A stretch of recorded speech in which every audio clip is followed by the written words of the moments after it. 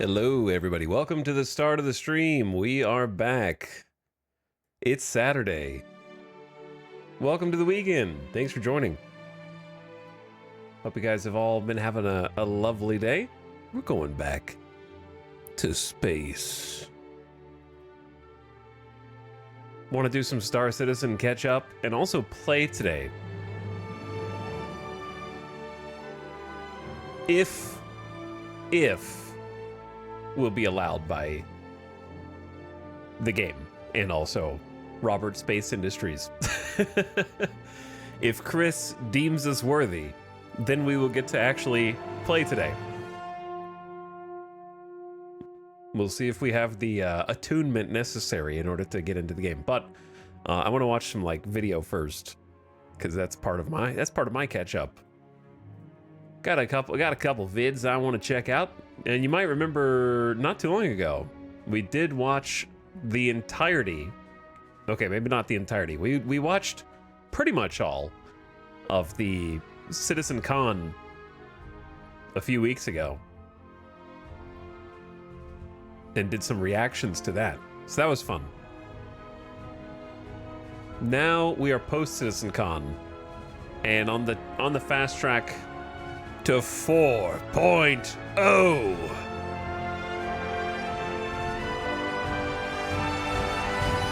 Server meshing.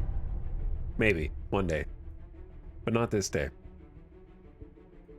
However, still a bunch of new stuff that I haven't seen that I want to check out. He does know it's IAE, right? Hey, Dingus, read the title.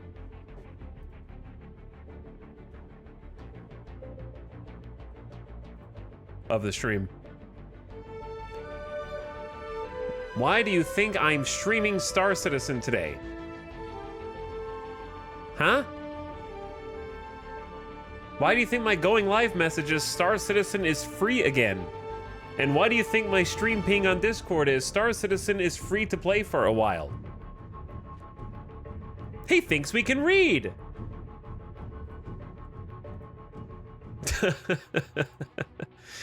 Oh, you silly buffoons.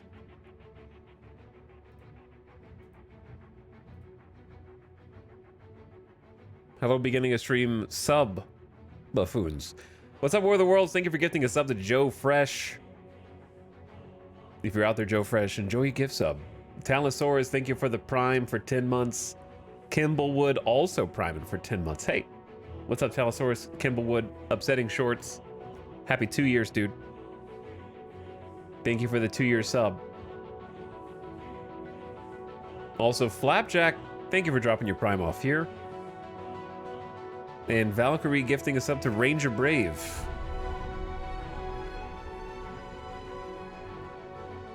Appreciate the subs, gift subs, resubs. And also, your beautiful smiling channel names. Hello. There they are. Now I can see them.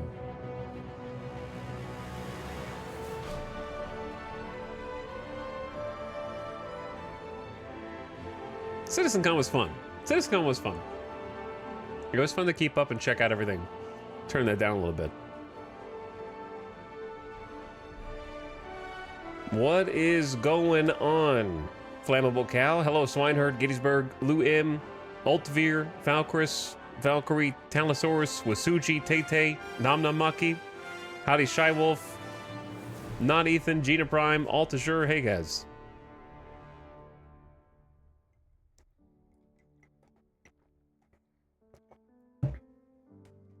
Hello. I have what little bit of coffee is left in this cup. 2 lonely ice cubes, because guess who forgot to make more ice? I have to, we make our own ice because the ice maker, not so good. Not so good here. I forgot to put more ice in the freezer. So I just have 2 little ice cubes for my iced coffee. You can hear them. Oh, I just spilled it. You can't hear it. I just spilled the coffee on my shirt.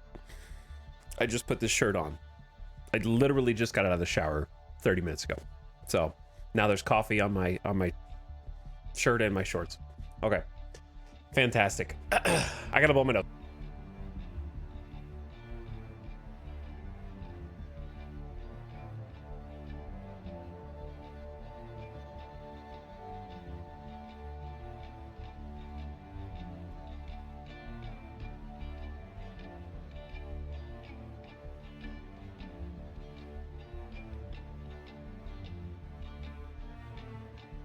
It's all falling apart. To be honest, it's been falling apart. It's just that kind of day.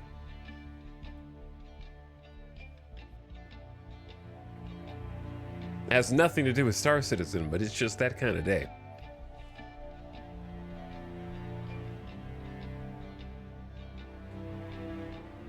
I did not get quite as much sleep as I wanted. Are we back to the stars? What's up, the dark?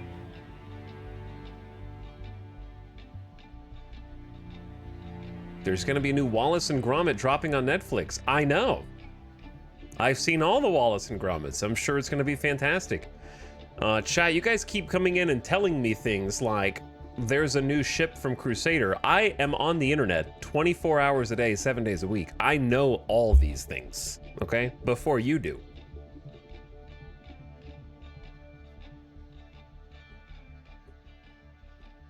I know these things before you wake up. I'm awake at like 5 a.m. refreshing Twitter and Reddit. I know all the news. I'm sure it's going to be fantastic, though. E-News right here on E-Channel. But do you know why kids love Cinnamon Toast Crunch? Because it's got sugar in it. Cinnamon Toast Crunch is goated, though, so I don't have anything negative to say about that. I would say, yeah, no, it's Cinnamon Toast Crunch is at the top of the could totally just eat as a dry cereal snack and be happy with that. Doesn't even need milk, you know, just bust it open like popcorn. It doesn't need any help. What's up, Soups? Thank you for the sub, dude. Subs rolling in, beginning stream. Asa Cat also. My streamer is plugged into the mainframe directly. It's true. I know pretty much everything there is to know about entertainment news. Anything beyond that scope? Nope. World events, political news, the weather, the date, don't know anything about that.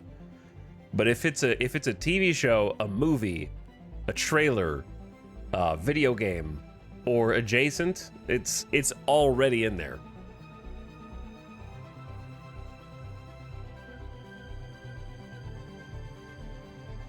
What's up, Paul? Here's to 5 more streamer. Yo, thanks for 5 years. And also big tier 3 sub. 5 subs in 1. Also, we got the Hearthstone cheers too. Hearthstone gamers in chat right now. Yo, thank you. When is the Hypnospace Outlaw sequel coming then? Is there one? Because is there? He doesn't know. Oh, listen, I never played Hypnospace Outlaw. Okay. It's not getting 1, but 2 sequels. What? April 5th, 2022, they're going to release 2 sequels, and they're both due to arrive this year, wrote IGN in 2022. So that clearly didn't happen. Unless 2 sequels to Hypnospace Outlaw already came out. There's not a lot of time left in 2022, Ottercock. You're absolutely right about that. Some would say that the time has passed. Even. But anyway, thanks again for the big sub, Paul. Okay. let's get into this. We got some media to watch. We got some stuff to check out. Starting with a Inside Star Citizen that I missed from a week ago, 9 days ago, about 4.0 that I am interested in. So how do I show you this video? I'm gonna be, I feel like, is my webcam large or normal? That's the same size. It's just a little bit further in the corner. You know what? Do we like I kind of like the corner thing. Let's do that. I'm just gonna bury in the corner. There we go. Okay. Anyway, you should be able to see this. What is behind those dead eyes? He's like, working on server meshing. Trying to get 4.0 out the door. Oh. Done like 7 tests on server meshing and still can't get it down. I want Star Citizen merch now. I want some Wayland-Yutani merch. The fact that there is Wayland-Yutani merch is one of the most like ironic things that I could think of, as far as like, in short, Wayland-Yutani in the Alien franchise is basically serving as a evil corporation, more or less. Like it's evil in as much as capitalism can be evil, but it basically represents the drive for profits at the expense of safety and taking your time to make sure that you have checked all boxes. You know what I mean? It's just like, go, got a profit off of aliens now. So the fact that there's like hats about them is kind of ironic. Not because they're bad, Robot Mystic. It has nothing to do with the fact that they're bad. It's just that Wayland-Yutani as a corporation represents capitalistic greed. So the fact that there is a hat that you can buy about them is interesting. Just like Cyberpunk was supposed to be a warning, not an aspiration. There's another example. I'm trying to remember. I don't know if maybe it was Star Wars related. I feel like there was another merch that kind of... No. It's coming to me. Netflix. Hunger Games. Not the Hunger Games. The other one. The Netflix Hunger Games. You know what I'm talking... What's it called? Squid Games. Thank you. Squid Game. Whatever. Yeah. Like, Squid Game was a warning, but then everybody started, like, mimicking it, and Mr. Beast started making his own game show, and now they're making, like, an official game show about it in order to, like, a rat race to actually earn money, and it's like, you guys missed the point. You missed the whole point.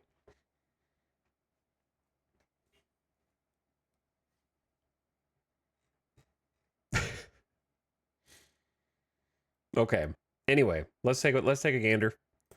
So it's been a while since we had you in here. What's happened since then? Two things. Do they do subtitles? Hi, Steve. Nope, that's auto-generated subtitles, and they're massive. Well, we all went back home and we didn't do anything for about a year and a half, and then suddenly we made server meshing happen. No.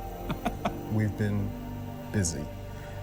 Busy taking all of the feedback and all of the data that we gathered during the last series of tech preview tests. We've really been developing the technology and making sure it covers all the use cases that the system requires. And rolling that forward into new and exciting stuff. What new and exciting stuff? What new and exciting stuff? Okay, so just a bit of context, because I know not all of you are like connected into the Star Citizen content pipeline, or with regard to 4.0, the lack thereof. That was a joke for Star Citizen fans about all the features that have been cut from 4.0. Anyway, 4.0 is like the next big update. Can I put my refer code in chat? Major Spacer, look, dude, I appreciate that you just started playing Star Citizen like a month ago, okay? And now you are Mr. Star Citizen, okay? I get it. But relax. Let's take a looky here. Let's take a little looky just today. We started with, does he know it's IAE? Only I know that. That's why I had to say that. Crusader put out a new ship. I know. The server meshing stuff is working. Dude, I know. Can I put my refer code? I get it. You're the Star Citizen guy now. All right? Just relax.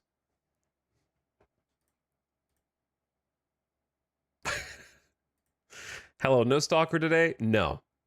Not for a long time, probably. It needs to cook. Is very fun, but it is not done. So I would rather not keep grinding at it and give it some time to cook. It's in somewhere in Cyberpunk launch territory, which again I had a lot of fun with, but it needs some love. It keeps freezing on me. Is this a Star Citizen audit stream? It is, yeah. It is. But anyways, chatters. Where were we? So, 4.0 is going to add server meshing. The short version is that it is going to take what is now a 100-person server and then basically expand it. We don't know the final count, but it's going to be in the hundreds and up to the thousands. Basically, it's like a minimum. They're going to have regional servers in different parts of space. So when you cross from like one area to the next, it will seamlessly transition you to a different server. And therefore, all these servers are working together to seamlessly transition people between them in one universe, which is going to have two systems. So right now they're already doing testing in the hundreds. They've done a test in the thousands, but they're probably going to settle, in my estimation, somewhere in the hundreds. So right now it's like 100 people. My guess is they're going to settle into like 400 to 600 person area. So my guess is it's going to be like 4 to 5 times the number of people. So that's already being publicly tested, and people have been streaming those tests already. But that's what server meshing is, and they're talking about it in this video. Ok, jump point detected! Jump point detected! Incroyable! C'est donc... Oh! Look who it is. Look who it is! UN, a public security What? officer. Why? Among the best in criminal investigations. Assuming no surprises, she's ready to God handle damn anything. it! Let me watch my We are video! pushing player counts higher and higher as the weeks go by. Why did we do this with real players? Why don't you guys just script something or use bots? It never matches the actual real-time environment that players can actually represent. Putting real players in the build is the only way to really see the true depth of the troubles that we're in. We'll always start out with kind of a safe test at 100 players. So we verify here that we haven't introduced new crashes that would detriment the experience, and that the performance is on par with what we would expect for a single server with 100 players. We let that run and soak for like 30 minutes to an hour. And then once we've confirmed that that's actually functional, then we go to higher numbers. Initially, when we were pushing up to 500 players, that was putting a lot of burden on a number of systems. It's one of the reasons why we needed to replace our message queue. Where now we needed more parallelism into how we shuffled messages across the hybrid, because the amount of data that it has to shuffle is a lot higher than we expected. From what I understand, same mesh, so 250, 4 servers. Right now we're at 231 players. Making our jump to Pyro system. So we decided to take a couple of months out and completely rewrite it. We came back then with what you've heard us referring to as the replication message queue, or RMQ. So RMQ is a product of the UK networking team, so that's Clive Johnson, Dave Kaplan, Jordan Wood, Nathan Matthias, Santi Ortiz. Those guys, I mean, they really put their heads down, and I think they really delivered on something that is going to scale to the future. The intention of RMQ was to provide us with a more stable foundation. And going into the first test, because it being new code and it being written like specially for large volumes of messages, we expected it to perform better than NMQ. It didn't. RMQ is performing actually pretty good. The actual element that we identified back at the beginning of the year when we did our first server meshing test were actually solved, and we're now running at very fast speeds. But it revealed another layer of the onion. A lot of ships over here, so yeah, probably not working, which is too bad. And I have no idea what's going on. Oh, the FPS. Come on, come back to me. Load. We were just I love that they're showing this in like an official Inside Star Citizen video. It's just like, look how shitty this was. This guy's got no frames. It's not even working. pointed that we were still seeing interaction delay. We were still seeing high latency. On the back end, we were seeing high levels of packet loss. You are clear to launch. Oh no, it's gonna lock me in. I might have to grab a smaller ship or something. This is the I'm locked in average here. Star Citizen experience. So this hangar might be busted. I just saw somebody else take off, so not all hangars are busted. That's not good. Interaction delay is caused by messages taking a long time to go through the hybrid. So when you press F to open a door or exit a ship, a message is sent from your client to the hybrid, then processes the message, and then sends it to a game server Classic. and back to your client. So this loop, when it's too slow and takes time, will manifest itself as an interaction delay. Now, what causes interaction delay from the hybrid's perspective is when we basically have a traffic jam on one thread. So the application is using multiple CPUs, but at some point in our code, the way we're processing it, we will be all jammed on one. That will create a traffic jam, which will cause the messages to take a long time to do that loop, and that immediately creates interaction delay. When analyzing issues with interaction delay, we saw that everything that was going wrong was kind of focused in on where all of the code that runs NMQ was. So when we went to try and optimize that, we discovered that we're kind of in this dead end. We can't really figure out how to, with the structure of NMQ, improve it. So with RMQ, we kind of addressed those problems kind of at their root and really thought about how we can not end up in this dead end again. That is the jump point. So we are going to, oh, well, that is not the jump point. That is where we're going. Within that amazing visual, there is a delightful jump point for us to go through, hopefully. I'm not entirely sure if it's working. I know people were telling me I'm accidentally because watching it's somebody in else's Evocati, content. which is a very early build of 4.0. Sometimes it's not working, but we'll find out together. Have you ever tried to visit a website only to No, have like 90% man. of it taken up by ads? Pi.org is a web browser You extension are the that lets ad, you decide man. what ad- What we expected from that is that we would be able to achieve a much higher throughput, which it does. It can achieve that.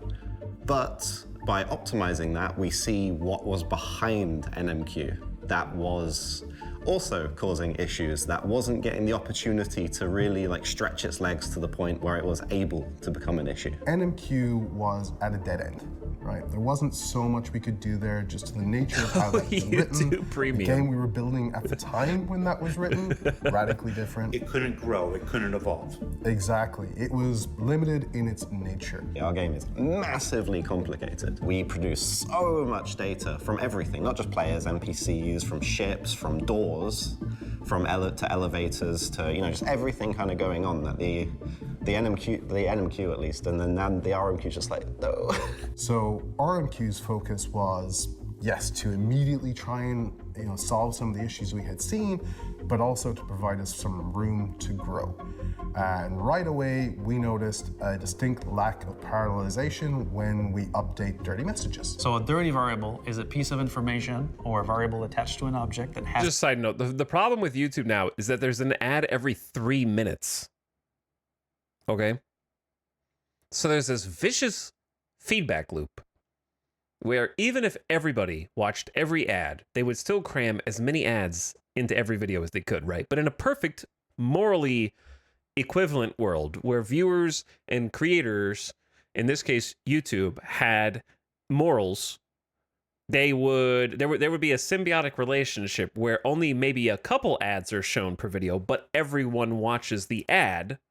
But since that doesn't work, more people block ads, and also greed. Therefore, for the people who still do watch ads, now there's a higher and higher and higher and higher frequency of ads. So the people who don't ad block get squeezed more and more every year. You know what I mean?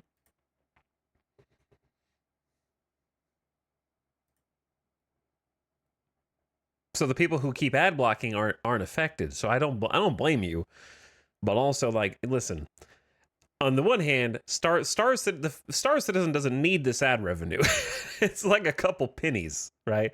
But like the average content creator, I don't want to listen. I'm a content creator, okay? It'd be very hypocritical for me to block ads. I support them, even if it's only a couple pennies. All right.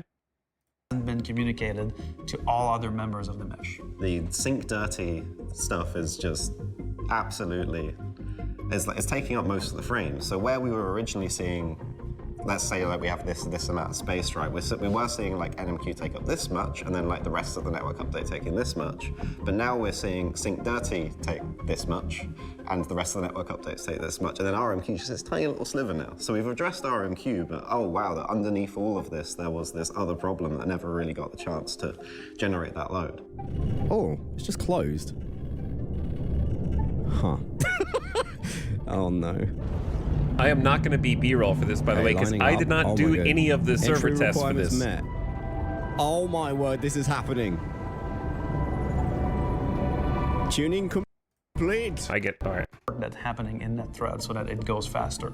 And so there's multiple approaches to this, but the number one thing that we've been doing in the first series of tests have really been optimizing and parallelizing the work for synchronizing dirty variables. Parallelizing this allows us to add more lanes. It's just like going from a single lane road onto a highway. We can just handle much more at the same time.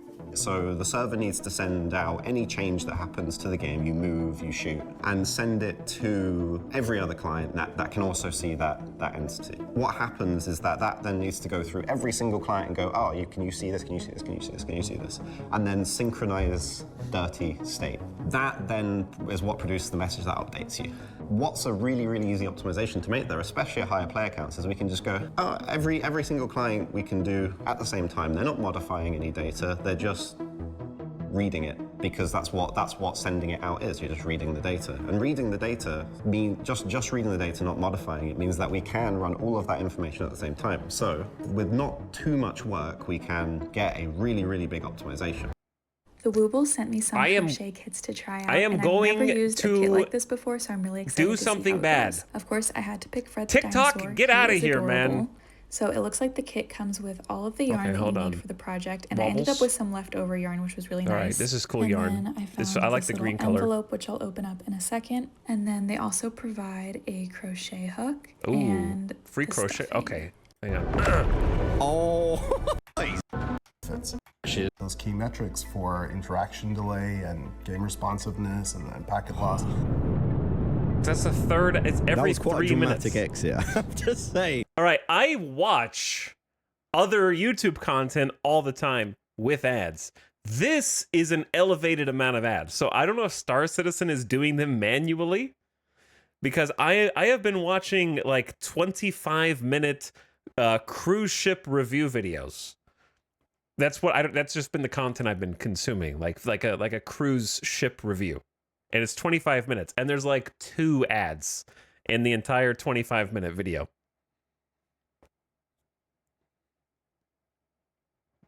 No other channel I watch has this density of ads. I got very lucky. I didn't just get slammed into one of these asteroids. Can you hear me? If you can pushed the player count skipping up all the again. community This footage. was our first test going past 1,000 players.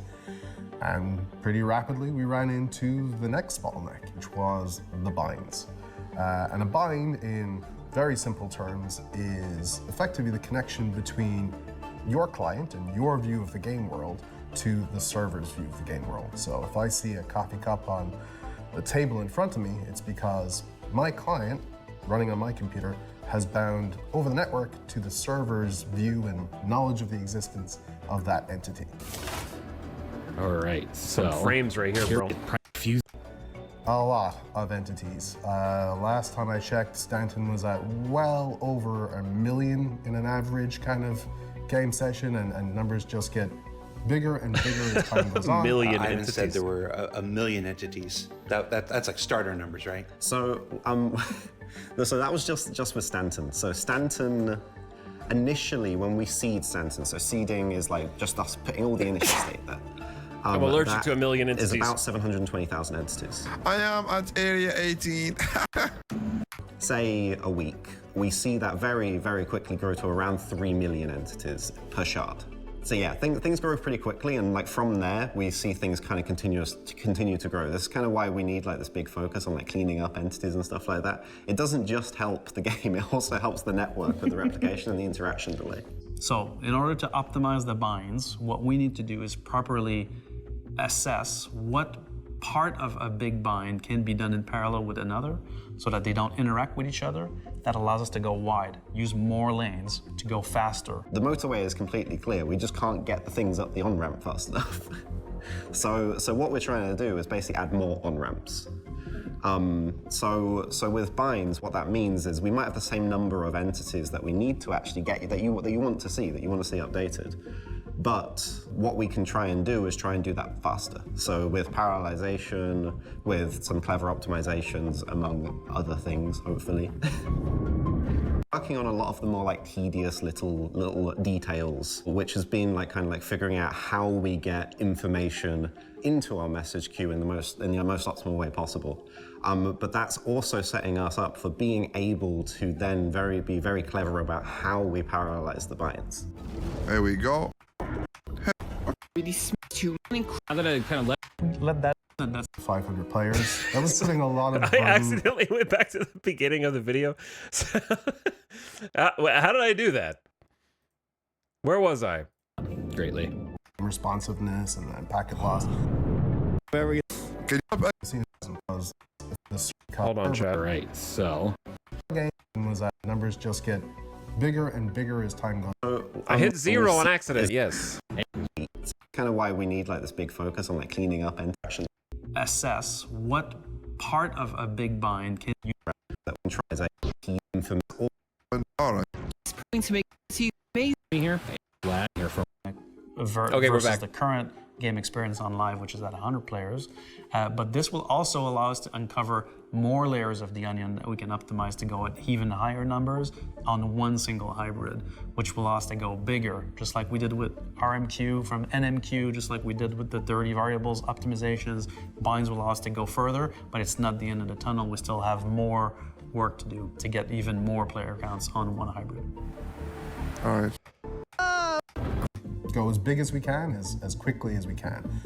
We want to do that in a way that delivers a better feeling, more responsive game. We're not just going to jump to big numbers just because we can. There's nothing stopping us going and putting a couple more zeros at the end of the player cap, but that's not going to lead to a good experience until we continue to address the bottlenecks that we know we have, and more that we'll discover as we go forward. We have a lot that we can improve on, and a lot of that looks very, very intimidating, but like I'm excited would probably be the emotion to kind of use for it, because we spent so long trying to figure out how we can do server meshing that we've not really had a chance to like kind of slow down and look. And now we're kind of in that phase where we can kind of look at where things that have existed for the past 10 years can be improved. And being able to then like tear out huge systems and replace them like with NMQ and RMQ, and like really try and like make the best thing that we possibly can is really exciting. Progress of moving server meshing forward is only made possible with the help of testers like you. Me. That each new win like RMQ peels back another layer of the performance onion to be addressed next. Like binds, which since the time these interviews were recorded have made tremendous progress and are already revealing the next layers underneath. And that this work doesn't stop with the upcoming Alpha 4.0, because as the game grows to the sights set in Star Citizen 1.0 and beyond, so too must the efforts to continuously optimize. And I want to give a special thanks to Star Citizen's Adder Moth, Citizen Kate and Will, Dominguez, Even Lise, Hybrid V, Le Regular, tried, Morphologist, LA43, Speedfragger, and Torada, as well as everyone else who's been documenting this process from the other side of the table.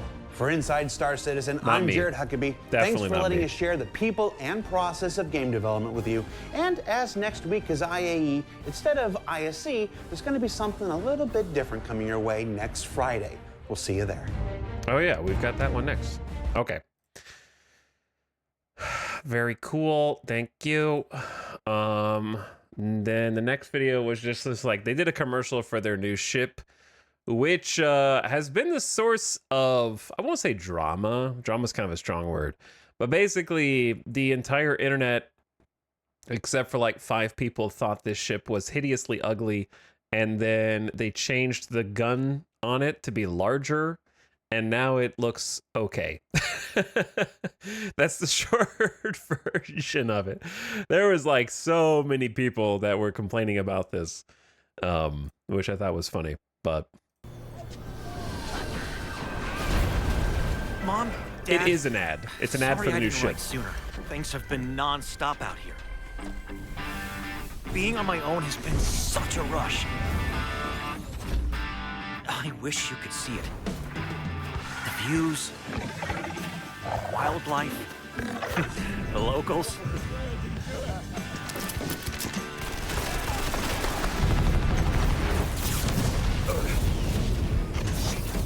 It's not all been smooth sailing, but don't worry. If I keep carving out my path, who knows how far I can go. This is just the start.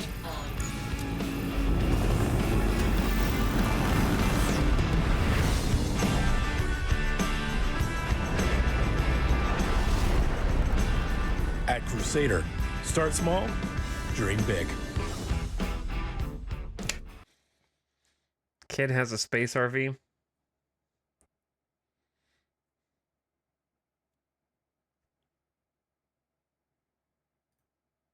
Okay, and then last we've got the IAE show, episode 1.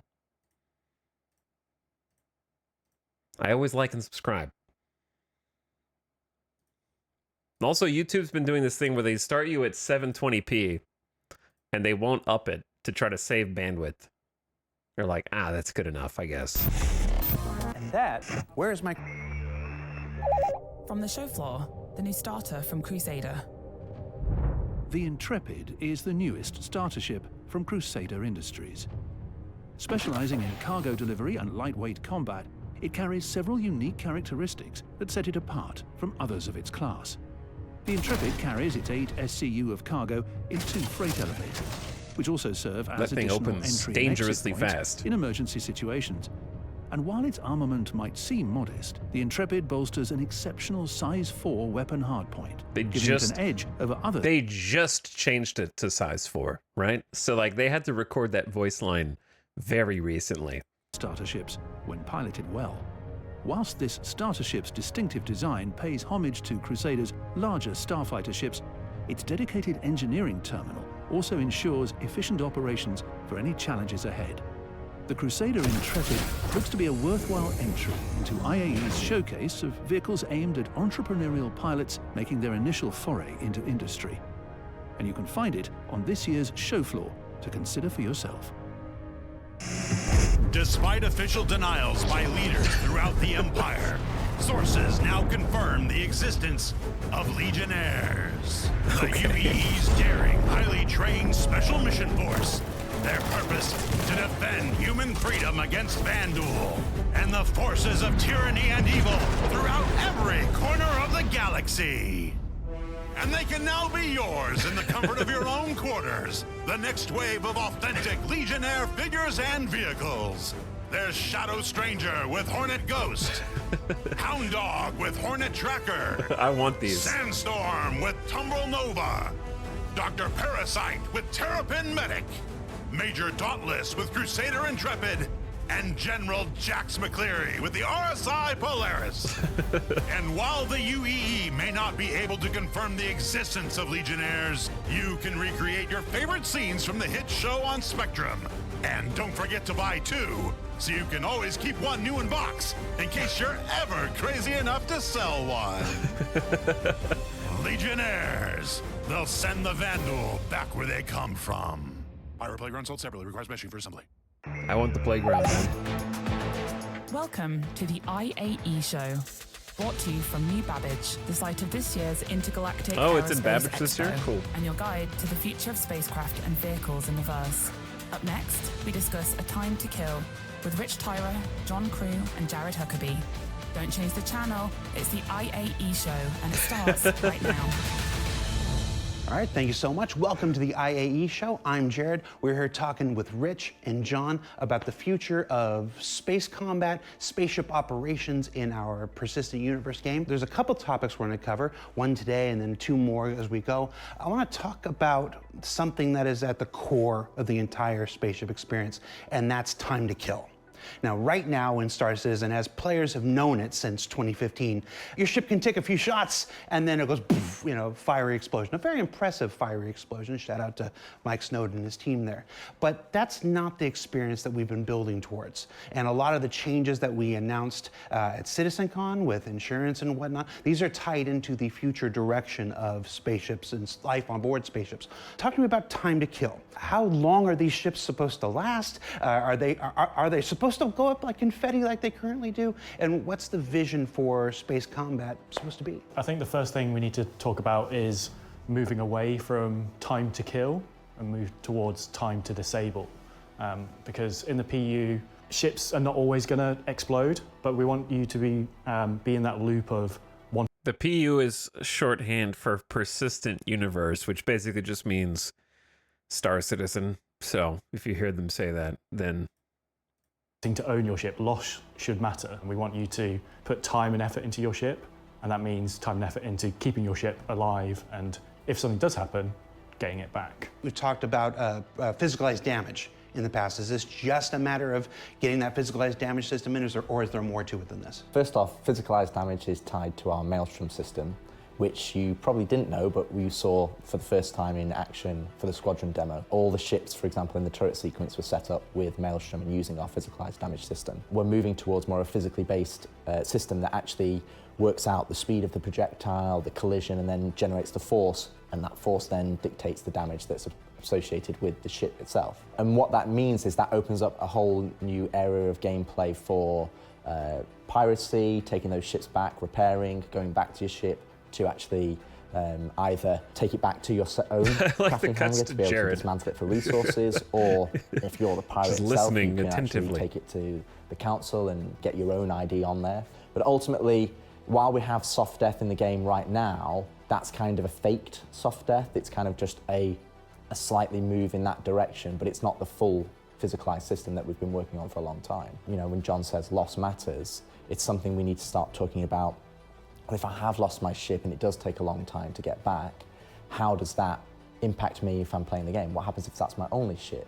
And I think that's where we need to start thinking about a more complex algorithm to deal with insurance claims and how you get your ship back. And then that directly ties into the TTK or TTD, time to disable, for us to be able to get these ships back. So if you think of, say, starter ships or ships that are small in nature, so like an interceptor or some of our small racing ships, those ships should be, like I said in the 1.0 talk, should always be readily available. So if you lose those ships, we don't really want to punish the player.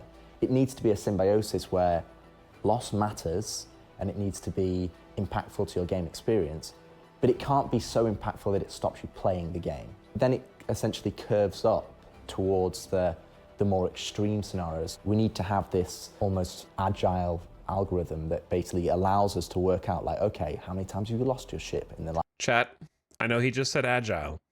Don't freak out. Don't panic, okay? It's Saturday. You're safe. you're home, you're not at work. Hour. Does this player have only one ship on their account? How do we take that into account to make the player experience fair? Of course, that's the ultimate penalty, loss of your ship. Until that point, we've got features like resource networking, which is the beginning of this time to disable, Okay, so to kind of like summarize what they're talking about. Right now in Star Citizen, if you pew-pew a ship, it has basically what amounts to a HP pool, and then it dies. Right? That's how it works. What they want to have happen is when your ship takes damage, different components take damage, and you have to repair them. And your ship doesn't just magically explode when it gets to 0 HP unless the correct parts or components have been, fully damaged, right? Like if you take out somebody's reactor, I imagine that would result in an explosion.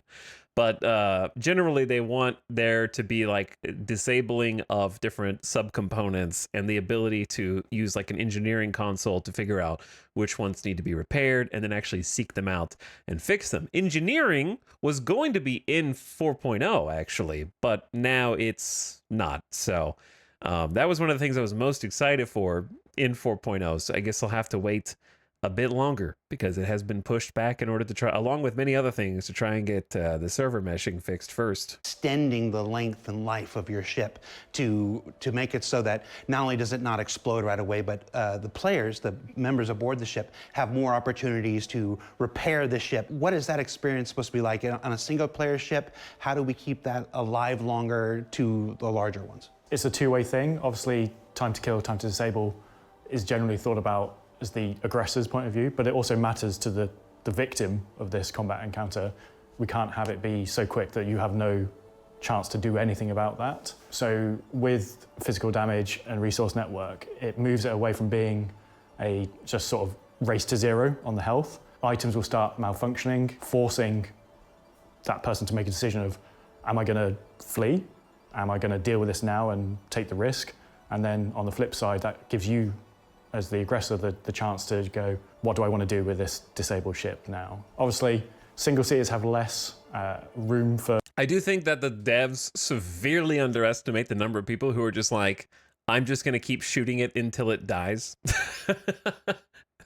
Thereby sort of creating a bullet sponge system where they are just going to keep shooting it and shooting you. Like, why would they stop just because you're disabled? Like, sure, they can maybe they can make money off of it, but if it's just like a guy in a fighter, what's he going to do? Get out of his ship and take yours? Like, no.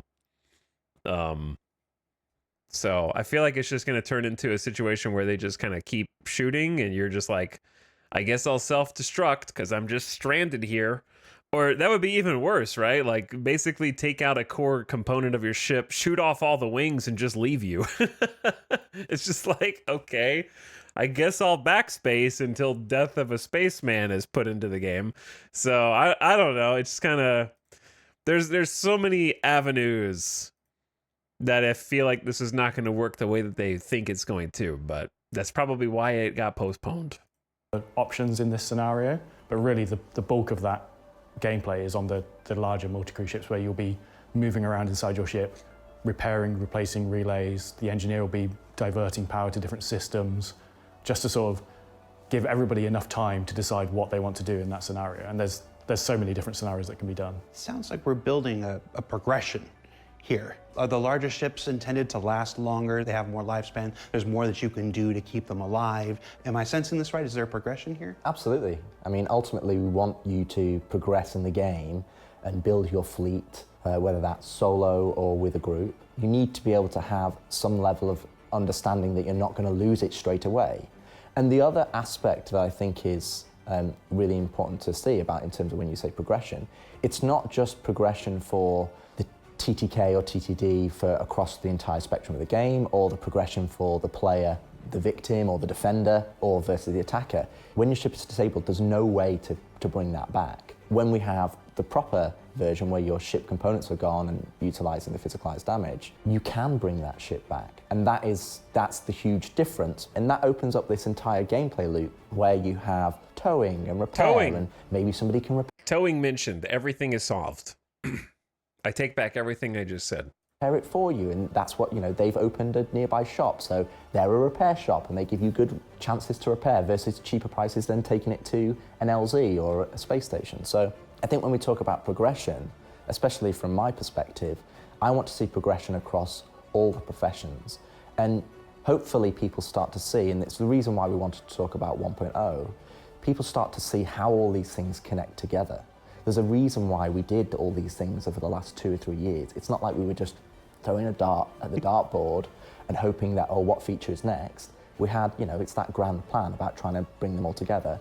But ultimately, we want to be in a position where we can start to focus and connect all of the gameplay systems. And I think this is a key part of that. Yeah, no, that's really exciting. This TDD, we're going to have to get in the habit of calling it TDD now, doesn't just open up the life of the folks who own these ships in combat. I'm really excited about it opening up, like you said, repair, refueling, rearming, all these things. Absolutely. It's like your ship hull is still there. Even passenger transport, like, hey, I need to get back to my to my ship, but maybe it's still in a conflict zone and everything, so I need help to get back. There's so many opportunities that increasing the lifespan of these ships gives to the game. And just to be clear as well on that front, they're not end game professions either. No. Every profession in the game should have a starting location, so you can become self-sufficient if you want to play by yourself and you want to try and figure it out on your own. But then you can also engage in the community and be online. So there's definitely avenues that are available to you. You mentioned the difference between PvE and PvP. So these changes on the surface sound great from a player versus player standpoint, from a player making their life in the verse, but trying to do some of our more basic missions and realizing that, okay, well, this time to disable change could make some of those missions tedious if it were applied unevenly across. There's two things to take into account. One is the fact that if we look at the balance across the entire game right now, and I'm going to say end game, the current end game, because the current end game really kind of finishes with medium ships. We don't really have the large ship gameplay that we want to add. But the current end game is probably too easy, and the current starter position in terms of the balance of these missions is too hard. Give us some for the PvEers. And the second thing was for PvP and PvE. So you kind of have this opposite end of the spectrum. You have this end of the spectrum, which is PvE side, where we want you to be the hero. And in that scenario, while we want to have challenging missions where you're going up against a high target bounty who's in a single ship and his ship is really well repaired, but we also want you to be able to go up against 4, 5, 6 ships as an encounter. Where we're going to start balancing that aspect is that those ships will probably be owned by bandits or pirates, and they'll be less well repaired, so they will be easier to kill or easier to disable. So if you talk about the PvE side, I think more ships will end up going critical and blowing up, so that you're not left with just these 5 ships. And it's also part of the economy balance. That Okay, yeah, I just thought about that. Like, if, let's say, server meshing comes out, and there's like 300 to 500 people per server, and they're all doing PvE missions, and each PvE mission they do spawns 5 pirate ships in, and then they disable all 5. They don't explode. So they're just out there floating in space and creating many entities that the game needs to keep track of. I wonder at what point will those get cleaned up or despawned? Because, like, if you, let's say you tow one, does that wipe it off of the timer to get despawned? You know what I mean? Like, if you wanted to save it or something. I'm curious how there's so many like little details that needs to be worked out. Just a bunch of space junk. So if they don't make them explode, then that's going to be the result, right? We don't want you to just constantly be collecting ships, but ultimately we'll have that. We will balance it. Those big heroic experiences where you feel like a badass killing. You don't want to be fighting the same 5 things for an hour. Right. Exactly. Disabling them all one by one. You want them all to go. And then on the PvP side, we want to make sure that, well, even if you're in a starter ship and you're in a starter ship and we go and fight each other, or I'm in a medium ship and you're in a medium ship, we don't want to be in a position where 5 seconds it's gone. But ultimately, I think you're going to get greater enjoyment if you had to work for it and you had to have some level of challenge. And that's where we want to be in a position where we can look at PvE and PvP and we can balance them in a way that gives us the best experience for both of those players. And I think this comes back to what I said at CitizenCon. We genuinely want to strive that everybody who wants to play Star Citizen that there is a role in the verse for those players, and that they have something that they want to work towards and achieve. And ultimately, if they're going to, spend their free time, we have a duty to make sure that we are providing fun for those players. All right, so thank you guys so much. That's Time to Kill, or Time to Disable, new term for the lexicon.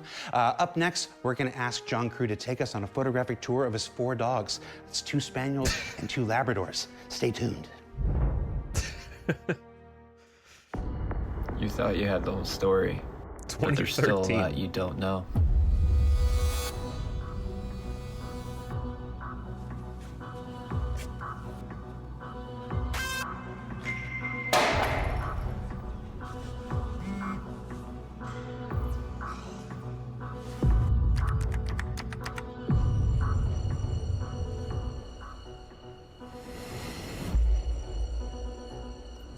Are there flies in the office? Okay. They're trying to cry for help about work conditions. Mark Avon is the bug maker. Prequel shows are all the rage these days. Bug makers. It's easier than the show about fixing them ever was.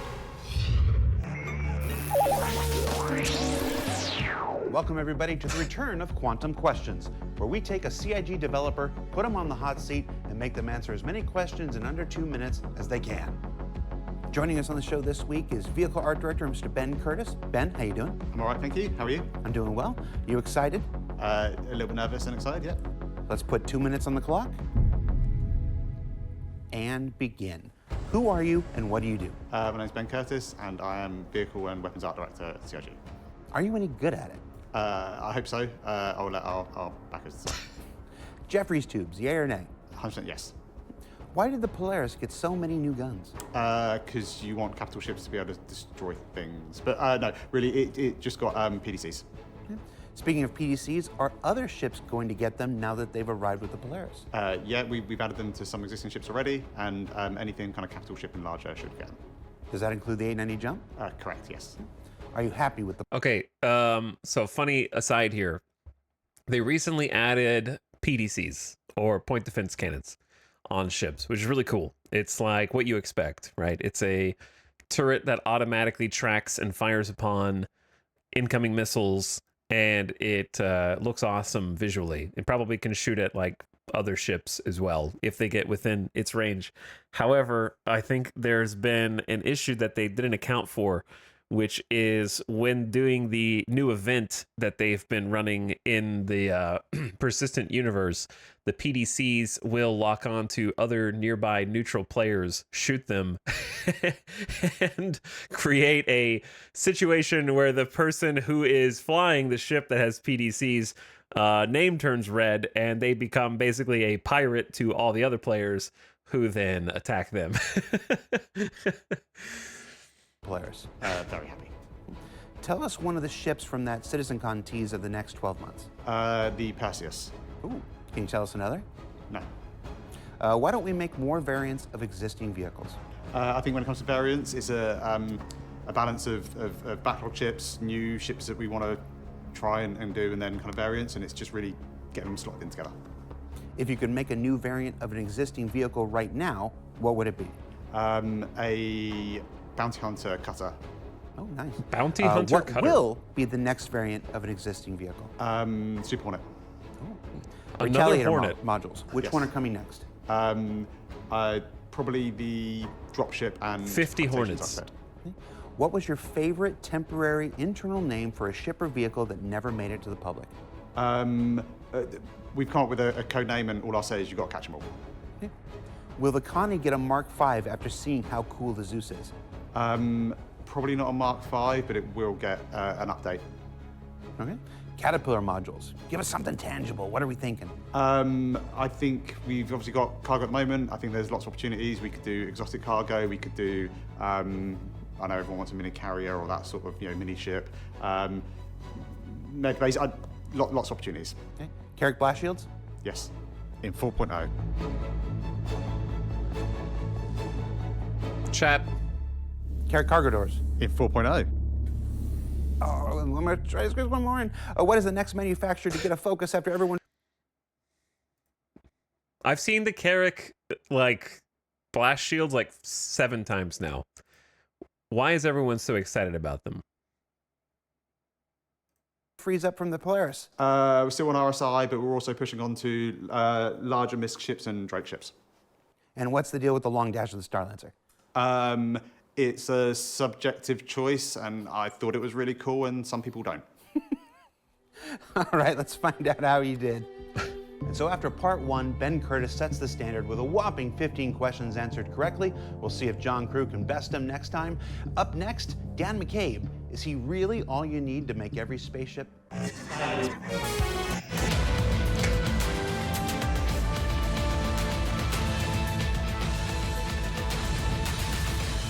Okay.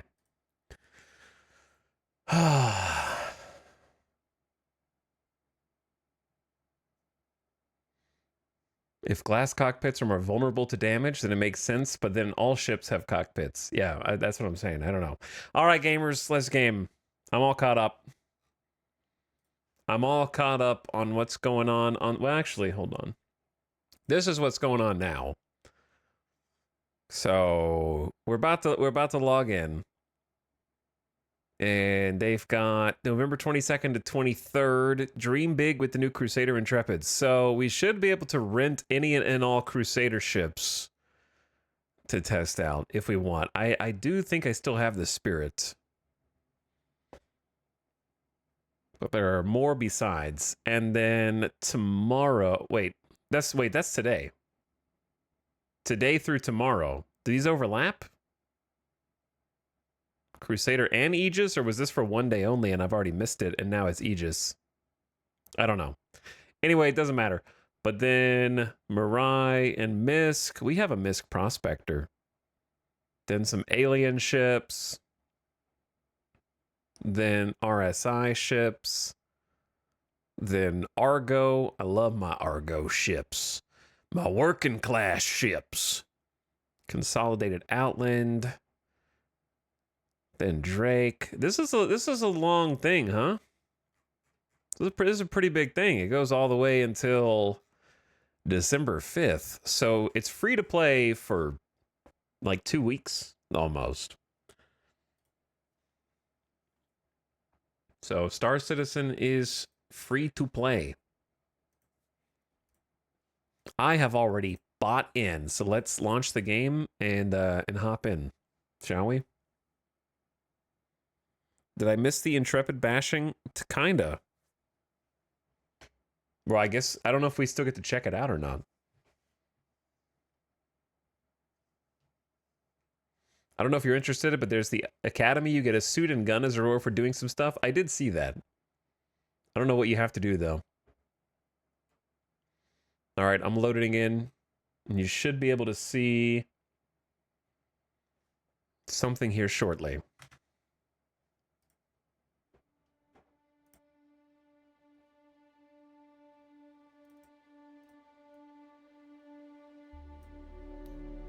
I don't know where the chat normally is. I think I'm somewhere over here typically. I hear it.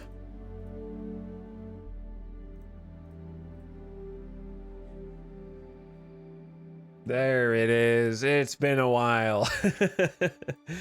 It's been a while. Thanks for the subs, by the way. No, I saw you, Paul. Thanks again, Paul. Oscat, Soups, Valkyrie. Appreciate you guys. I logged in earlier today, got out of my bed. My door was jammed shut with a door block status, and then I logged out. Classic. That is classic.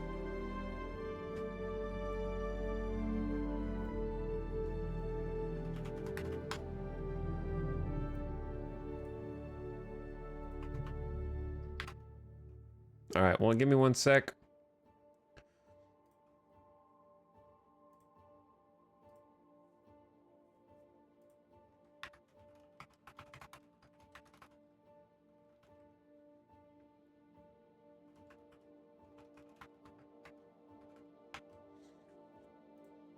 Trying to do something back end real quick.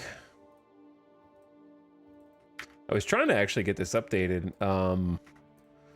last night, but they wouldn't send me an authentication code.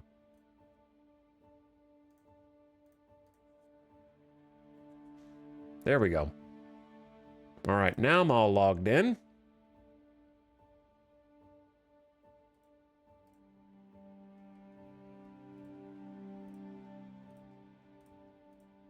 There we go.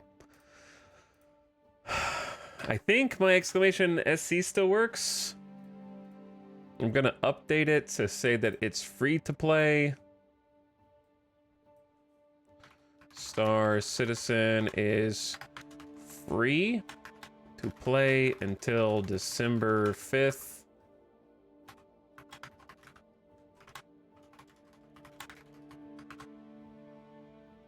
There we go. Wait, really? Yep. Why would I say that? Why would I say that?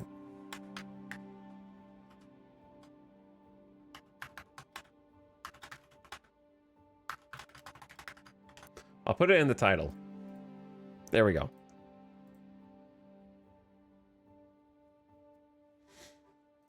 But yes, it is free to play and download until December 5th.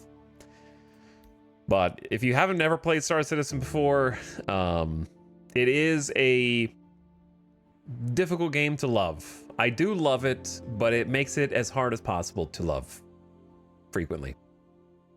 But Smartaski, I saw your message. I might check it out. But let's hop in first. Where's my... I can't get my volume.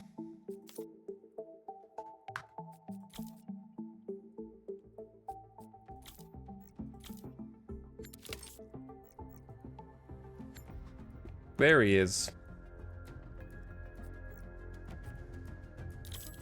He's back.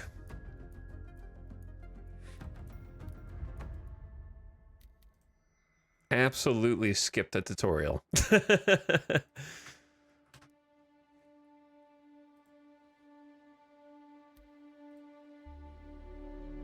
I need my volume mixer. Okay, there we go.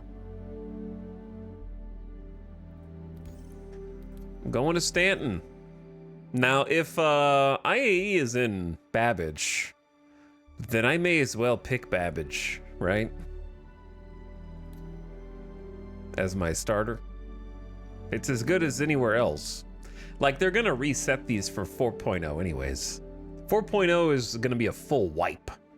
They announced credits are getting wiped, wallet wipe, ship wipe, the whole thing. I'm very excited about it. Time to go back to 0 to hero, baby. Because from 4.0 on, they really do not want to wipe unless something egregious happens. So that's when we're gonna be like playing serious. This is gonna be. I just want to check stuff out. You know, I haven't played in a while. I haven't even seen personally firsthand the new ship HUDs. You know what I'm saying? And all the stuff that's gotten added since then with the recent updates. I haven't even played since you could buy the mech suit in game. You know, I haven't even touched the mech suit. So that would be cool. That kind of thing.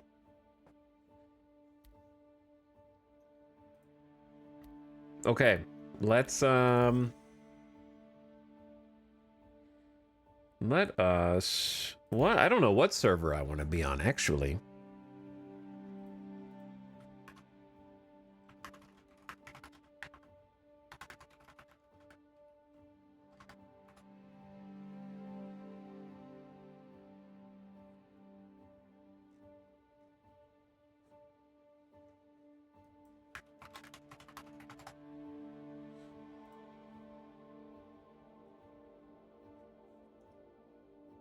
Okay,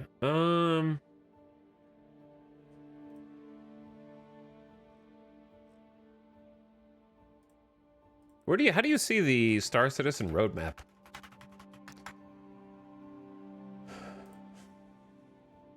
There it is. I found it.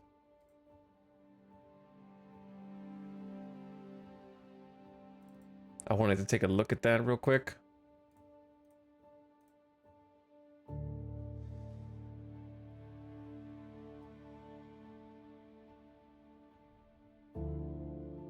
So,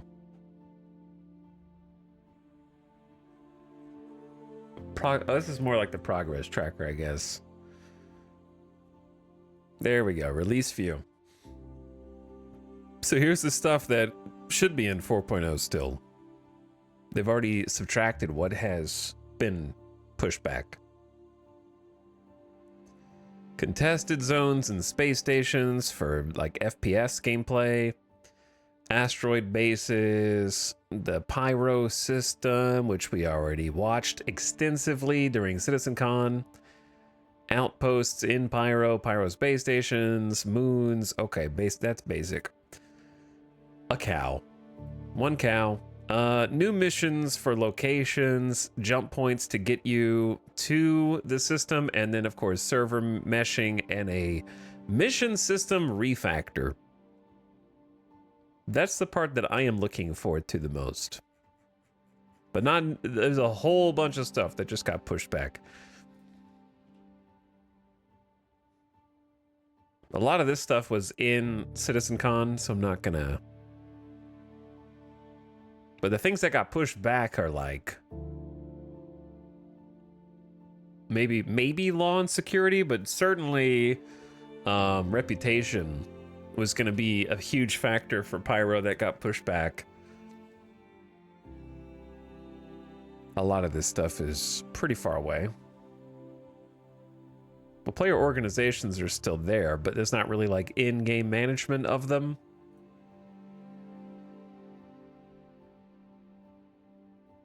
There's so much stuff here. This is so far away. Oh yeah, I forgot that they announced like a main story and campaign as well, huh? There's so much stuff here. So there's a big gap between 4.0 and 1.0. Like they don't have engineering and all the other stuff that got pushed back on. Yeah, like fires. I'm not sure where that's what I was looking for, Star Mage. That is what I was looking for.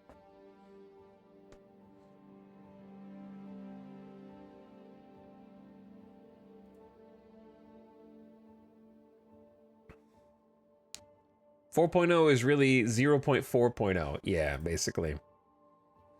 I was looking forward to life support. Yeah, life support was going to be cool. But there's a lot of features that were going to be in 4.0 that are just not. Okay, let's just jump in. We may as well start here. I like starting in Babbage anyways.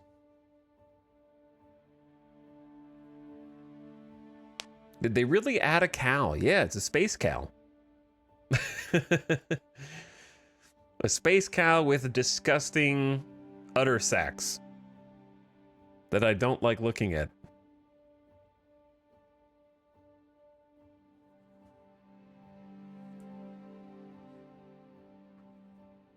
This is the first time I have actually played Star Citizen since, I don't know. When was the last time we actually streamed the game and not like CitizenCon? It's been a while. Oh yeah, the cargo update. When was the cargo update? When the cargo didn't work. We didn't even get to do one of the cargo missions.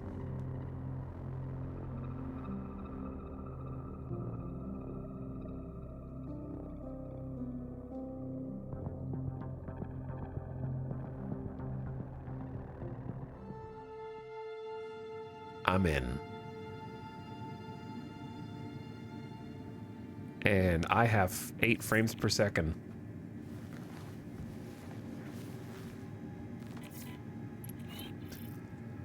Where are my frames? I assume maybe my frames are bad because of IAE?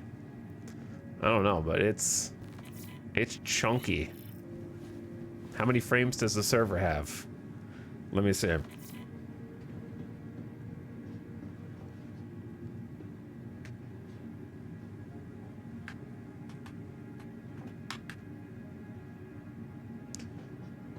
Server FPS 5.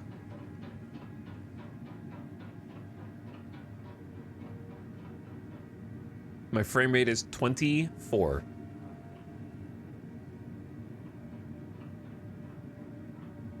Frames are terrible at New Babbage due to IAE. Maybe I should have started somewhere else and then flown here.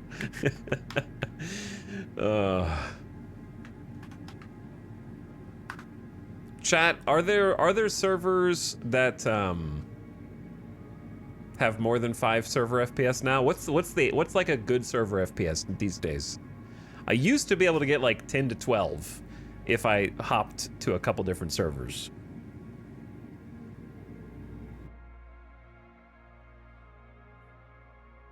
Star Citizen, let's go. What's up, Tyler Lee? I'm gonna try a different server. 30 is the average? Okay. Sure. Sounds reasonable.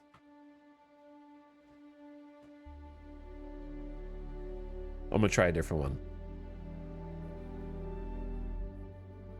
You guys could have warned me about this before you let me choose my spawn at New Babbage. 10 is like, wow, we're crushing it. Yes. I didn't mean the average. I meant like, what's the average decent server that is achievable after loading into a couple? What I used to do when we were doing the 0 to hero is I would just load into servers until I got something that was 8 or higher.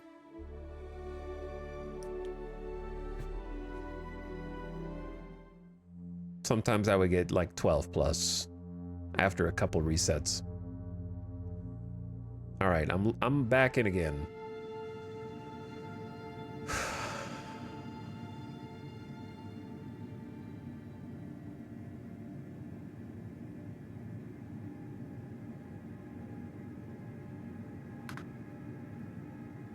I'm gonna try one more. This one's at 4. This is the Star Citizen I know and love. Let's join one more server.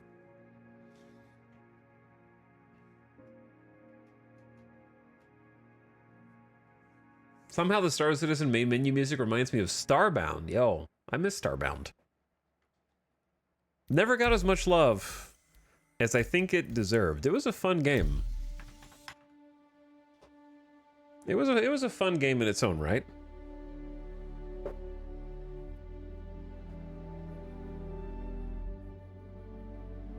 Are they doing any kind of major server upgrades with the 4.0 update and the larger pop servers? I mean, that is the server upgrade. The larger pop servers are the server upgrade. Has the Needler always been there? Since the subathon last year. Almost a year. I need to get chat out. My New Year's resolution is to get rid of these boxes from view. You're not gonna see them. Something else is gonna go there. Okay. I'm gonna get rid of the board game boxes. Find a place for them to go. One giant box. One massive box.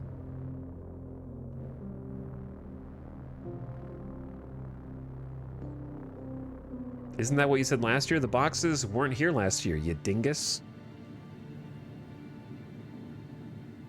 Do you remember the subathon? Do you think this is what I look like?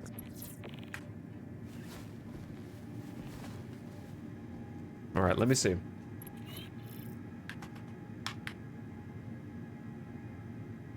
It's good enough. It's good enough. It'll do. This one will do. Unless something terrible or tragic happens.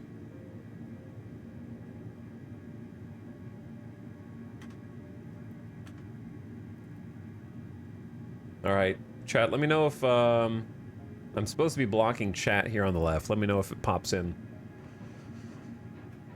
Okay, I gotta remember how to play, dude. This is my first time even jumping in months. Maybe it'll come back to me, but I still am not used to, like, having terminals for storage access and whatnot. Oh man, I look like a dingus. Look at all this junk. It just got all moved. This is just all the stuff that was scattered around different space stations. And because they did like a database change, since I chose Babbage as my starting zone, it just got vacuumed here. Oh, there's more. There's even more stuff. Okay, even if we die in an immediate explosion, I gotta get more style than this.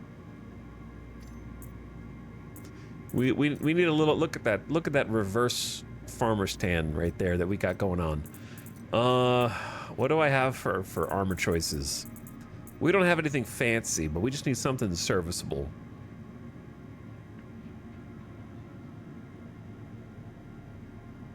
Do I have any like?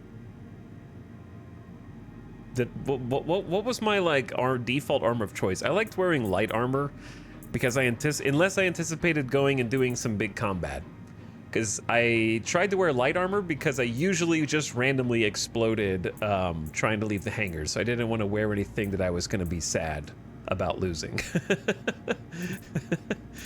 But I swear I had at least like I think I was wearing like an orange or red something or other. Orange or red? Was I wearing this? The autumn undersuit? And then, chat, we gotta find our style again.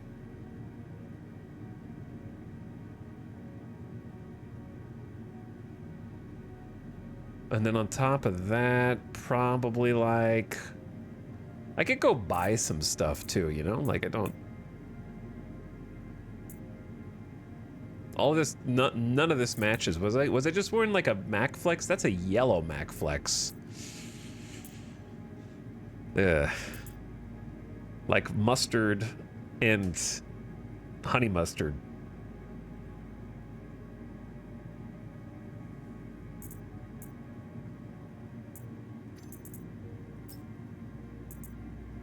Clash arms, medium armor. I don't even remember where I got these. Was this a sub reward or something, or is this just like a bandit?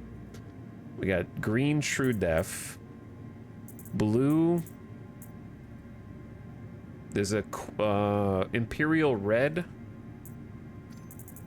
The fact that my like core armor pockets are not loading is not a great sign. Where was Star Citizen in relation to it being finished?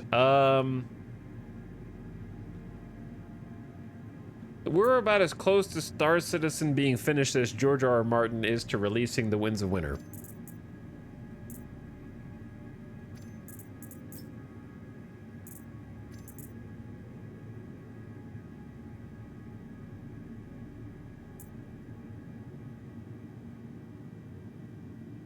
Silk Song's released too? Yeah, I would say... Oh, so soon. Yeah, we're like, I don't know, at least 5 years? At least? That's like minimum. Oh, this armor looks terrible.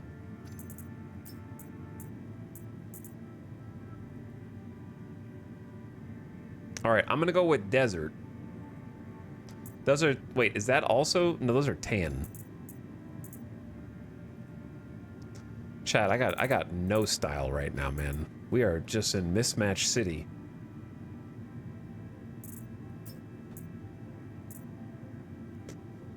Everything is just I got dressed in the dark. Let's try red. All right, hit me with the classic calico legs, tactical. Hit me with the singularity helmet. Okay, see, now we're getting somewhere. Hit me with, do we have any chest armor that's red? Just this core Imperial light armor, which is really sad. Do we have any leg armor that's red? I mean, no, I got the leg armor. Do we have any gloves?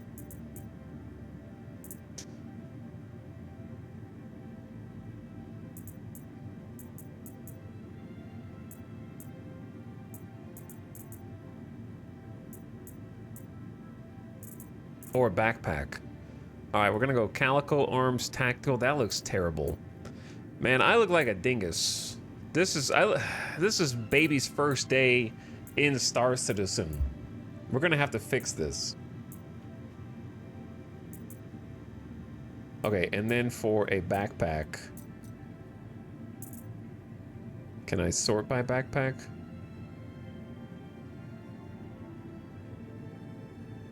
Zoom in on ass. That'll work too. Okay, these are my backpacks. Yellow, gray. Those are my two choices. Or like snow camo.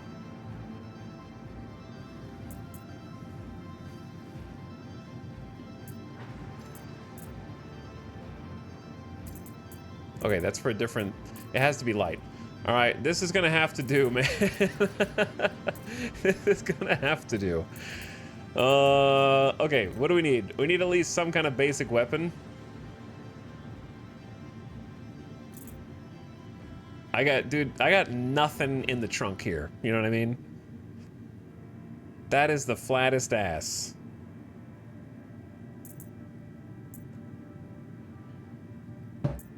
Just give me a basic C-54. It doesn't have to be fancy. Give me a basic S-38. Dude, I can't... It just vacuumed everything, huh? Give me a basic multi-tool. Give me... Oh, there's all of my prospector gear from earlier. Give me a basic med device. We're gonna need ammo. That's a med pin. Do I only have one med pin? Yeah, I guess it reset all those, huh? We don't have any ammo. It deletes all the ammo. Stuff. Oh, I have to reset my vehicles again. All right, let's just start walking around, because this is... It's so funny that it deletes all your ammo, but it keeps all of my, like, space vegetables that I ever collected for some reason.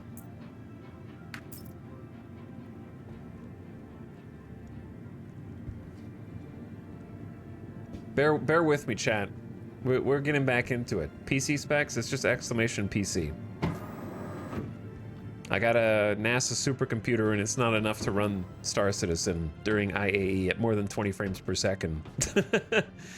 But you know what? That beautiful view of New Babbage never gets old, man. How much money do I have? I have almost $1 million. Not quite. 977K. Time to go pick up people's helmets. Time to go grab some hospital gowns. We can make some cash in no time. It'll be easy.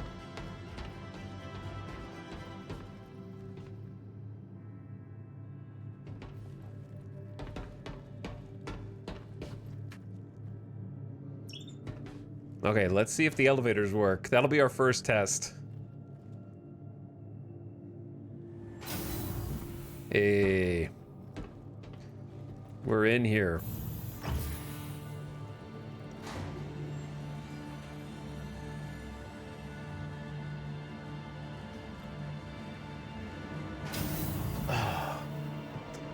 Home sweet home.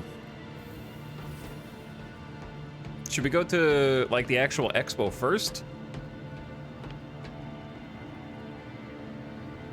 I guess if we're here, why not? Just head straight in. Step one, though, is maybe get some ammo. I guess we could just go up to the space station. Probably better than just getting stuff at Kelto. Hit the metro loop.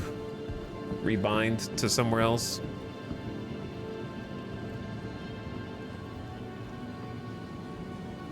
Power Ranger? I do kind of look like a Power Ranger, huh?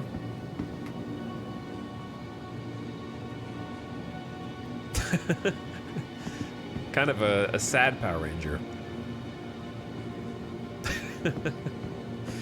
They didn't have enough budget for my chest piece to cover my midriff. So like my crotch and my belly button is exposed, but at least like my upper torso and my thighs are covered.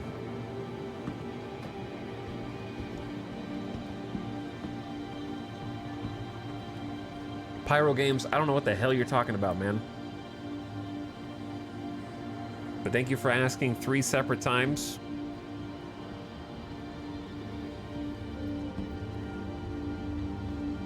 And only 4 messages in this chat. Ever. The Tobin Expo Center has the convention center in it, so that is where we're gonna go.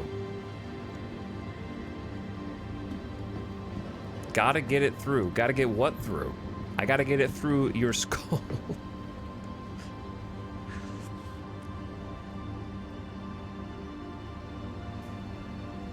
No one knows what you're talking about, man. But I feel like you have the capability to like find that answer out. If it's a publicly available event, you know what I mean? You could probably have just looked it up. Capsule now approaching station. Stand clear of disembarking passengers. Will Etal be in the Hot Potato RimWorld next week or so? Of course. Stand clear of disembarking We've done it the last 3 years in a row.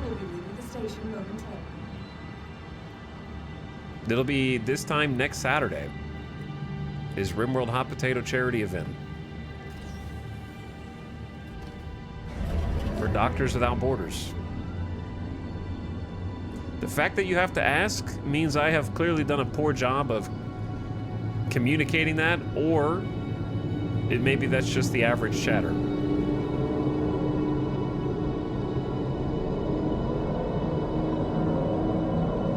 Time to make a Discord post. Okay. This is terrifying. The average tube experience in New Babbage, man.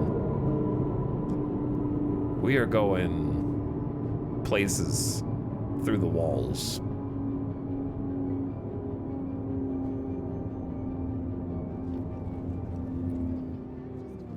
The frame rate will get better once we leave here. Passengers. The capsule will be leaving the station momentarily. But while we're here, we need to at least go to the Expo Center, which is here, because I have gone into this little area and it's been closed off so many times. I actually get to see something happening inside of it. Be right back. Extinguish threats, fight for peace. Citizens for prosperity. Thank you for visiting New Babbage's Tobin Stop Expo the Center. invasion. Stands preeminent destination for live events and exhibitions. Somebody has been breaking the screens around here. Troublesome members of the Space Star citizenry. They need to clean this place up. Thank you for visiting New Babbage's Tobin Expo Center. Stands preeminent destination for live events and exhibitions.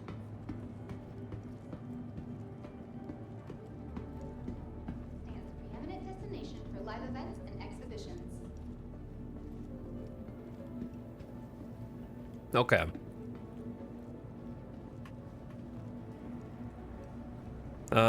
Hey, there's actually people here. Well, I mean NPCs, but people.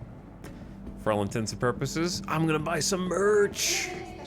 Purple shirts.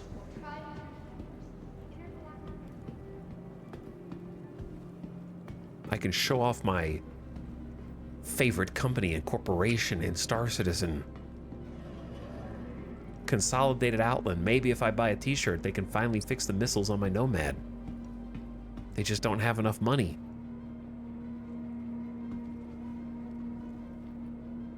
I do like the cutter though. I like my cutter a lot. Crusader, meh. Origin, meh. Double, 2 mehs. Consolidated Outland, you guys are cool. What's on the other side?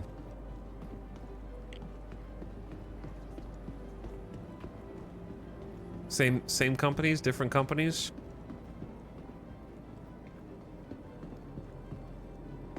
Okay, Argo, you win. Buying that shirt right now. Getting a hat. Okay, there we go. I support my boys. Anvil, absolutely not. RSI, you guys are okay, but I don't need your shirt. Aegis, you're fine. Don't love the hat though. Not a big fan. Should I just... okay, I'm not gonna change it. Maybe I am. You know what? Maybe I am. I just spent all that time, like, putting gear on. And I'm immediately gonna change.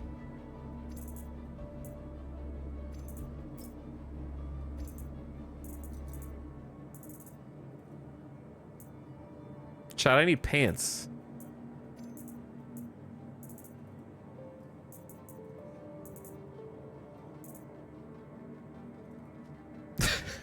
I need shoes. Those are not the shoes that I want to be wearing with this. Purple boots? That looks like something Elon Musk would wear.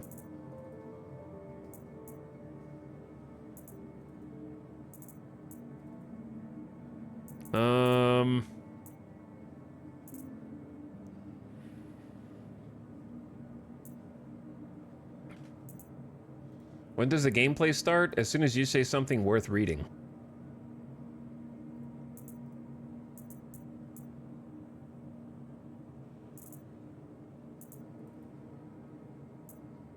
I don't like matching shoes to pants.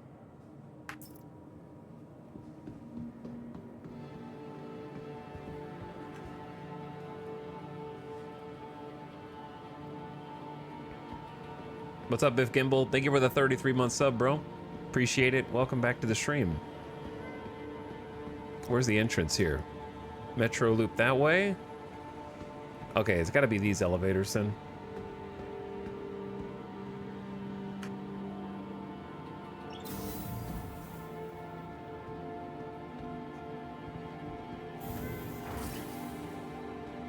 Someone said the elevators weren't working for them.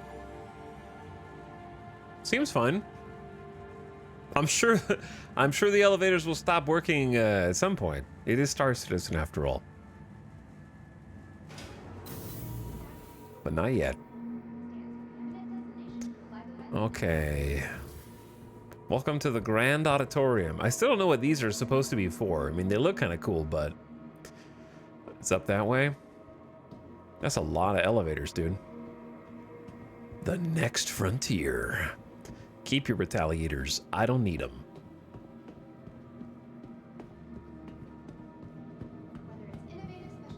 Okay, let's take a look at the schedule.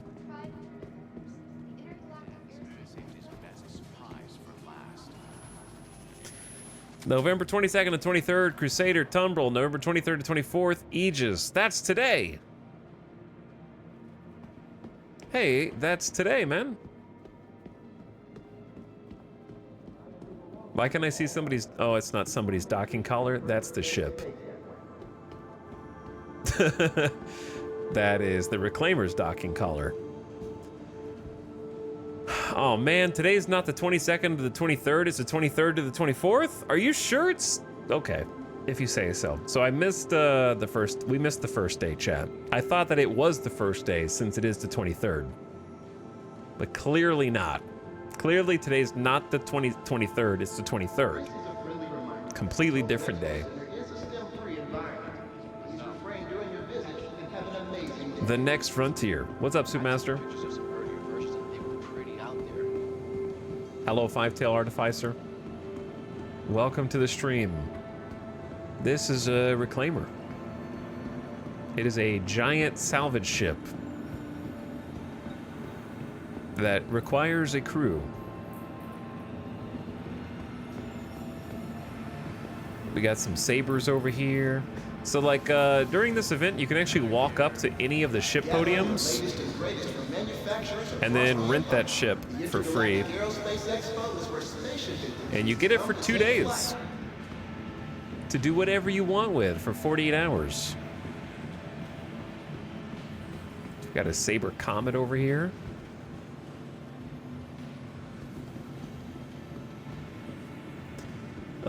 Let's check out some of the halls. I don't know what I could possibly do with the Reclaimer. It does look cool on the inside. This guy is terrified. She's like, somebody was in here shooting some guns earlier. Haven't fully recovered. Please take care of viewing the vehicles on display. Remember, they're here for everyone's enjoyment. Hello, Ace Tech. Yo, dude. Is it me? I'm getting close and they start panicking. Hey, Stick, thanks for 75 months, dude. What's up? Appreciate the tier 2 sub. Ace Tech, did you ever play Star Citizen, or are you still on the Eve train? But thanks again, Biff Gimbal, Logan Hamburger, thank you for dropping the Prime.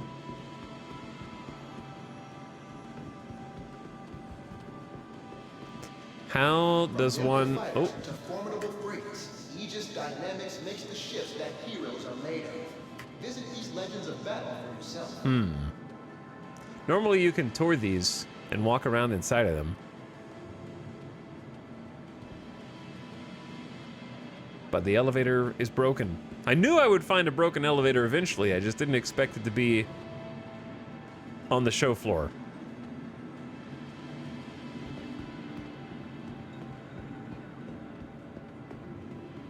Because I wanted to go take a walk around. I guess there's a second elevator, huh? Thank you for visiting New Babbage's Tobin Expo. Let's go check this one out. The eminent destination for live events and exhibitions.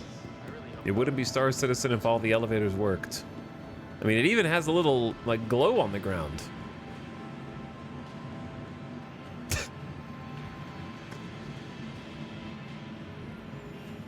Oh.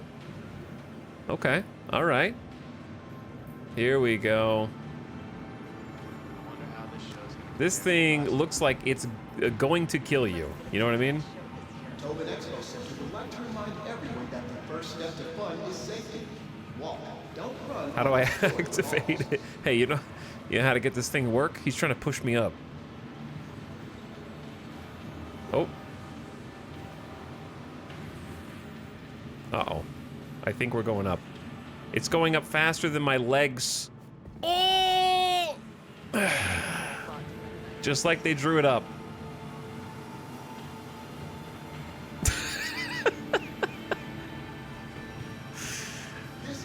Oh, hey, take two, take two.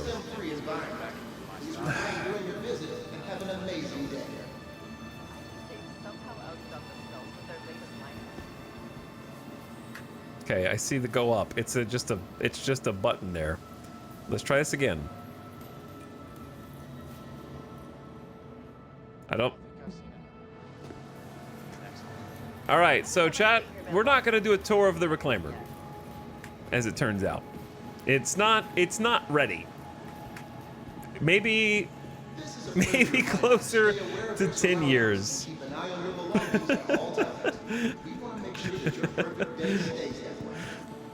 I don't think you're supposed to move. Bro, I barely moved, man. I don't think the game cares if you moved. It's gonna spit you out anyways. I think this is the elevator most people take, but it's just not working. Which is classic. Whatever. I didn't want to fly you anyways. I tried this elevator 3 times and broke my legs. See? It's not just me.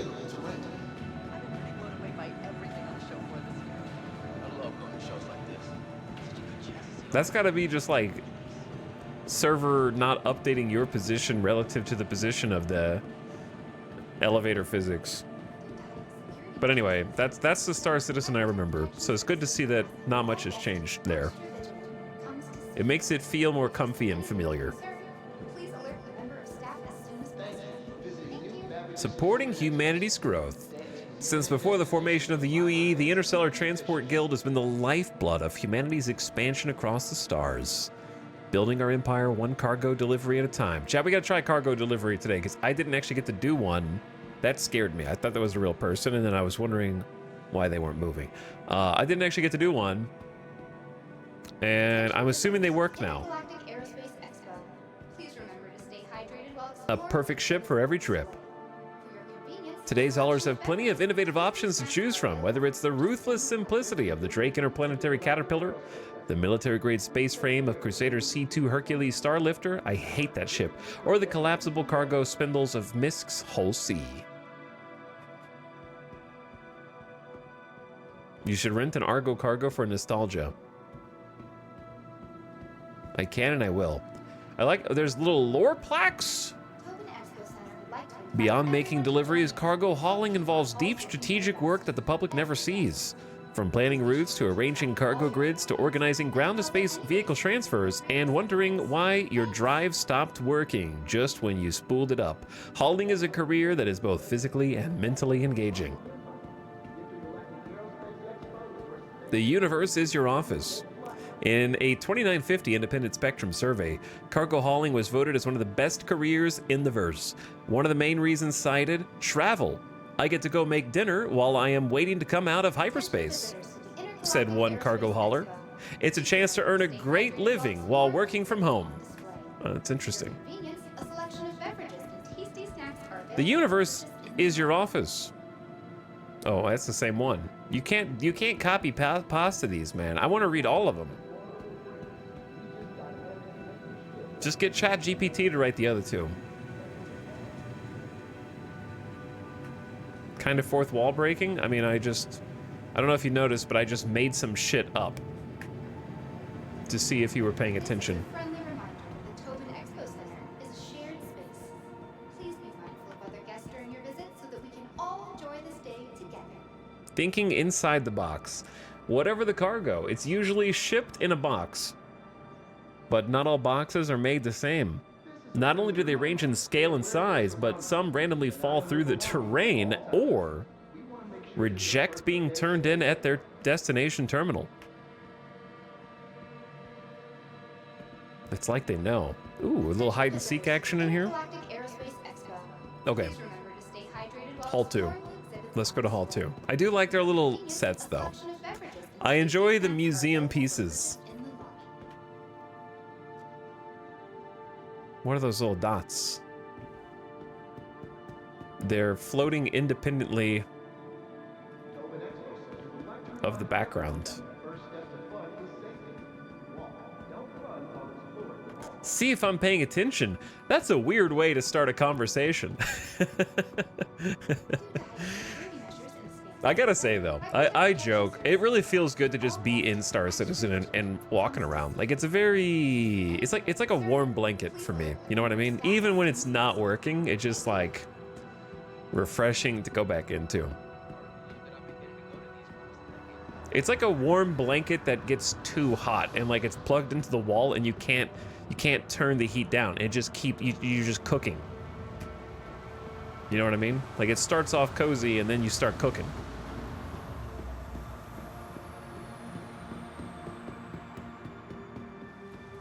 The Avenger Titan. No, nobody flies this ship, okay? Listen, if you start playing Star Citizen anytime soon, if there's one ship you should avoid, it's this one.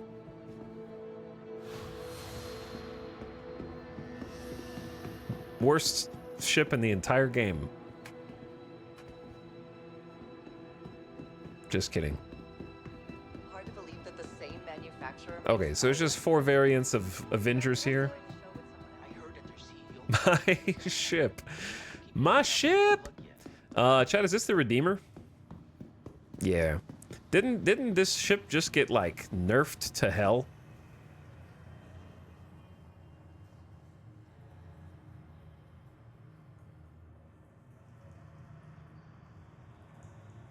Anyway, the Titan is vastly overrated, okay?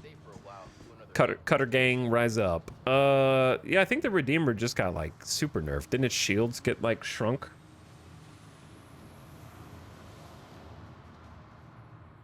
Ow.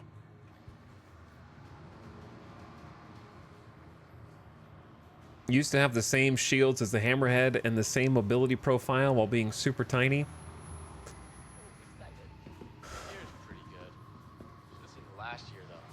Now it's a little bit more of a glass cannon, I think. Cool looking ship though. I like the Redeemer.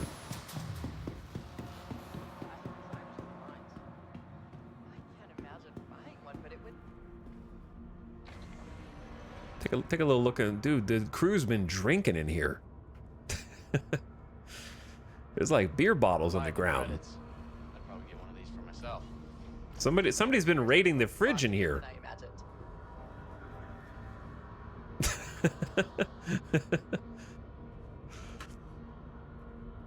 Oh. I'm sorry, is that a free juice?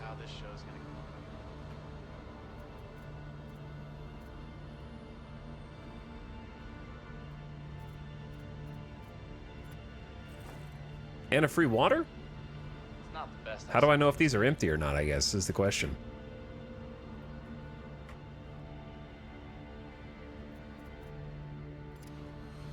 Well, I'm gonna put those in my backpack. Actually, I don't have a backpack. I'm not sure what I'm putting those in. I have some hip pockets, and now my hip pockets are full.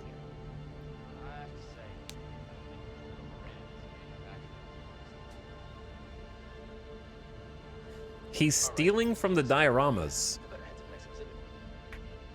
It's not stealing, they're here for your consumption. Got some wardrobes, which you could ostensibly put armor in if they ever include that functionality. Couple of bunks. Where is anything? Where is oh, up here. Okay. Even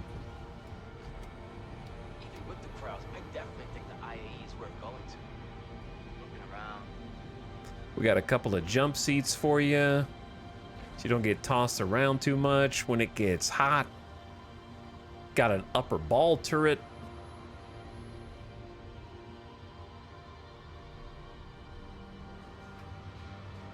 Wow, look at this beauty. How do I get in? Take a look around.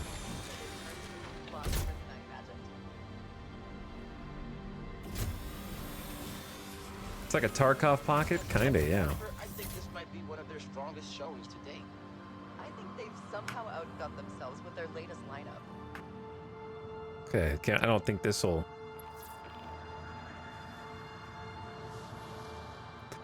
I hit the power hotkeys, but I don't think you can get power to it right now, so I can't spin it around. But it looks cool.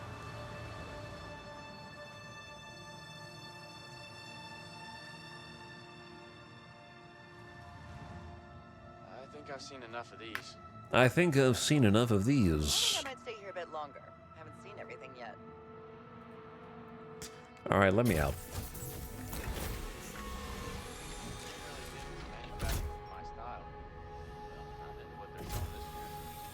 Some intern has to restock these now.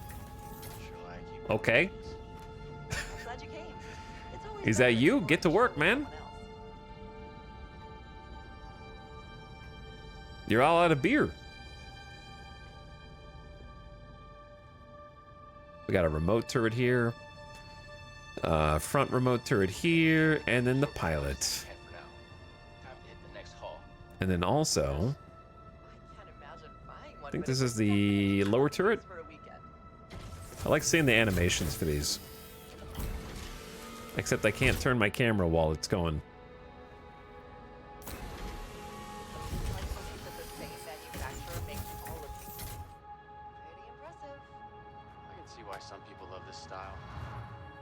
That underbelly turret, though, it's got some big guns.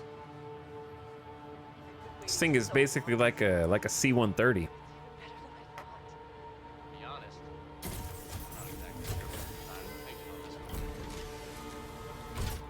How many turrets does it have? Like at least 4 or 5? All right, let's head out to the other side.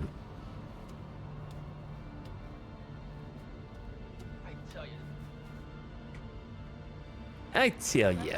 Yeah, I tell you, man. Are you excited? Last year, though. That was a show. It's still pretty good, just not the death machine it used to be.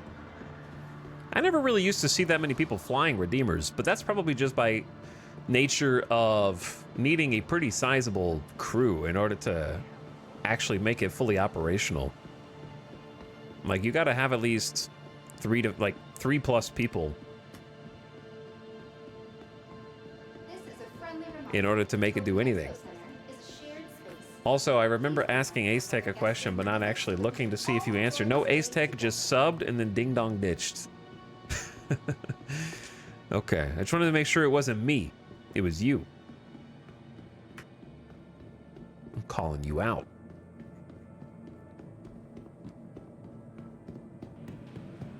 Don't deface me. Don't deface me. Stands preeminent destination for live events and exhibitions. Because ADHD takes me away from that thought process for a minute. I'm like, I don't remember if I actually followed up on that. I should double check.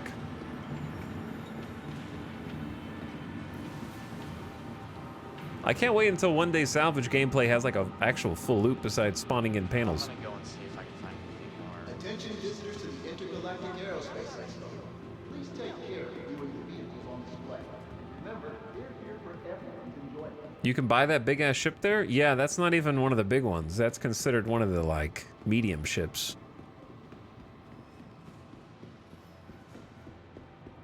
You can actually rent it and fly it now. That's the whole shtick with this Aerospace Expo is they change the ships out every day, and then you can rent each of them for free for 2 days and play with them for 48 hours. This is the Eclipse. It's like a torpedo boat. Has some big ass torpedoes. And then the Retaliator. So there's really not much here for me that I'm interested in today. I don't know if I would have gotten anything from Crusader either.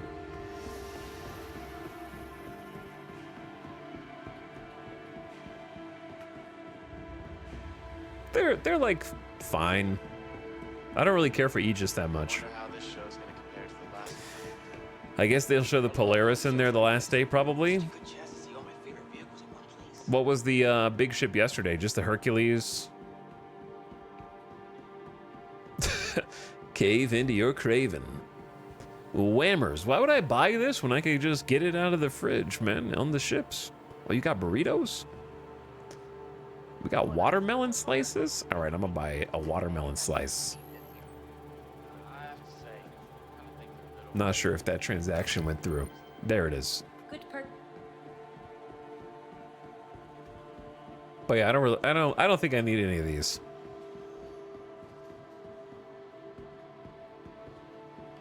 Now, you could go and grab all of them if you wanted and just take them all out for a spin or look at them or whatever.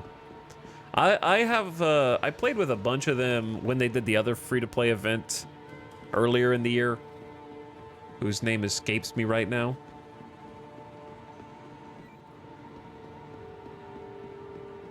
Another player! Get him!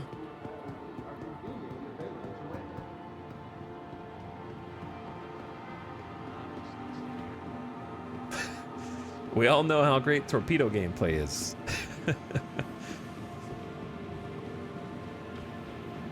Crusader should still be there in the other expo hall? I mean, chat was saying that it's already closed.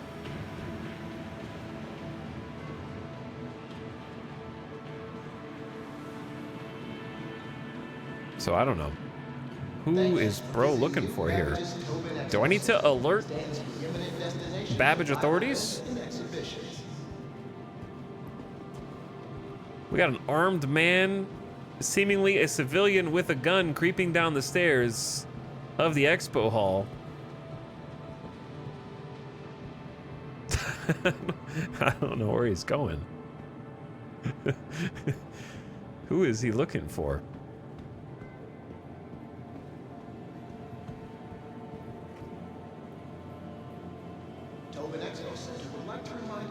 That's an NPC? Yeah, that's an NPC.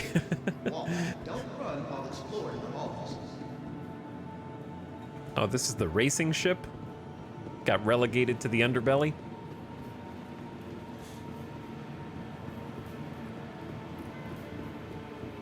And then, is this the Firebird on this side?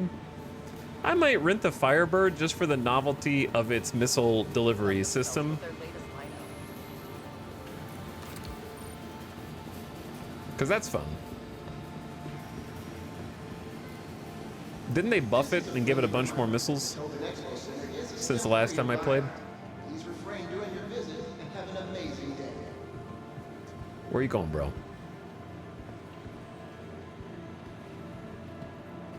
We're here on the display floor. Got a technician fixing the monitor here. The Idris. This is gonna be a big ship.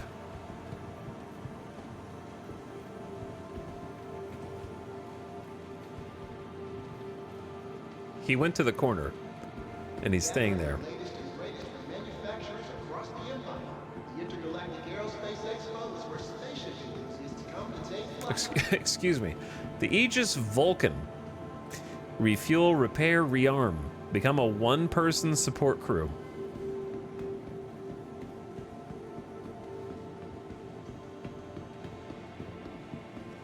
And the Nautilus. Mine deployment and sweeping capabilities. Of all the things that are supposed to be in Star Citizen, mine laying and mine sweeping and data running are the two. Okay, yeah, those are the two that I'm like, okay, sure, there's gonna be a mine laying and mine sweeping profession. Yeah, right. Hey, there's no gameplay formula that is gonna make that work.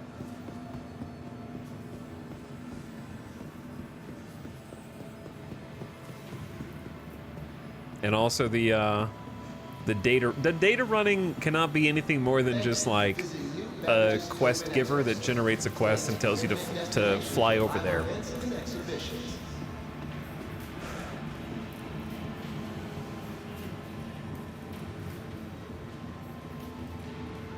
NPC contracts, I guess. That's pretty much it, which is really going to be boring. It's going to be like, take a contract that's like, we need you to go here and lay 5 mines. Okay, thank you, here's your money. And it's just like, you click 2 buttons. Did we already go in Hall 4? Which hall did we go in? I'm already turned around. Yeah, this is the one that we went in. All right, let's take a look at the map. You are here.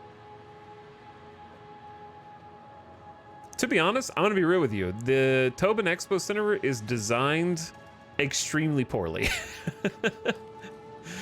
Like, if you don't look at the map, you would not know that Hall 5 and Hall 2 are there. Or no, I went to Hall 2 and I went to Hall 4, but I didn't even see Hall 3 or Hall 5 without consulting the map.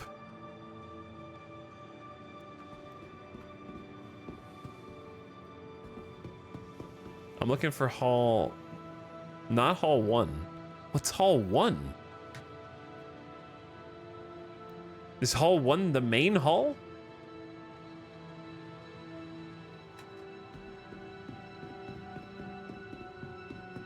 Why wouldn't you just say main hall? Star Citizen interior is kind of badly designed, in my opinion. Yeah, they just don't. This is designed like a Vegas casino, man. They don't want you to leave. They just want you to walk in circles, looking for the exit that you're looking for. Due to heightened security measures in the space system, protection. This is, yeah, we haven't seen this yet. Extra vigilant when it comes to safety. We got a prospector here. Please alert a member of staff as soon as We got our little rock, just chilling out. I was about to type that, yeah.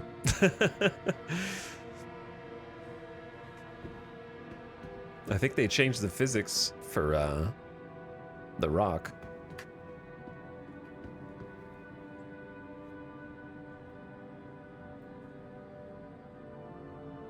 It's a shame Crusader Day ended. Yeah, I don't really care about the Intrepid though, so it's whatever. mindful of other guests during your visit so that we can all enjoy this day together.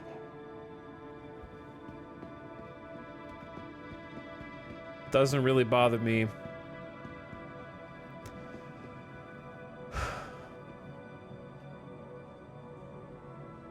Oh, he's putting an attachment on an unmineable rock. What a noob. This guy doesn't even know that this is not ore. Intergalactic Aerospace Expo. It's just a regular rock. Hydrated while exploring the exhibits on display. For your convenience, a selection of beverages and tasty snacks are available for Mining matters. See, that's a mineable rock right there. Not one of the good ones, though. This is the one you should skip, Aphrite. Don't mind that one. Mining matters. Experience an exciting and profitable career that incorporates adventure, engaging work, and the satisfaction of knowing you're helping build a better empire. This is a friendly reminder that the Refine the future. shared space. United Resource Workers. We can all enjoy this day together. Duldivine, skip that one too. Hey, there's the one. Hadanite. You're okay, man. You're okay. Keep it up.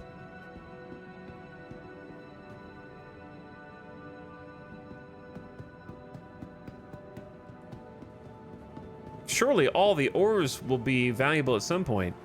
Don't worry, crafting and base building copium. Everyone to join in and help keep our halls looking their best for every guest. Please be sure to keep track of all of your Don't worry. Base building and crafting systems will definitely make all the ores worth it.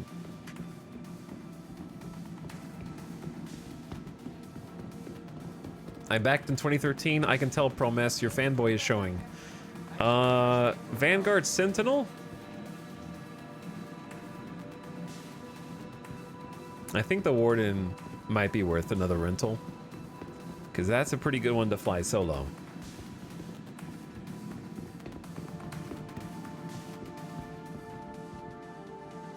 So we'll grab the Warden 2 out of all of these. I don't really care about the variants, the other variants. Harbingers, whatever. It's strong, but torpedo and bombers, bleh. And then the hoplite is what, like the I'm gonna go and see if I can find assault ship, boarding ship.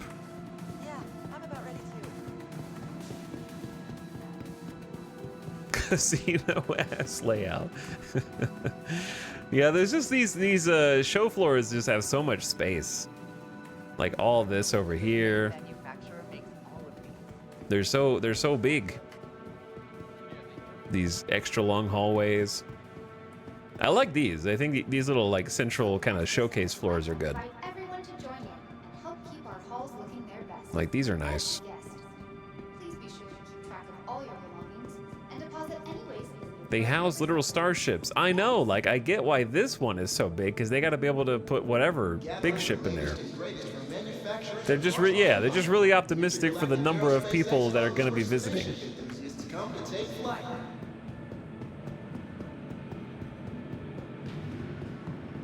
Okay, and then we're looking for, there's one last hall.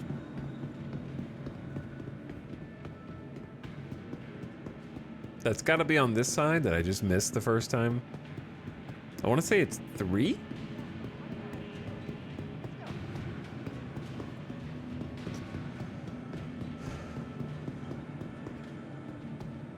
Thank you for visiting New Babbage's Tobin Expo Center. Stanton's preeminent destination for live events and exhibitions. Next year's IAE will have meshing. The hall could feel quite a bit more full. Yeah, but you still don't need all the spaces around that periphery and the edges. Like, nobody's going to be over there no matter how many players are here. No one's actually going to be sitting over here in the corner, you know what I mean? Like, instead of making you go around like this, right? Because you come in that way, have to walk all the way here, all the way around, instead of just having a tunnel that takes you straight to the hall, for example.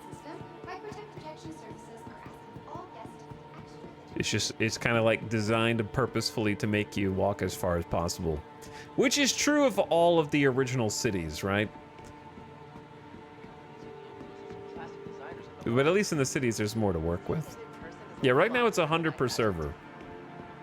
The best part about server meshing will be not that there could be a ton of people in these halls, but that the hall will be on its own little server, and the frame rates everywhere else shouldn't tank as a result of them existing.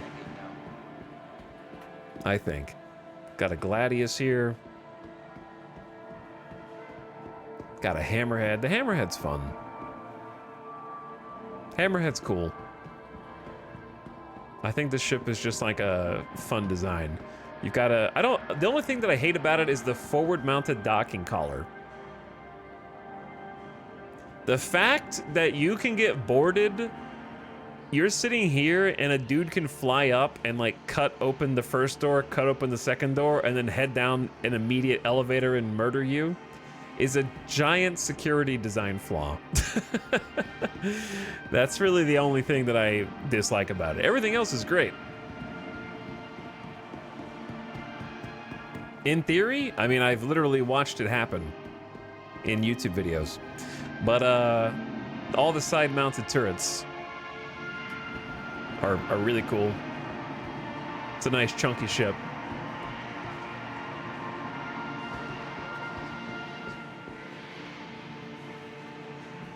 But not one that I think we'll need to fly on our own. We've already done a tour of the Hammerhead in the past. Last time there was a free fly. I just want to see what was in here.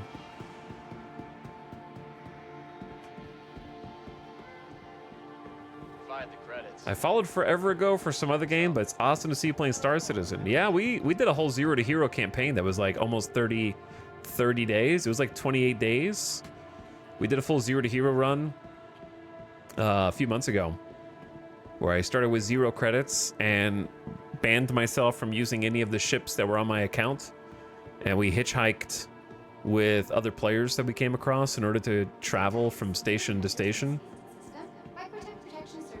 And then we ended up learning a route to a cave that we had to walk and ultimately drive. I did some hand mining to earn enough money to buy a PTV, and then we would drive a PTV to a mine outside of Lorville and do hand mining and load it up to make enough money to buy a ship, where my first ship purchase was an MPUV cargo. And we worked our way all the way up to 10 million credits of net worth. It was a lot of fun.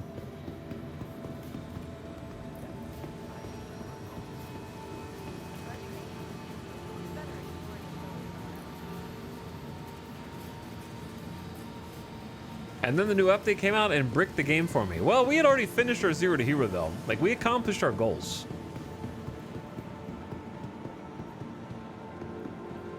So, the campaign was over. All right, let's get in a ship. Let's hop in. I always like this big open, this looks like a slide. Like, I just want to slide down it. What's the biggest ship in the convention hall? I mean, it's this one. The Reclaimer. This is a multi-person crewed salvage ship. Very large. Attention visitors to the Intergalactic Aerospace Expo. Please take care. But far from the largest ship in the game. Remember, we're here for everyone's enjoyment. Zero to Hero really revealed how many game design choices they made with the expectation that everybody has a ship. Hey, everybody's got a ship, right?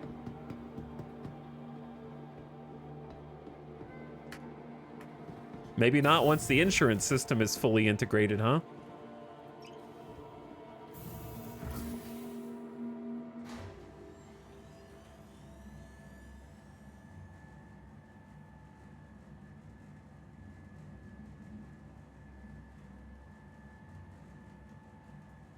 But yeah, I wish that they're going to be adding some kind of sprint slide, I think. I don't know if it'll be able to carry you that far down.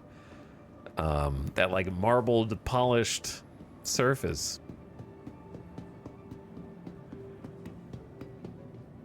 Well, we picked kind of a not super exciting day of IAE, but that's okay. I wasn't really here for the ship rentals anyways.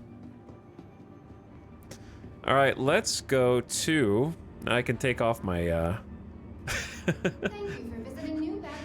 my fanboy gear. Stands for preeminent destination for live events and exhibitions. The Commons or the Aspire Grand? Not the Aspire Grand.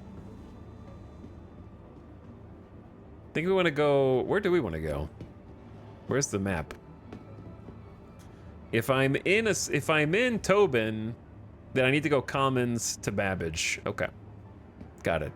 Thank you for visiting New Babbage's Tobin Expo Center. Thank you. This is the first time I actually got to walk through Tobin Expo Center because I accidentally get off the tram here all the time. And then realize that I got off on the wrong stop, and then by the time I get back here, the train's gone. What's up, Brutal Fender? How's it going, dude? Oh.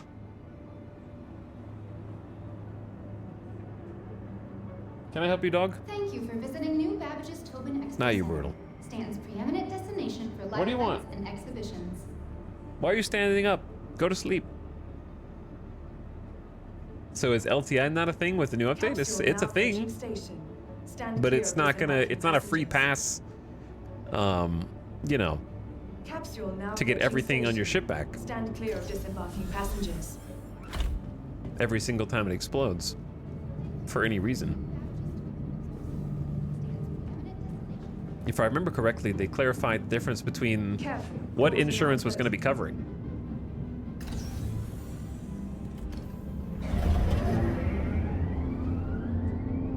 And that the main difference is that you have a difference between a chassis and what's on the chassis.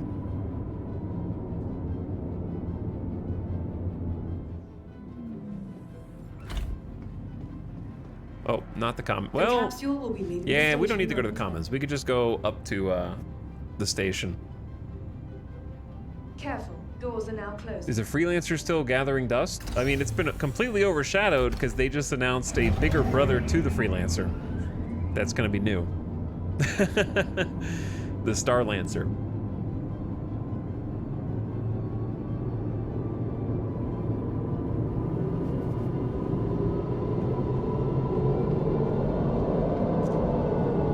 All right, let's head to the space station.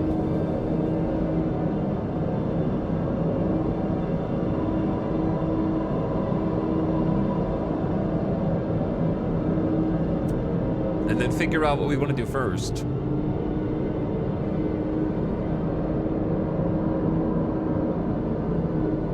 I think my ship is still deleted. I know it's going to get wiped in 4.0 anyways. But I'm pretty sure that I permanently lost my Reliant core to some kind of server bug.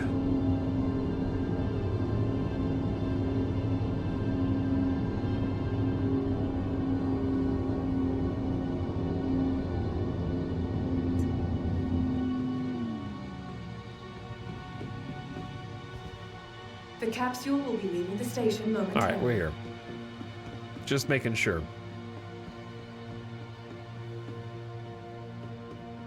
I also got music turned on for the first time. We didn't do Zero to Hero with the music in the background. It's kind of ominous, weirdly.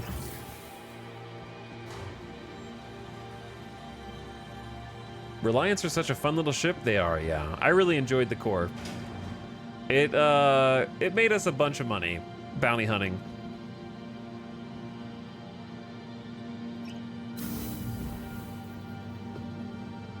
Plugged it in with a bunch of shotguns, scatterguns, and it was solid.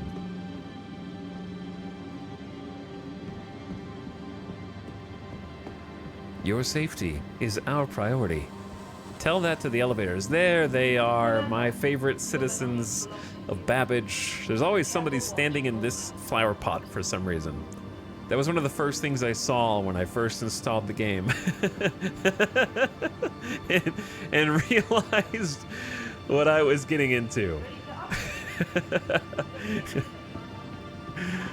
Oh my god. Perfect. What the hell is this? I don't know what's going on in Babbage, man. This looks like something that's designed to brainwash you.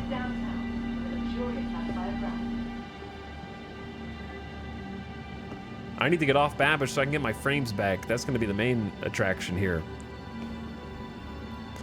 But before we pull them out of storage, I need to make sure that we have the right guns and armaments on them. Careful watch on all personal items. The NPCs are so weird. Are you gonna do it again? What, 0 to hero? Maybe. With different rules. The Empire's leader in cutting-edge technology. Okay, before we can actually change them, we need to call them in. Because none of the ships exist right now. To the ASOP vehicle retrieval system. There's a familiar voice. Okay, what are we gonna do? And gate assignments. Please use one of the conveniently located terminals. I never actually got to use my C1 Spirit for anything after I bought it with my earnings from the 0 to Hero challenge. Be sure to explore all new Babbage The Nomad is a stalwart. whether it's the latest in cutting-edge I love my Nomad. or the beauty of our award-winning But yeah, they took my Reliant Core, it's gone. It just got deleted from the list. Very sad. I did enjoy bounty hunting quite a bit, and now I have nothing to do bounty hunting. Unless I save up and buy it again, which is pointless because 4.0 is going to be a ship wipe anyway. So I just want to do some stuff for fun. I say let's bust the Nomad out. Go with that first. Alternatively, we could try some combat with either a Firebird or a Warden. Nomad is just a nice, like, everyday ship, though. Okay, Nomad's here.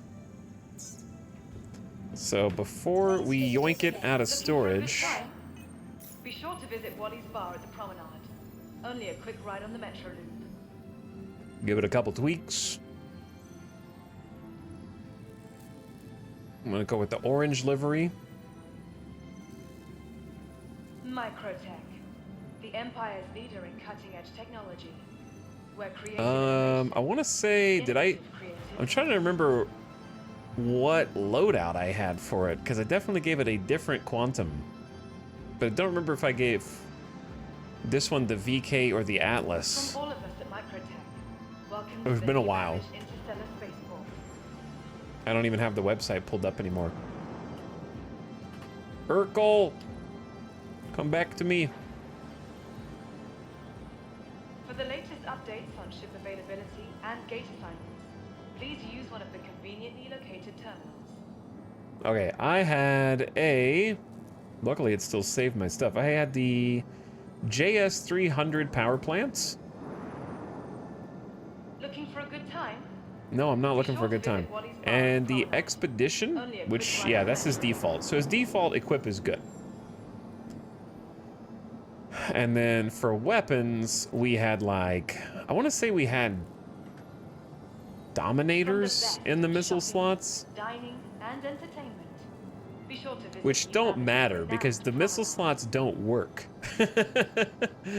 So, like, to be honest, you may as well just leave the strike forces in. I don't know if they ever, I doubt they ever fix that. Remember, your belongings belong to you. And then definitely got rid of the Panther repeaters. I want to say that we had deadbolts in here, but it runs the risk of running out of ammo, obviously. But I think that's what we were using. Microtech, the Empire's leader in cutting-edge technology. All right, save changes, equip. Innovation meets innovative creativity. I guess if we want to put stuff on our ship, we need to do it in Babbage, huh? So should I just go ahead and do that now? On a couple different ships?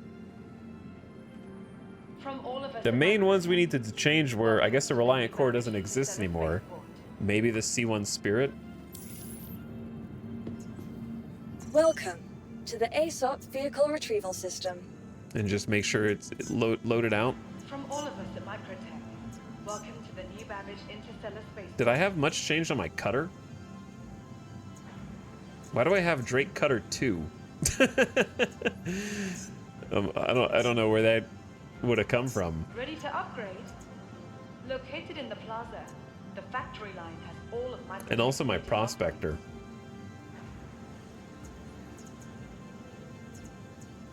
If I want the Prospector... Tired of travel? I'm not tired of travel. I'm tired of having to load my ships out every single time we go anywhere. Located downtown in the luxurious Aspire Grand.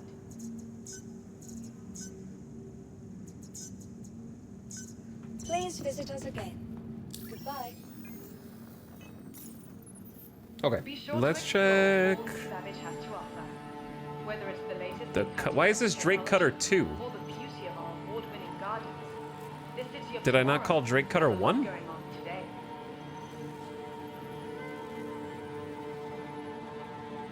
Everyone gets a free cutter during IAE? I see. Remember, your belongings belong to you. Keep a careful watch on all personal items.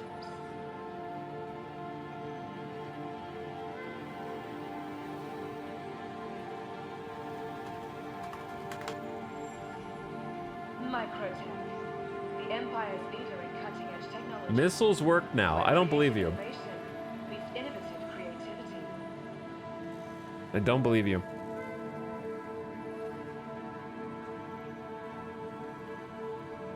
Well, how do I know which cutter I am... Which one's mine? Welcome to the... Please visit us again. Welcome to the ASOP Vehicle Retrieval System. Why is Drake Cutter 2 stored? Which one's the real one? Be sure to explore all new Babbage has to offer. Please visit us Whether again. it's the latest in cutting-edge technology or the beauty of our award-winning gardens, this city of tomorrow has a lot going on today.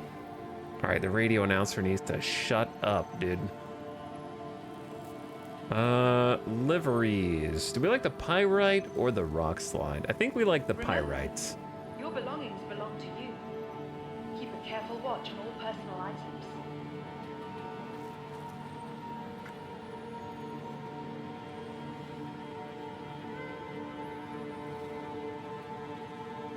From all of us at Microtech, welcome. Sorry, I'm trying to look up what I used to have for this, but I don't think it got saved.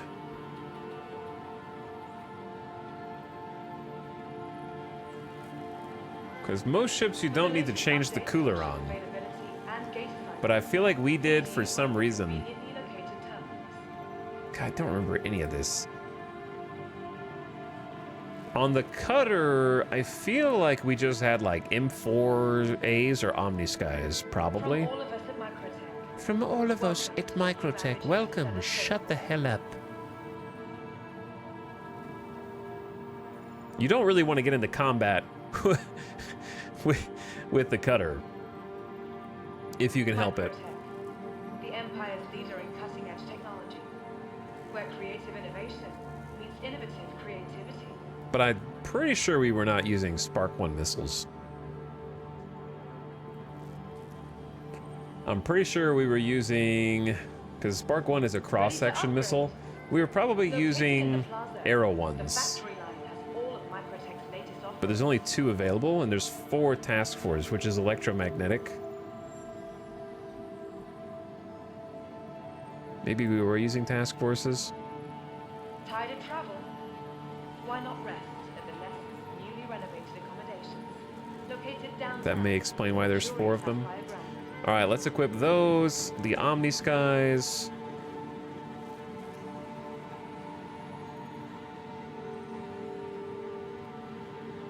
Looking for a good Which... time? Be sure to visit Wally's Bar at the Promenade. Only a quick ride on the metro. What the hell is going on? Sorry, chat, one sec. Boop. Urkel has just stopped working. Your belongings belong to you. Keep a careful watch on all personal items. Cooler. We have... I think I did use the Ultra Flow because it was like the A grade 440,000 flow rate. The Empire's leader in cutting All instances of this item are equipped elsewhere. Please choose a location to transfer this item to. Cooler left, cooler right.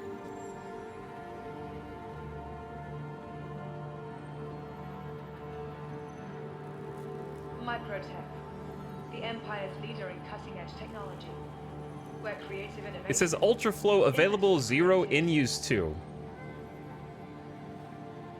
Where is it in use? Why would it be showing up? Is it just doesn't fit? Looking for a good time? Be sure to visit Wally's Bar at the Promenade. I'm gonna mute that.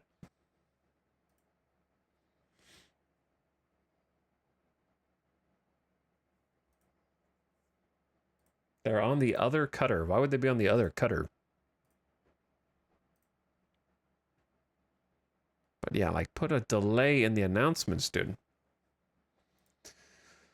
For the power plant.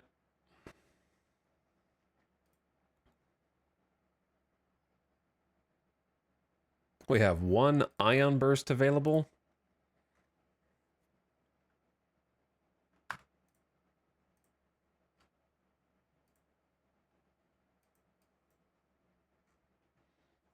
Okay, this is what I'm looking at, by the way, if you just wanted to see. If you just wanted to look, I just feel like their website's like kind of not working. Because if I click OmniSky here, nothing happens. And then the page resets, and then this menu gets stuck here. And then I can't get it off of the screen.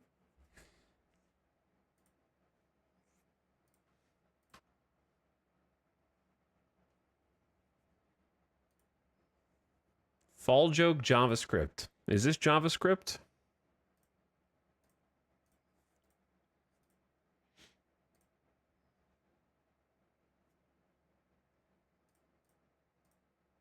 Okay, what ship was I just looking at? I am looking at the cutter. Okay. Cutter is here.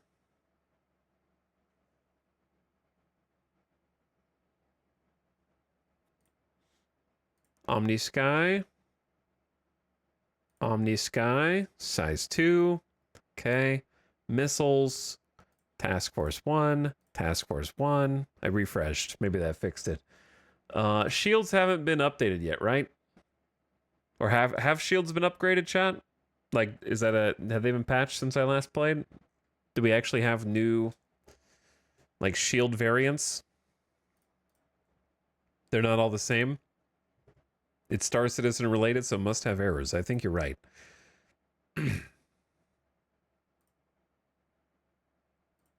Okay, the main one's the quantum drive.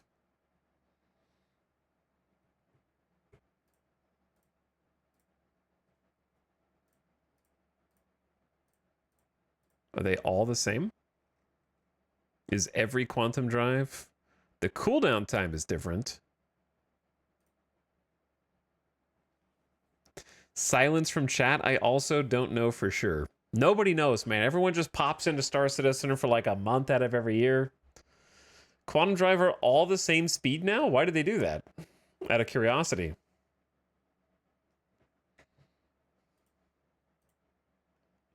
I thought that was actually working pretty well before. Okay, anyway. Looking for a good time? Be sure to visit Just a second, I unpause. Only a quick ride on the Metro Loop. Yeah, looking for a good time.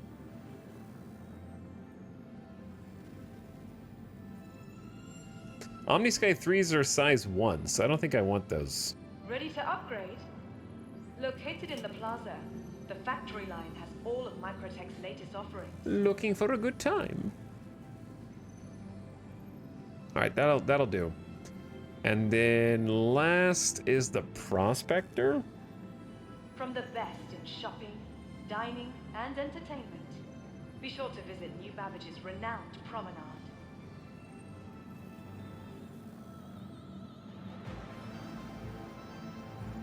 Because, yeah, I used to change the quantum drive on most of these. All New Babbage has to offer. Whether it's the latest in cutting Because I think I had to put an atlas on the Prospector. It was either that or the VK. the city of tomorrow. And I don't remember which.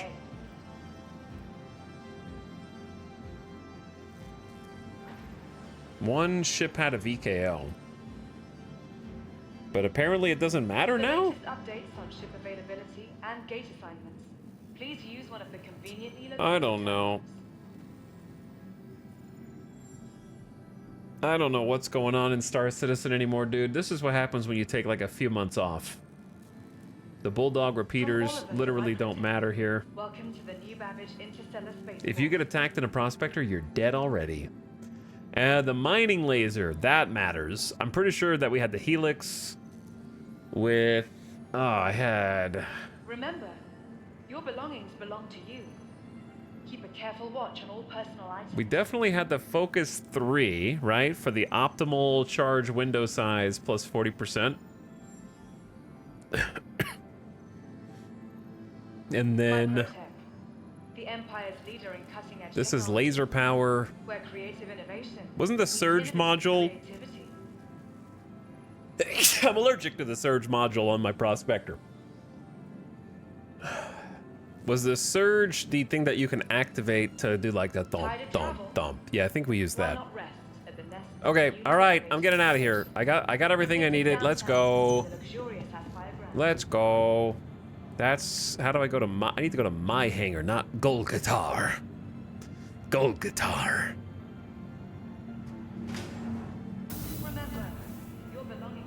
Get me out of this 5 frame per second hell. It's getting worse.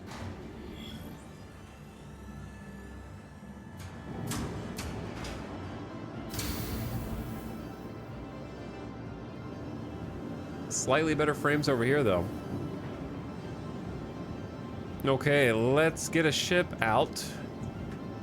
Welcome to the ASOP Vehicle Retrieval System. I will start with the Nomad. Vehicle select. Please visit us again. Goodbye.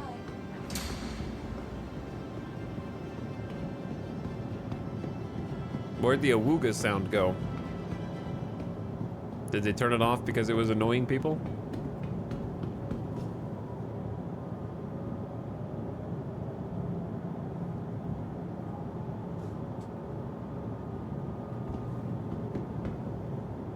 In fact, where are any of the sound effects? And also, where... Nope.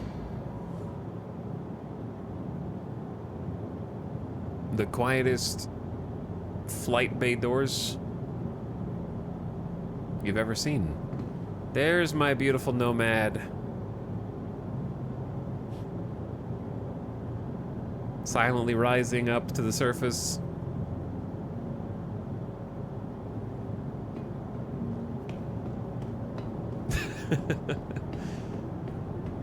A ship! My ship!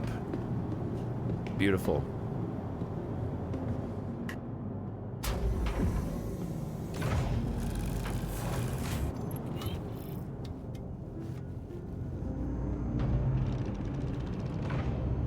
Everything you could ever want in a home away from home. A bathroom that you have to leave the door open to sit down on with your legs out in the hallway. Don't worry, this is only a single seater.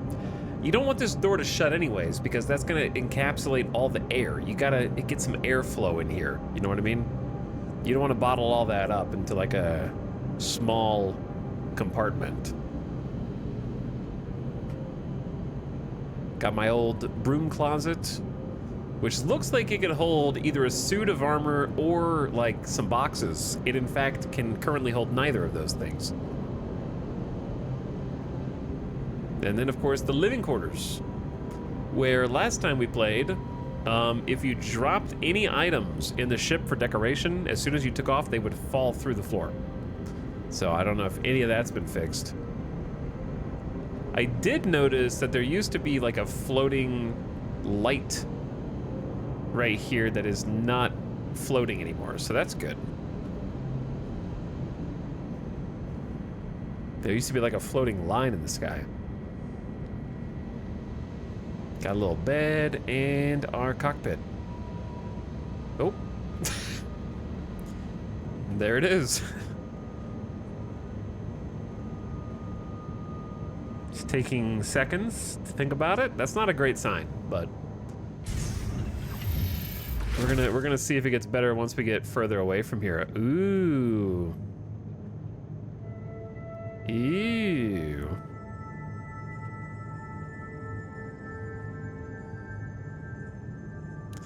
Let's get everything started.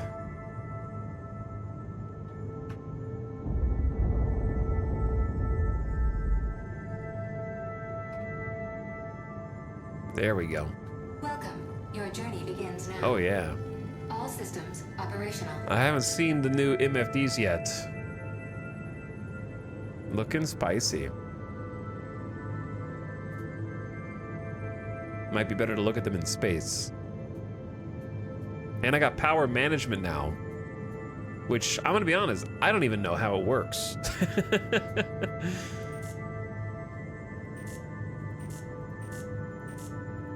But this is cool. I'm gonna have to get used to all this and figure out how to set it up. Let's get up here. What ship is this? This is the Nomad. One of my favorite starter ships. Line fixed, door broken. It does, yep. Engine systems enabled. Okay, engines on. Let's ask for clearance to leave.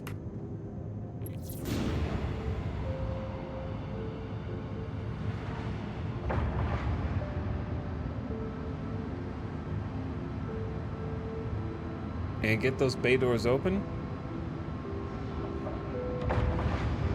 Are you planning to finish Stalker, or are you done for now? We talked about that at the end of the last stream, so it sounds like you didn't watch the end of the content that I already have made.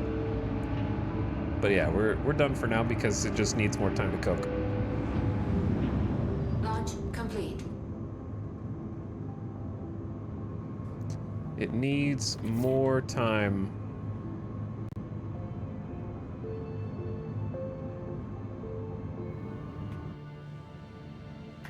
Get the landing gear up.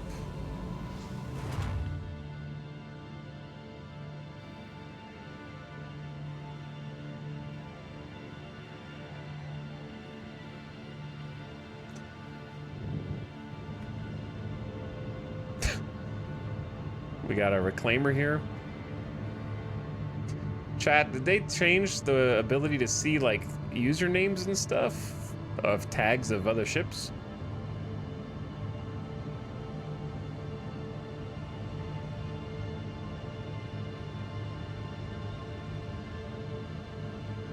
Did they make it where mouse wheel changes your guns instead of... Do I have to hold Alt to change acceleration now? Can I change that? Because I don't like that at all.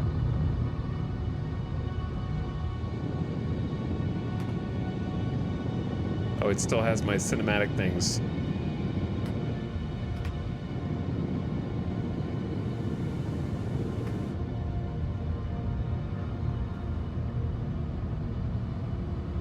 Because, yeah, Alt wheel feels way worse.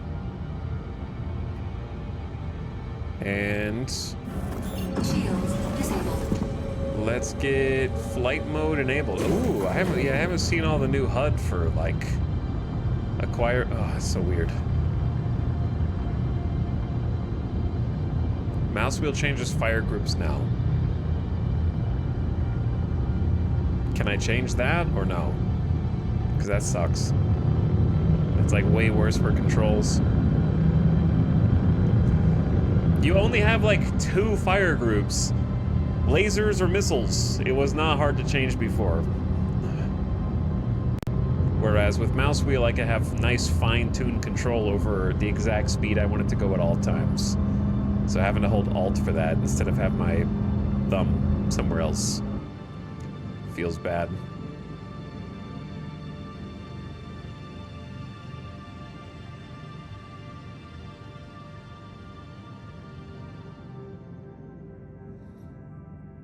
Beautiful game. Feels good to be back. And also up in space where we get more frames.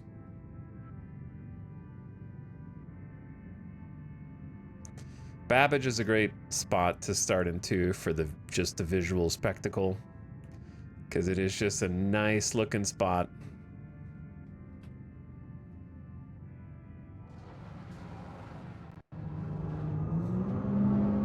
We're way up here already.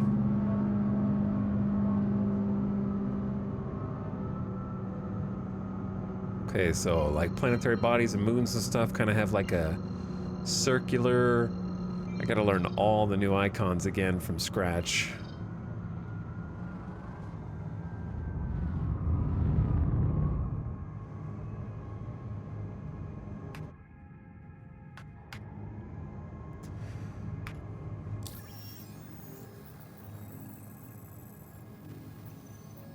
Take me to Port Tressler.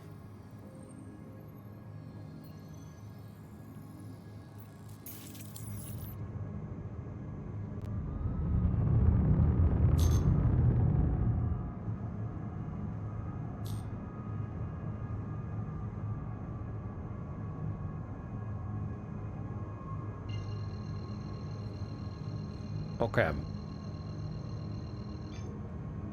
Quantum travel engaged. Quick trip. Quantum travel complete. But yeah, the what was there in Stalker 2 was fun, but there were just too many sort of problems, and I thought that I would say that it's a cool game. I'm glad that I supported it. I'm glad that I bought it. I'm looking forward to playing it as it gets updated and as they do mods for it. But in its current state, the enemy spawning does very much hamper the experience. And also, I think that it gets too repetitious for what it is too quickly. Especially the looting and also the, like, aggressive spawning of mutants and certain enemy types. Shields enabled.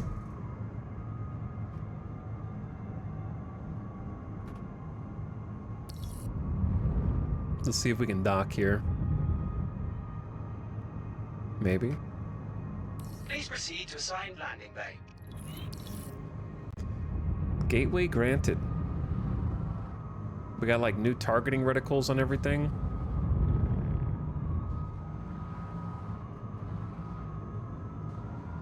I'm not sure how I feel about the tweaks so far. I feel like I don't remember what my hotkeys were. You stop playing for a little bit and then everything... Oh, I'm on the other side. And then everything feels strange. Also, of course, there's like a ship or debris in front of my... There's just an upside down Gladius just chilling right in front. Classic. Can we get a tow truck here? Engaged.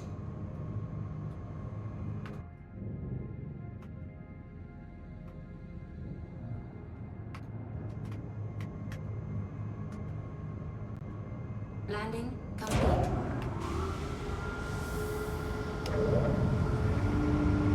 From certain angles, this ship looks like it has bunny ears. Kind of.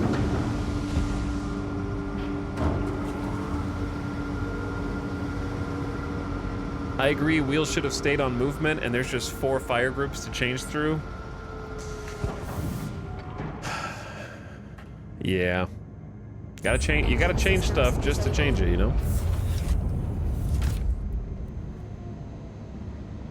That's how most, if not all, UI design goes.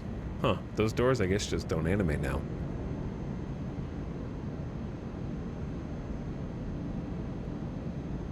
Interesting. Because like mouse wheel is still your character speed, not alt mouse wheel. So there's an inherent sort of discordant, you know, oops, thought that was gonna be climbed down. There's a disconnect between the player speed and the ship speed being 2 different forms of mouse wheel.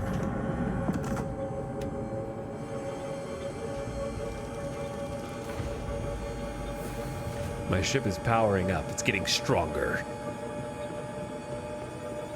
I flew into an obstructed hangar and got immediately impounded. Get wrecked. System authorities. Get that guy. Take him away.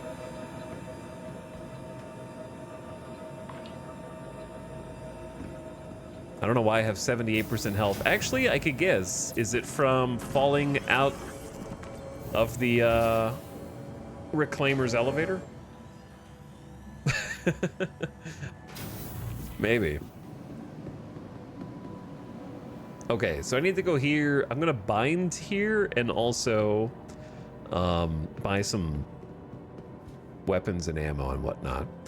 So while I'm doing that, chat, I'm gonna take a quick BRB.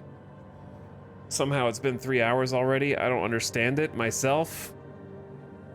Gotta get my feet wet How's the actual game performing? It's average Star Citizen performance right now, I would say.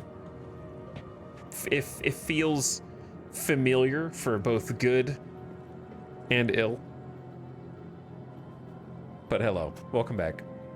Yes, it was from the fall. We'll get healed while we're here. Chat, I'm gonna take a quick BRB, mute the game, take the dog outside, because he needs to go to the bathroom. And then what I want to do is a few different things. I'd like to do some combat. I would like to do some I want to do everything, right? I want to do ship combat, ground combat. I want to do a hauling mission. I want to go see if I can buy a exosuit and maybe do like cargo mission, something like that. But I'll be back in just a minute. We'll sample the goods. I'll be right back.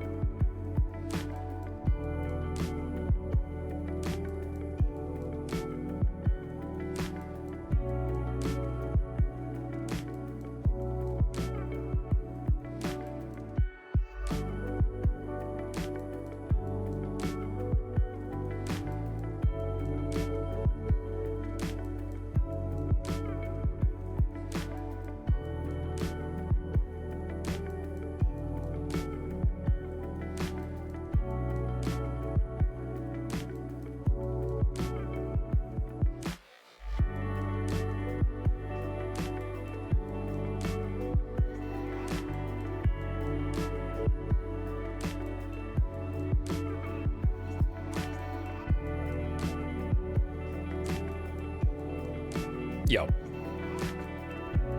You guys keeping me from getting AFK kicked?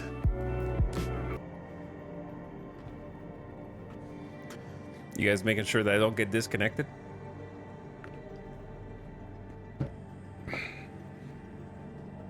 All right.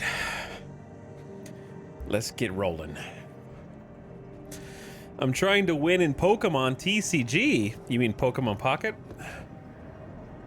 Have you tried flipping heads better? Maybe if you just stop flipping tails and start flipping heads, you'll win more.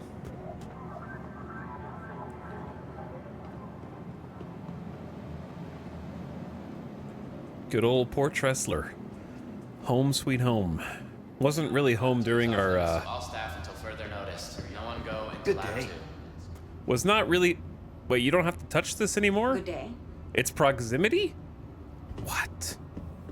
Allowed in the staff lounge. No way. Whether it's a simple case of the sniffles or something more serious, getting the right treatment has never been easier. Where is room 00? Wait, what? Is there a room 0?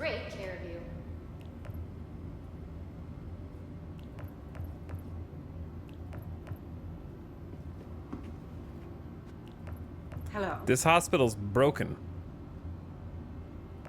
Why should healthcare be a hassle? Like the whole hospital. I've never seen this. This is why Star Citizen is the best, man. You could play this game for a month straight, 10 to 12 hours a day. Think you've seen everything. Come back in a few months and there's a whole new impressive game-breaking bug that you never could have even conceived of. That is honestly, it just keeps me on my toes, you know what I mean? It keeps me on my toes. So what I did do is transfer my imprint here so that if I die, I'll respawn here. But now that I'm looking at it, I don't know if I want to be here if the hospital doesn't work on this server. It might work. It might work on a different server.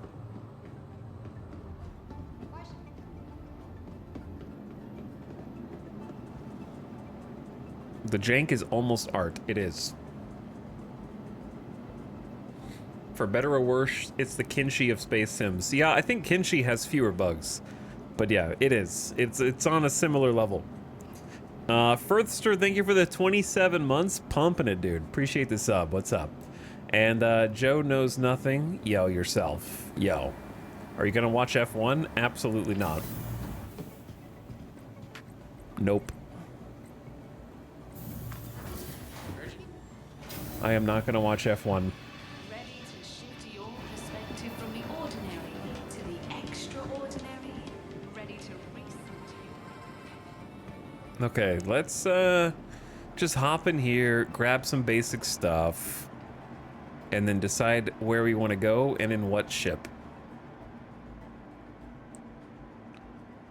Chat, what do you want to do first? Your choices are hauling mission, which I never got to do.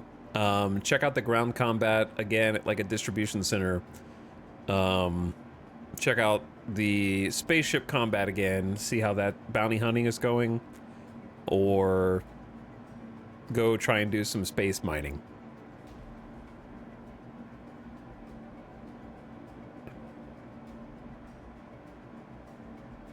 But thanks for the 3 years, Joe Knows Nothing. Appreciate it.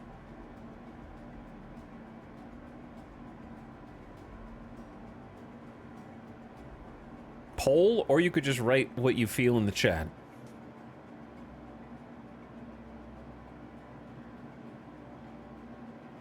The Academy task includes a starting Merc mission and a starting hauling mission. But then I have to go back to Babbage, and I just do not care about a gun and some armor.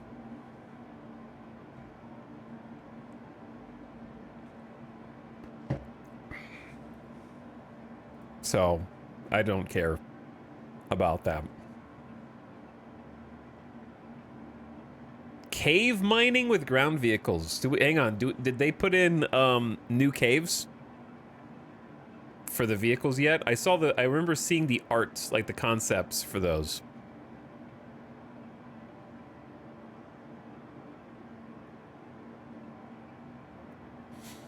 All right, chat says hauling, cargo, cave mining. No one likes combat. To be fair, my favorite combat ship is busted anyways. Like, it isn't in my account. That being said, we should at least have some armor and whatnot.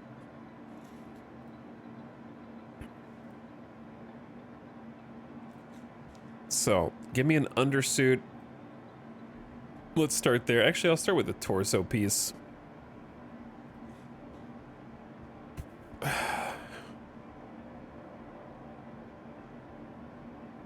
I'll take...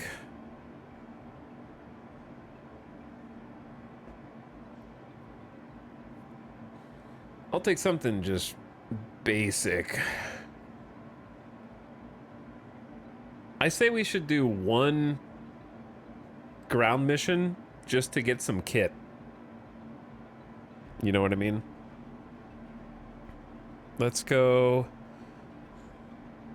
MacFlex Dark Red. I think you're going to be happy with that. And then let's go... There's no MacFlex Dark Red legs. That's kind of funny. I guess we can do Venture. I don't know if they'll match.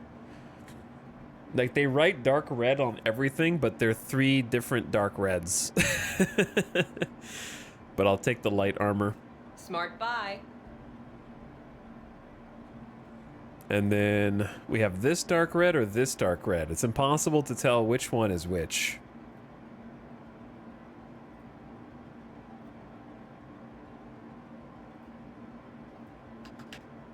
And then I'm gonna need a light backpack, which comes in canary yellow, camouflage, or snow camo.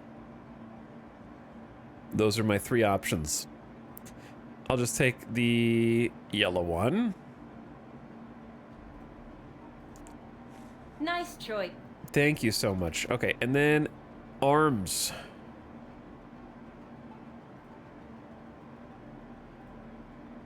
All right, while we're here, let's also grab some personal weapons. I don't need much if I want to kit out. We'll do some hauling, but I like the idea of just doing a quick merc mission just to get some gear. The trick is, I haven't played this game since they changed how you loot stuff into containers physically. So looting things may not, it might just be a case of loot it to my person and that's it, instead of gathering up the gear like I used to. I like the S38. Let's buy 3 of those just to have some here. Good perk. Good perk. And then gonna need magazines for it. You can put a suppressor on an S38, right?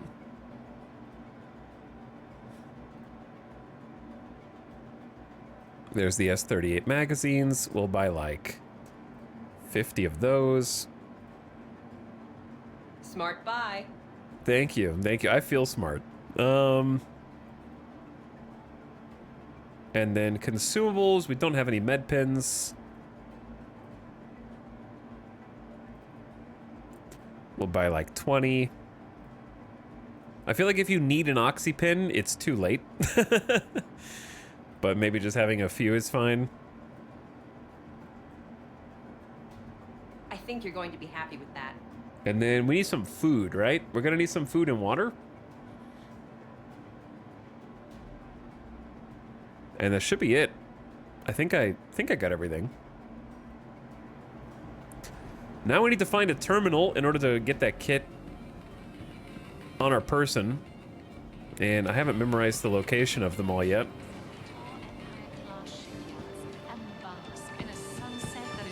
They're usually right outside. Or inside. Is there really no gear terminal next to the shop? That's surprising.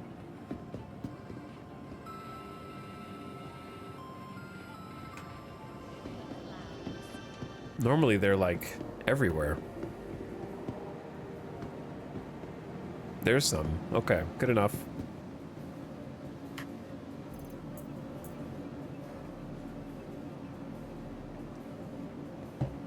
Okay, let's take all of this stuff off. This was just for fun. I mean, this is definitely a look. Certainly a choice. Very bold. Very bold choice. The working man's Star Citizen.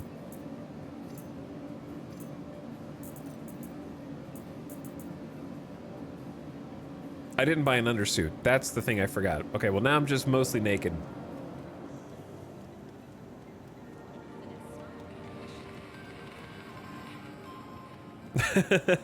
UFC fighter. I'm here for my weigh-in. What's up, Mary Skipper? How's it going, dude? Yeah, we're checking out Star Citizens. But there's been some updates. Like, I am unfamiliar with...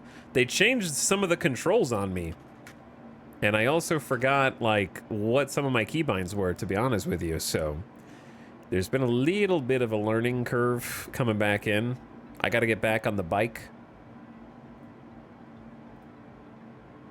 I won't say it's like riding a bike. Good purchase. It's more like riding a unicycle. Like if you learned how to ride a unicycle, it might take you a little bit of warming up if you spent 6 months without riding the unicycle. You know what I mean? You wouldn't instantly hop back on like nothing happened.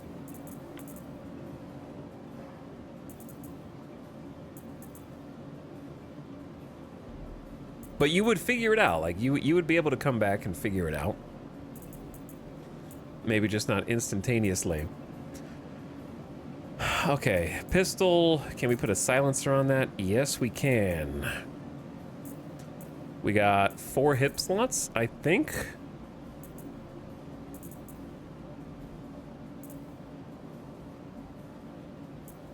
So we got the med pins on there.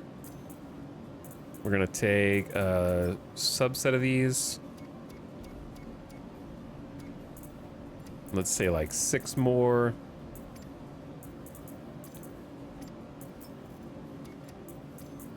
Chat, what's up with the hollow icon? Is that just like I'm still loading the texture type of thing? We should also have some 4 chest slots for magazines. Okay, those are full. And then I'm gonna say maybe another 12 pistol mags. And if you can't get another gun after 12 pistol mags, it's probably already over. Bug? Oh, I thought it was like something they did on purpose. What is this? I'm sorry, someone doesn't want their garment? Ugh. I'll take it. Okay, so that's how we would do it if we were doing a new 0 to hero. Do you fly with a stick or mouse and keyboard? Mouse and keyboard.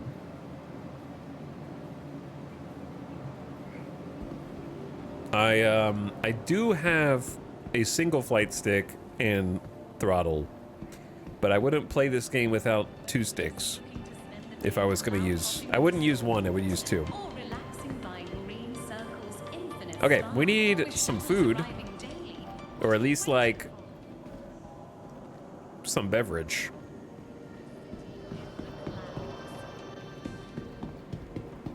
I want to say the food court is not this way. It's above. Oh, there's the clothing shop down here. I can go ahead and sell that stupid garment. I'm sorry, hospital gown. It's not you. It's me. Get rid of it. 45 credits? I'm rich. Maybe. Okay, now I'm rich.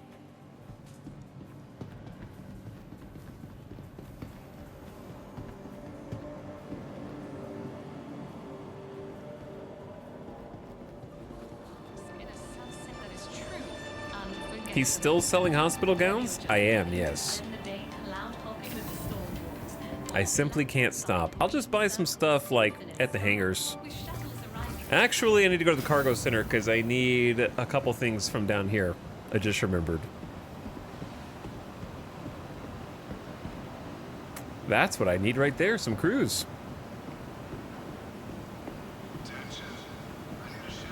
It still, like, just feels nice walking around in Star Citizen in spite of the bugs. It's just a cool game. I want it to be good, you know, I want it to be successful. I want it to be smooth. I want it to be finished. Don't we all? Yeah, there's the cruise. All right, I'm gonna buy like 50 of you. The all-in-one drink. And then give me some multi-tools. Oh yeah! Is the tractor beam change in yet? The limitation to carry capacity and weight, is that like in?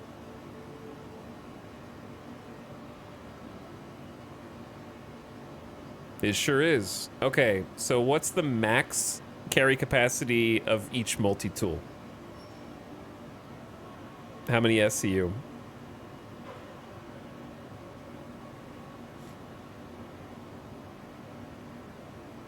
Ooh, the screen's pulsing. I'm still gonna buy some basic multi-tools because you really can't go wrong, right? And what am I gonna do with this money anyways? It's gonna get wiped. I'm gonna buy like 6. Bro, you can't just write 16. That does not answer the question at all. But thank you for trying. Chad, just write random numbers.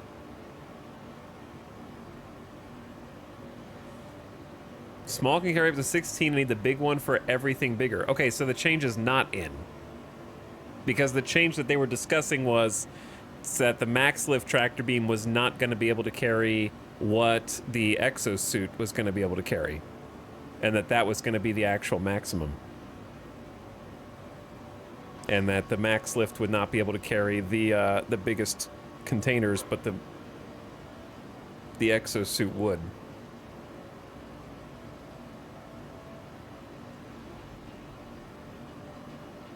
Okay, anyway, like what I had seen was the max lift was going to be necessary for everything like 8 and over, and that the multi-tool was only going to be good for like 1 to 4.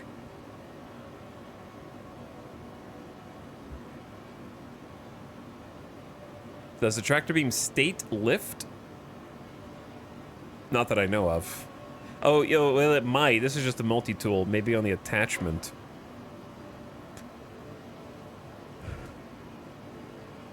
No. All right, anyway, so we're buying these. If the small one can hold 16 right now, then we're not going to need anything bigger than that for us. So that's fine.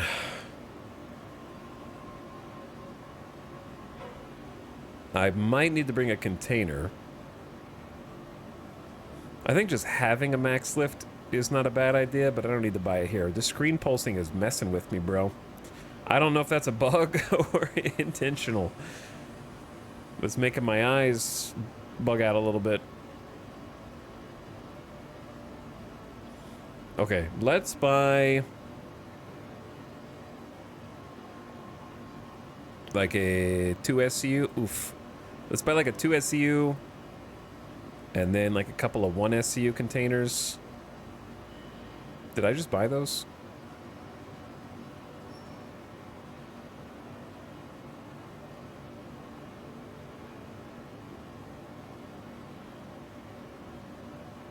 Okay, there we go. Let's go on our way.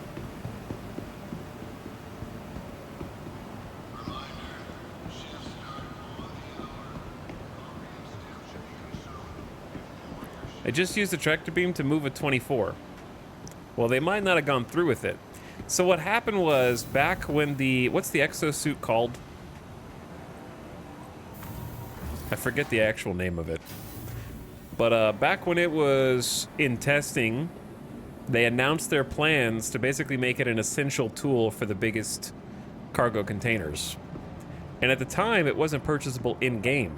And so there was a significant amount of backlash because it appeared that they intended to make a mandatory tool cost you $30 real in order to move the biggest boxes. Shortly thereafter, they announced their intention to release it in the shop in-game after there was quite the uproar. And maybe they planned that the whole time, but maybe they could have just said that up front.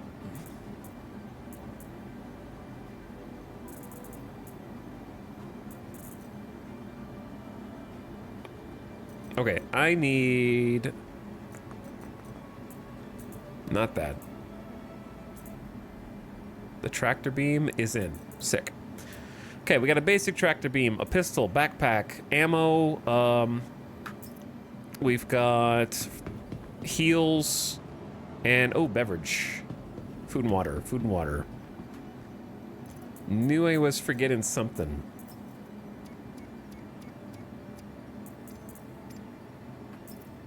In fact, we need to take a sippy now. Take off my helmet if I still remember the hotkeys. I do. Some of it's muscle memory. Oh, there's like a meter in the bottom right now with how much is left in it. That's interesting.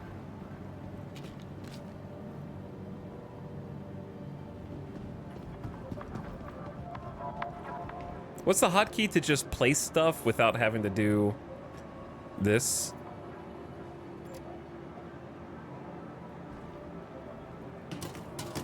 Beautiful. I forget. I just ran into 3 consecutive quest breaking bugs in Stalker 2. I guess I could just hold left click, huh? Yeah, just hold it down. Just tap left click? Okay. Welcome to the ASOP Pro vehicle RP retrieval player. system. I try, man. I try. Let's just take the Nomad down.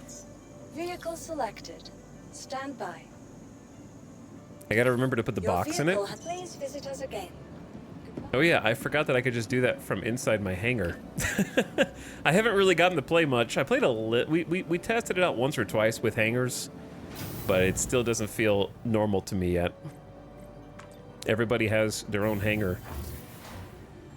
It's been a while. All this stuff's still new, man. So I get to use the cargo elevator now. I love the freight elevators. That's still novel to me. So we can go over here, manage our freight, and grab... How do I do this? Oh, I need to send this down, huh?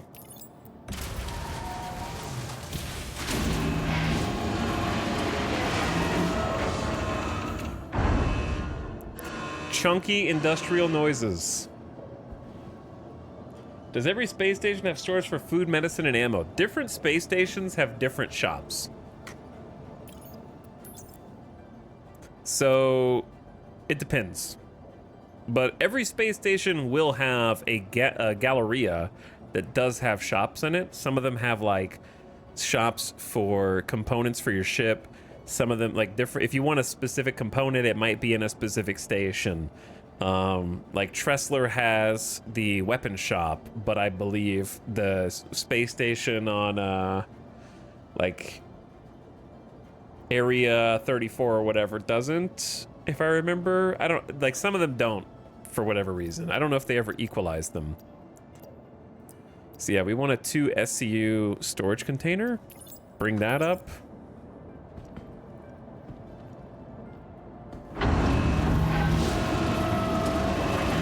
I see it. Devs, you cheated. You cheated, devs. I could see it through the grate. It was already there.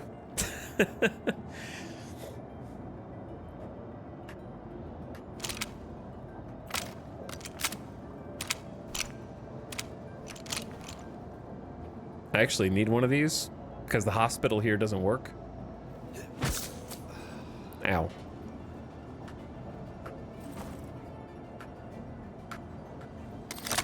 There we go.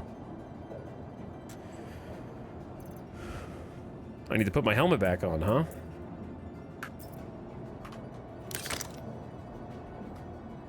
There we go.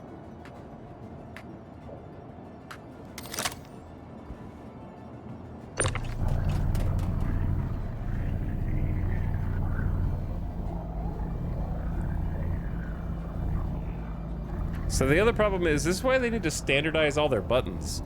If you have the tractor beam here, mouse wheel does this. So it stops controlling my speed. So if I want to speed up, I need the mouse wheel all the way up first. You should be able to control your character speed independently of this. So like Alt mouse wheel should be, if that's to increase and decrease your ship throttle now, should probably also be Alt mouse wheel for moving your storage container out. You know what I mean?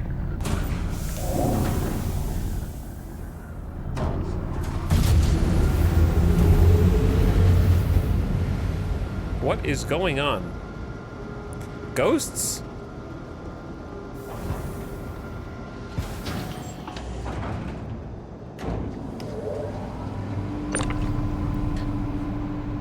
Is the instanced hangar still overlapping multiple people's sounds on top of each other?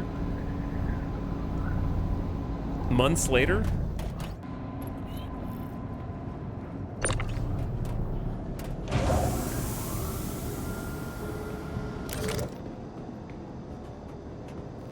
I never liked instanced hangars. This just justifies it. How am I gonna sneak onto anybody's ship now?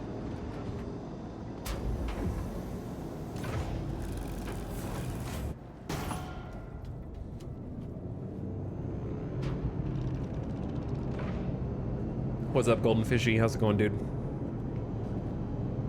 80 months and streamer's still in the hangar. I'm going, man. I'm going, but everybody else's ship is overlapped on top of mine. Or something. Okay, I'm gonna need some chat tutorials here. Your journey begins now. Because I don't know how the new HUD works. I know it's cool. You don't have to tell me, game. Okay. First things first.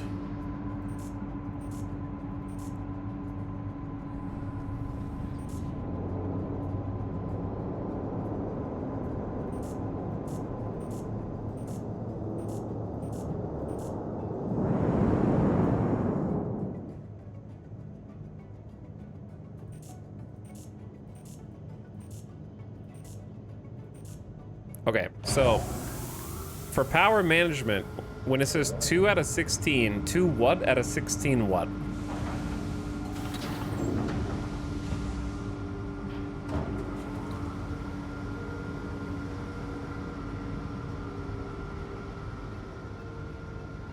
Hamsters available. We're gonna need chat to use complete sentences. Oh, you have to use complete sentences only, and you will be graded on your capacity to do so. If your response ends in a question mark, probably don't hit enter.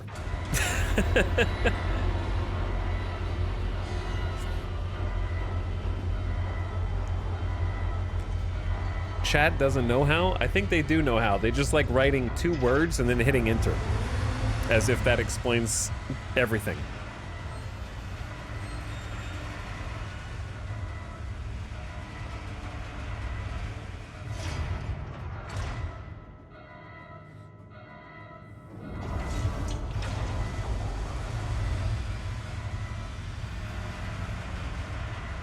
Two means how much power is available, and 16 is the power available and in use. So what? I have...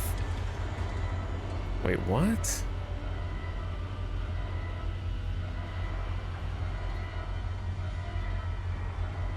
Oh my, who designed this, dude? No way it has a horizontal scroll bar. They had this cooking in the oven for months? If not years? And there's a horizontal scroll bar.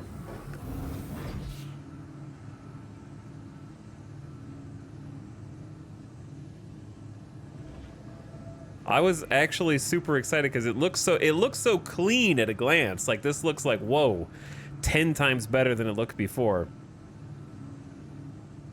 But also the horizontal, so I didn't know it had a horizontal scroll bar when I thought that.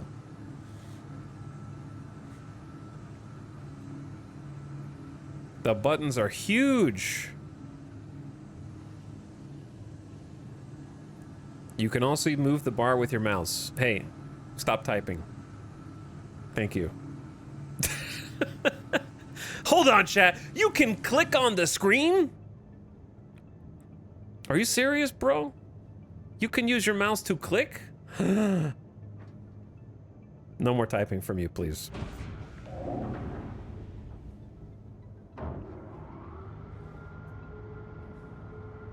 Are you telling me I might have to click on these in order to manipulate the power of my... It worked. Unbelievable. So patronizing. Okay, so what do we have here?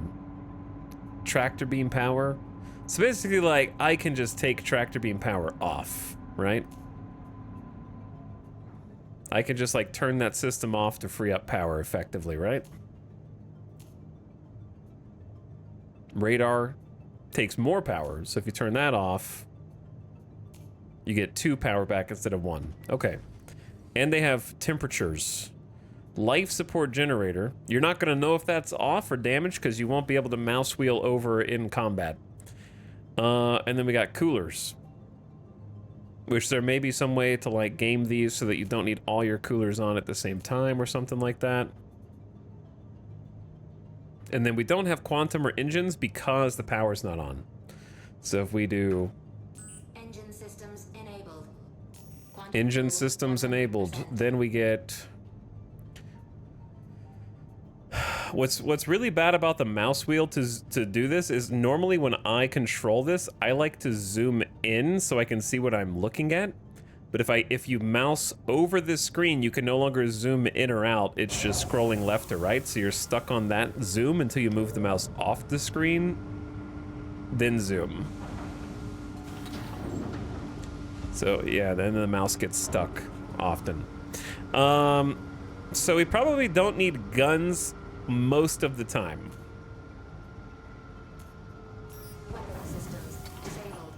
And we can... That's just a free power. That doesn't even give us any power back.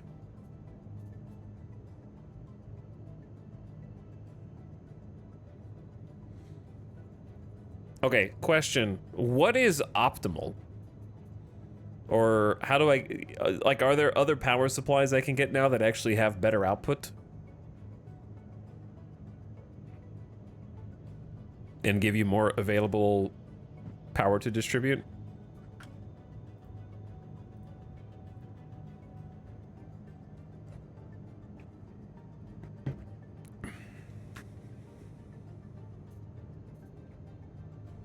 Because maybe I just have too many to shields.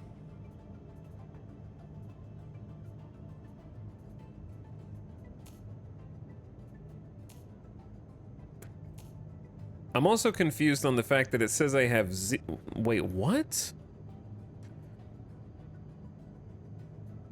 I had 2 power to engines and 5 power to shields. I took 1 power out of shields, did not get an extra available output. Then now it's gone forever. Did you see that?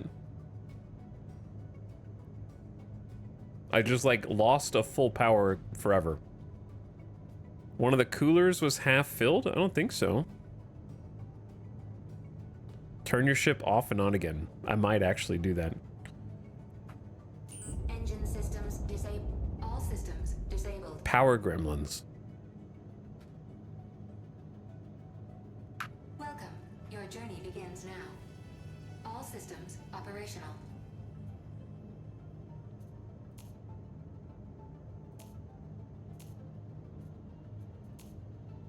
Okay, I guess it's just gone now.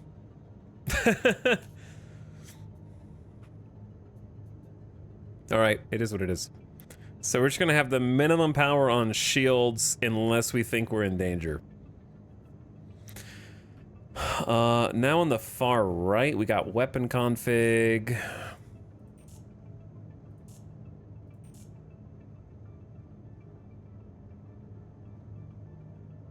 Oh, there's a whole bunch of stuff here.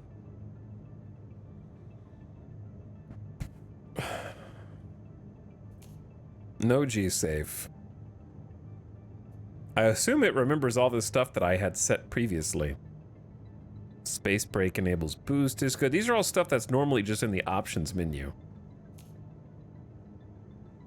I don't know what proximity of assist is. I do use lag pips. I like that lag pips are just in the menu now, so that's kind of cool. Not sure what precision lines are.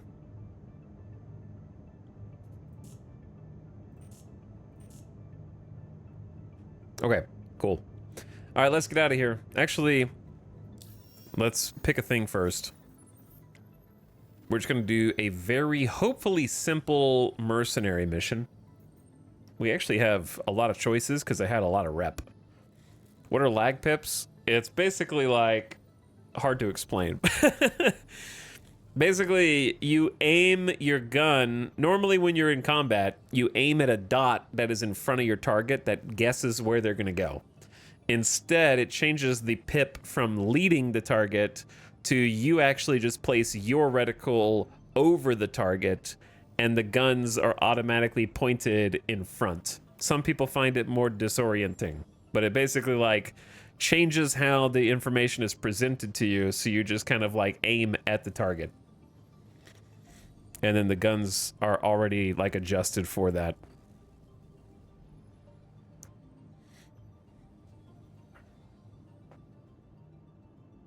When you hold B to switch to nav mode, it has separate power settings. Okay. So this is my combat settings. Gotcha. All right, let's do out of the Merc missions.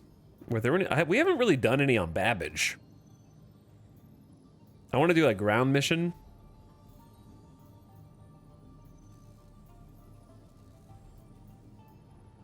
I guess we could take Call to Arms because that just could be bonus money for just doing regular missions. So everybody always tells me to take it.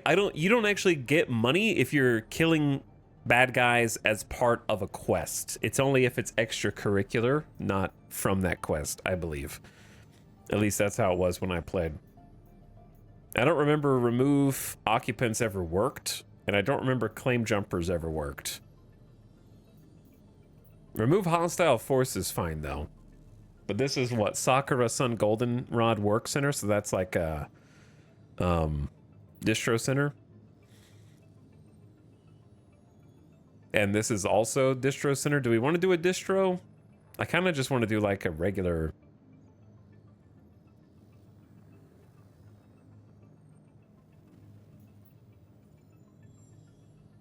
Security. They were spotted near a security compound.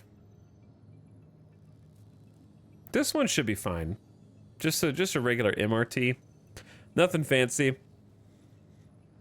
I don't think this is a distribution center. So let's track you. Okay, so if this is just my in combat, then something like that's probably acceptable.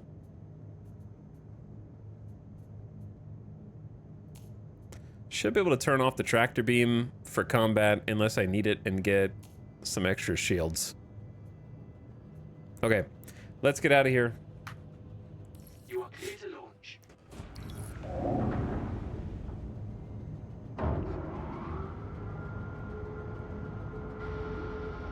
Review cam.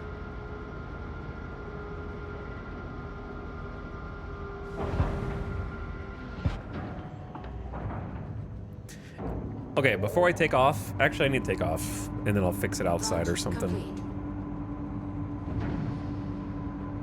I want to see if I can change the alt mouse wheel and the mouse wheel bind.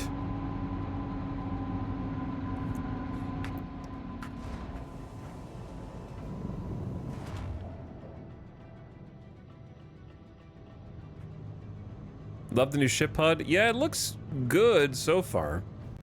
I haven't really looked at all the elements yet. I hate the 0 guns all giant text on the screen. That's also especially blurry.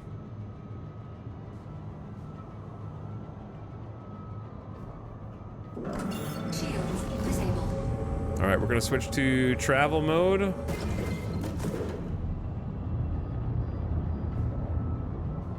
Wait, is this just showing me where Port Tressler is? Oh, yeah. Am I still tracking that? Apparently.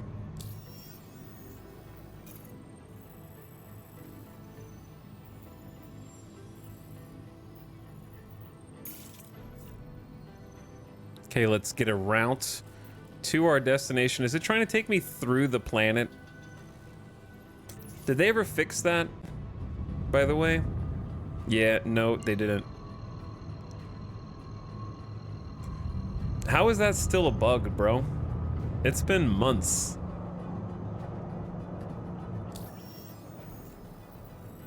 It has literally been months. I forget how to fix it. I used to know the workaround.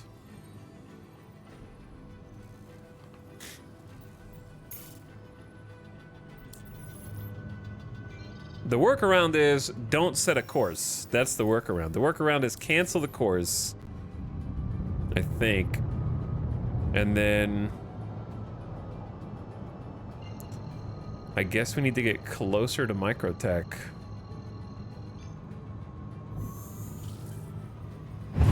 Oh, that scared me. All right, get closer to Microtech. Now, line up.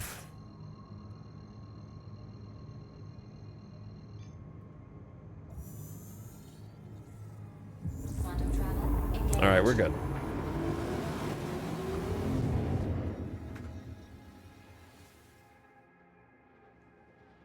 We're going to take a little trip around the planet. Oop.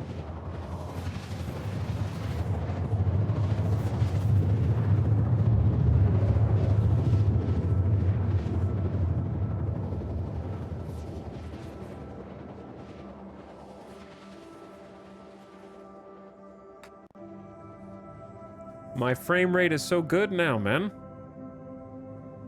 So smooth. Quantum travel complete. Shields enabled. Okay.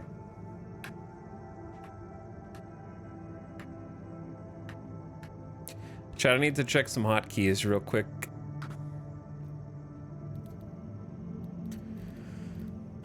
All right, what I'm looking for is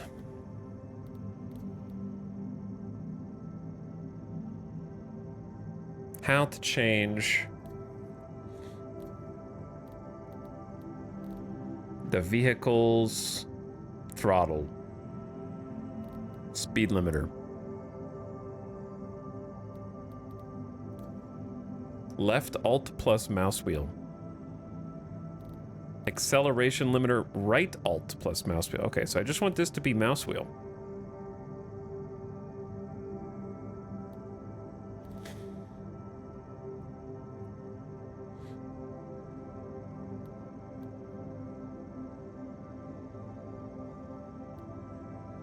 And then what do I need to change to undo the weapon profiles?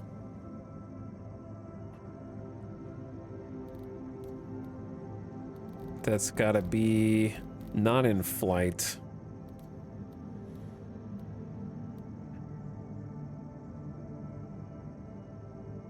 Probably not target cycling. It's gotta just be like vehicle weapons or something. Yeah, weapon presets next, weapon presets previous. So we could do like Alt plus mouse wheel down. Wait, are you just rebinding left Alt?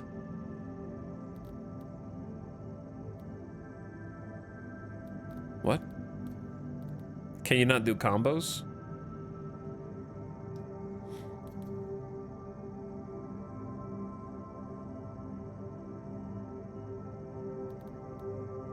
They need the search bar for hotkeys and inputs that Flight Sim has? No doubt, yeah.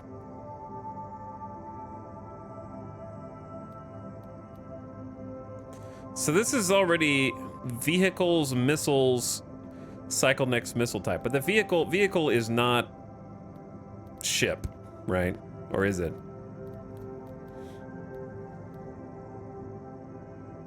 Chat, what should I bind weapon presets to?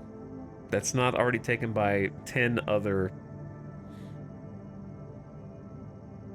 Like, there can't already be a Alt plus mouse wheel binding, but I don't know if the game lets you do an Alt plus mouse wheel binding.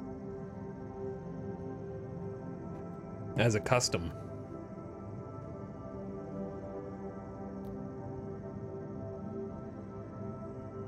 Because I'm pretty sure I've already bound a couple of things. Yeah, that's burst. That's noise.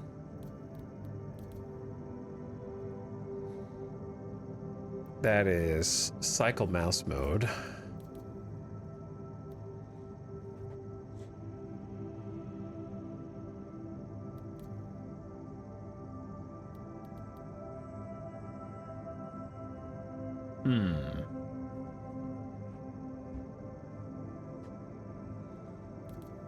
What is...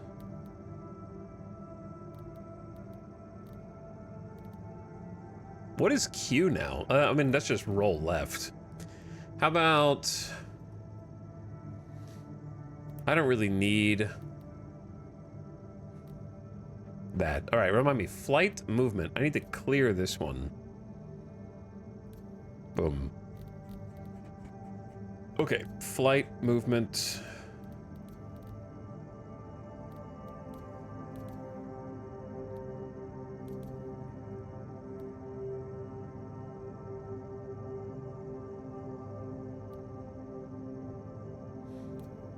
Okay, question. If you set something to left Alt plus mouse button 5, will it still activate the hotkey that's bound to mouse button 5? Because that would be so stupid if it does both. Even though you have one for Alt plus. I guess we're about to find out. Okay, and then the last question I have is with regard to changing your power management. Oh no, they rebound my hotkeys.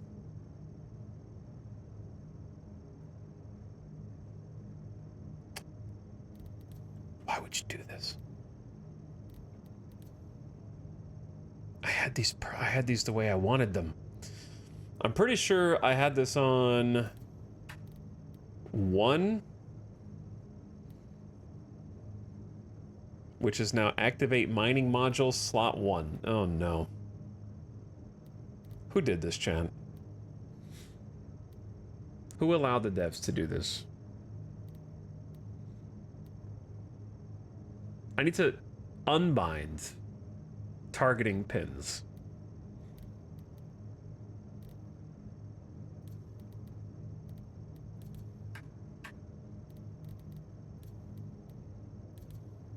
Unbind targeting pins.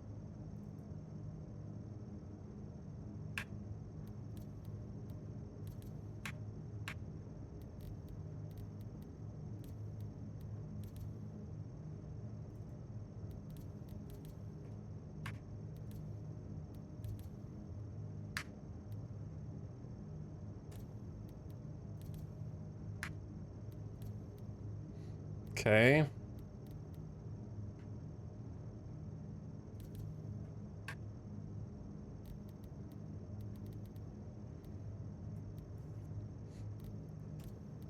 I hope they made these where they actually work now. Wait, no, hold on. Yeah, no, this is right.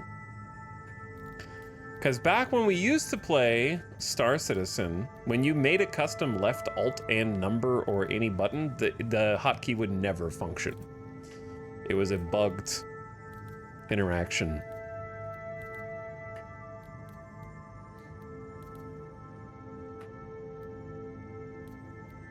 Okay, what did I need to rebind? What's the thing I just said? Pinning targets. Pin targets. pin targets.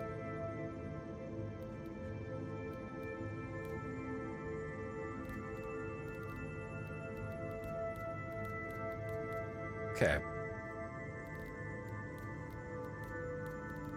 There we go.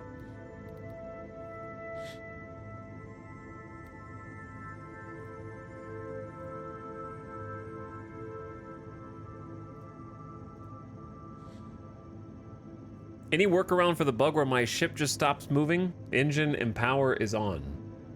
Are you sure you didn't accidentally turn the throttle limiter all the way down to 0?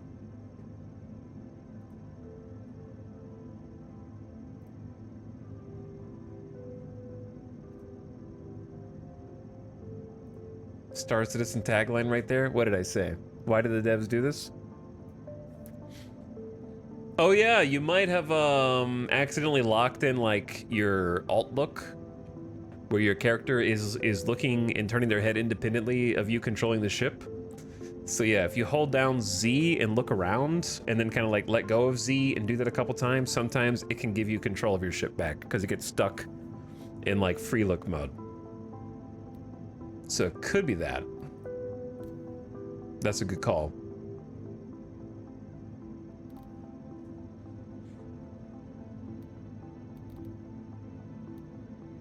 Okay, cycle lock attackers.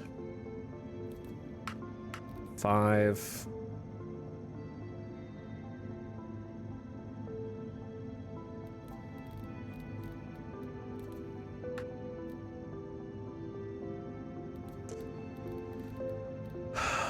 I'm confused on this thing where I'm looking here. None of these are bound to 5, right? But if I bind this to 5, it warns me that, watch out, it's already being used by vehicles target cycling cycle lock hostiles. Forward and reset the closest, but it's not. That's what I'm setting it to.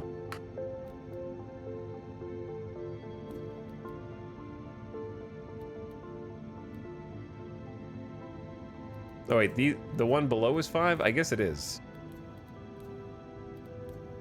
Okay, yeah. What was this, 6? Maybe these ones were fine. I think I had already changed them. My bad. All right, let's try that and see if it works.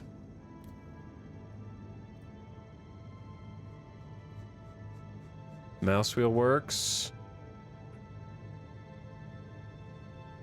What did I change alt mouse wheel to? Shields disabled. Shields enabled. Because alt mouse wheel's not doing anything. No, I don't think I changed alt mouse wheel.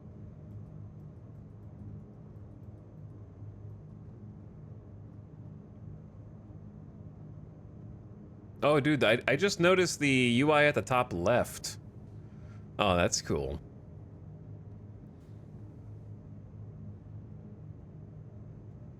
How do you change to missile mode now? I guess that would be your mouse wheel that I just rebound.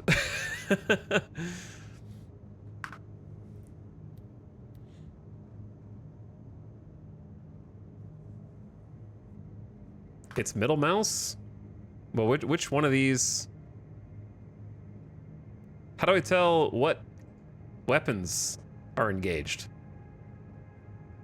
Or what mode I'm in? Is this the missile? This is the missile mode. But it like overlaps the HUD. Can you move these so they're not like overlapping here? Now I've got 2 missiles armed, 3 missiles, 4 missiles armed. It says in the middle SCM missile as well. Oh, right here. Okay. Scan. That went, yeah, gun. Turret? Why is turret its own thing even though I don't have a combat turret? Okay. I got it. Let's test the missile out.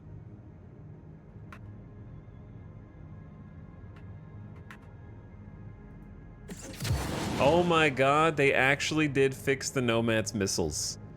No way. 10 out of 10 video game now.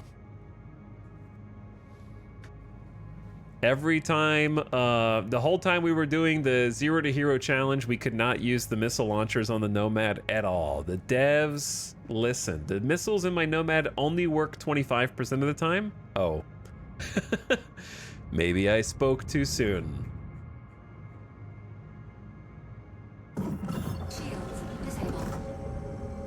As in, they only fire 25% of the time, or they only hit 25% of the time? Because that's a big difference.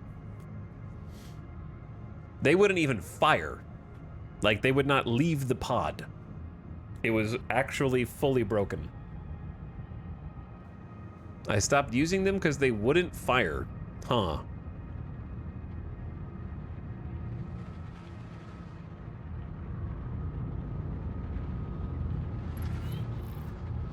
Trespassing in a security-controlled area. Okay, the HUD now just shows you like a full name scan of everything that you scan. That's crazy.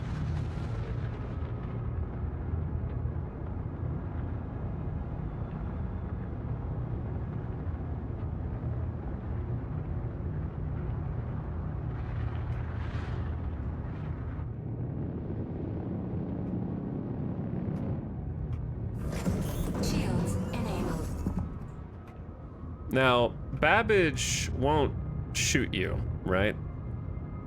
These are like friendly distribution centers.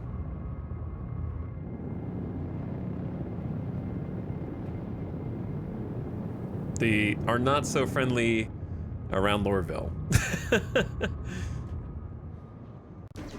Okay. I may have spoken too soon.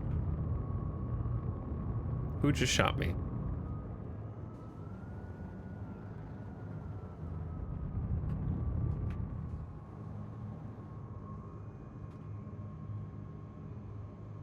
I have no idea who just shot me.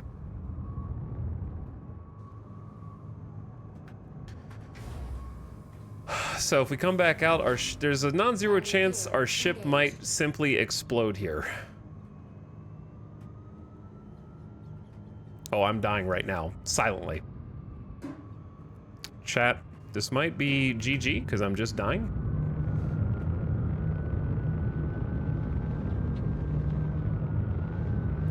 And I guess it might be a turret, not sure.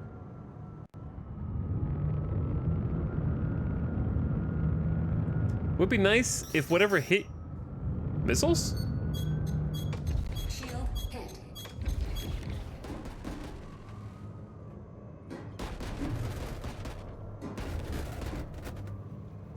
It's the turret.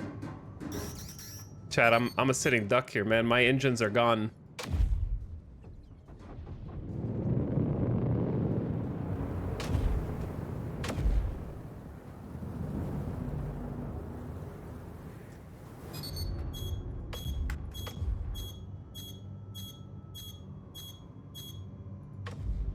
Okay, let's just chill. I don't think they can still see me.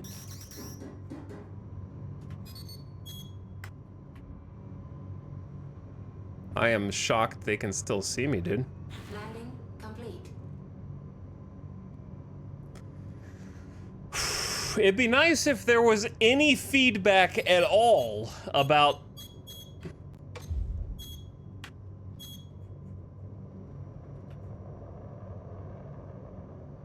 They're shooting, someone's shooting missiles at me, but it's just hitting, it's hitting the mountain. Okay, yeah, now the turret has a name.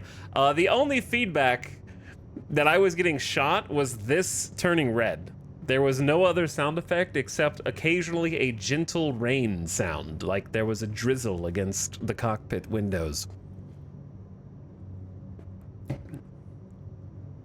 But apparently, my ass was getting blown off. Because we're in a rough state of affairs here. Okay, I got a way to fix this. It's just gonna take a moment. I have never done a moderate risk target and been shot at on approach by a distribution center. I am like... I distinctly remember recommending the distro centers on Babbage. Maybe Sakura's more hostile now. I used to land at Sakura, no problem, on Babbage and do all the missions there. I've never been shot at from here, so they must have updated that. The Babbage ones were way easier because of that. And then the other one's Microtech Logistics Depot S4 LD13. I think that one's supposed to be friendly. Okay, anyway, my shields are back up. I'm gonna go more power to shields. And what we need to do is basically just clear out. So I'm gonna take off, take my landing gear up, turn away from them, and then boost some distance away. Where is my remaining boost? Is it on the 32% remaining on the right-hand side of the glass? Okay, yeah, it's gotta be it.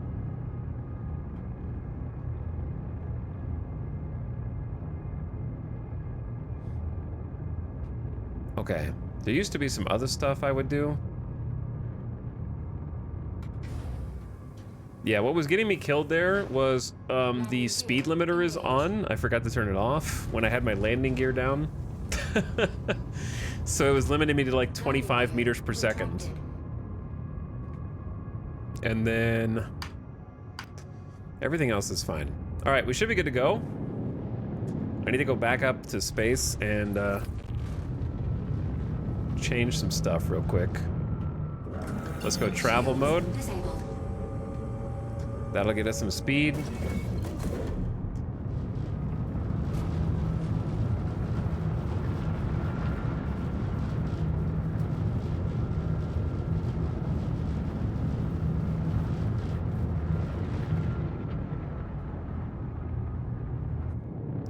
Well, the Nomad is rugged.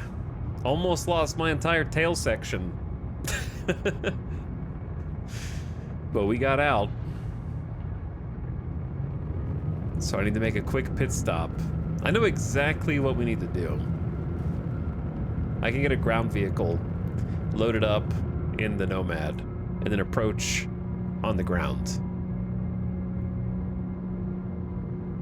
And I think that would be pretty solid.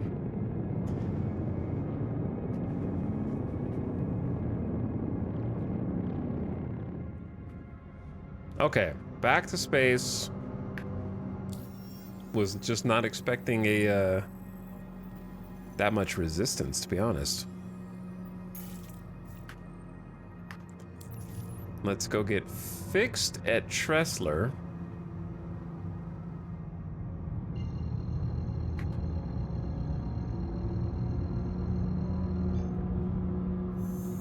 Quantum travel engaged. For which we'll need to make a couple of quick hops.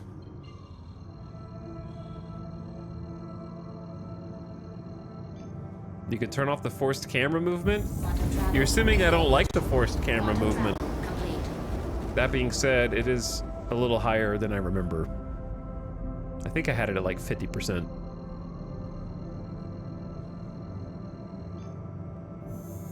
Quantum travel engaged. Quantum travel. I'll check it when I get docked at port safely.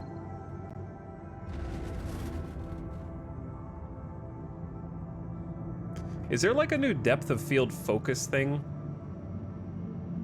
Like I don't remember the station feeling kind of like blurry. I also feel like it's super chunky when loading things in now. Like it never used to. Like the FPS, it's kind of grinding.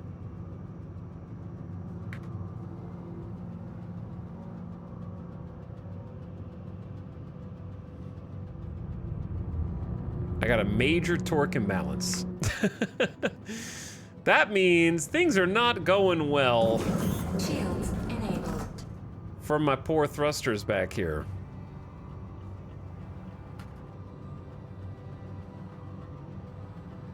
And I remember having some torque and balance issues with this very vessel in the 0 to hero, and then the result was we lost control a few times. Do you guys remember trying to do mining on the heat moons and slow degradation of all the engines and other bits? Gateway granted. I've been sitting here waiting, man.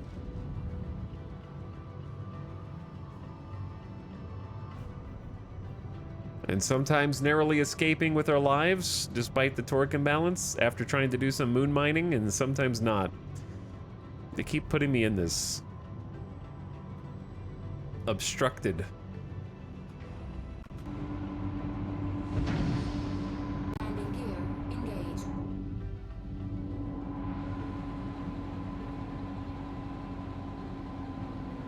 we're missing a fin. Okay. Well, we didn't explode, so that's good. Let's get some repairs. Yeah, it's the same ship. They put me in the same hangar bay.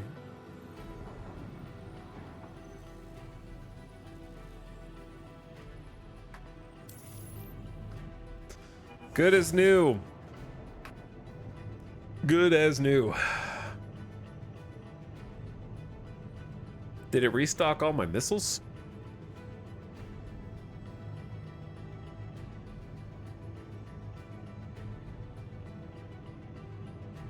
Where can you see how many missiles you have? I should have 8? Question mark? Yeah, okay, it's right. It is right there. 8. I feel like that should just be on this HUD. I don't know why it's in the top left.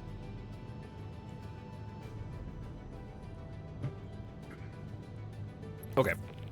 Let us go find a ground vehicle depot.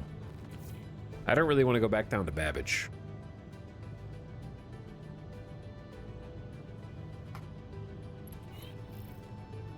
We could go to like a mining outpost or something like that to grab it.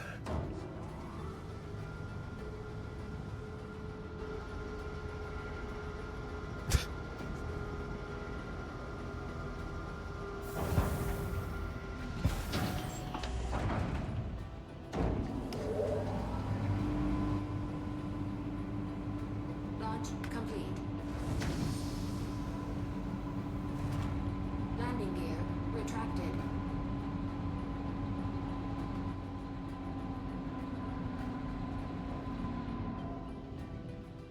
Skirt on by here.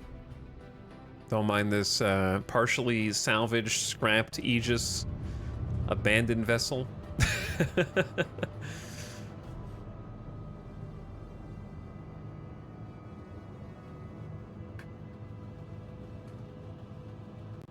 Okay, one thing that's gonna bother me is I have my 1 key bound to shield, but shield's on the right. My 2 key... No, sorry, my 1 key is engines, which is in the middle. My 2 key is shields, which is on the right, and my 3 key is guns, which is on the left.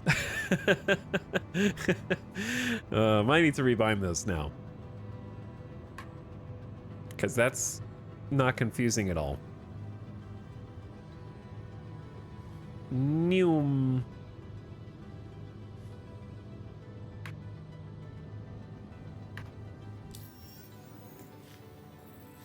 All right, let's go grab a ground vehicle from...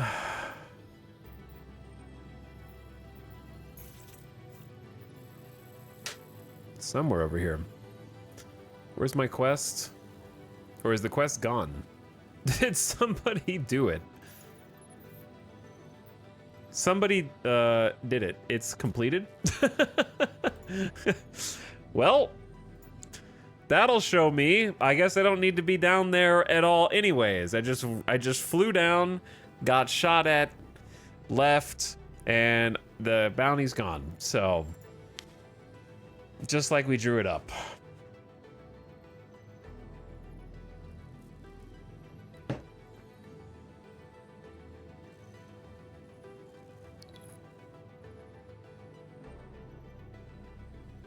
In that case...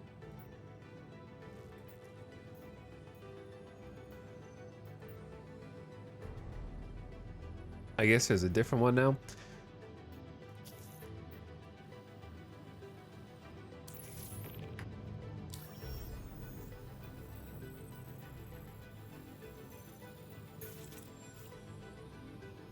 I can't seem to lock onto my target here. Okay, it's like here.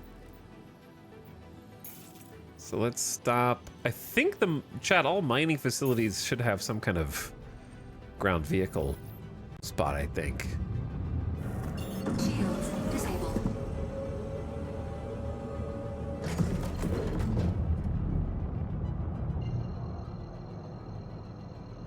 Microtech's got like a weird triangle of light on it. Quantum travel engaged. Quantum travel complete.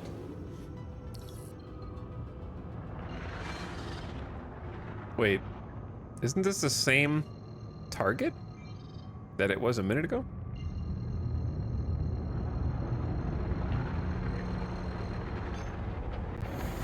I feel like this is the same actual facility. Quantum travel engaged.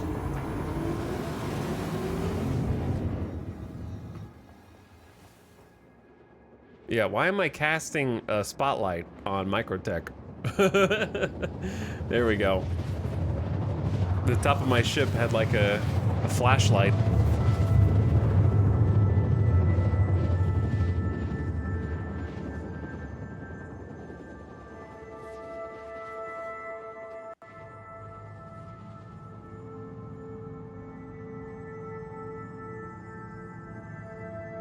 Ah, the music of Star Citizen.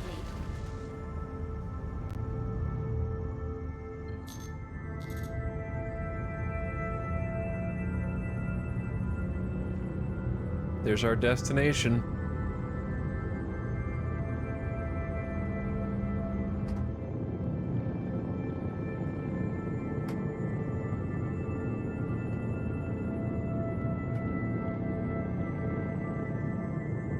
Don't want to come in too hot.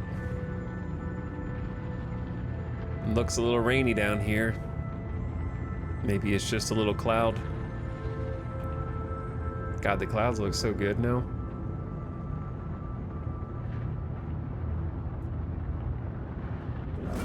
Shields enabled.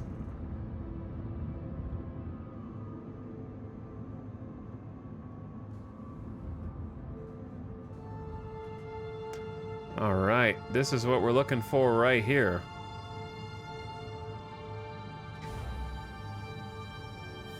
Get the landing gear down. Obstructing parking area. Wow, these are like actually strict parking restrictions now. You used to be able to park right up on those. Huh, that's interesting. Probably for the best. Landing complete. Okay, so what we want is to lower...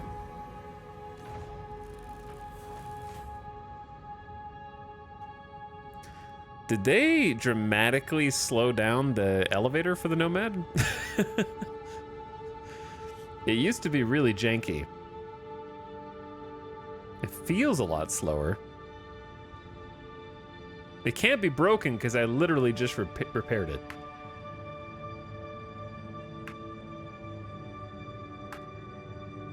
Engine systems disabled. All right, make sure we turn our engines off because don't want our ship to float away.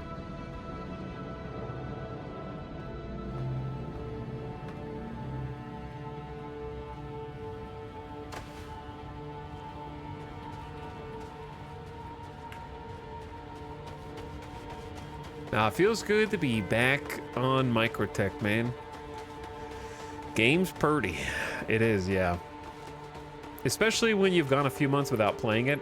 Coming back in, I feel like it makes me appreciate it the way it looks a little bit more. Normally, the doors open and close slower when the ship is damaged. But we just repaired it.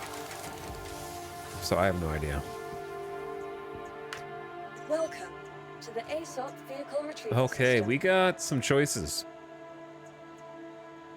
I could bust out the old favorite PTV. You know what? This is not the Zero to Hero anymore, right?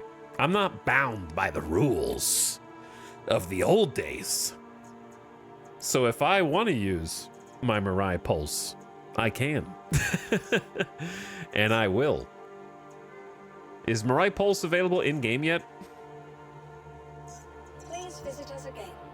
Goodbye. Welcome to the ASOP vehicle Or is it retrieval still system. Vehicles, your vehicle. Please visit us again. extracurricular only?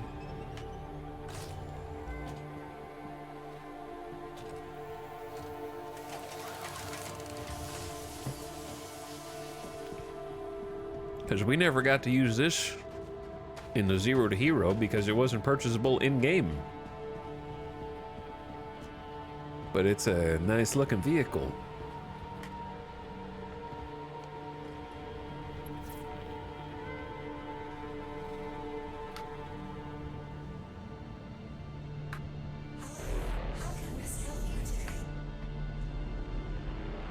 I'm floating? Okay, I'm floating really high. How do you change the elevation? Oh yeah, it's control and then space. How does this compare to No Man's Sky? It's like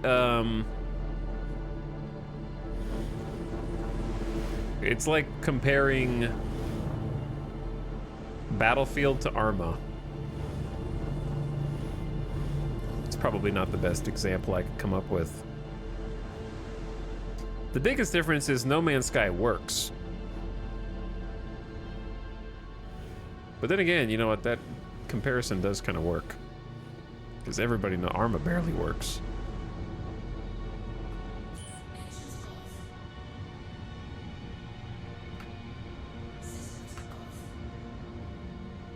But yes, vastly different intended experiences. This game is as close to, like, No Man's Sky is closer to Minecraft than it is to this game. But also, No Man's Sky is playable and finished. So there's that.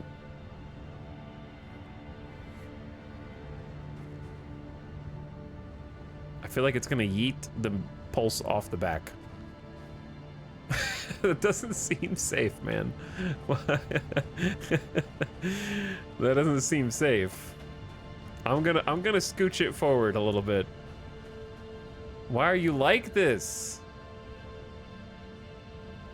I should try No Man's Sky again. I liked it okay, but haven't touched it since.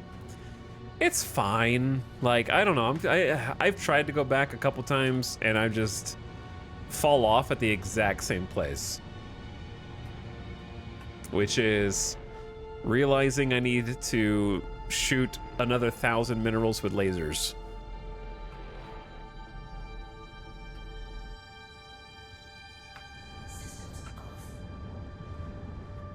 Because they've pretty much changed everything about No Man's Sky except the core gameplay loop, unfortunately.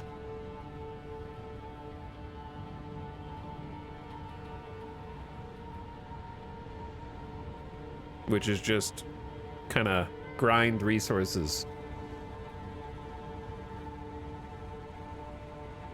I don't know why it's just like, it won't move on the x-axis. It's only going up. I think it'll be fine.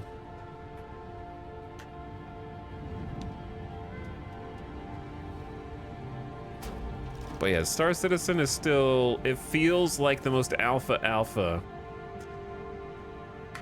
It's really cool, and I've got a lot of time out of it, and I've for sure got my money's worth in terms of fun factor. But man, it's definitely a game you have to fight to love, for sure. They don't make it easy on you. Oops. Just turned my power off on accident. Welcome. Your journey begins now. All systems operational. Engine systems disabled.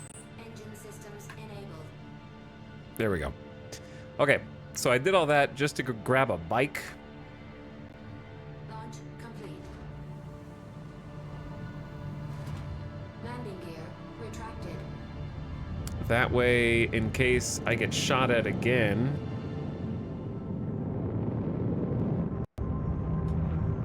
I can just approach via bike.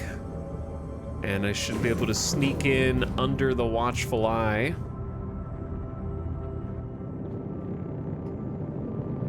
Of those turret towers.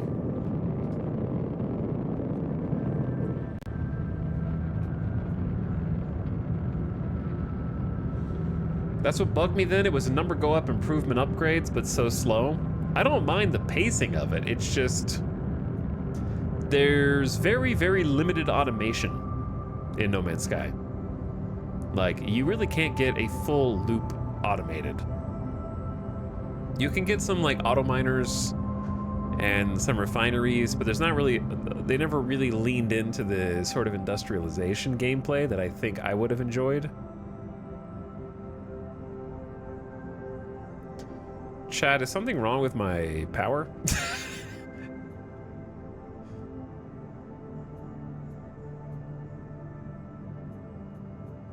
No, I think we're fine. It's just that my quantum drive is taking up so much. Like, I don't need the tractor beam on. Okay. Item underscore type, just in case you didn't know what it was. Quantum trap.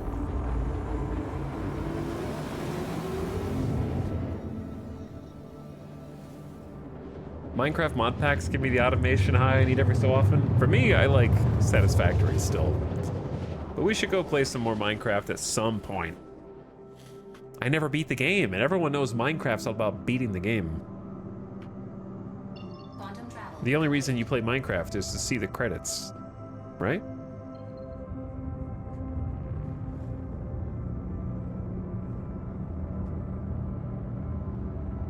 Oh, lag.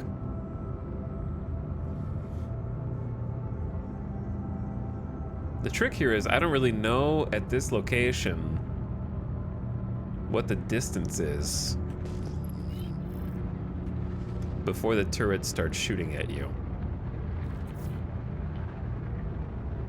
I forget how far we used to park outside of the Lorville ones. I used to just fly in, which I could probably still do. Am I getting shot at already? I'm not very far out. I'm only 7 kilometers out. There's a ship out there.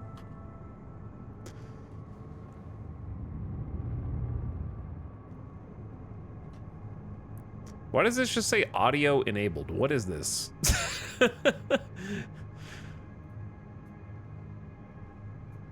What does that mean?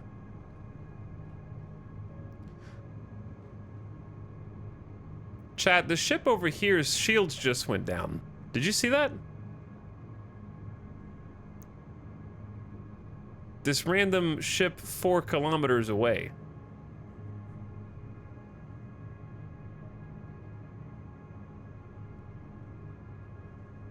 And now they're coming back up.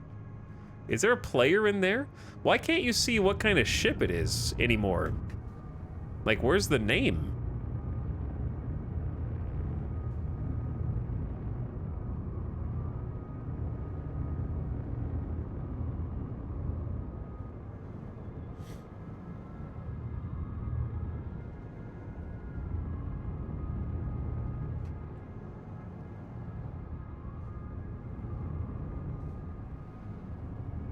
Docking request engaged. Docking request rejected. Landing gear. What do you mean docking request rejected?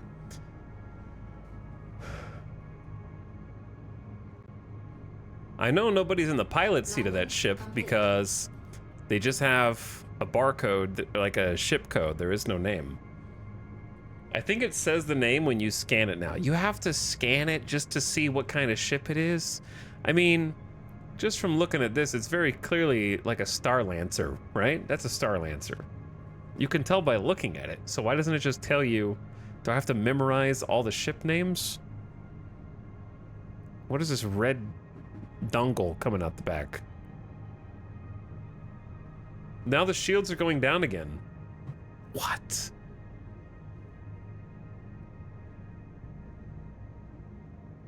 How are the shields going on and off by themselves?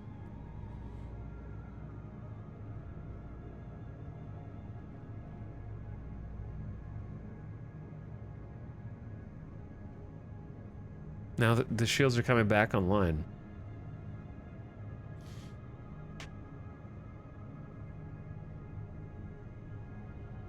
If it's still there when I come back out, I'll go investigate. Engine systems disabled. All right, we want full power to shields while we're not in our ship.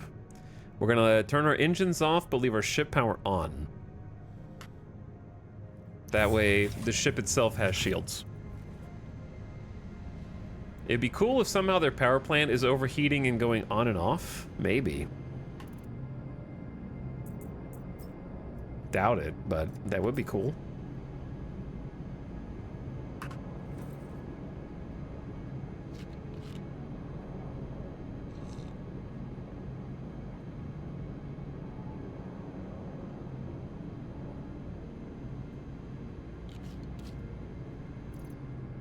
All right, Lux, you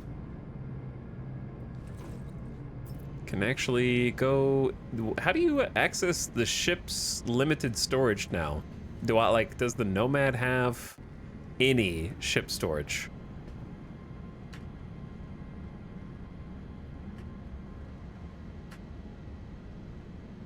Those are components. I knew that. No idea why we're flashing red right now.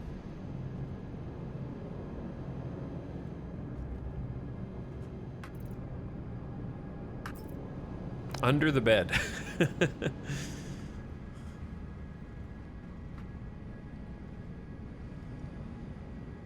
Maybe. But yeah, the ships used to have like ghost storage that you could hit I. But now you have to have a physical compartment, and I don't know if we do or not.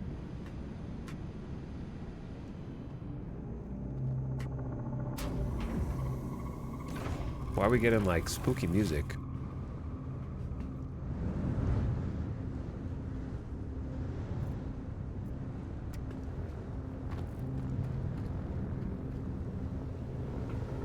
No, I wanted to close the ladder, you stinky. Well, I did close the ladder. The monkey's paw curls.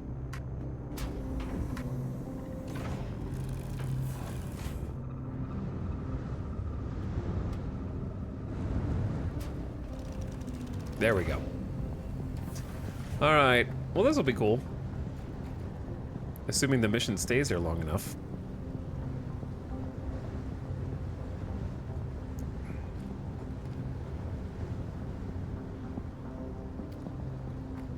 The problem is the box that I brought, presumably to put their loot in, I'm not going to be able to take with me. Why, I should have got the mule and put a 1 SCU box under it instead of this. So now I'm going to look cool, but I'm not going to be able to actually get any loot properly. I didn't think this through. But now it's too late, so now we're here.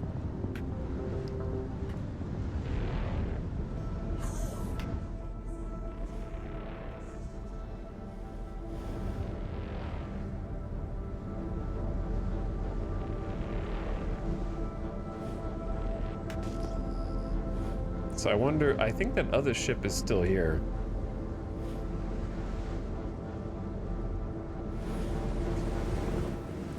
Alright, I know, I've heard that these hover bikes are kind of death traps. So we're gonna find out.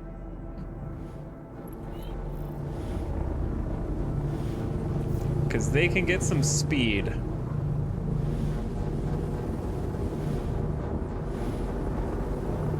And I mean speed. 200 meters per second over the ground. Watch out for the rocks.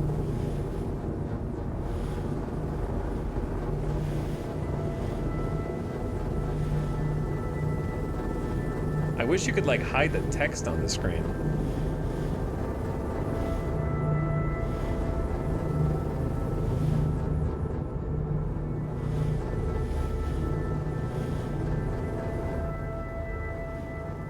Noom. Okay, easy, easy, easy. Easy, easy, slow down, slow down. We're not invincible.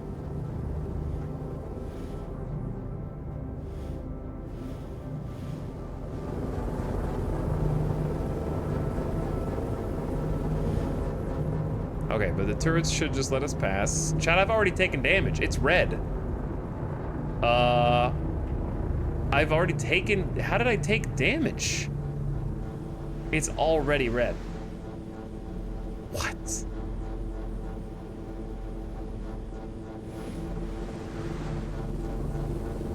It must have been on some of the... It must have been on the jumps.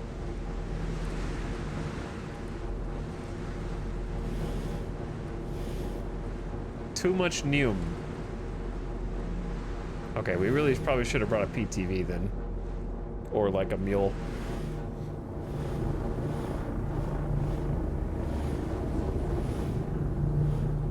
Because now I'm gonna have to go real slow to not blow up on the way back.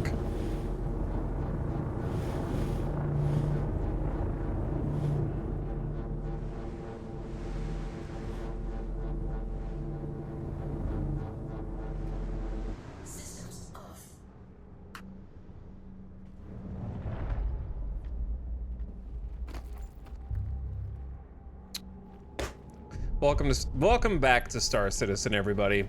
Welcome back. It's been a while. But it's nice to see that it still remembers me, even now.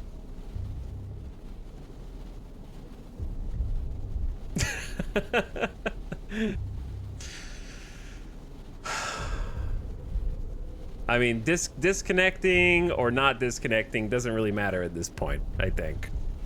It's just gonna put me back.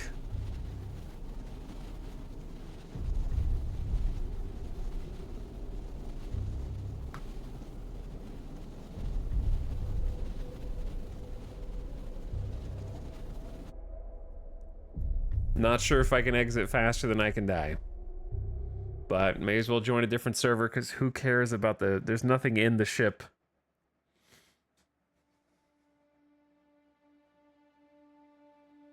The more it changes, the more it stays the same. I'm just going to join a different server. Not that that's going to change much.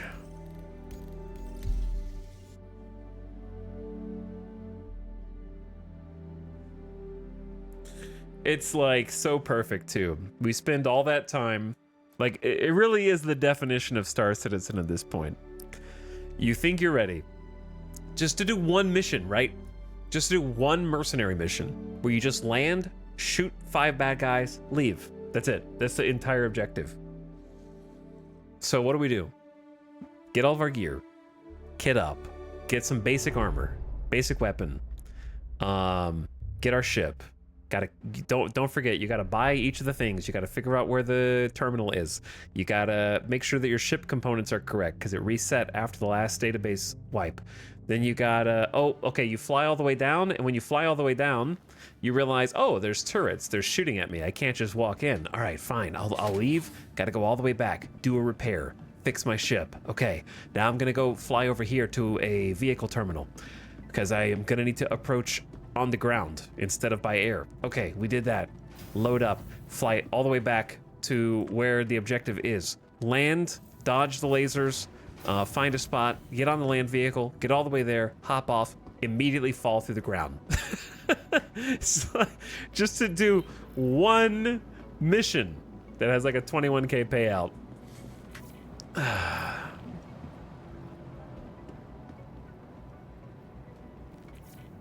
A singular mission.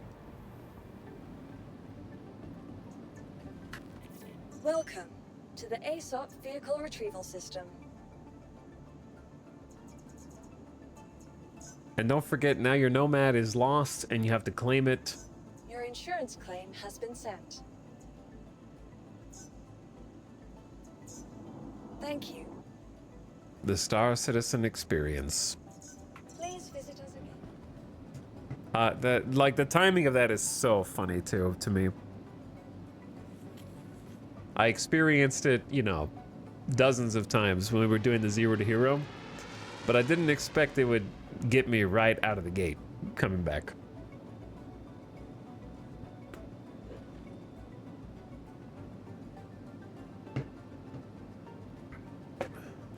I'm glad I use Etal streams as a litmus test of if I want to try playing more Star Citizen.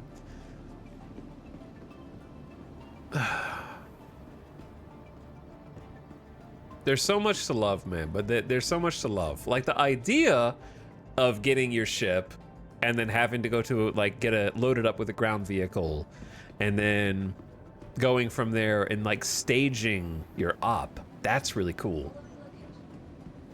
You know, like I love the idea of that. It's just that the payoff is you fall through the ground, lol, try again.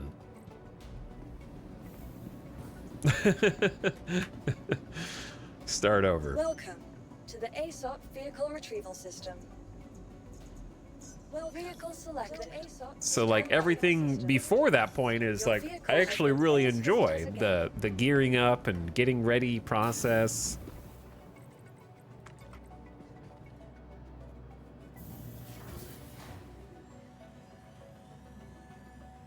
It is kind of a comedy game, Mary Skipper.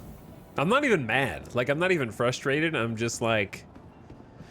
it's like that knowing smirk, like, you son of a bitch. You're still the same Star Citizen I remember.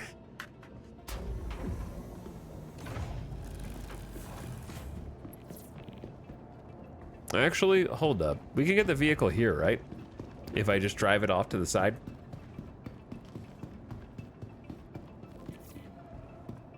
Or no? I'm not, I don't know. I'm not really sure. Maybe?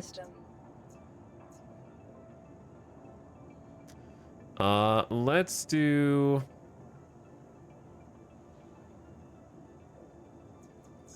Give me the mule. Your vehicle has been delivered to the following location. Okay, while the mule's coming up, I did buy 1 SCU containers.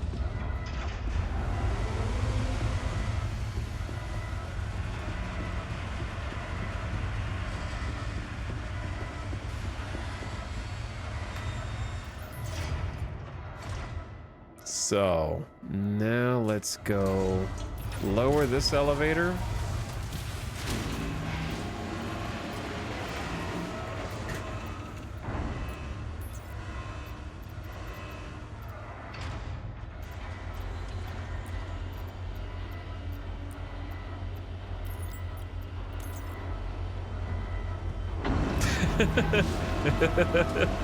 Show small, show little.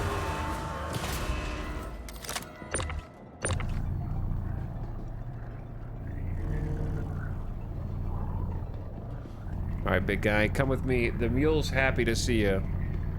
He is a bouncy boy. All right, now for a little bit of surgery. Mule, you're gonna have to,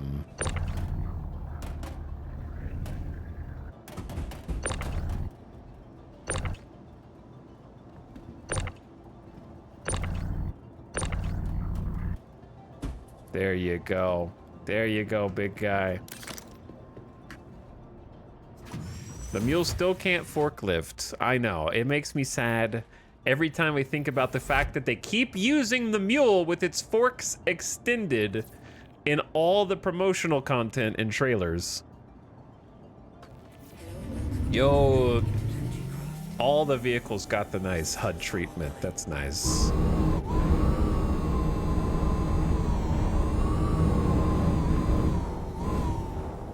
All right, this should be far enough, right? For it to,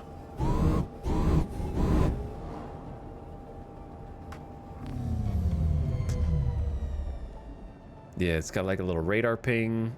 Not sure how I feel about the radar. It's like the screen is big and this doesn't take up very much room, so it feels really small. I love how we got 10 power left.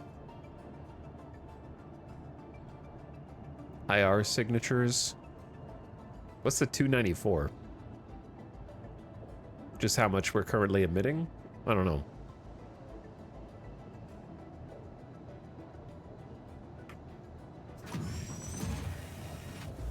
They'd rather make a new truck than fix the mule. The new Argo truck is nice, though. Yeah, I forgot about that. Is this on the thing? Oh, I thought this was the thing. This is... Yeah, this is not... Yeah, this is not far enough off.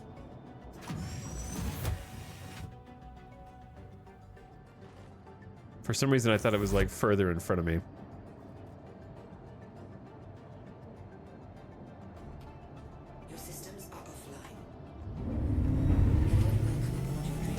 We'll park it over here.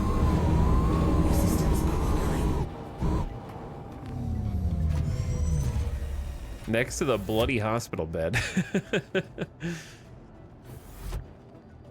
Why is the mule so bouncy now?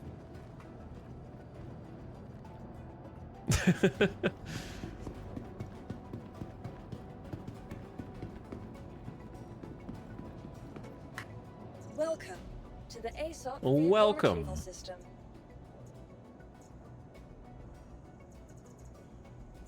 Vehicles, your vehicle, please visit us.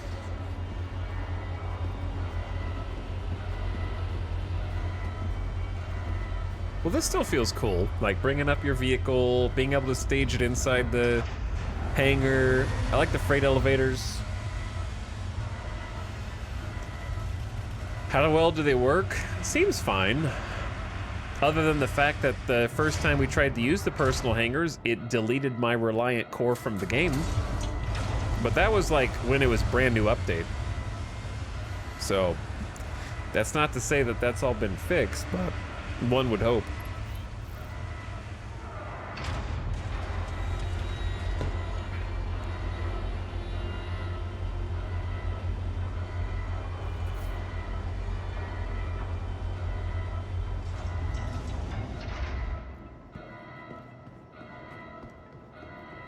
Okay, so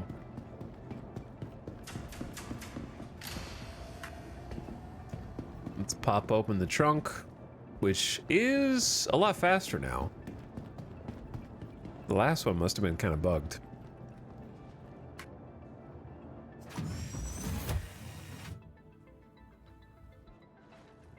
The core got impounded for fraud?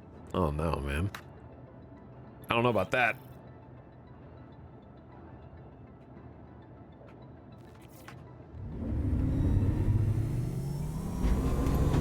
Boink.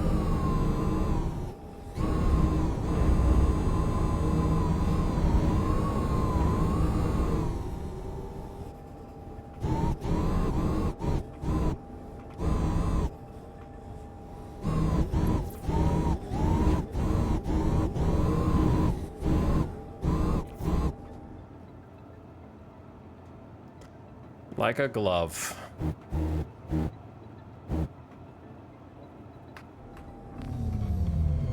What's up, Sax? Hey, streamer chat. Friend convinced me to try Star Citizen, and it's cool, but so many bugs. Correct. Yes. Just got done. The reason I'm here right now, Sax, is because I just got done falling through the world. And I would have died, but I chose to disconnect and join a different server instead.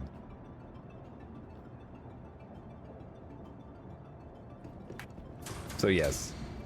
Also, seeing you play Stalker 2 makes me happy, but avoiding any streams because I'm playing it myself. Well, that's your mistake, because we're not playing it anymore because it's got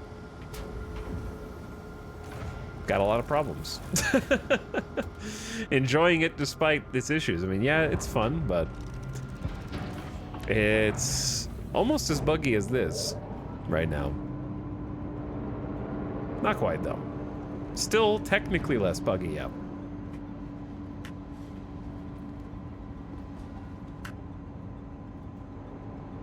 But yes, we have stopped playing Stalker 2 for probably the foreseeable future because I don't think they're going to fix the A-Life Spawn stuff for like at least a month. Plus the holidays coming up. My jank tolerance is 70% higher in games where I am allowed to quick save. That's a good point. Your game is technically less buggy than Star Citizen is not a glowing endorsement. Okay, on the bug scale, Star Citizen's at the most bugs I've ever seen in a playable product. Right under that is Cyberpunk launch. And right under that is Stalker 2. Right? That would be like the hierarchy, I think.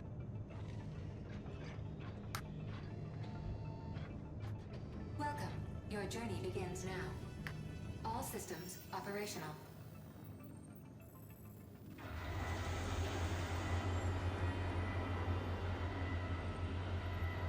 Sometimes I think they add bugs as a joke.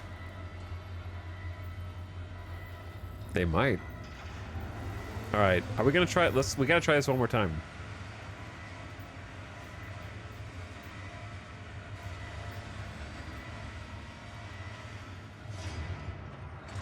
I'm allergic to trying this one more time.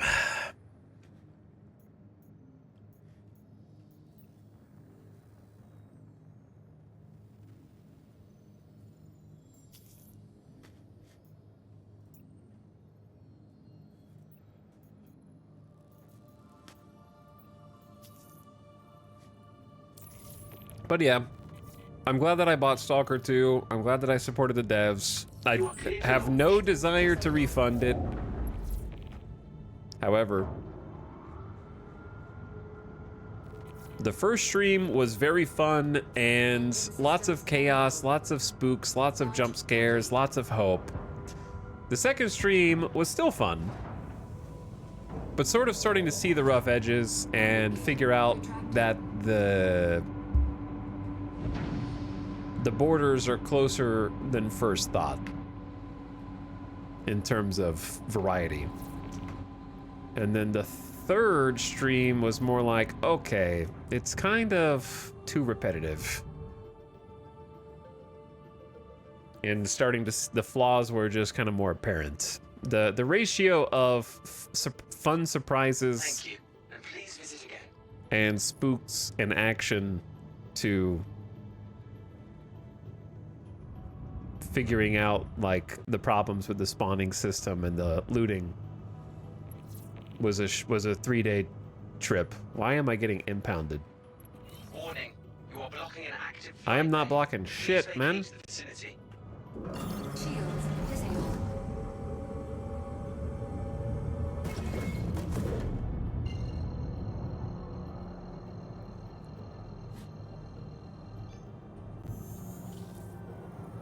Quantum travel engaged. Quantum travel complete. All right, we ride again.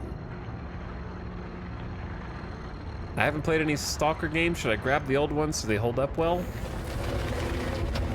They're really old. Engaged. I think that you could still definitely have fun. They probably go on sale for pretty cheap. That being said, if Stalker 2 is indicative of how the older Stalkers are, I definitely... Let me put it like this. I would give my experience an objective, as in, not like this is what it deserves for everyone, but like if I put aside my own... If I evaluate all of my own feelings and come up with a score, I would say that I was having like a 7 out of 10 experience in Stalker 2. If we just look at the bugs and the things that don't work, it's like a 5 out of 10. If we look at the environment and the details, and I think a good amount of like humor and love that went into the game, that's like a 9 out of 10. So it's kind of like averages out to like a 7 out of 10.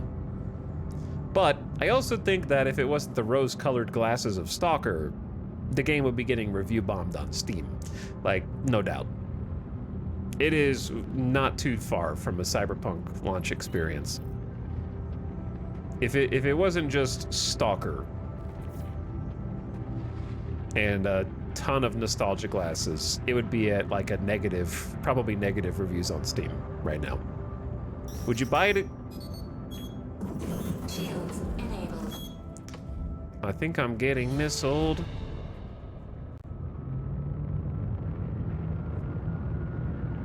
Who the hell is shooting missiles, man?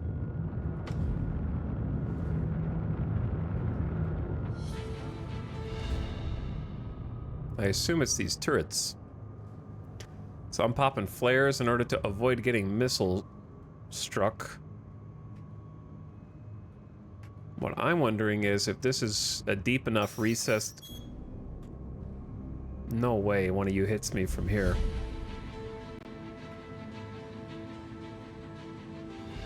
We're so close to the ground. Yep, that's by design. It's almost like I know how to fly this thing.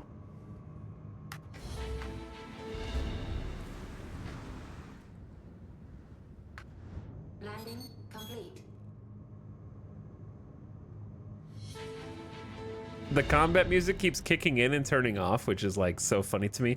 They shouldn't be able to see me from here. We're behind this hill. So I think they're just firing missiles in my general direction. Engine systems disabled. All right, I'm gonna go power to shields, and then engines are off, and we're gonna hop out. Would you buy it again, knowing what you know now? I don't know if I answered that already. I was gonna say yes, because I think that there were a lot of fun moments, and I think they were fun streams for me to do. There were a lot of good spooks, good scares. I don't feel like I need to finish a whole game in order to get my money's worth. It was a fun experience, albeit shorter lived than I hoped.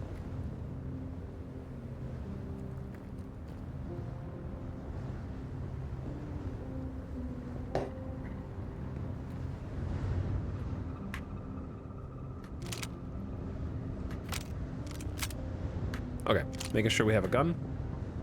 I don't know why this truck is so bouncy. But anyway, thank you for the tier 3 Substacks. I appreciate the 39 months, dude. Thank you for slubbing.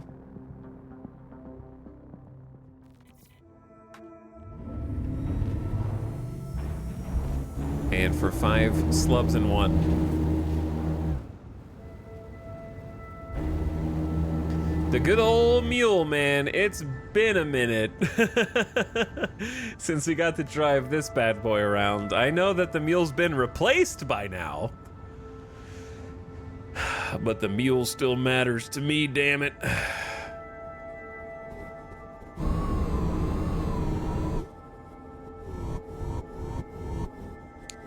It still matters to me. How was your FPS? It was playable. But I also have a 4090. So, and like a pretty good CPU.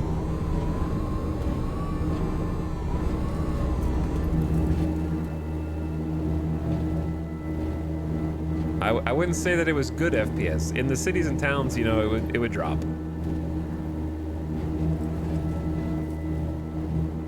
They said they know about the bugs and are working on it. I know. Oh yeah, I know. That doesn't change the fact that if it wasn't Stalker, it would be getting probably review bombed on Steam. I still had a pretty fun 7 out of 10 experience with it, and looking forward to seeing where it goes in the future. Probably in a year. I mean, I might play it sooner if they happen to do some kind of AI update, but once it's gonna be a while before modders get substantial updates, and I think it's gonna be a while.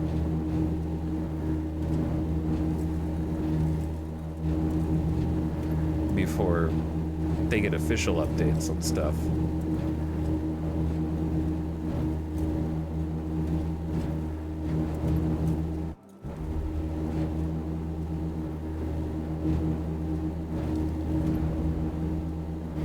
All right, this is going to be a bit of a longer drive.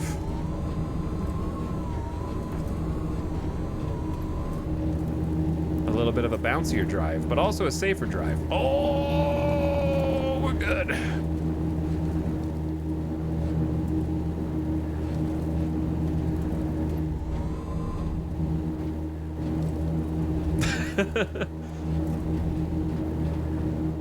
I get sub 60 Yeah, I mean, I'm playing on 1080p on Stalker 2, and I can probably not really reach 60 FPS either. So, if you're playing in, like, crazy resolutions and or a, anything higher than 1080p, good luck.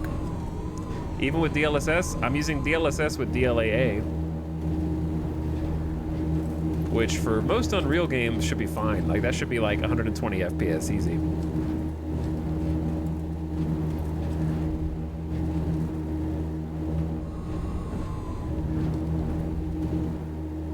Especially when there's only like, you know, 6 to 12 NPCs on screen at any given time.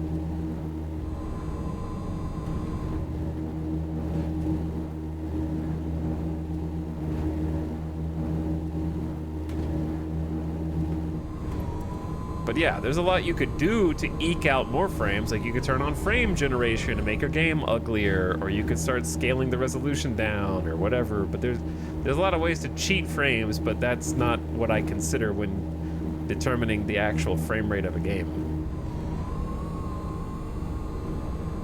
I could also turn my resolution to 480p and maybe I could get more frames, you know?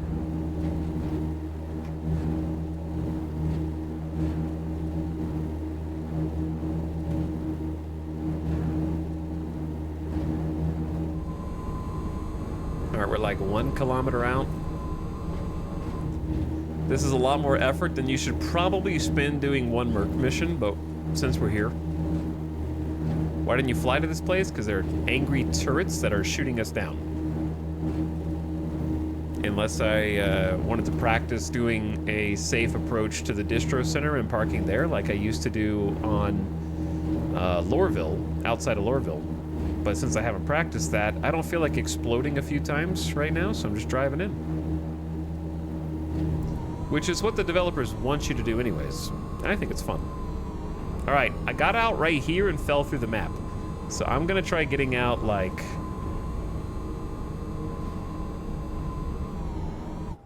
See that turret right there?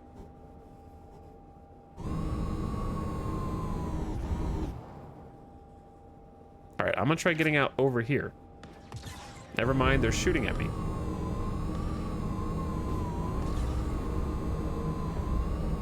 All right, right here is good.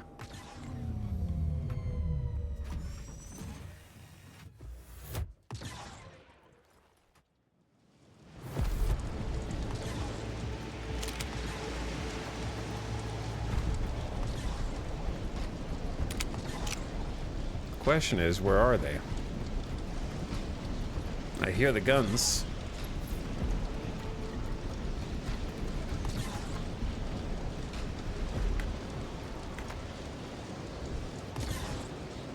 I keep forgetting control. I've been using control for crouch and stalkers so much.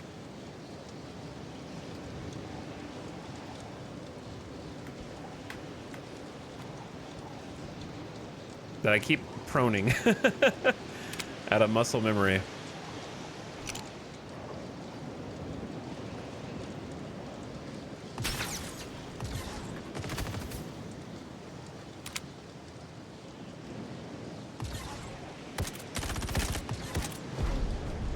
Rip that guy.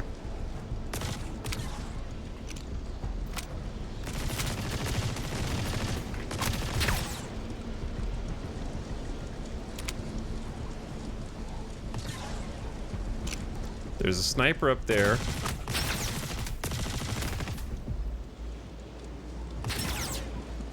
Okay, I'm gonna take a different approach because I can't see shit.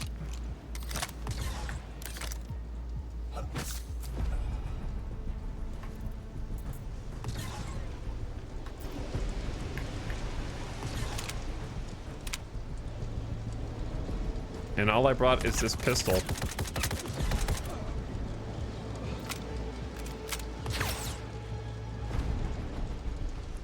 Because I thought this was going to be an underground mission, actually, for some reason. I don't know why I thought that.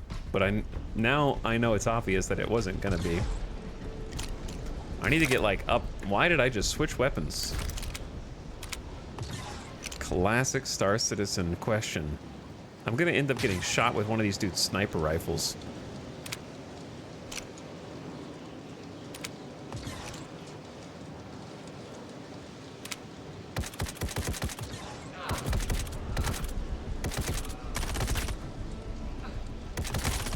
How is bro alive? What? I just like mag dumped, and I feel like he was getting intercepted by like a ladder. Is the ladder hitbox blocking every shot?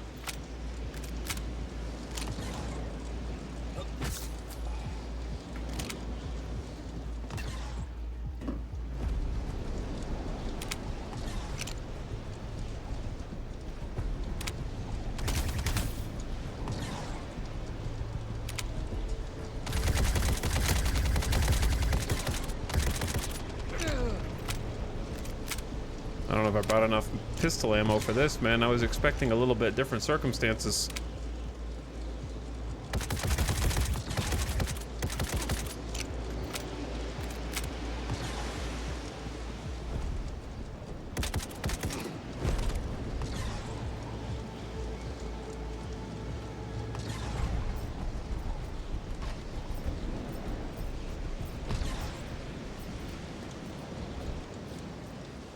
Okay, we got medium armor, so we're gonna swap to that real quick. And then come back for the other stuff. Let's see if we can get ourselves... Come on, there you... Devs. What the hell, man? Devs! What is this? Am I left-handed now? Okay, we are so back. How do you switch fire modes? B? B? It's B. Okay.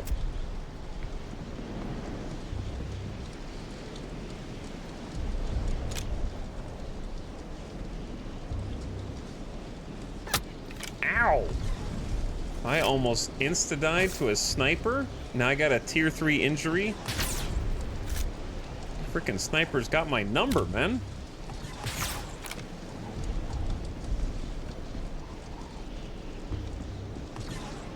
From across the map. They're gonna be like up there, probably.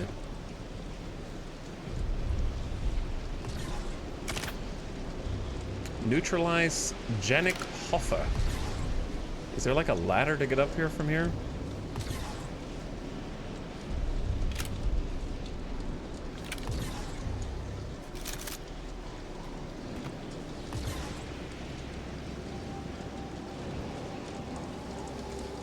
Uh-oh. Thought I was stuck.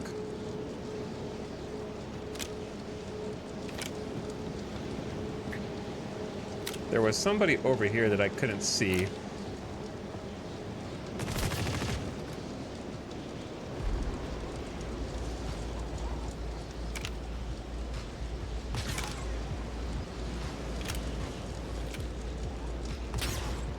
All right, I'm going up.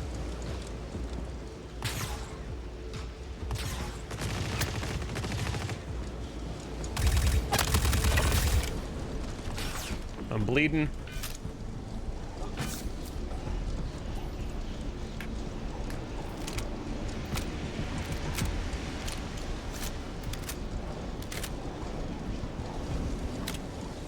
Okay, let's grab Big Boy's gun here. Grab some ammo real quick, because we got more spots.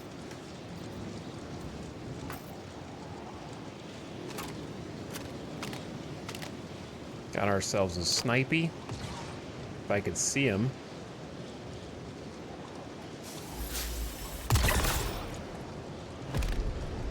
Boom.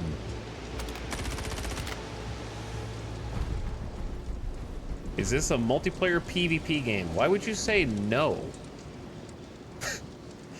It's an MMO. I am in an environment where I am fighting against CPU right now, but that doesn't preclude multiplayer.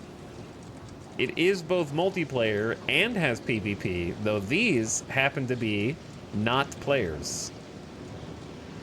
Why would you instantly write no?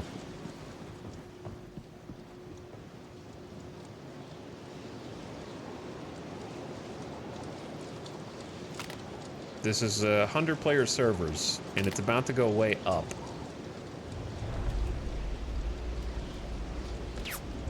I might get shot on this ladder, which would be hilarious. Hurry up, man!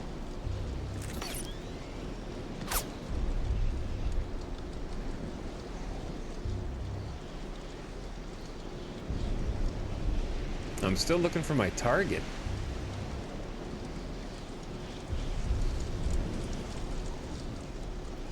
But this seems like the best vantage point. I'm afraid that if I like jump down there, I'm not going to be able to get back up.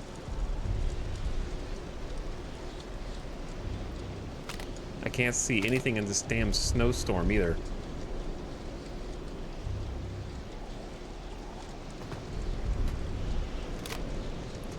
Where are we, boys?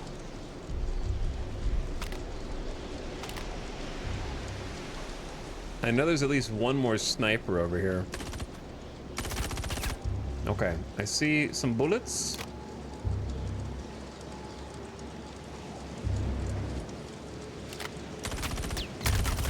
Ow. Oh, I see you. Okay, there he is. This is gonna be easier with a pistol, or this gun, actually.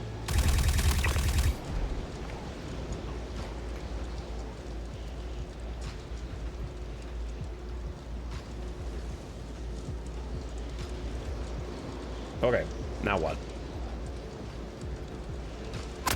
Ow!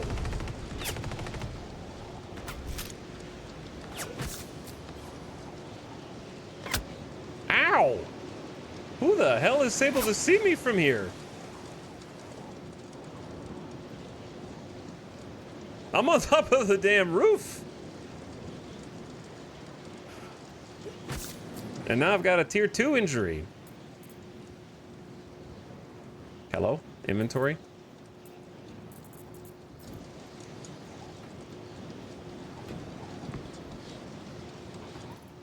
Hello? Why am I doing a slow-mo flip of the med pin?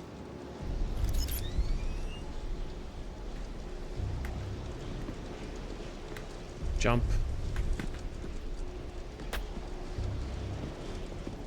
Okay, this mission is really hard just because you can't see anything. My heart rate is also at like 100 beats per minute. My gun's switching randomly for no reason, and there's just people shooting me from unknown directions. Ow, there's a sniper somewhere. On the other side. He's got to be like right over there.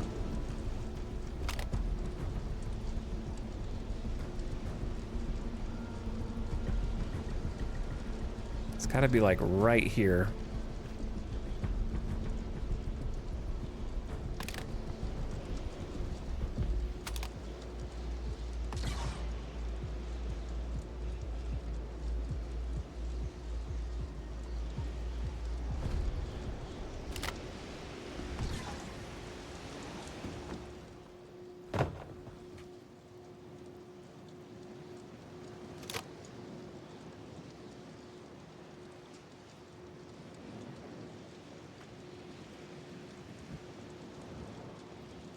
These snipers can, like, basically one-shot me, by the way.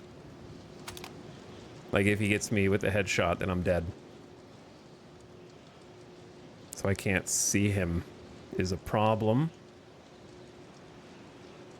He should be, like, right there. Or is he right here? Thought I saw something move just now. Okay, where should I go?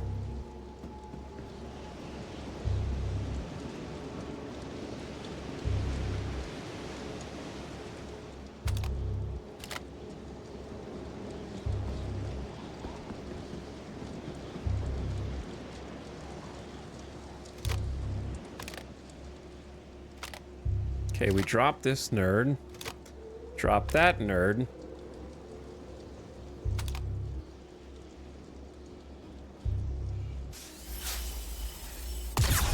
What? Did that hit? Thank you. Magic hitbox. Now I've got an injury on my arm. I found the guy.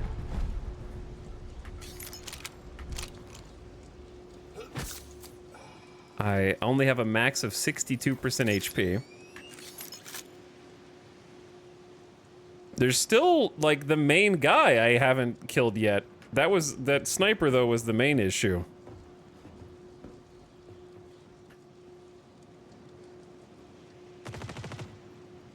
Who did that?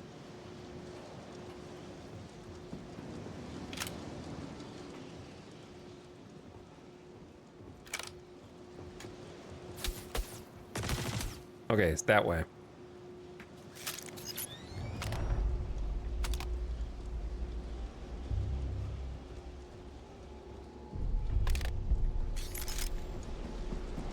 The AI is playing without weather effects. Kinda true, though.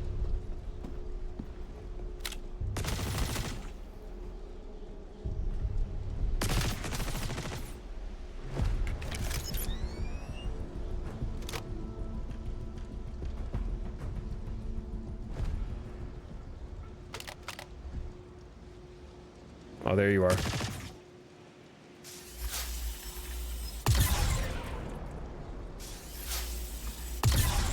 How? Got him.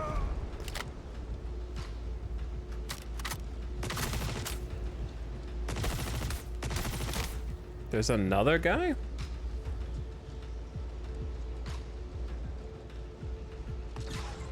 There's a sniper now? What?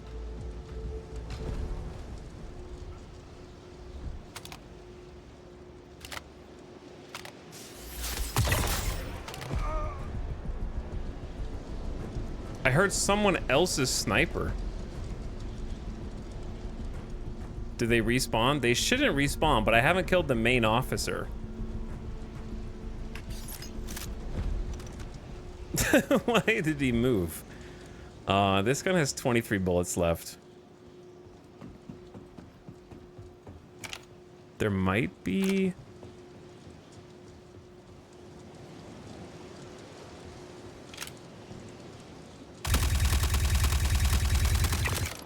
Okay, I found the dude. So, mission's accomplished whether I die or not, but I'd like to figure out if that was the dude who had the sniper or not. I don't know what the fastest way to get down here is without breaking my leg or possibly exposing myself to whoever's got the sniper still. Whether it's him or not, we'll find out. I just saw my life flash before my eyes. This is not the sniper. Wait, oh.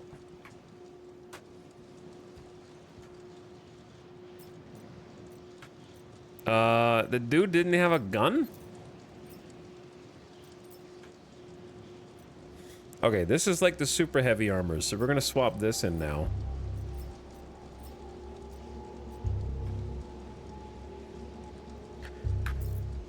So now I'm wearing like the heavier armor. But I took some injuries. There might be a dude up here? I heard the sniper.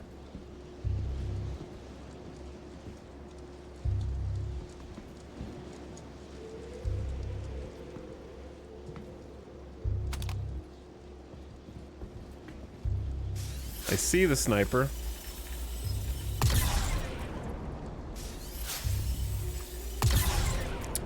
Hitboxes, man.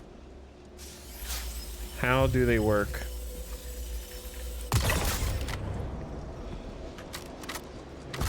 Okay, that should be it. If there's more than that, I have no idea. Next step is loot. I don't know what's going on there.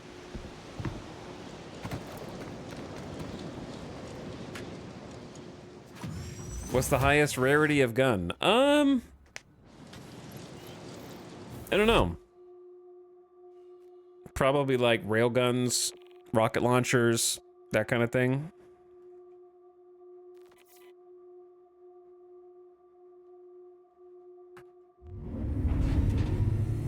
I would say. Certainly more interesting this fight than the default underground bunkers. Yeah, especially when all the FPS elements are working.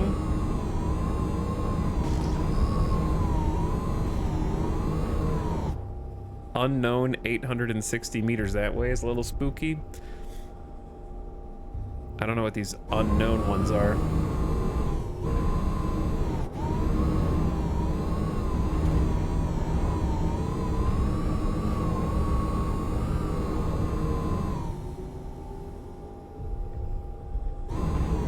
There's a non-zero chance there's like 1 or 2 AI NPCs and they just roll up on me and I just randomly die out here, so just keep that in mind.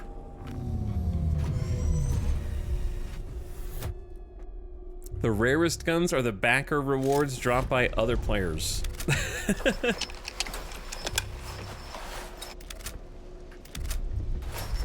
I'm gonna repull my ammo real quick, which means I'm automatically putting magazines on my belt or my chest and then refilling them.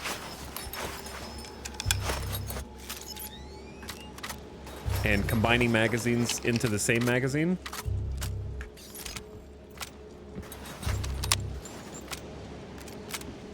Okay, that way we were topped off. All right, let's figure this out. I want to figure out how you do this now.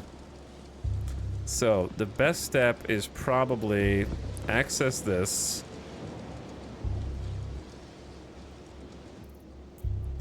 Drop weapon into it, right? Is it faster to like wear the armor? I don't know, I need to experiment with this. I haven't played since they changed how this works.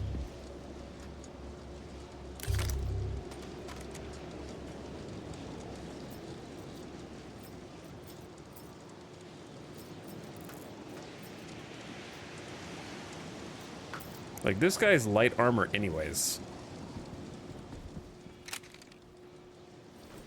But like, let's say I took this body over here.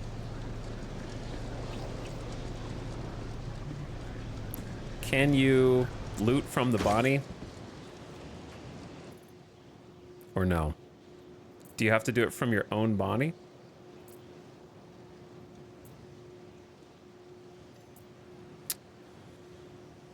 Is that really the only way to do it, is to be naked? Maybe. Do you just have to like strip down?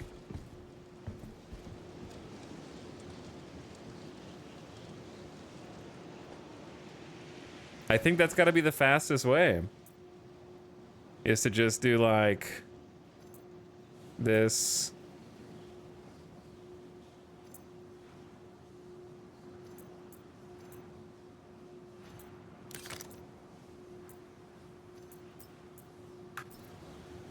And then just go.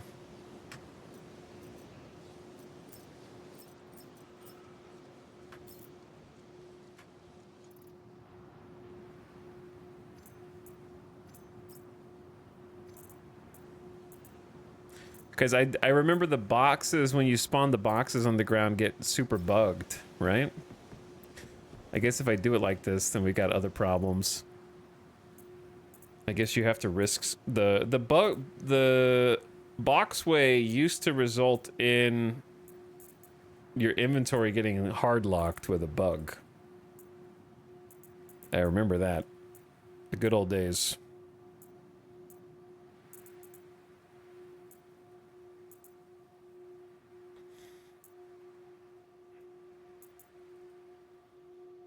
Example A.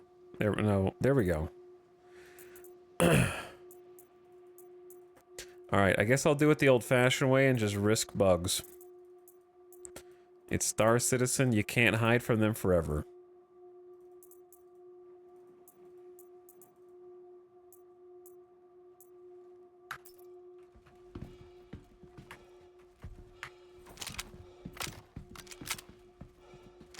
So basically what I want to do is just find the people who have the best armor. Which in this case, I'm wearing the best armor. So just like a couple people that have some medium armor, and then we just want to take their helmets, maybe their torso, And the guns.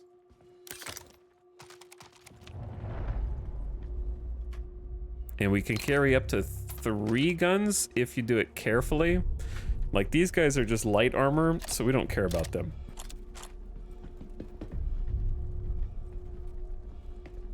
But the dudes with sniper rifles, that's a solid bit of loot. If we can get the snipers.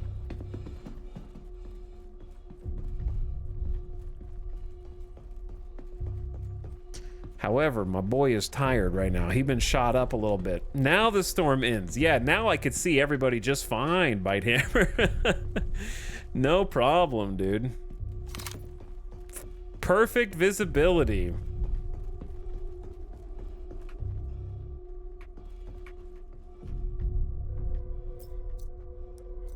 So the magazines here are good.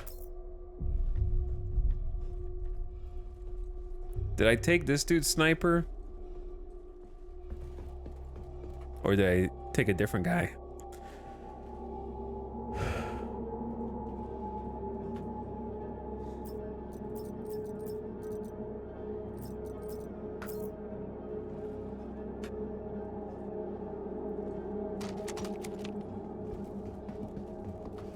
Okay, so yeah, you can carry 1 gun and then have 2 guns on your back. However, you will drop it when accessing the ladder. So if we could like dodge that without breaking our legs, that'd be great.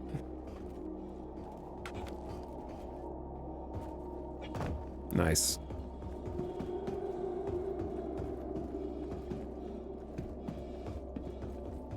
Pack mulin. We're doing a little bit of pack mulin.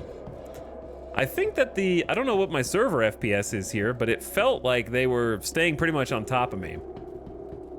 Like, that was definitely one of the more challenging. They didn't go down easy.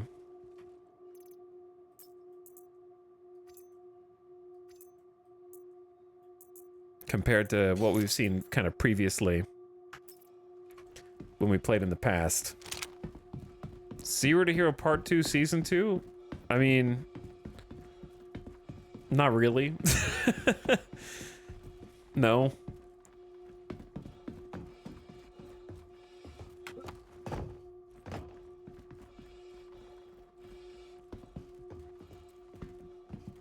Okay, I think up there were a couple dudes.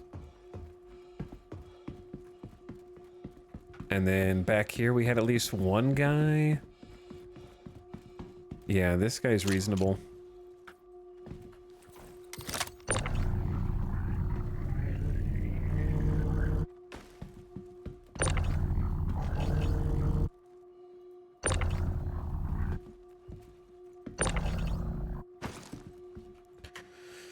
Okay, we'll do it the old school way. Go here. Give me your helmet.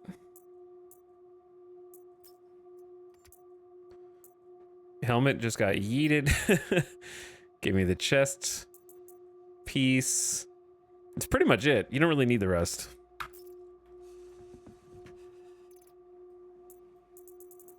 And then we just go yoink.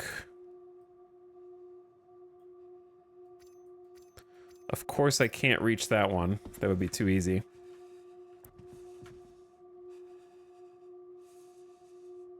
You can't even hold the box here. You can't even like pick up and hold the box. Okay, I guess I can put the helmet inside my backpack maybe. But there we go. Barely. Yeah, we're already like 44% full.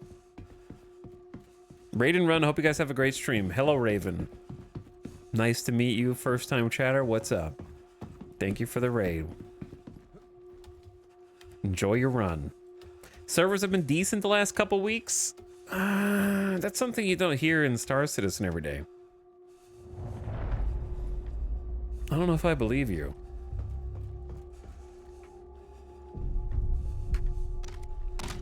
There's another sniper.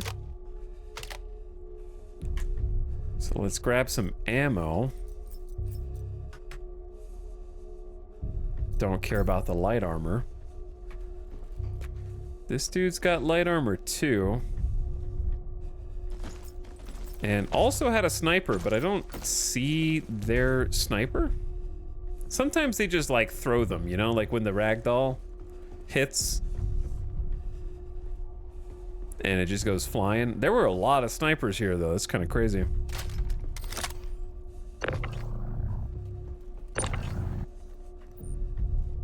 Yeah, I think he just dropped it or something.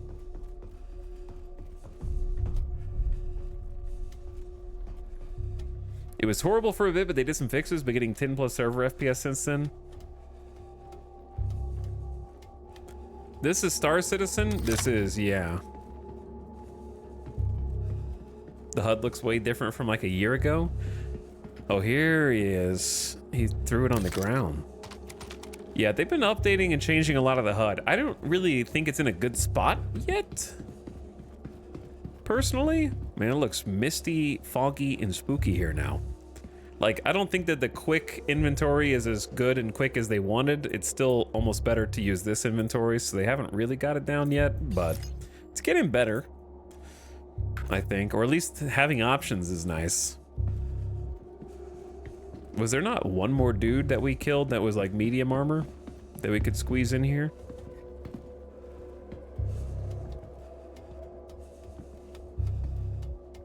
Yeah, they still have the quote old one.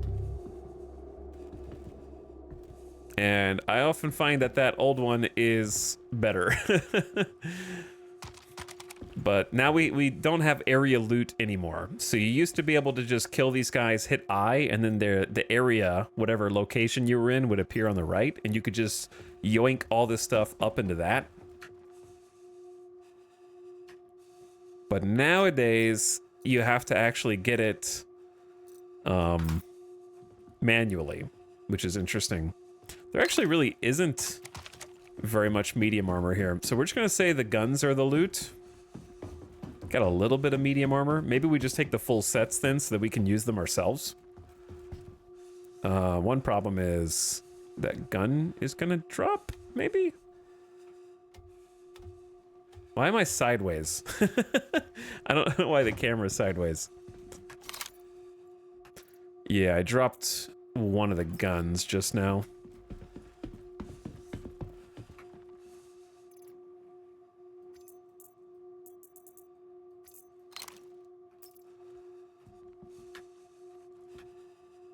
Okay, well, I guess I will try and grab the rest of this kit.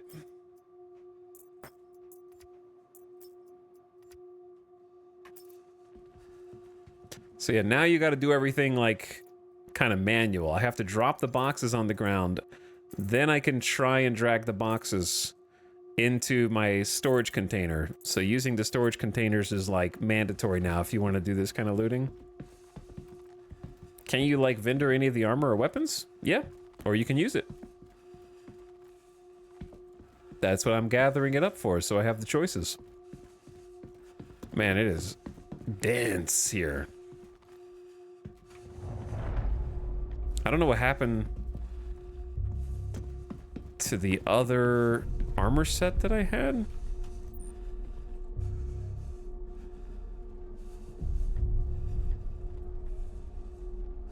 I don't know. All right, I say we just go.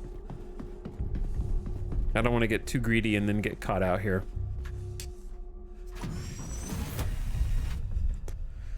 So let's hop in and get out of here. Plus, you never know when some dudes will start respawning on you. Did the server wipe? Nope. But Star Citizen is free to download and try out until December 5th. So we're checking it out again, see what's changed.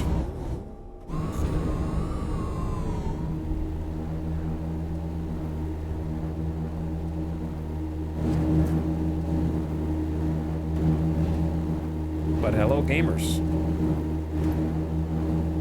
We're actually using our mule for its maybe intended purpose. Got some cargo. Only one SCU, sadly. I wish I could bring more without having to use the 1/8 SCU containers.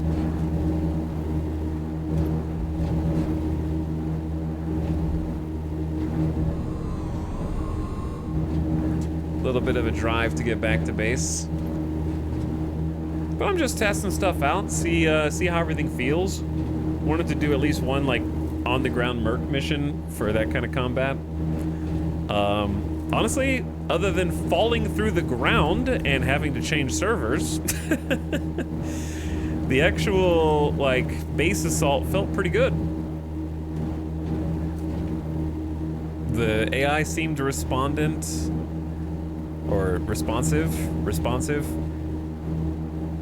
It seemed like, I don't know, I might be on like a decent server FPS. They kept it competitive. Didn't feel like they were brain dead. I didn't catch, well, okay, the final guy who I was there to kill just kind of stared at me. But other than that, everyone else was pretty much like on my ass the entire time. So that went pretty well, actually. And then I think that the looting is still very cumbersome and is still not in a good spot.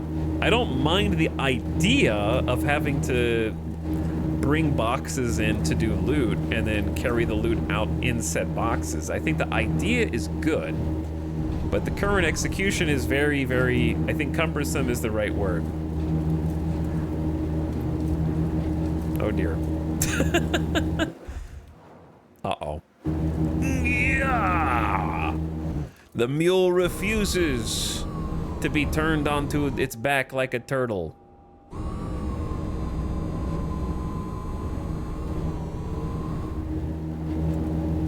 You will never be able to stop. Oh, shit. It's very top heavy. Extremely top heavy for some reason. The physics aren't quite there for it. It just loves to roll forward on its nose for some reason. I'm not even holding the accelerator down.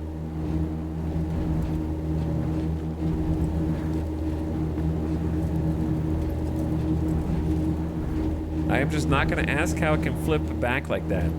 Hydraulics inside of the top that are completely submerged by the roof that spin like a tornado inside of the exterior hull, creating enough force of momentum to spin you back up.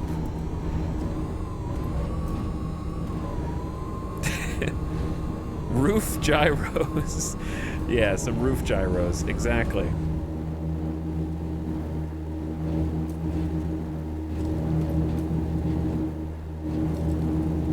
The actual reason why it flips upside down is because they have passive braking. So if you stop accelerating, it throws on invisible brakes and tries to do an indo like that, even though I'm not holding S or any kind of brake key. So the wheels do not have any kind of like forward momentum. They just like throw on the brakes as hard as possible. So it's actually the solution to stop flipping over on your head is pretty much keep going as fast as possible. Because for some reason, ground vehicles do not have a mouse wheel scroll that lets you customize their top end speed for what. So it's just either all gas or all brakes. Those are your two choices. No in between. They need to add some kind of mouse wheel top throttle to control your speed. So if you want to go slower than maximum, you can. But for now, you can just like tap W a little bit. Heck yeah, just got a new PC and I'll finally be able to run this game. Shaq Genie, good luck, Godspeed, and prepare to have your patience tested. It is free to try. It is a beautiful game. Like, it's still gorgeous. Like, this looks amazing with the fog and the lights through the fog. It's just all the things that try and stop you from having fun. But when it hits good.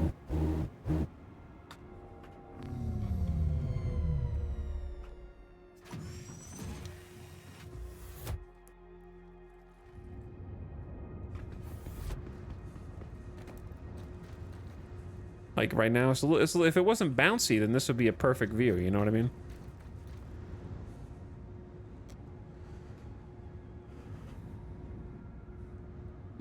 The mule's just showing off.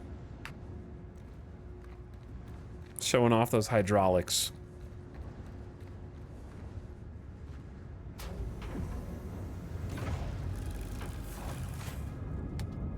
The mule's jamming up there, it is.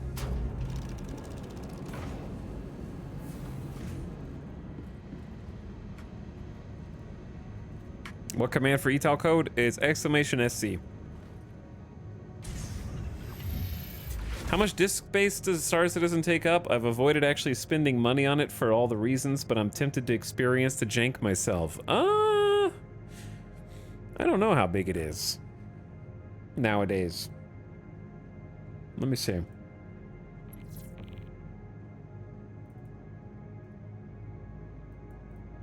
My folder is... I'm not joking. My folder is 213 gigs. But I think I might have the PTU. So it might be half of that. So it might be... I might have downloaded, like, the test preview. So I think it's 110. Unless you download the PTU as well, then that's double.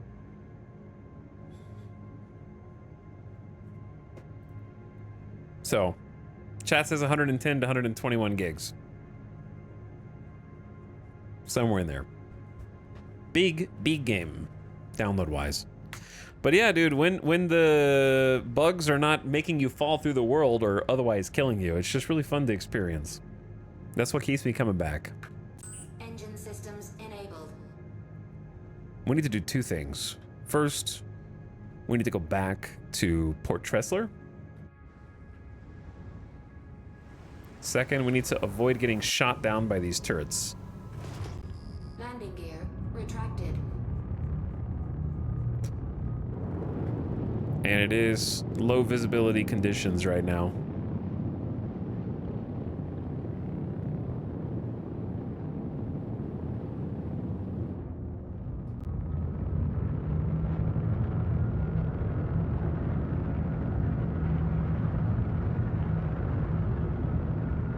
So I'm not going to take my shield down until I'm a little bit further away. That should be good. Shields disabled.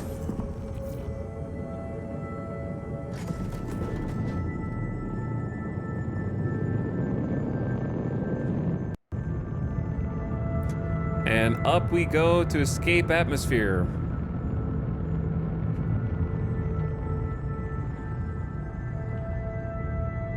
Okay, I think I have cruise control on, which should allow me to open up the map and plot a route to Port Tressler.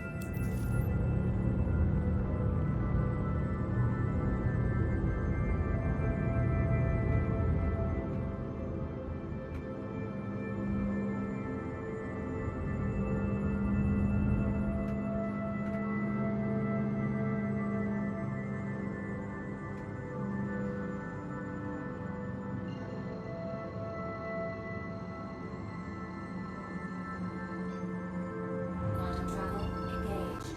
Quantum travel complete. Okay, gotta take a couple jumps. Ita, have you played Squadron 42? Well, considering that's not out yet, no. Quantum travel engaged. No one has, actually, except the developers. Though I will definitely play it when it comes out. They have a release year now. It's gonna be a while still. Quantum travel engaged. Quantum travel complete. I think the big deal breaker for me would be space flight. What do you mean? Like, you don't think the space flight's good? Or you think you don't know if it's good?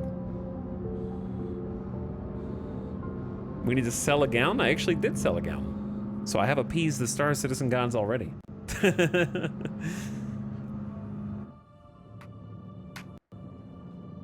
Bouncy. Little bouncy boy in the back here. Shields enabled. Alright, let's find a dock.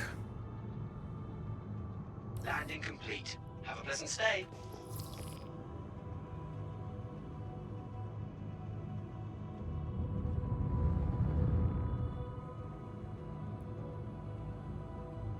Chad, did they make it where you have to do a lot more active scanning now? It doesn't just auto show you other players who are flying around? That's interesting. Do you have to scan players to get their name?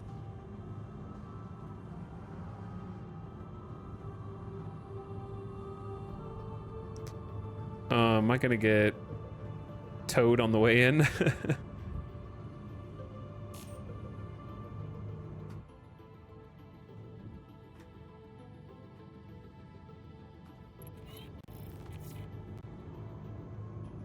I'm not sure. I'll have to experiment with that more.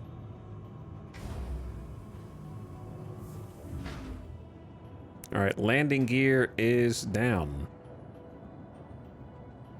Landing complete. Have a pleasant stay. Not the best landing, but it'll do. Engine systems disabled. Actually, I might need to scooch up a little bit closer.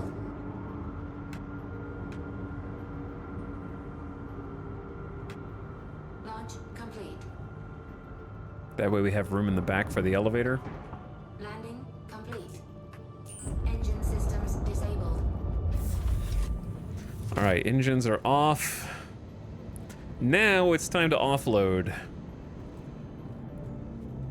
which I actually haven't done before since the cargo elevator got added. Should be pretty straightforward.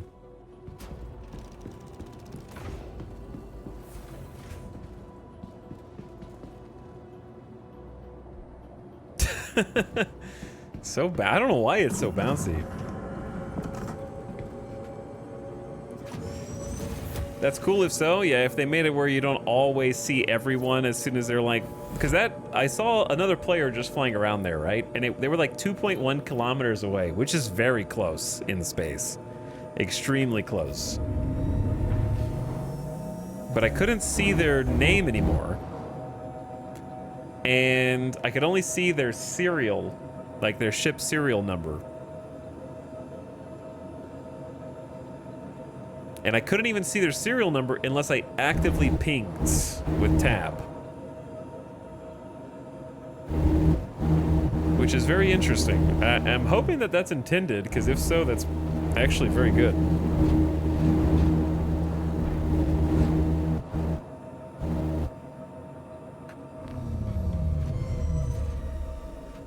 Because that means you can actually kind of exist in peace unless someone is actively pinging for you or looking for you, I guess. They can still find you, but it lets you be a little bit more stealthy. All right, so this has got all of our stuff in it, so we put that on the cargo elevator.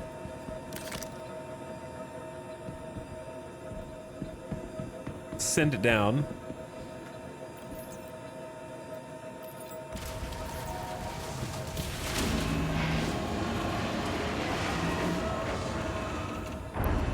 And now it's in storage. And if it's in storage, we should be able to go to an item bank like this and then sort things out.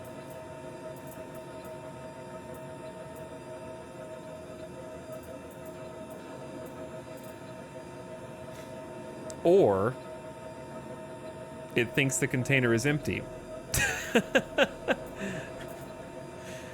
And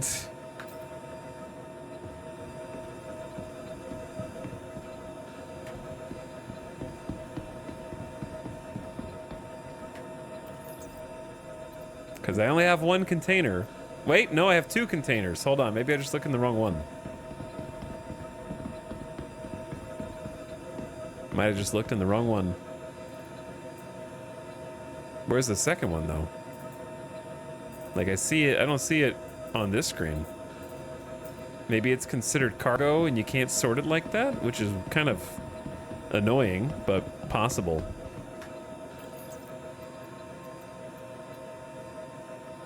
Because this one's got contents. What's the proper way to offload this, then?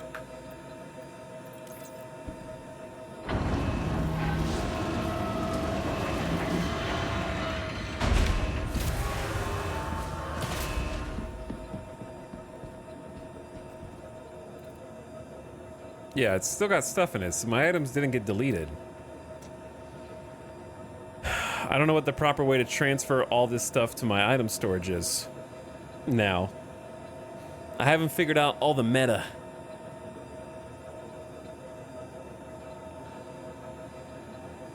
I think you can open the box in the elevator screen.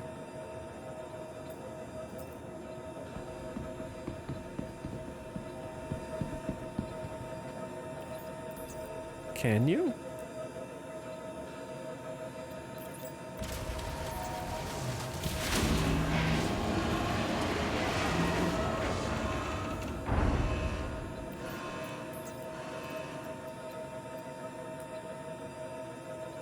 How do you open it?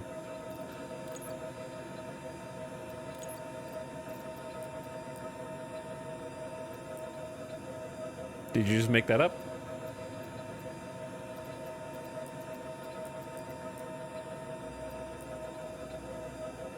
Oh, you can double click it. You can double click it. Okay. But I don't want to raise this stuff up. I want to just put it in regular... Wait, can you just put all of this on the elevator and then send the elevator back down? That's so weird. But, like, maybe? Is there not a better way to do this?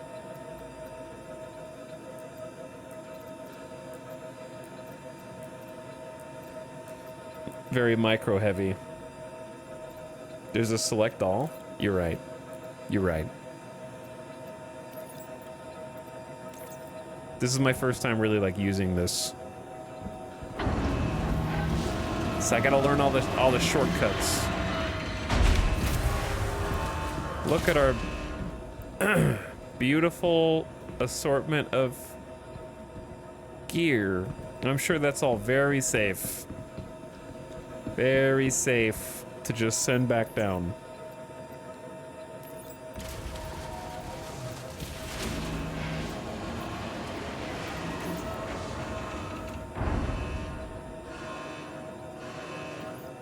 Okay, so transfer complete, and voila. We have armor, we have guns, and we have an empty box.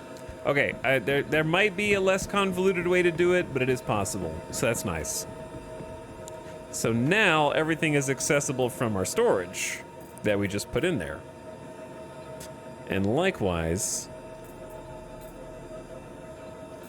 I don't really want to wear my heavy armor out because it is prohibitively heavy.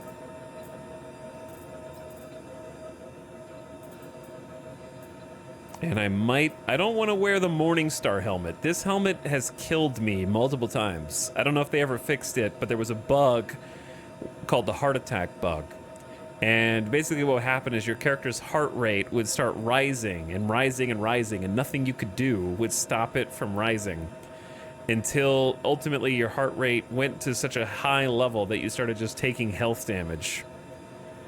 And sitting down, nope, didn't do anything. There was nothing you could do.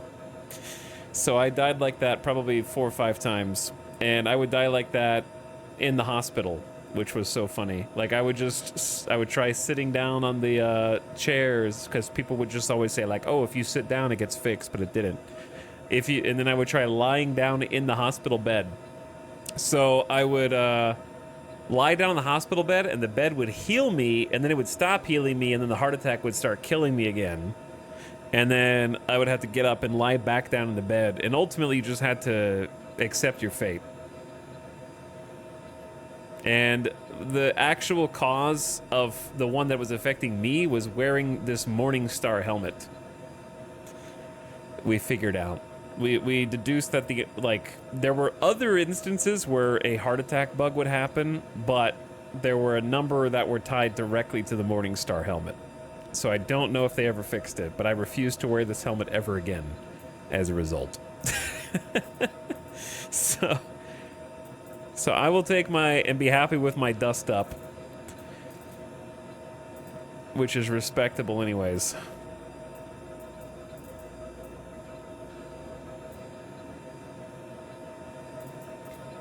I do look like a bit of a tryhard, but that's okay. I didn't get the dust up legs. I don't know if we yeeted those. No, I did. I did.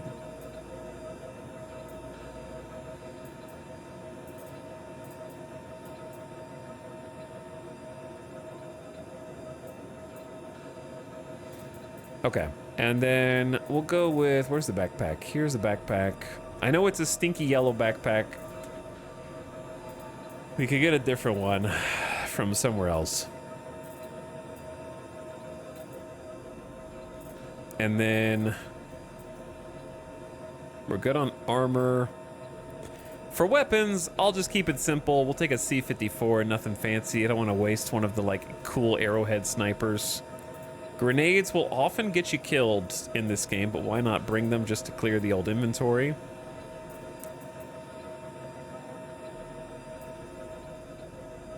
And then we need a utility tool. Don't know which one I was using before. Bring some extra meds. Oh, I already have 6. Okay, we're good on that then.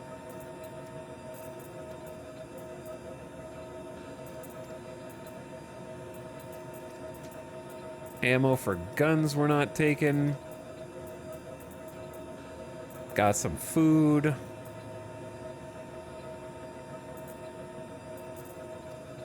Can play the stacking minigame, one of my personal favorites.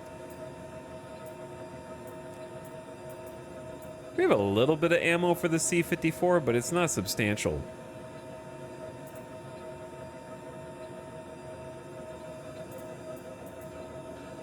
And then we need way more mags for the pistol.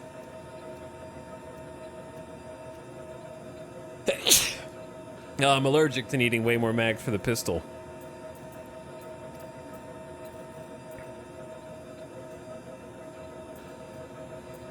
Yep, and then we're pretty much good to go, except I would like to have some ammo for the C-54.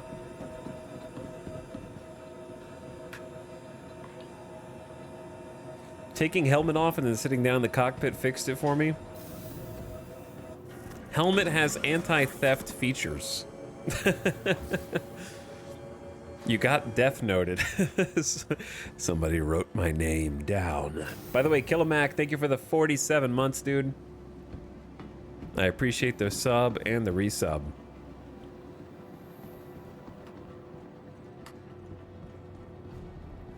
Thank you for dropping the prime. All right, let's see if the hospital works. The hospital did not work on the last server that we were in at all, which was kind of funny in its own right. This one seems like it is. Hmm? Hello. Okay, room 7.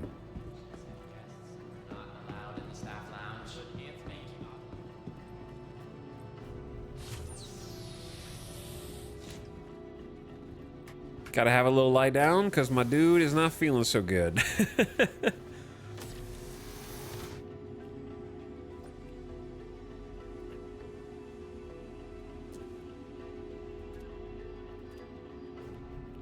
Two treatments, torso and arm injury, please. Thank you.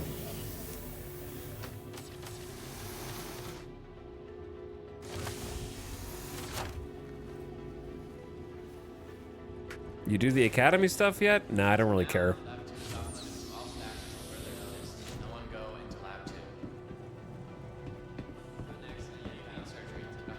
They're gonna need to do more than just like a piece of armor that I'm gonna lose and they don't know how to give it back to me. And a gun that I'm gonna lose and they don't know how to give it back to me.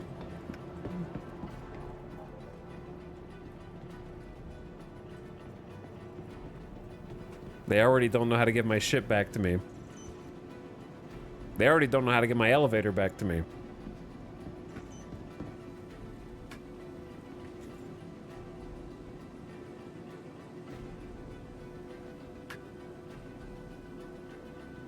It's moving. Hey. Hello? Where's my hangar? Does it lose your hangar when you go up? Welcome to the ASOP Vehicle Retrieval System. I was gone for like 5 seconds.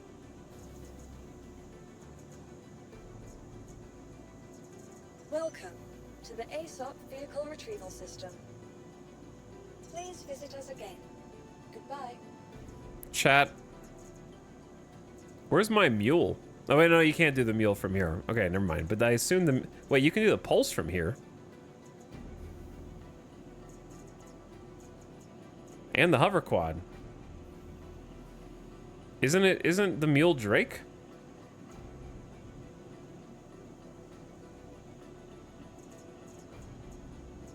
Shouldn't it be right here?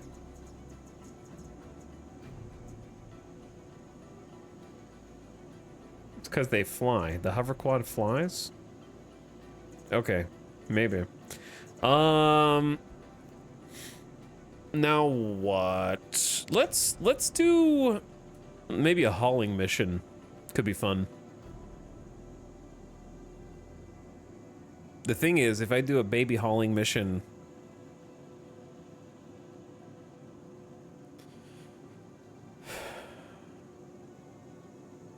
just make some cargo delivery missions to retrieve my armor, like automatically. Hello, Gamer Deathbot. How you doing, dude? Chad wanted to do a hauling mission earlier. Where do you get to buy the Atlas? Is it at Lorville or somewhere else?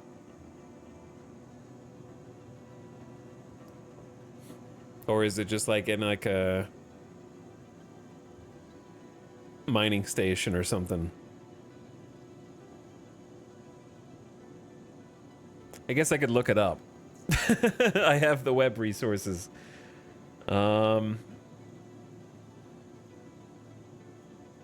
Or at least I did. Yeah, I think I still do.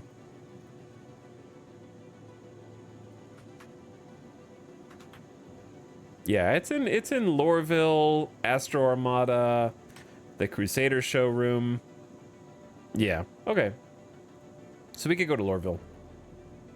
Not that I didn't trust you, genius level. Not that I didn't trust you. Let's fly. I haven't really gotten to do anything in my C1 Spirit. We did a 0 to hero where we went from nothing, literally nothing, to having 10 million credits in net worth. And the final thing that I purchased was the C1 Spirit, and then it would by that point, before I even did that, the series was over. So we never even got to do anything with this. So let's do something with it. I'm just gonna pay the expedited fee to get it here, and let's take it for a spin. I wouldn't mind trying some prospecting again either. Mining was fun.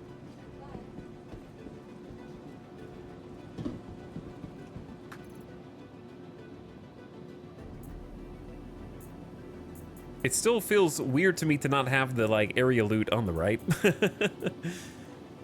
Still feels strange. Oh, I was gonna, while we're doing that, I can go buy some magazines.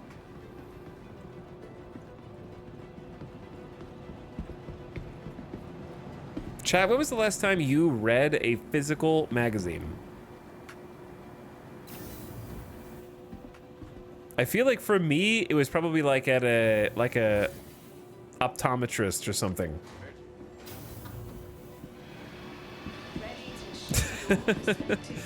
Just like waiting too long, bored, it's on the counter. 2012 on an airplane. I guess airplanes would be a good excuse.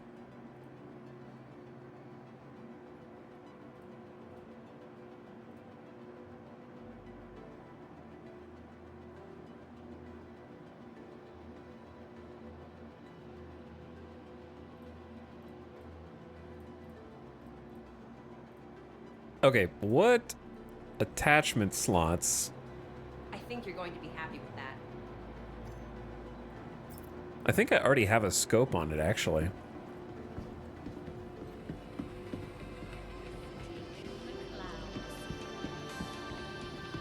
I think the Port Tressler item banks are really inconveniently laid out. Having to go all the way over here to reach them is kind of annoying. When was the last time you bought a magazine? I don't know, man. Purchased one? An indeterminate amount of time in the past. Probably a gaming magazine.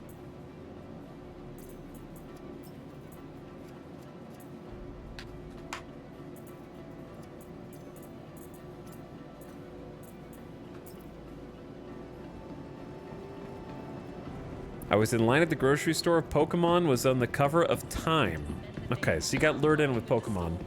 But yeah, I used to get like Nintendo Power, Official Xbox, PC Gamer, Electronic Gaming Monthly. I may have gotten a Sony one for a little bit, but I never really had Sony consoles after the PS2. Wait, not the Galleria. I remember having like a PlayStation 1 and eventually got a PS2. It was really late in the PS2's life cycle though.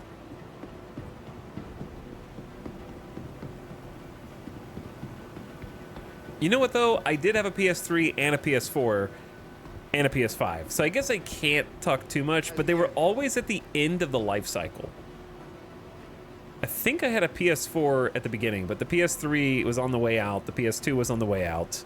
Why did I go to the cargo deck? Walking and talking. I wanted to see about buying a backpack, and I forgot. Like a medium backpack.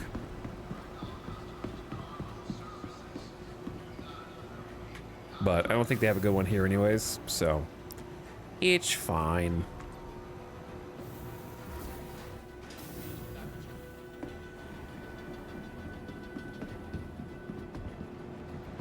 Okay, let's hop in our beautiful Crusader C1. Welcome to the ASOP Vehicle Retrieval System. Vehicle selected. Stand by. Your vehicle has... Please visit us again. I don't think I really did any upgrades to this with regard to like components. Wait, now I have a small hangar and a medium hangar?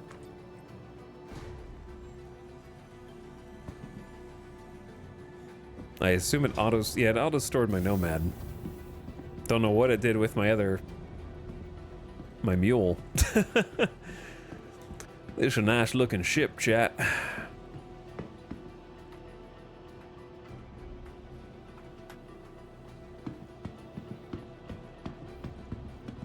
It's a nice looking ship.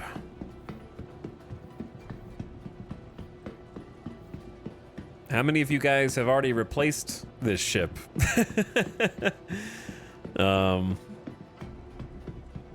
Zeus owners in chat?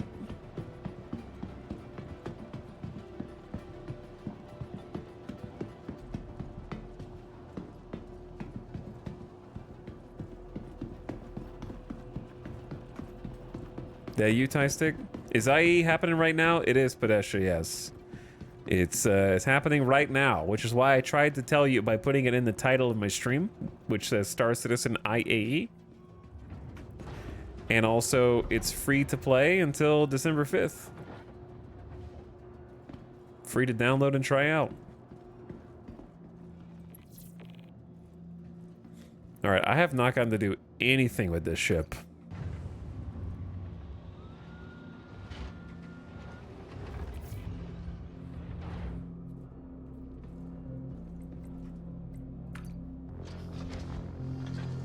But it is nice. We got some cargo space back here. A good amount of it. I want to say it's, what, 64 SCU? Something like that. And then we got a little airlock with some components in this tunnel.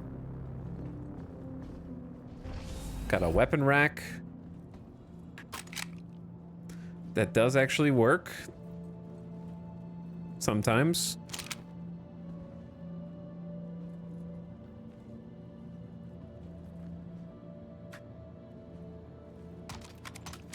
Good luck getting it stocked up when you randomly explode going into the hangars, though. Still cool. I like it. I can't wait till the armor racks do something, because the armor rack doesn't do anything.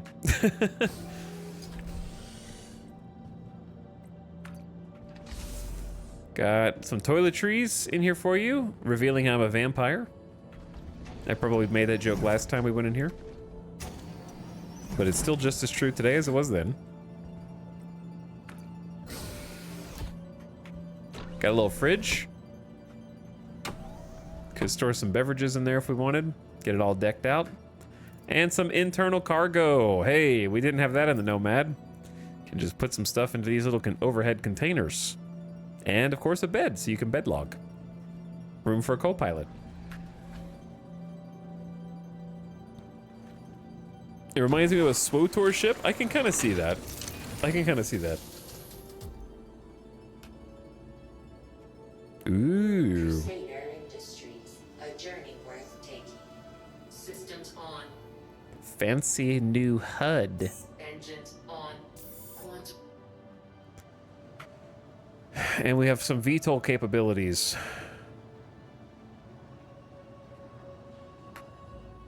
Wait, I thought I had a livery on this. I must have forgotten to put the livery on it. So now I just have a default. Ew. Ew.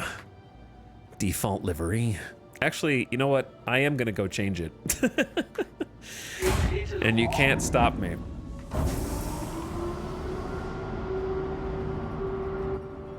I didn't pay good money for liveries for no reason, dude.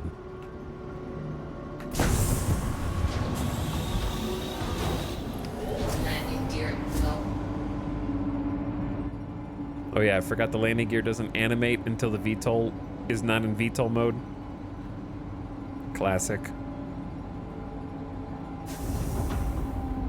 Why is that the camera? There we go. I'm curious how the pricing on the Terrapin Med will be. Yeah, that would be a fun one.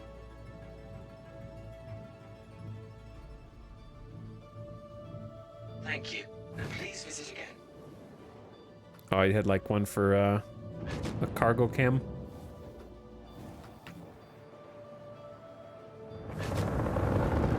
Oh yeah, they have the good engine sounds on this one, I forgot. What a scenic takeoff. Yeah, it is a gorgeous game, Yannervite. It really is. And I'll never get tired of being able to go from orbit to planetary surface seamlessly. Quantum travel engaged. Quantum travel. That is a gimmick that never gets old to me.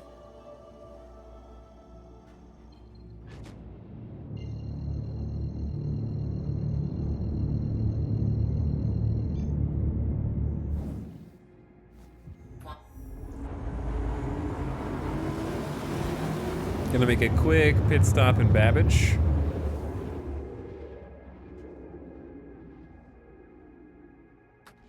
Quantum travel complete.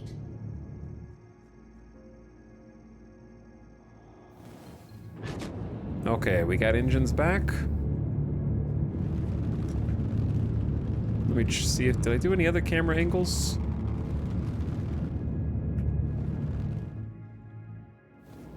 Mostly that one, I guess.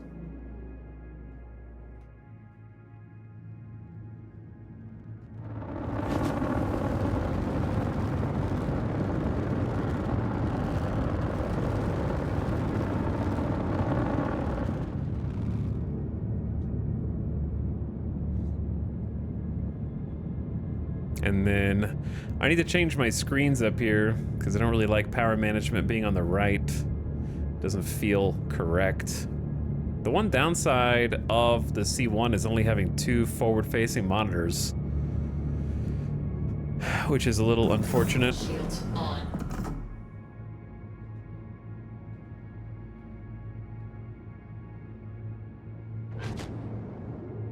Okay, where do you want me to land?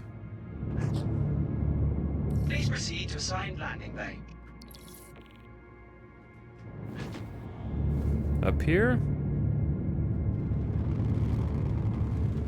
Sounds good.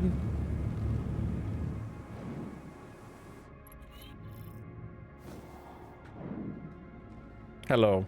What's up, Major? Uh-oh. Did you see the doors open suddenly?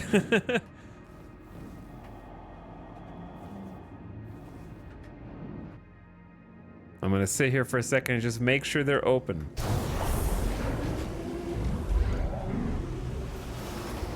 Landing gear down. Sure it is.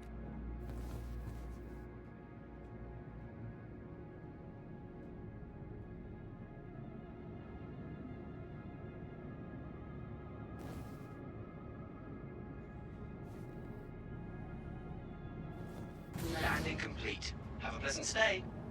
Perfect. Engines. Systems off.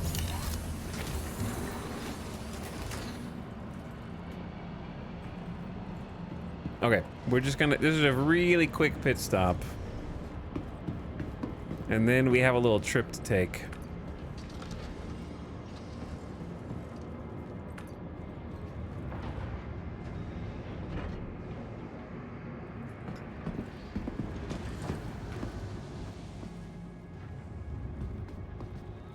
Okay. So I just need to store this real quick.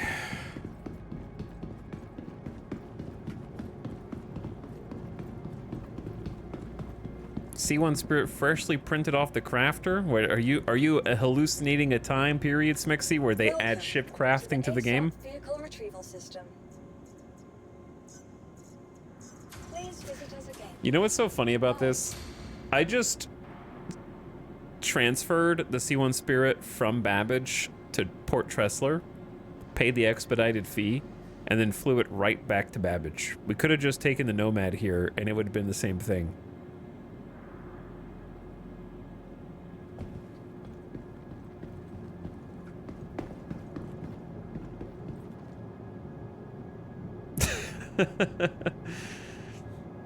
I call it the ADHD tax? Sure. Yeah, no, that works. Okay, we have to store it in order to manipulate the loadout, so. Chat, normally we'd do black and blue because that's what you like, but maybe we should do red because this is what you don't like and you never let me use it. So maybe we do the ruby. No, I'm just kidding. You haven't even seen either of them because we haven't used this on stream. Maybe I gave you a tour and that's it.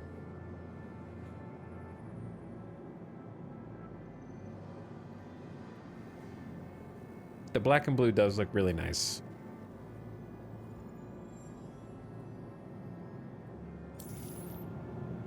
But let's go red. Because I am also red right now. Welcome to the ASOP vehicle retrieval system. Oh, Crusader. You're up here. Your vehicle, please visit us again.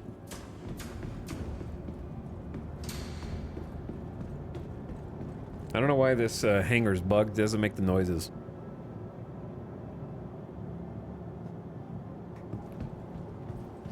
Ew. Ew. I do think it would look better without the blue. If the blue was just the cream color instead. I think the red and cream looks pretty good. The blue's fine. It's gotta be Crusader. It's gotta have the logo. Otherwise, how are you gonna know who built this ship?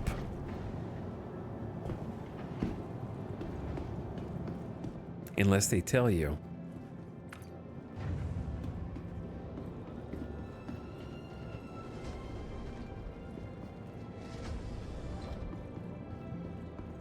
And we're back.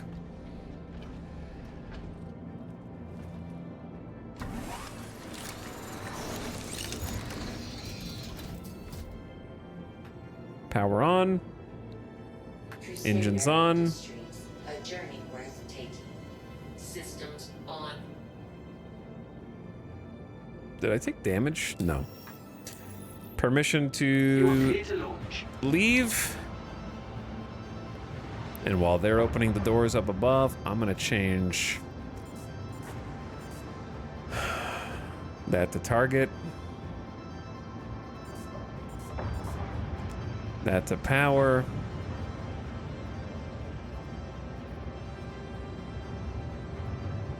So basically we have a bunch of extra power. So we can do like full shields and an extra engines, or like this just to have even more to engines right now.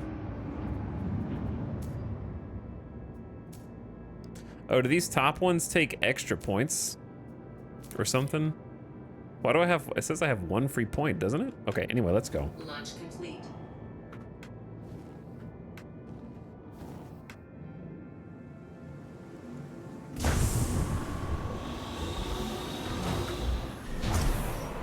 Thank you, and please visit again.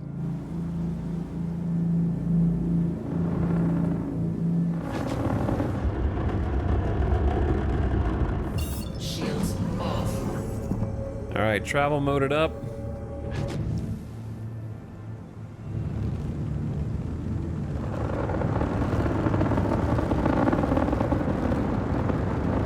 Let's get out of here.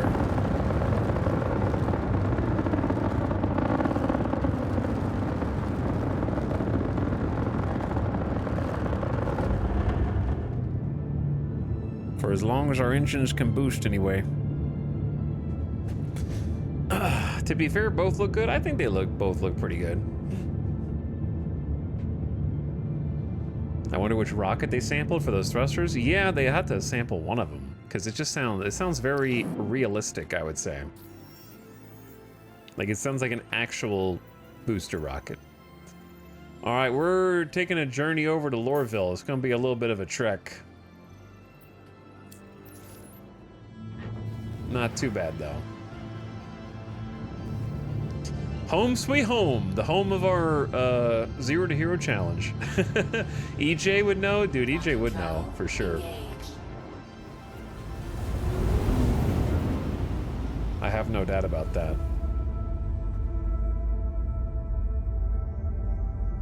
RIP KSP2? True.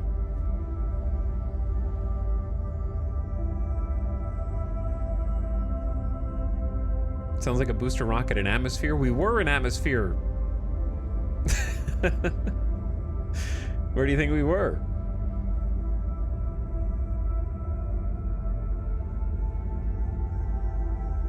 Now we're in space, so you can't hear anything. 33 gigamiles? Just kidding. It's gigameters. Gigamiles would be crazy. I think it's gigameters. Is that what GM stands for? I feel like there's more hitching and loading now than there used to be. I don't remember the frames having problems before. I guess that would have been a good opportunity to go take a BRB.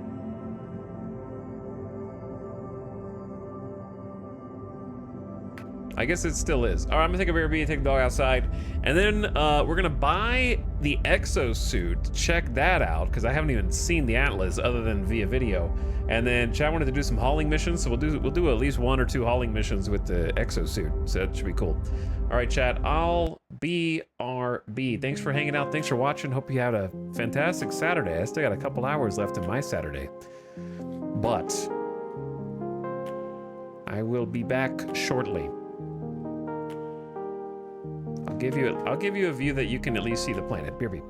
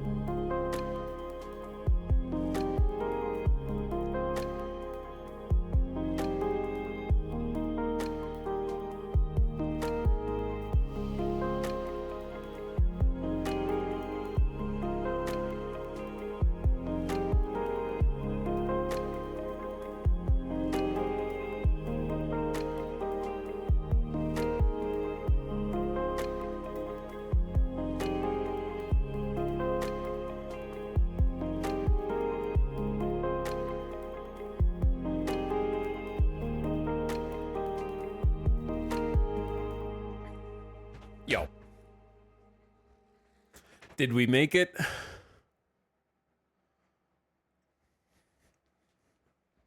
Music?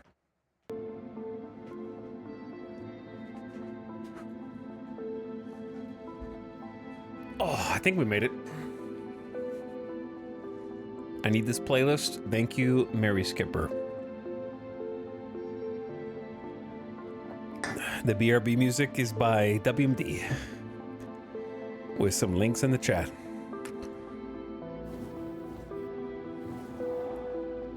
Welcome back to Planet Hurston.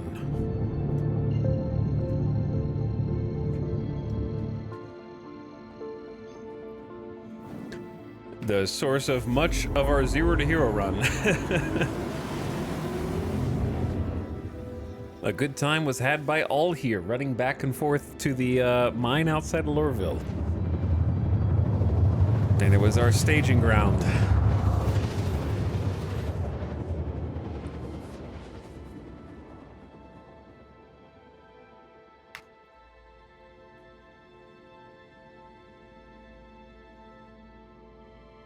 Quantum travel complete.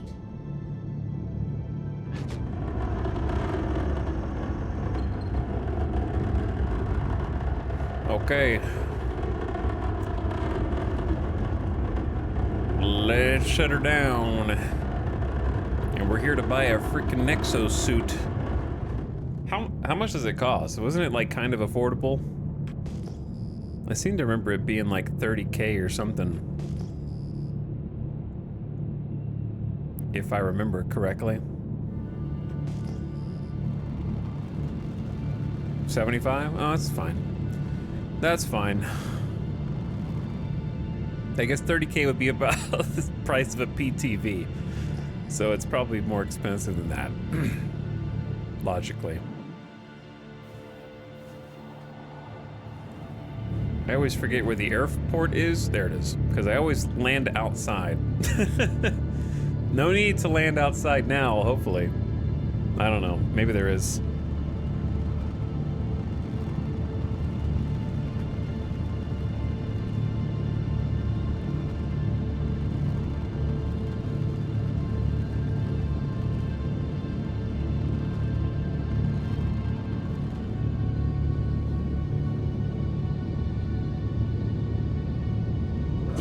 Shields on.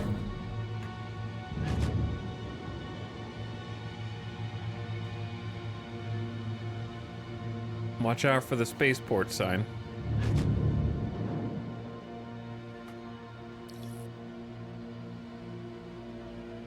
Thank you, and please visit again.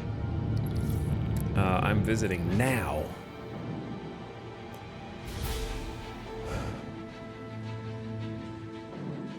Alert. No idea why there's kind of action music. You know what? Never mind. I take that back. Entering a hangar is always an action-packed event in Star Citizen because there's always a non-zero chance that you just die for no reason. So. Alert.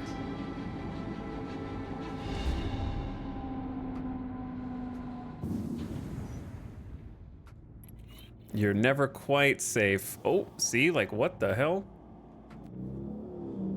Am I hitting?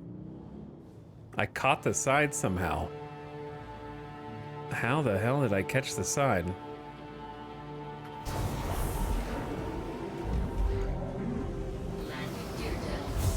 Landing complete. Have a pleasant stay.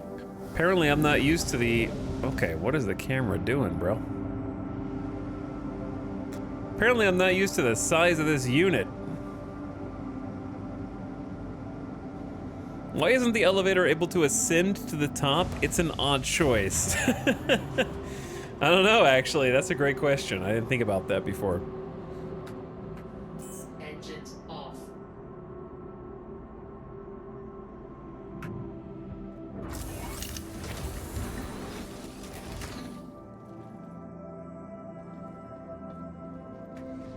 Okay, so.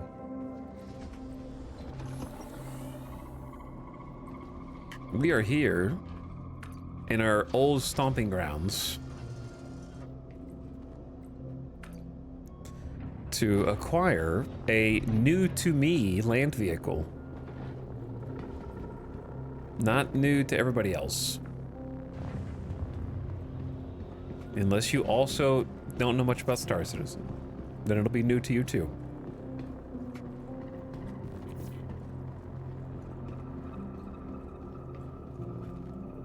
I don't think we ever got to hear the actual, like, Lorville ambient music, though.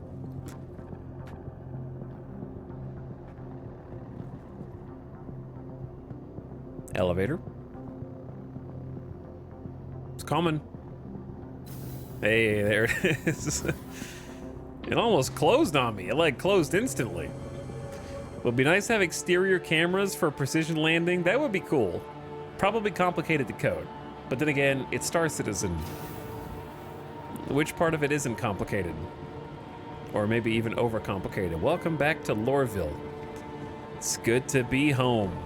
Yeah, like a landing hologram, like Elite Dangerous or something. That'd be fine too.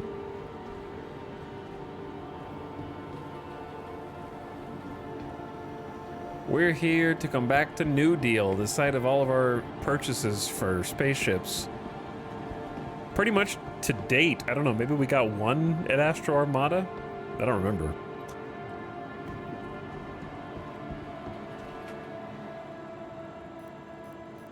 We're here.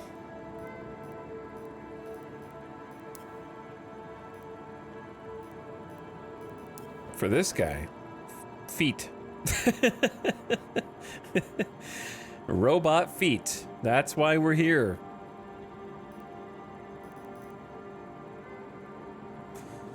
We may have got the PTV from Astro Armada. I don't remember. But this was where we got most of our stuff. And this is where I'm going to get the SRV and the raft. My goals in 4.0 are going to be to get a raft and an SRV.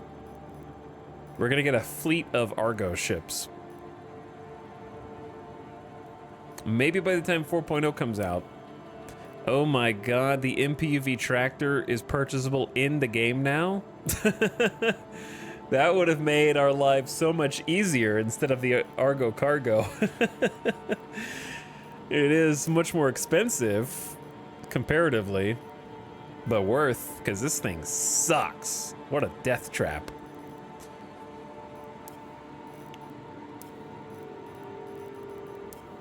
I wonder what else is in the game. What else is, like, purchasable in-game now that wasn't purchasable in-game when we played, I wonder.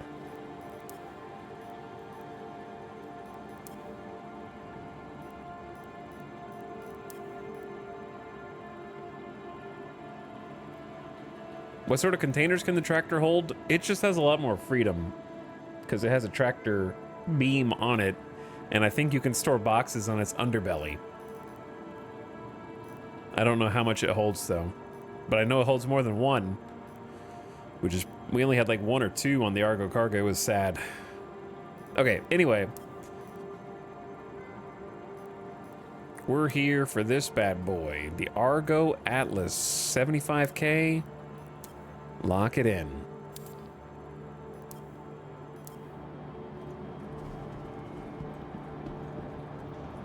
My favorite part is when it kept flipping upside down and locking you inside. Yeah, that was a whole series of adventures.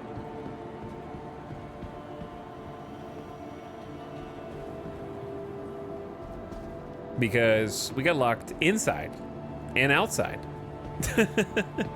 Because it would often float jaggedly upwards for seemingly no reason. I guess there's no reason for us to do anything else at Lorville. I just came here to go to New Deal. I don't know if there's anything else we need to do while we're here.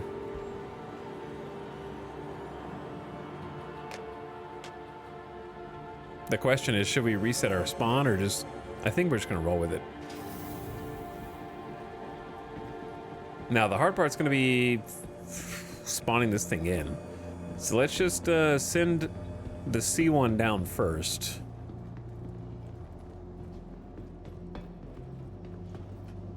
Welcome to the ASOP Vehicle Retrieval System. Please visit us.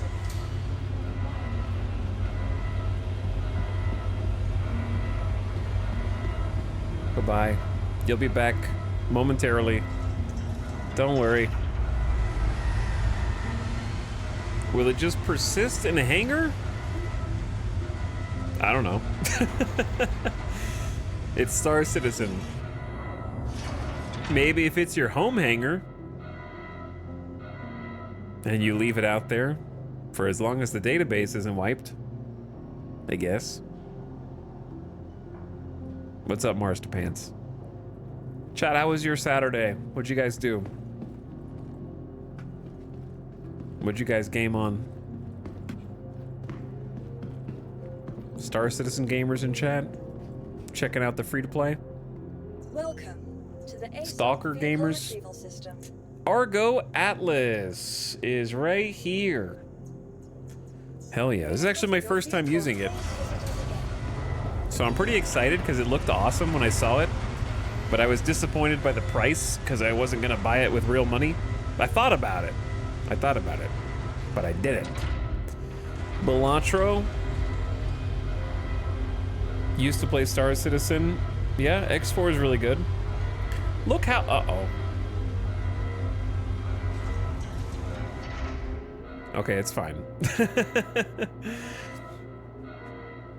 Flying over the Alps in Flight Sim 2024? I need to play that still, too. House Flipper 2. It's a good game. Waiting to play until RSI Day to CCU from a Carrack to a Polaris. CCU gamers in chat. Just woke up drinking coffee. That's an early Sunday, man. I melted my Corsair and bought my 400i. Getting cargo rep in style. Nice. The only ship I own is the starter ship. God, why can't I remember the name? My brain's deteriorating, chat. The Aurora. I only own the Aurora and the little hover thing we were just flying. The little, the hover guy.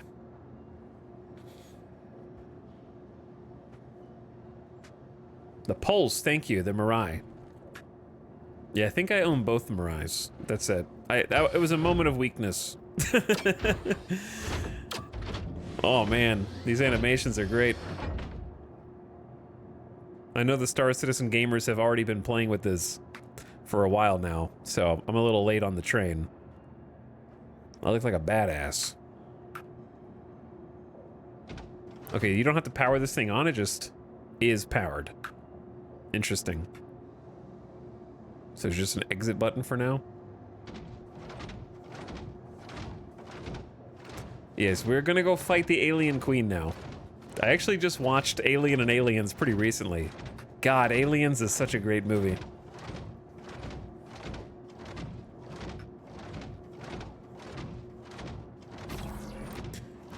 I don't remember, you know what? I don't think I bought any skins for this because I like orange.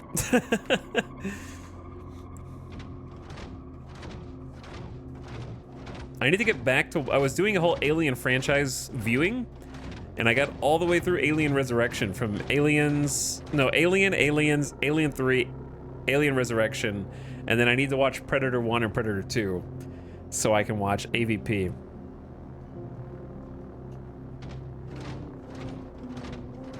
But I stopped after Alien Resurrection, but I watched all the director's cut versions. So I went pretty hardcore. Yo, this thing is sick. It even has like a sprint mode. Goes a little faster. Okay, that's cool. So you might be wondering, what the hell is this thing for, chat? It is an excellent mover of boxes. An excellent mover of boxes.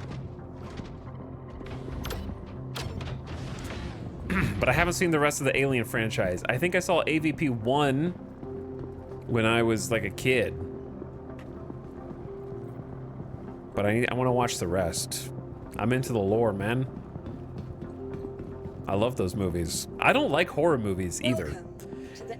But the Alien franchise has like a soft spot for me.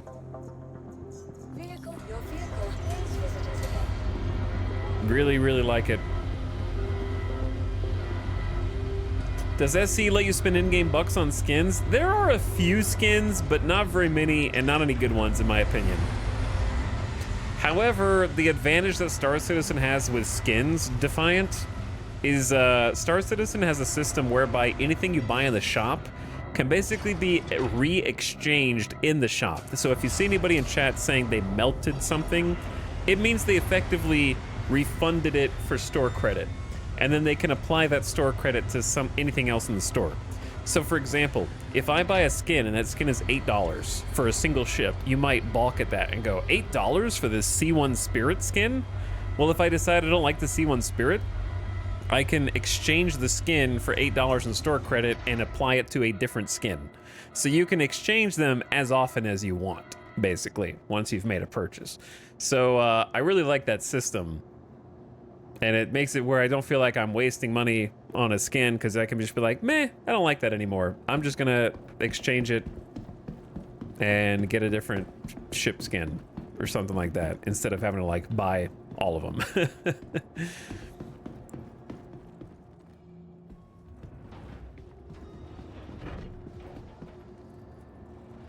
Okay, got the door open. Have you played Alien Isolation? I did. I played Alien Isolation back when it was new. I think I would actually enjoy it a lot more now because I'm more like into the Alien universe. And I am pretty excited about the show that, oof. Close your eyes, chat. What is going on?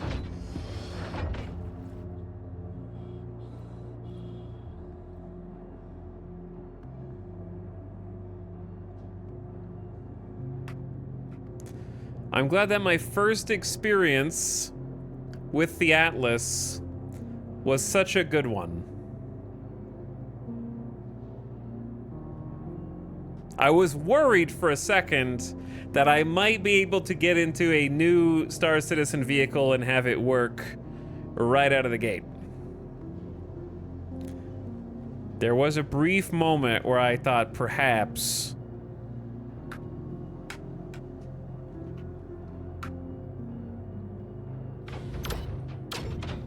I could just use the new item that I just bought from the shop in Lorville.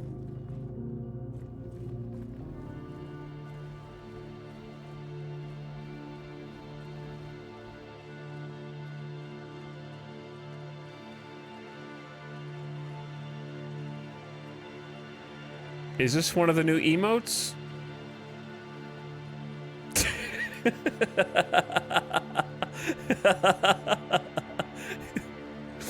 I accused him of having no cake earlier. I take that back.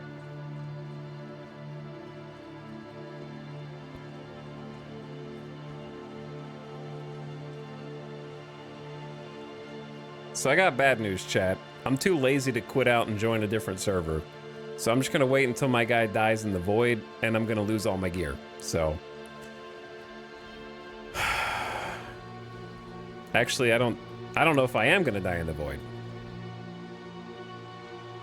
So we're just gonna reset. I just thought about how much work it was gonna be to try and re-kit. And we're just gonna join a different server now. So I'm gonna join a different server. That was a good server I was on too, unfortunately.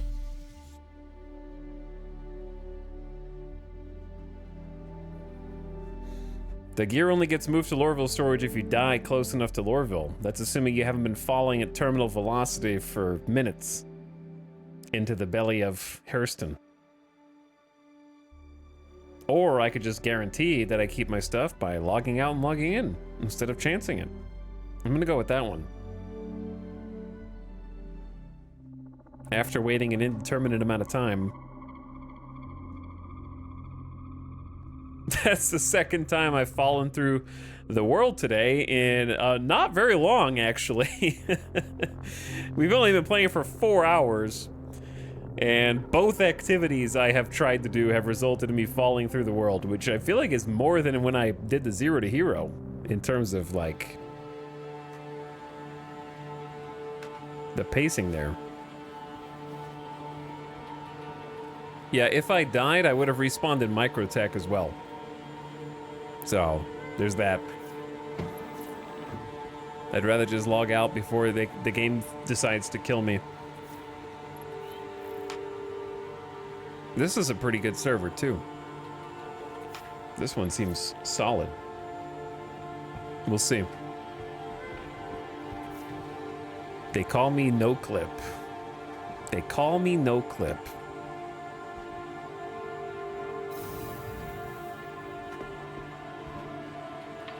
What's up, Bobson?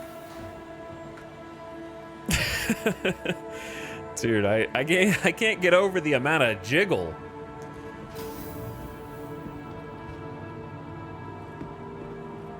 There were some jiggle physics at play right there that I didn't know, like just looking at this dude, I didn't know he had it in him, you know what I mean? With that little butt plate. But he made it work.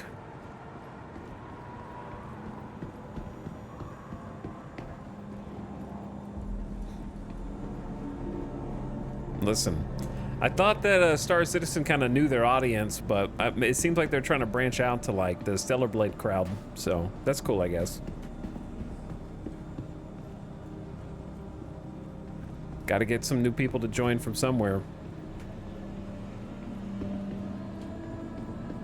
Got to keep those funds rolling. Well, I did mention that I wasn't sure if we had anything else to do in Lorville to get to travel back through it, but I suppose respawning could be the thing. And taking the old subway system. Do the subways still try and like yeet you onto the tracks? And like grab you off?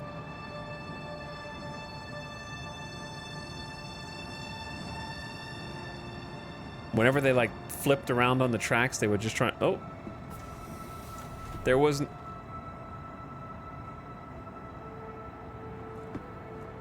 I'm suspicious.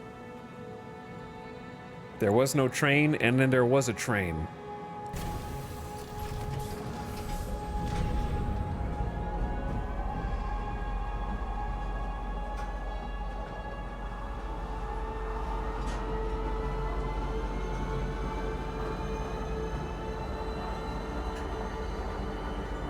Any of you guys do the server meshing tests? How've they been going lately? Are they still expecting before end of year, or are we looking at next year now? Because it's almost December.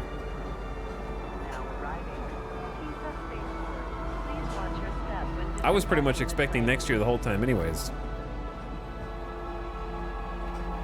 I think the only people surprised at all the features that they didn't have time to put into 4.0 are the devs, you know? Everybody else was like, oh yeah, that's all coming this year? Mm-hmm, mm-hmm. Sure it is.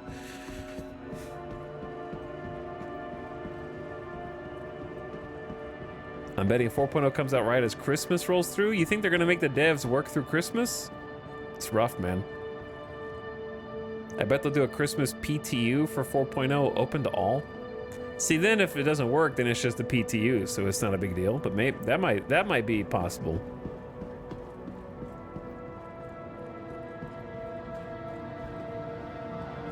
I could see that.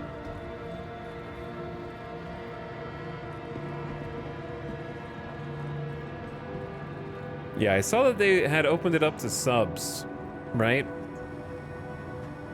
Welcome to the ASOP Vehicle Retrieval System. And pulled it out of Evocati. Vehicle selected. Stand by. Your vehicle has been delivered. Please visit us again. All right, I'm back.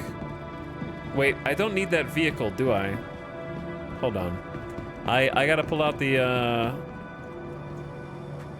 Welcome. The Atlas, which got yeeted into the void.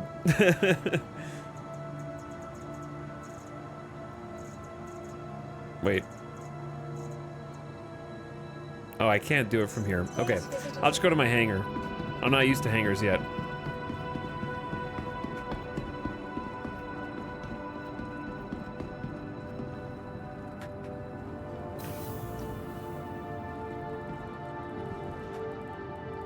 My medium hangar. Why does this elevator only go to my hangar? Is every player on the server going to be down here partying?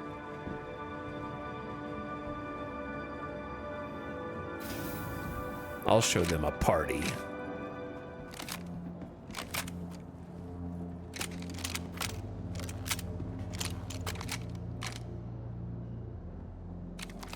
I like the little ammo check. That's just a nice touch.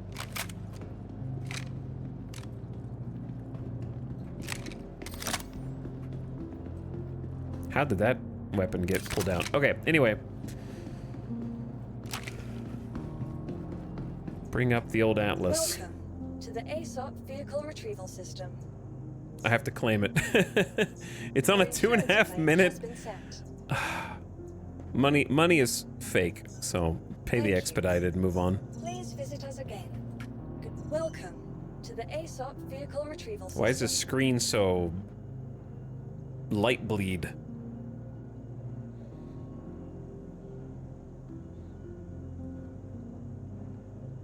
But yeah, it's on wave 1, but is it like working well? That was my question. Has anybody actually been doing the server meshing tests? We did a 1 server meshing test ages ago. Long time ago. Not that long, months ago, I guess.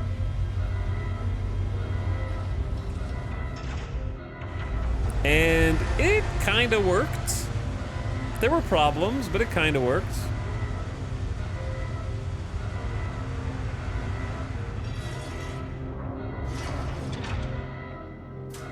You've got quite a few ships.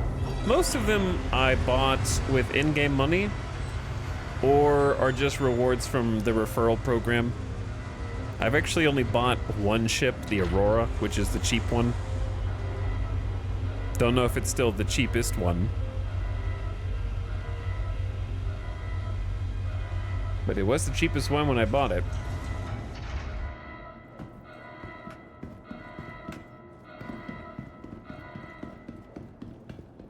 But don't worry, almost all those ships are gonna get wiped for 4.0. Which I'm actually personally excited about, because I like starting from scratch. All that for little small baby shoot? Yes. Now let's see if I can get in and out of this thing without the game exploding. I'm not really sure what even happened. It looked like the animation for getting in was like dragging me forward until it yeeted me over there.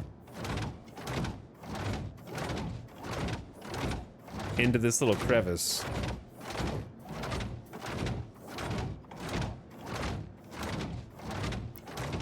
So hopefully that doesn't happen again.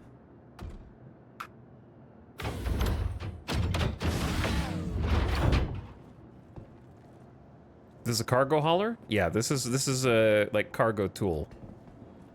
We just bought it in-game. For 75K, which I think is very, very respectable and affordable. To be honest, I'm happy that they went that direction.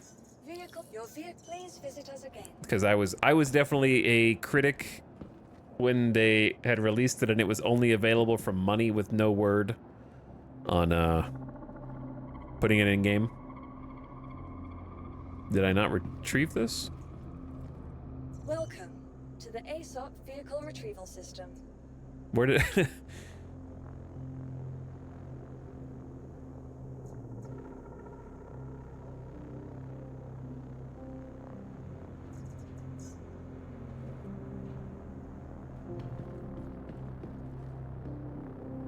My C1 Spirit is retrieving, by the way.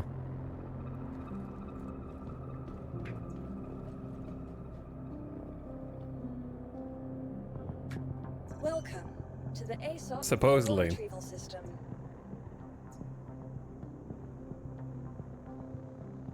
I'm scared to click claim while it says retrieving here. Also, I don't know why I have 70% HP. I must have taken damage in the void.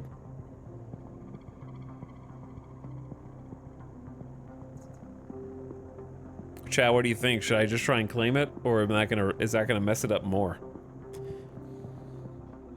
What PC specs do I have? I have streamer computer PC specs, no expense spared, that I built a year ago. I think you can do exclamation PC.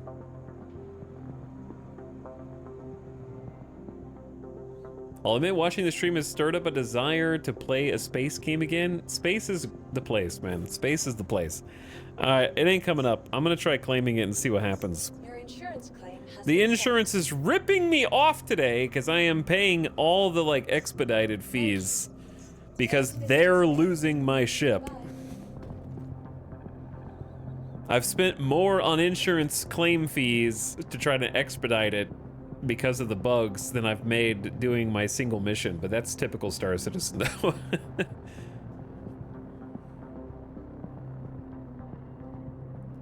So I still have to wait like 2 minutes for it to get properly claimed here. I would be more willing to play X4 if, like, I love X4. I've played for hundreds of hours, but the last DLC really didn't tempt me. Did not like the way the last DLC was set up. I feel like they're not really sure how to keep adding to it at this point. I did not like the way that they did like the story missions and you beat the story missions to unlock the sandbox content. Like I just want to buy an expansion and it's cool sandbox content with a bunch of bug fixes and balance changes. Also, the Ka'ak still exist and spawn in on your mining ships probably, so there's that. If you don't play X4 chat, there's an alien faction called the Ka'ak. vehicle retrieval system. True story.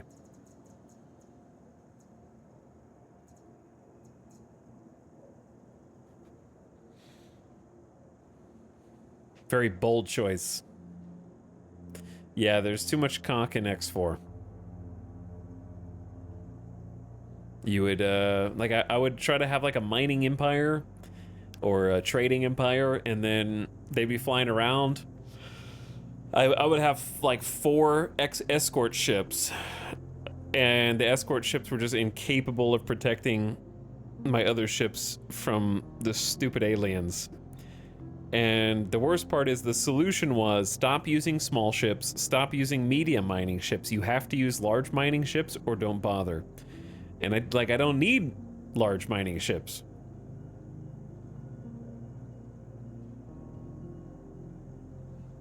When I last played it and went mining, they were kind of in the asteroids and attack you for disturbing them. Yeah. Kinda. I mean, that's just how it is. Like, the mining is what spawns them in, but it reminded me of the Stalker 2 spawn system, right? Where they don't actually come from anywhere, they just, like, pop in and try and murder you. Chat, I think my game is broken.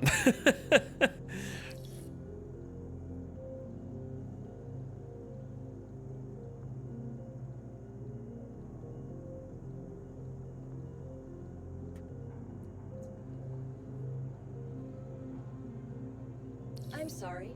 That is an invalid request. The last time this happened, my Reliant core got deleted from the game. You'll please visit us again. FYI. Goodbye. Welcome to the ASOP vehicle retrieval system. This is exactly what happened when my Reliant core got deleted from the game. Stand by.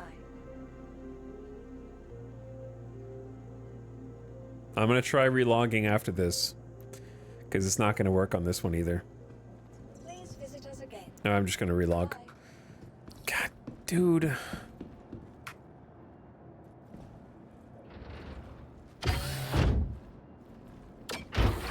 What?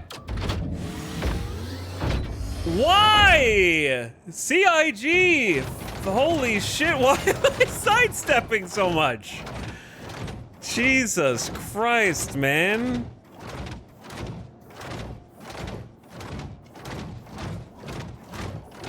This exosuit is not new. It went through multiple layers and rounds of testing and has been on live for like 2 months. I just repeated the same bug on a different server. Is this how it is? Like, is this just a normal thing? Or have you guys never seen this before?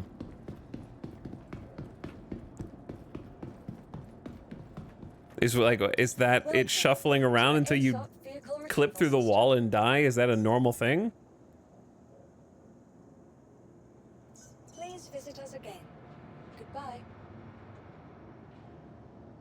I also cannot store anything. Welcome to the ASOP Vehicle Retrieval System.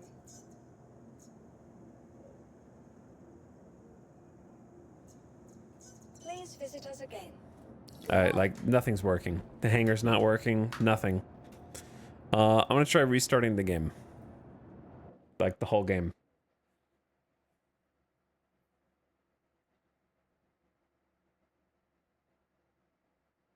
Your sub badges are awesome. Very creative. Thank you. We worked hard on them. Hangar might be busted. Going to another station usually fixes it. How do you go to another station if your hangar is busted? I guess I could by dying.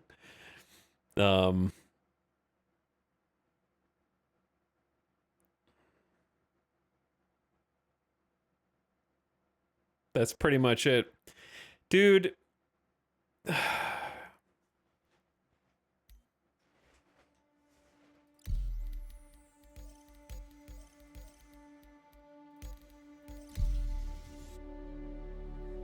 I don't know what I expected, but I just thought that I gave it enough time to cook. Not the game, not Star Citizen as a whole, just the cargo elevators and the Atlas. You know what I mean? Like, the reason we came back to Star Citizen after the Zero to Hero run, when the cargo update hit, the game did not work. The hangars did not work. The cargo elevators did not work. The cargo missions did not work.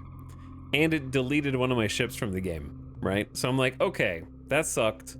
I'm gonna give it 2 to 3 months to cook, because I think that's how long it's been since the cargo update came out, right?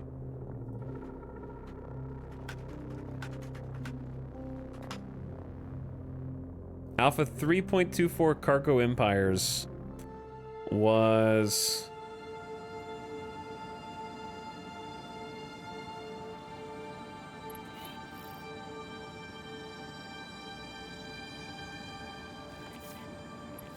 I don't know.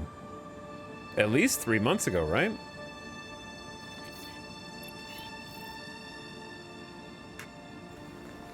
Anyway.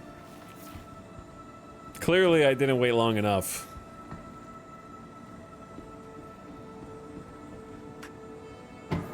Because, like, there's, like, more issues than there were when I first played. But also similar ones. Because the hangar still doesn't work, the elevator still doesn't work. And I'm not talking about it's breaking every so often. Like, I've barely been playing this for a few hours. And we've done one mission.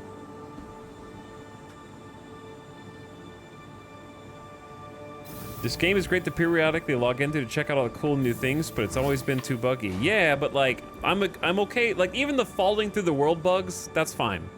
I get it. But retrieving your ship, of all things, that's the part that I don't understand. You know what I'm saying? Like, the most basic aspect of the game.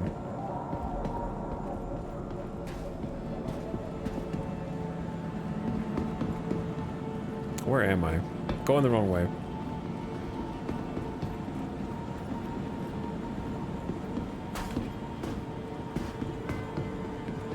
I'm just hoping that my C1 Spirit didn't get deleted. The wipe came early for some of us. I don't think it's because of IAE, Buzz. I'll tell you why. Every single time there's any event, that event is attributed to every single problem that happens. You know what I mean? Even when it's pointless. I remember... Oh, no. I made it. Okay. I remember the last Free Fly event, and the servers weren't working. And everyone said, don't worry, it'll get better after the event is over. And then it got worse. Because it turned out the last time there was a free fly that they were actually putting on the good servers and like adding to the servers so that the free-to-players would have a better, smoother experience. And then once the free fly was over, it went back to the shitty servers.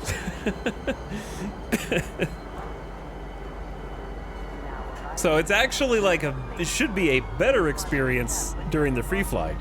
And I have noticed that the server FPS is good.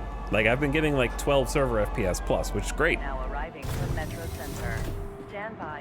Like the server doesn't feel laggy or bad. It's the interacting with like the mechanics. Like it doesn't feel like a server issue, it feels like a Star Citizen issue. Does that make sense?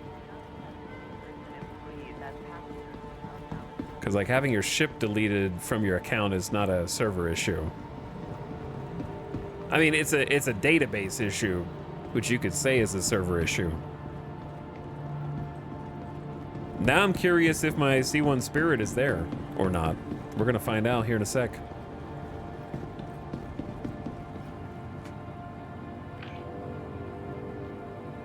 I'm hoping it doesn't get deleted as well.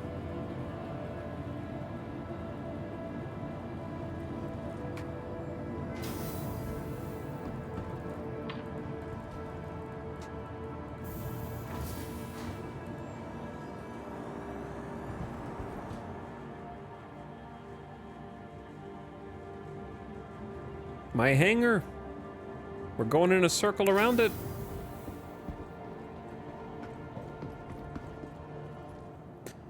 Did I just get put back on the same server? Whoops. I guess that happens now, huh? It's crazy that it's still there, though.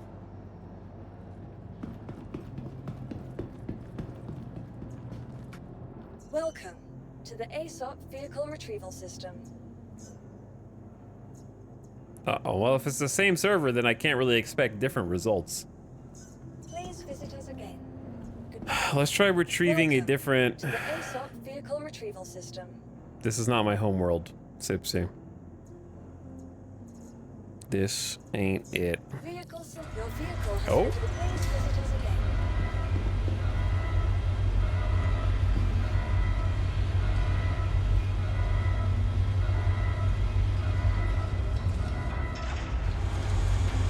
Uh-oh. I hope it stored that. But it probably did.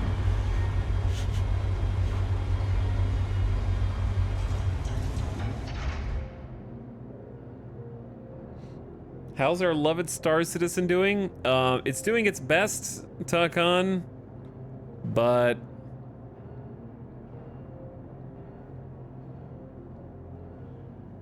we all know what Star Citizen's best is. Huh. So, to retrieve the ship, it brought down the suit, the exosuit, disappeared, and then came back up with no ship. And is apparently done with the animation. Welcome to the ASOP Vehicle Retrieval This is... System. Your vehicle has been delivered to the follow. Please visit us. This is so curious.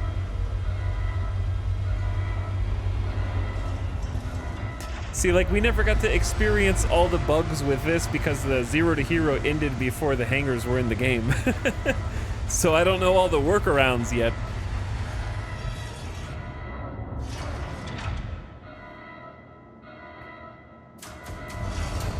Oh, it's thinking.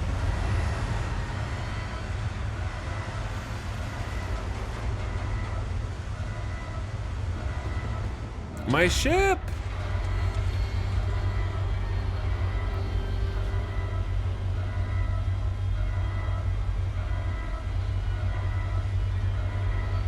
Okay, I got a new idea. It's called Let's Get the Hell Out of Lorville.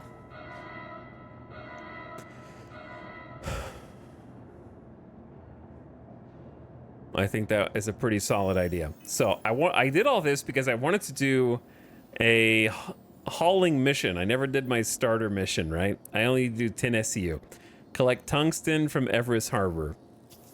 We gotta do the evaluation trial. Okay, let's just start there. So let's just fly this thing, get off of Lorville. Maybe it's this Lorville hangar. Go to Everest. And try to get it from there.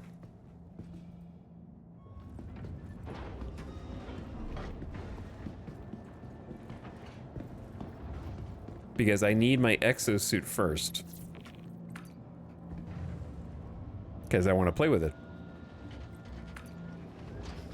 Chat, you cannot call land vehicles from upstairs.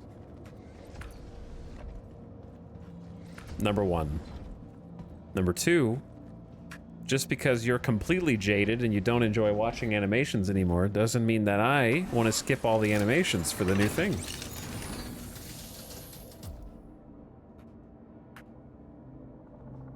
Crusader Industries. You are clear to launch. Systems on.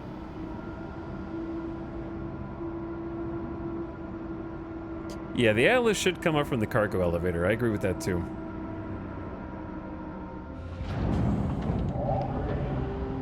I don't think the tech is there.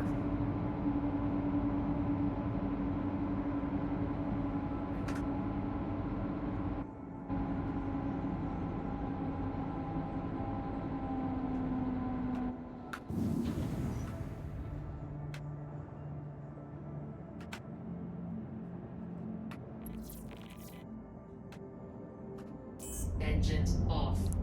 What? Engines on. I'm stuck on the pad. You'll never believe it. But I'm stuck on the pad. My engines are for sure on. Engines off.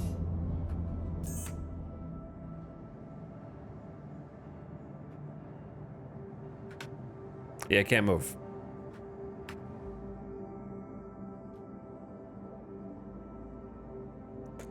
How are there so many things consecutively back to back? It's so crazy. Let me try pulling up the landing gear. I can't.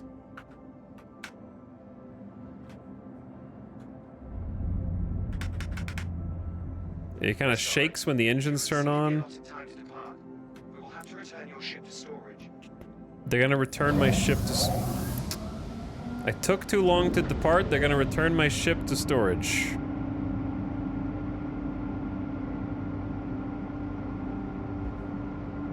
Okay.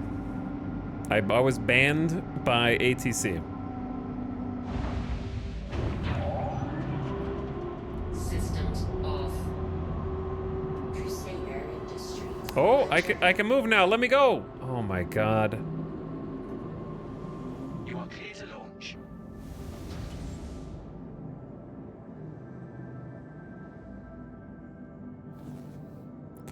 I don't think I'm clear to launch. You are clear to launch. Are you said that the first time. I'm ready this time, I promise.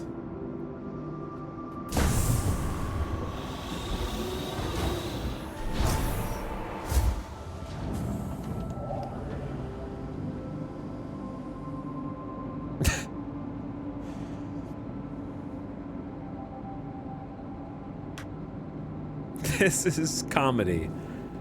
This is comedy. I'm free. Thank you. Please visit again. I'm finally free. What was it? I don't know. I just turned everything off and back on multiple times until it let me go.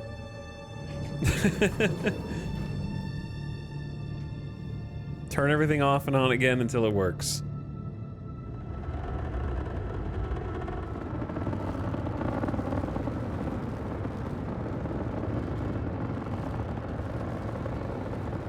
And it'll eventually work. And then you get to see the clouds.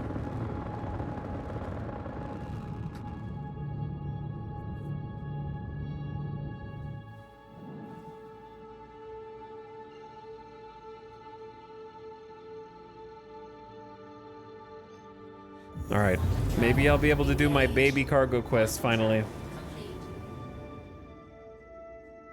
We can only dream.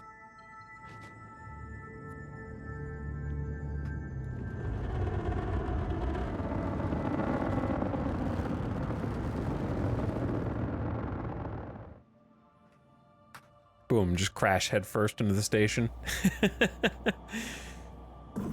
Shields on.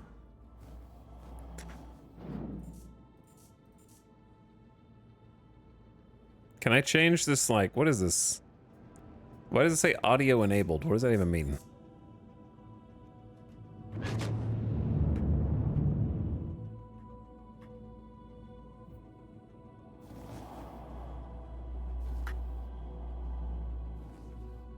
All right, let me dock. Please proceed to assigned landing bay.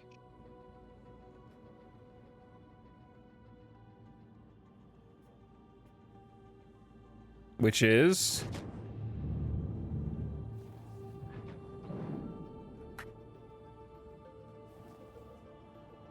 Which is where?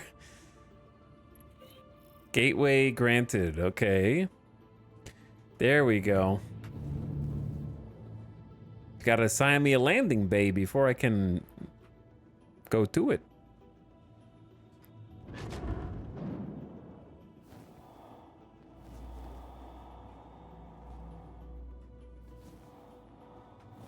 Sorry to spin you around, chat. Couldn't figure out what side this was on.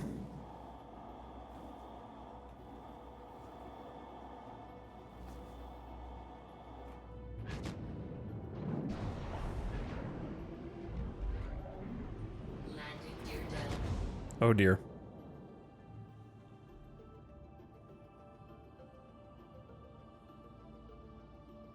Like a glove. Landing. Little off, but good enough. Engines off.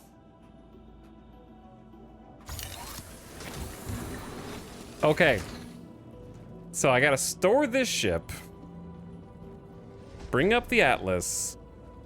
Then retrieve this ship. Then have the Atlas not murder me. There's an outside to this game? Nah, get back in the station now. I'm already back.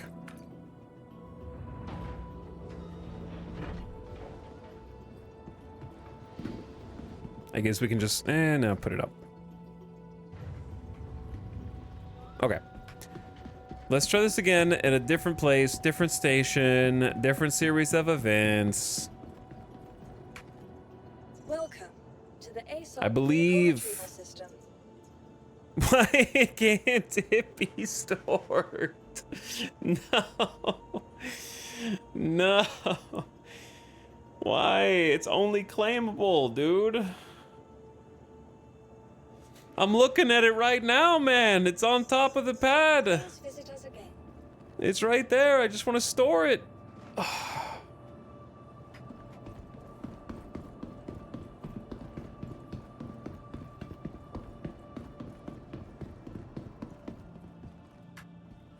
Reposition it and it should work.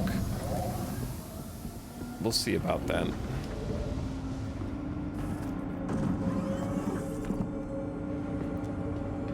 The other day, I couldn't get Stalker 2 to open, and I ended up having to update my BIOS. It took me 2 hours to figure out and solve.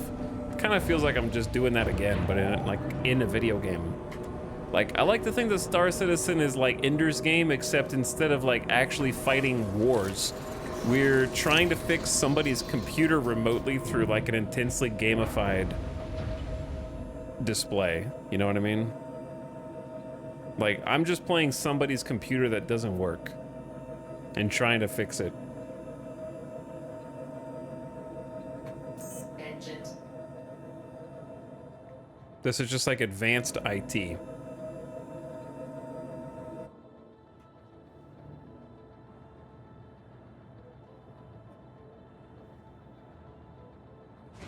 Like, is that enough to reposition? Why is the door opening? I did not request permission to leave.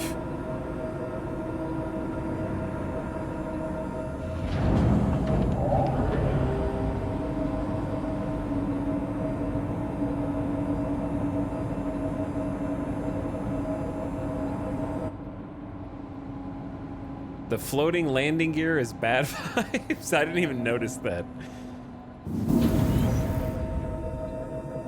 Launch complete.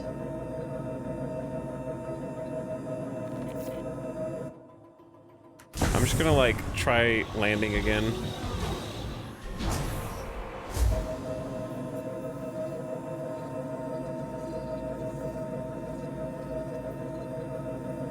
I'm just gonna try requesting a hangar again and see what happens.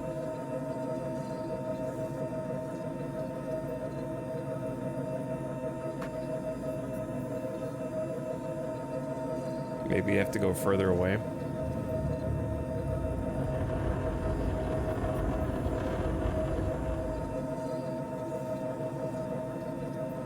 I don't know how I did this for 28 straight days in 0 to Hero, man. It wasn't like this. It honestly wasn't this bad. That's crazy. I think it's gotten more buggy since then. I can't get my hangar to go away, so I can't request a new one.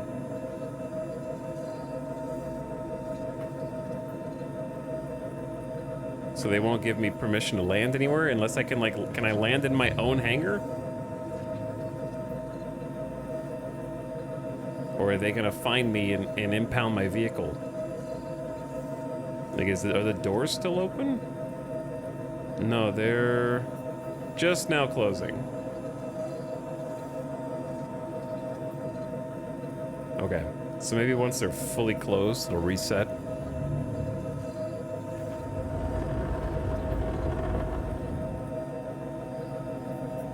I was playing at the same time as your 0 to Hero. It was mostly functional. A lot of the stuff I've tried playing with over the past 2 weeks has been really bad. Yeah, that's the impression I'm getting.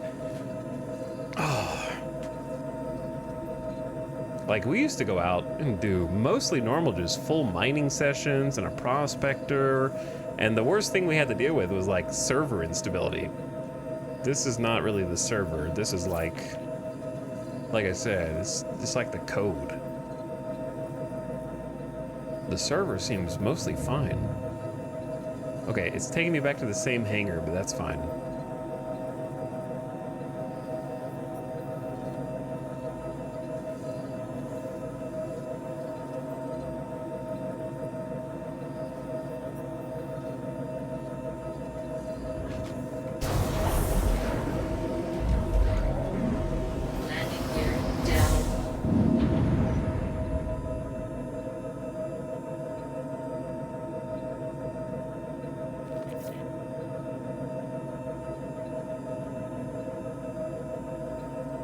Landing complete. Have a pleasant stay. Okay, try again. Engines off. Hangars got completely reworked only a couple months ago. I mean, it was 2 to 3 months ago, and then it was in testing for like weeks before that. So it's been 3 to 4 months since they started testing. And if you can't get ships to spawn in and get stored correctly, you're not ready for 4.0. That's like the fundamental basic mechanic of the game. Can my ship spawn and despawn? If no, things are screwed. You know what I mean? But the other problem is that like, I don't know what the point of the test server is. You know? To the ASOP vehicle retrieval system. Because nothing actually stays on the test server until it's fixed. The test server is there to see how close can they get it to barely functional so that most people won't be very pissed off, I think. And then the real test server is putting it to live.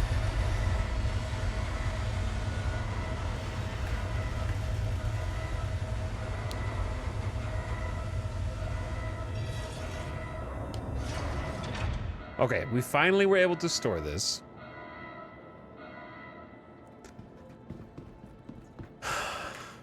Now, To the ASOP Atlas, retrieval system. come to me. I have to claim it. Your insurance claim has been sent. I will pay my fee. Thank you. That was kind of cool now that it worked. Well, I mean, that's Star Citizen in a nutshell, man. The game is really cool and actually really fun, and the ideas that they have for it are really great, and it's all with the caveat of when it works. The thing is, I think most people who play Star Citizen, and some of you are in the chat right now, would agree with me. If the basic shit just worked consistently, there's actually a really fun playable game there. Like right now. Even without a bunch of the features that are really far down the pipe. The problem is, like, the fundamental shit is very dysfunctional. Whether that is the servers, or trying to store your ship, or trying to summon your ship, or trying to leave a hangar. Just like the fundamental building blocks. If those were just streamlined, I think people would say that, yeah, there's actually like a pretty fun game there. Because it is really cool. It is extremely cool.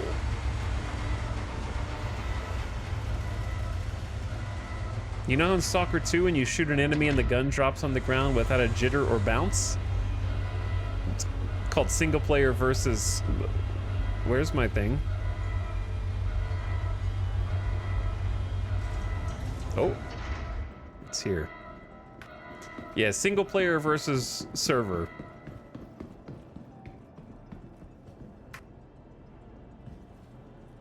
But yeah, I get your point.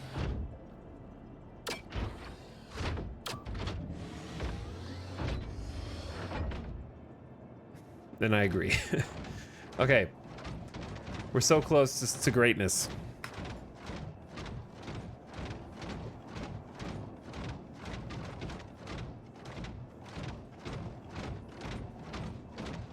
We're so close to greatness.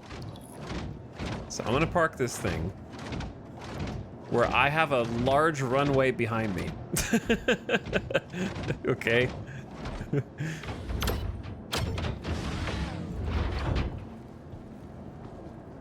Now, I am off of the pad. There's the thing. This is the thing, right? Like, I'm off of it. Now we're gonna try retrieving the ship. Welcome to the ASOP Vehicle Retrieval System.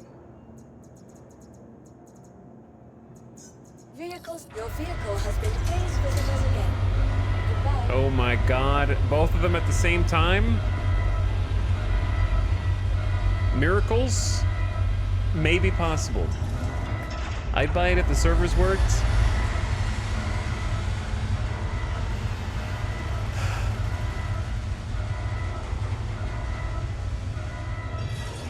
Like if the Save Stanton battle event worked, I'd be grinding it, but they can't get to spawn in enemy ships.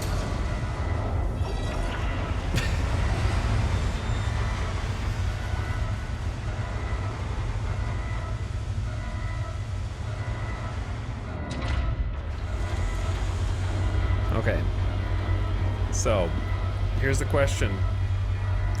Do you think the game is going to let me get back into the Atlas?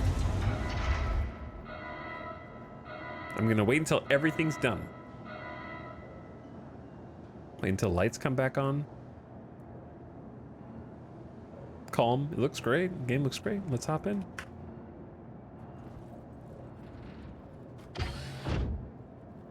Oh? I'm in. Okay, it's not scooting me across the entire map? Hell yeah. Now we're gaming.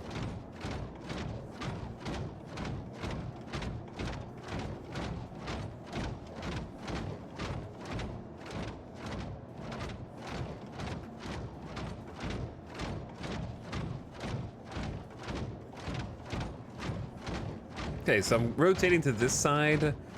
Cargo elevator in this corner, because that's where the ramp is.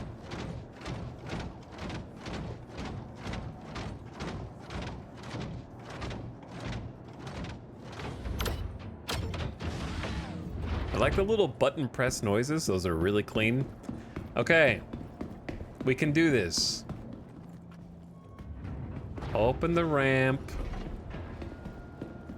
Baby's first cargo mission.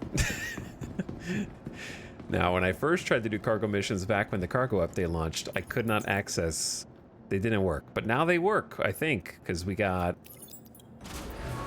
Send the elevator down. And then once the elevator's down, we got the contract items. Move them over. Send them up.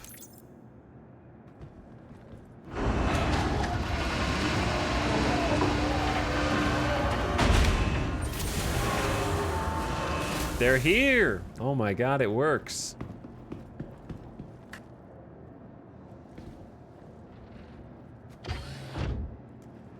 Okay, and then we just have to transfer these. So, with the Atlas, as opposed to other tractor beams, when we go to pick things up, they actually get insta-yoinked all the way to us, and then we can choose where we want them to be placed. So, in theory, you can stand in one sort of central location and then quickly load and unload, as opposed to walking them all the way over on foot. Bonk. So this thing is pretty crazy. Oh dang, I held off on trying that thing. I'm gonna have to get one now.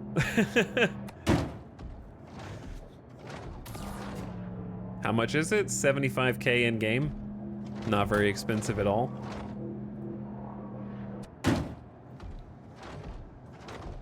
Very, very affordable, but you know, you have to have space to transfer it. Like, that's why the C1 is pretty great, and other ships like it, because you can walk this thing onto the ship and carry it with you.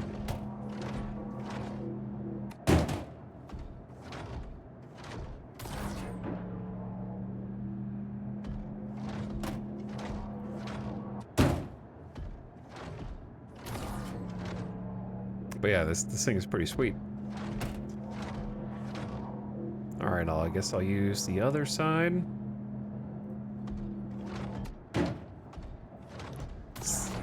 It's pretty powerful. Some would even say too powerful. And those people are me. Regular tractor gang.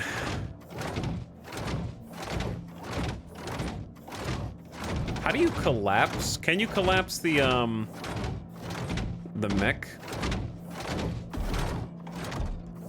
into a smaller form or no?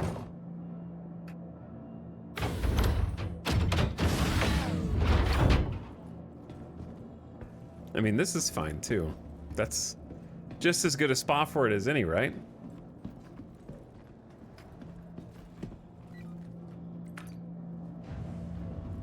So then we close up. Got the exosuit. Got our 10 SCU for our little baby quest. And then we go. Make the damn tractor beams on the ship do the same thing. That would be cool. I would like that too. Make my Nomad tractor beam even better.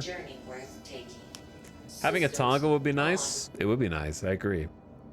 Okay, now we want to leave because we actually have an objective. Engines on. Quantum fuel 100%.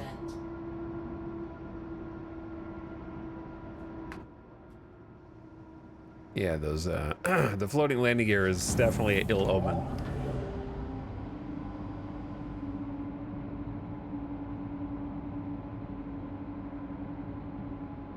Hope there's nothing fragile in those.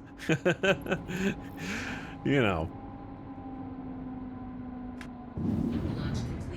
We just need to make sure the cargo gets there. Whether it gets there in one piece or not is somebody else's problem. Probably.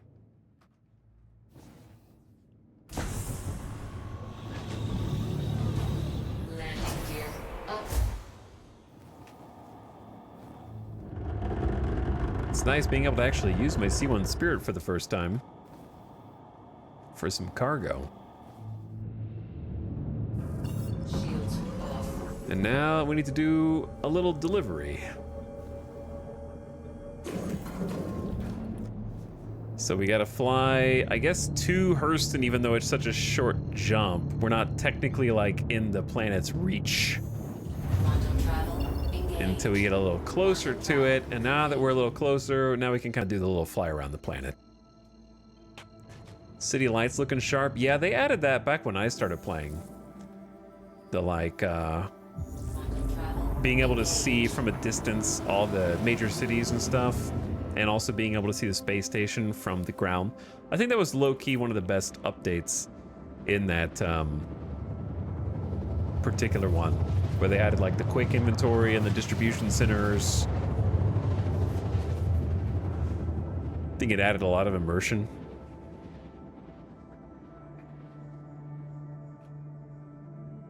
We got to see it a bunch when we were traveling to and from that cave outside of Lorville.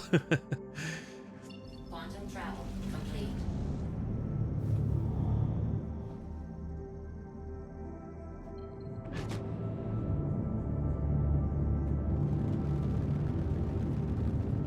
Good old Hurston.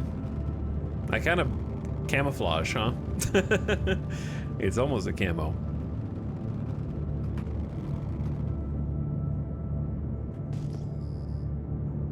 I guess I gotta get used to actually, I assume these will be friendly turrets this time. Should be, yeah. That'd be pretty funny though if it was like a combat zone. I guess I should be doing some active pings more often to see what's around.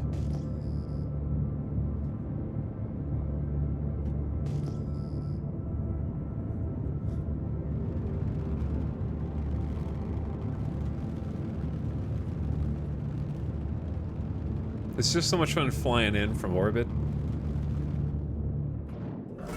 Shields on. I hate that it resets this every single time.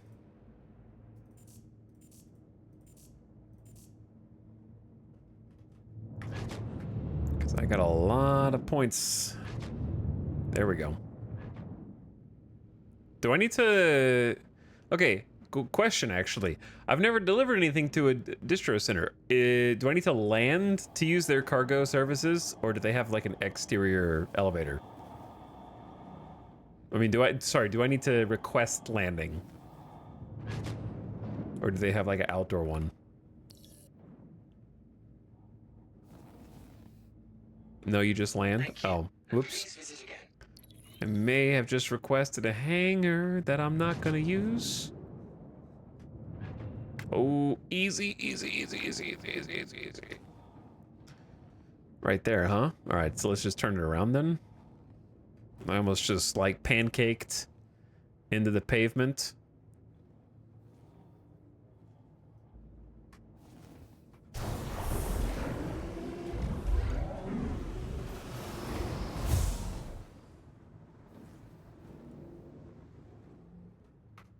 Landing.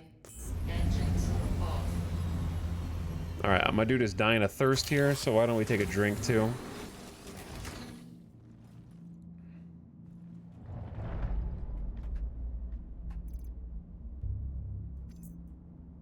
There's still a bug where you can't Alt-H medium helmets? Probably. They do definitely open their hangar doors, yeah. I've landed there. I've got a hangar right now, actually. What do they have in this place? A few things, actually. So, like, distribution centers have multiple functions in the game. Number one is they're a really great place to do missions. So there are like ground missions that pay a lot of money, and there are also some missions that involve you being able to destroy drugs, and it's like a hostile distribution center, not one like this. Due to inactivity, we have been forced to assign your landing zone to another customer. Okay, I don't need my landing zone anyway. For like these types, they actually do have like a lobby. You can go up in the elevator. They have like a big shelf sort of cargo area.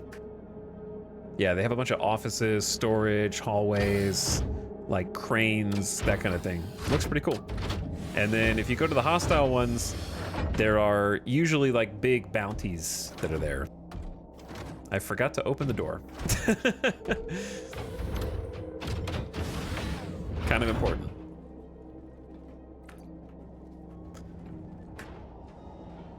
There we go.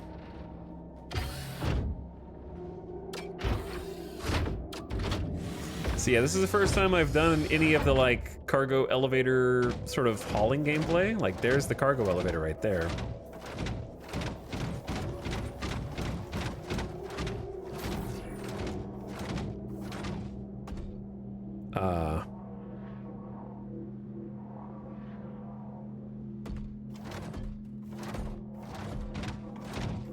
How do I... Can you toggle it? Why am I using like a regular tractor beam now? How do you toggle it? Oh, now it's working? Okay. That can go so far. Oh my god. That's actually crazy.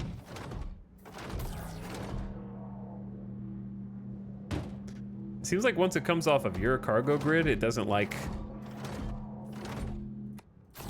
doing the yeet function until you drop it. Yeah, the range is insane.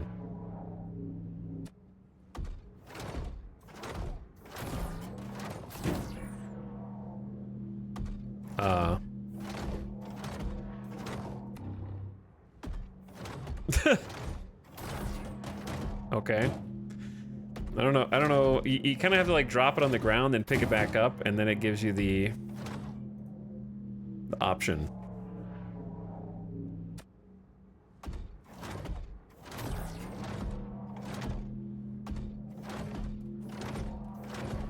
It's pushing me down the ramp.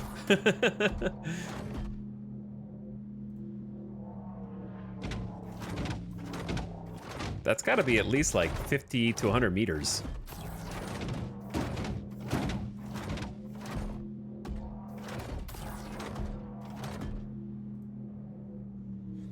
I don't know how it does it. I'm surprised that they let it be this crazy. Uh-oh, I missed that one. There we go. Doesn't have to be super neat and tidy. Love the mid-air juggle. Thanks. I'm learning.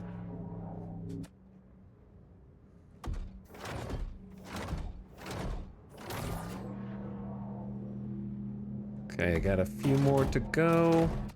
Bonk it around on the ship a little bit. Weapon potential with flail-like tractor beams are 100 plus meters. Funny enough, weren't people using these to yeet, like torpedoes at people when they first came out? Or something like that?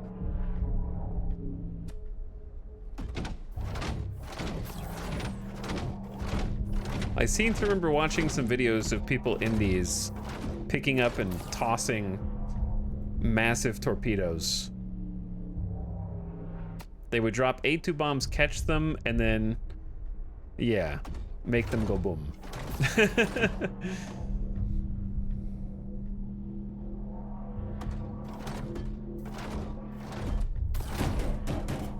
I almost lost that one. Uh-oh, chat, I may have made a little bit of a mess over here. I'm not exactly sure how, but...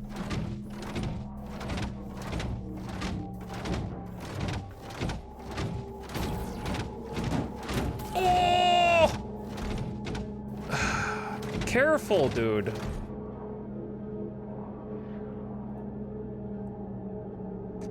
I just caught that like I was trying to deflect the key blast in Dragon Ball Z or something. All right, we have to go actually walk up there and I was like dragging me back, you know, my feet clipping through the ground. This is kind of dangerous because somebody could sneak on my ship. But there's luckily no way to hide in a C1. So, you know what? They're welcome to have it if that's what they want. Where's the screen here? Oh. Hello, Freight Manager. This is so cool. It's like, now that it works, my contract is complete.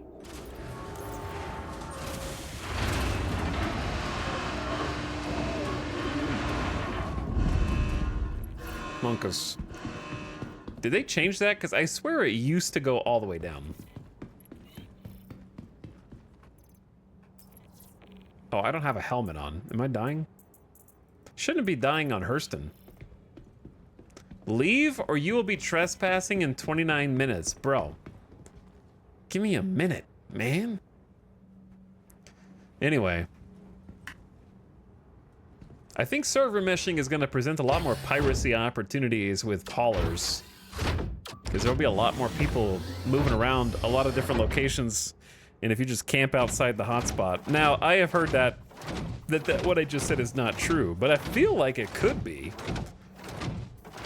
Because there's got to be some places where people have got to leave their ship and do some hauling manually, you know? And you could just hang out, wait for them to show up. After they finish loading everything, while they're still trying to like get out, the animation for this thing is so long before you can close your door behind you.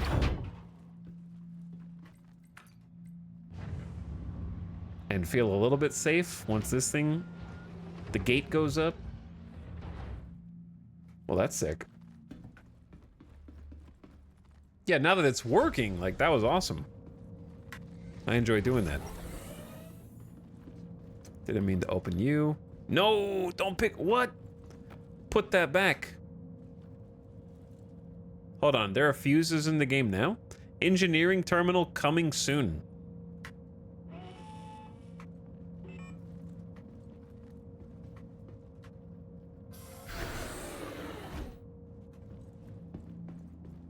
Someone's gonna have to go back there to find out what to fix.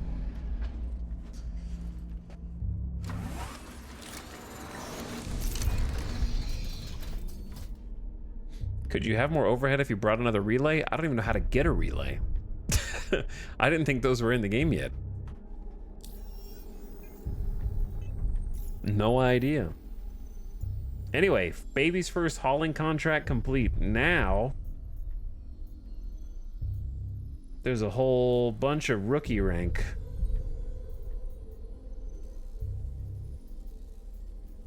So you could actually start planning your own route. It looks like they upped the pay for these since I last looked. Like when they first came out, wasn't it like much less than this?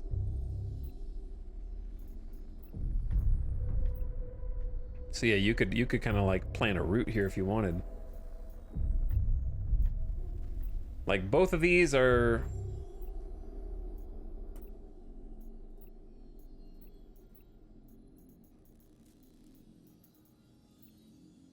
like collect corundum from Everest, carbon from Everest. Now, granted, these are going to be tiny, tiny box. 95 stems from Tisa to Everest. Oh my god, that's such a short trip, but such a like tedious one. Collect 8 SCU of tungsten.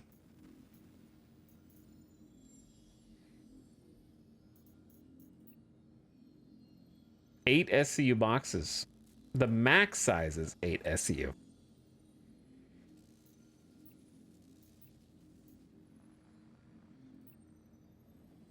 But that's still very tedious because you need a huge ship or to make multiple trips. Like I only have 64 SCU. That's why I said it was tedious, Chad. It don't matter what size the boxes are if I can't fit it all in one trip. You gotta go there, back, for the same price as one of these small ones.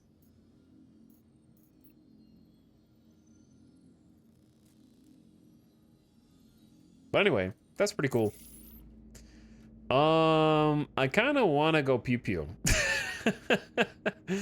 So let's take off. I want to shoot lasers with a ship real quick. Launching Launch complete.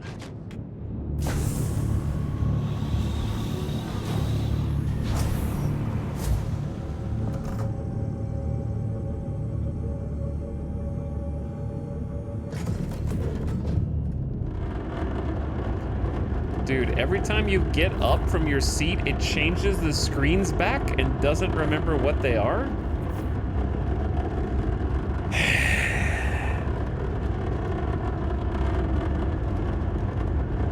When you stand up? Or did I, or just when you store it? I don't know, either way. I just accidentally jumped out of my seat, I guess. Did I hit the exit button? Well, are we falling? Did I turn off? Did my engine just get turned off and we're just free falling?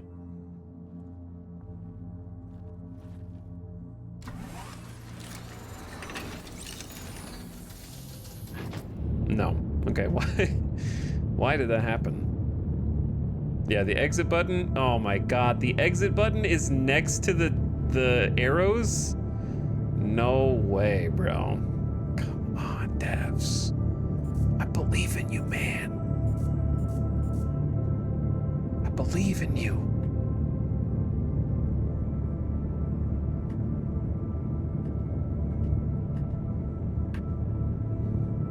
Okay, anyway. They advertised it as saving the screens on a ship basis. I'm sure that's how it will eventually be. No doubt. Eventually.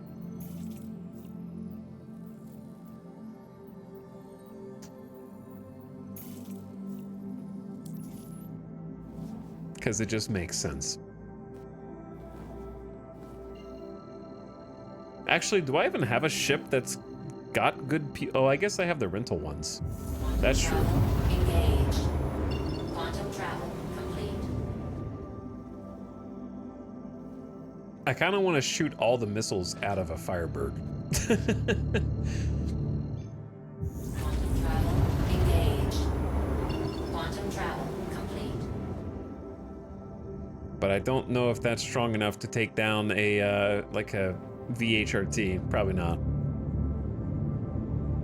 Maybe an HRT.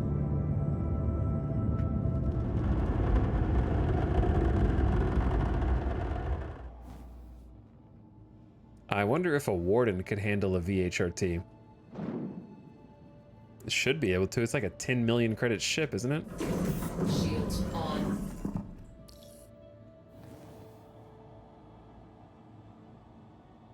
Thank you, and please visit again. Can I have a dock? Thinking. Thinking. Pondering. Spinning. Oh, there we go.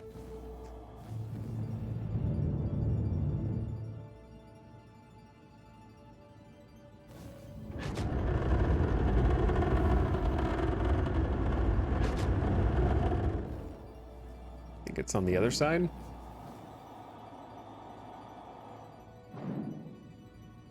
Hello, can I help you? Ready to scan. Unavailable, unavailable, 0 meters per second.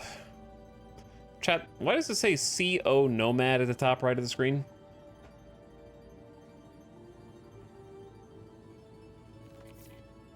When I am in a different ship. I just fired a missile. Friendly. I thought I was in scan mode, but I was in missile. I didn't even know I had missiles. No one's in there. Nobody's even in there. It's fine. I got let off with a warning. Aegis, Vanguard, Sentinel Heavy Fighter, Sentinel unavailable. Why is audio... Get off. Dude, it keeps resetting the power. What's the point of changing the MFD if it just resets while you're sitting in the ship? Eh? You're literally... I'm just sitting in there. All right, anyway, my bad.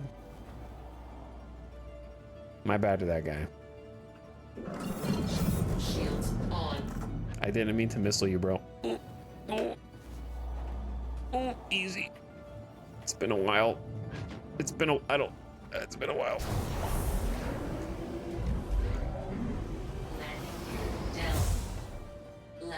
we got there. We got there. Mostly center of the map. You know what the cool thing is, though? If I store this ship, it should remember that I have the exosuit Atlas on it and be on the ship next time I bring it up. So there is that. That's pretty sick. So this guy should just be waiting for me, minus the musical chairs at the beginning, I think.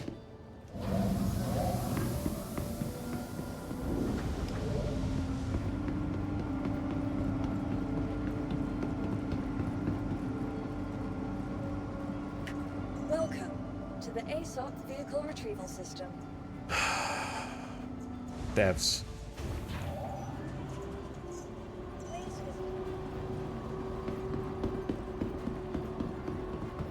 Why is it like 75% of the time I cannot store my ship unless I get back in it and move it slightly?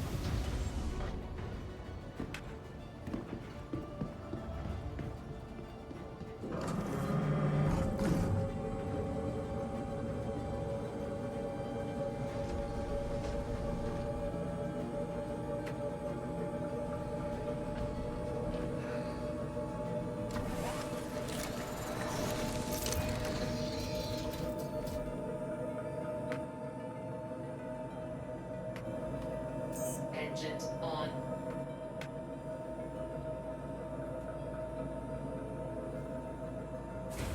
Landing complete. Have a pleasant stay.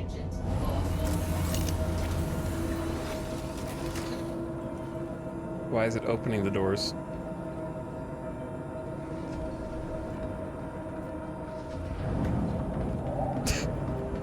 I don't know.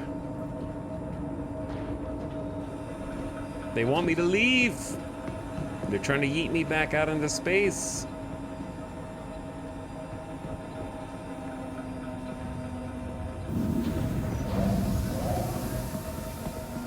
Now they're closing. Welcome to the ASOP Vehicle Retrieval System. It still says claim. Please visit us again. Goodbye. So, I remember that I think this happened with my Reliant Core, and I thought to myself, what if I just retrieve a different ship, and then therefore it'll send the elevator down and presumably just store this for me, and then I never saw my Reliant Core again. So I'm a little hesitant to just retrieve another ship out from under it without being able to click the store button. But I don't want to have to keep flying to different stations or like leave and then land again to try to get it to give me the option to store the ship. Welcome to the ASOP Vehicle Retrieval System. I know it's all going to get wiped in 4.0 anyway.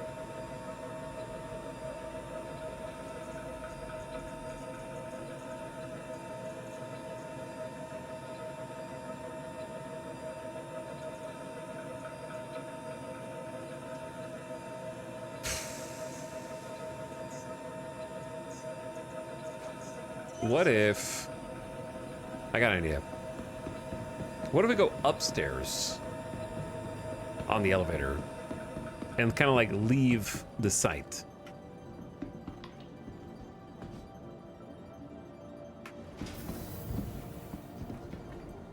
And let it like do its own little thing down here with no one's looking. It doesn't want to be watched. It doesn't like when people are looking at it. Doesn't want to be observed, just like me. Wait. Chat, stop looking at me. Welcome to the ASOP Vehicle Retrieval System. Okay, what if we're up here and we just go...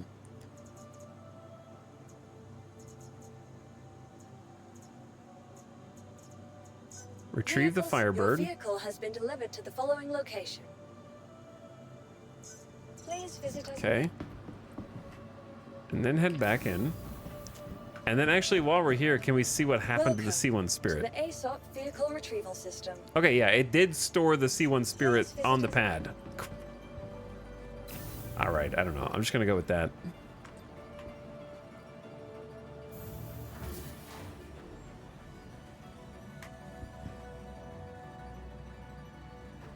I was trying to reference Always Sunny, but you said, gotta pay the soul toll? That's kind of true, though. Playing Star Citizen does take a piece of your soul.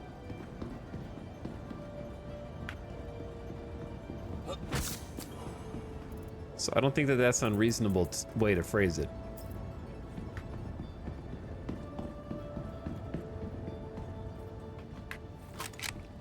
Are you happy, sad, or indifferent to the upcoming wipe? I love wipes, and the fact that they're trying to avoid them in the future worries me for the health of the game long term. So wipes are great.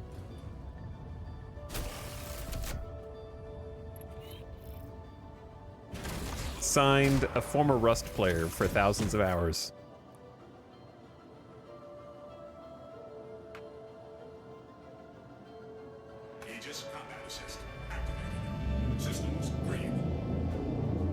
I love that Star Citizen continually adds new content to this bug-finding sim. It's probably the best bug game there is. True. This is one of the ships we rented from IAE, the Aerospace Expo, the Firebird. It's a cool ship.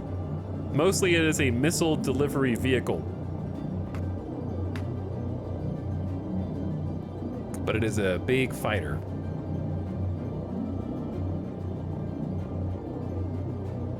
So I probably want like max power to shields.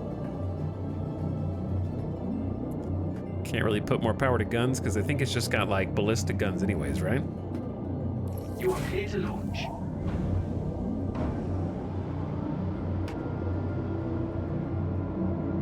Bug maxing. But yeah, I'm looking forward to the upcoming wipe. So that I feel like I can start over and start earning things again. I feel like I'm making progression and meaningful steps in my journey. I think Star Citizens, like, I don't think this is a controversial take, and I don't mean it as an insult necessarily, but Star Citizen's only content right now is saving up money for ships. That's it. Like, that is the entire purpose, right? So having to start earning ships again from the beginning is good because that's fun. When you have a bunch of ships, the game gets, by the way, sorry to people who've bought dozens of ships with real money when I say this, but the more ships you acquire, the more boring Star Citizen becomes. It's all about that grind for new and better ships, and they don't want it to be that way. I understand, but it is that way right now, and it will continue to be that way until substantial game mechanics change, which is probably years away at this point. What mission are you doing right now? I'm about to do a bounty. I don't really know what the Firebird can handle or what I can handle in the Firebird.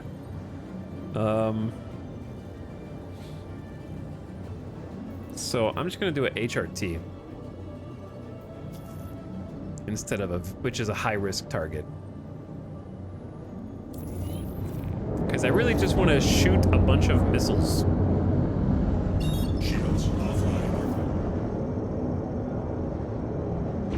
Which is exactly what the Firebird is good at.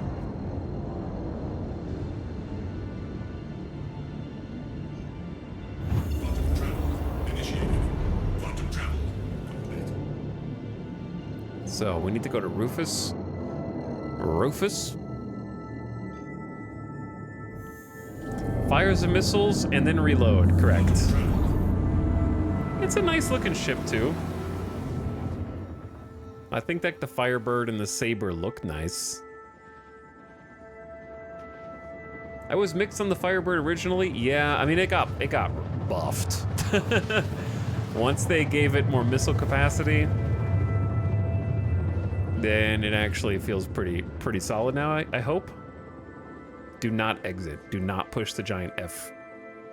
No Fs in the chat, please. I said...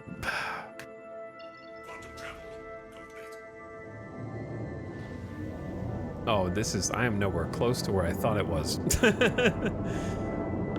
250 kilometers away, dude.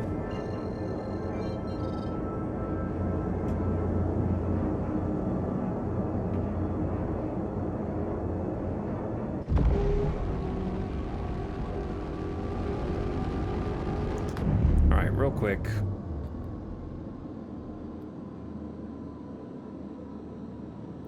Where's the, like, screen shake settings?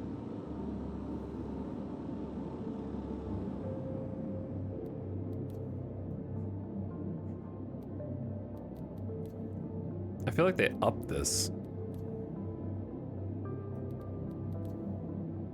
I like some screen shake, but I feel like they increased it. Is there a 4.0 release date? No, but it's in testing. It just hit wave 1 testing. So people are playing it.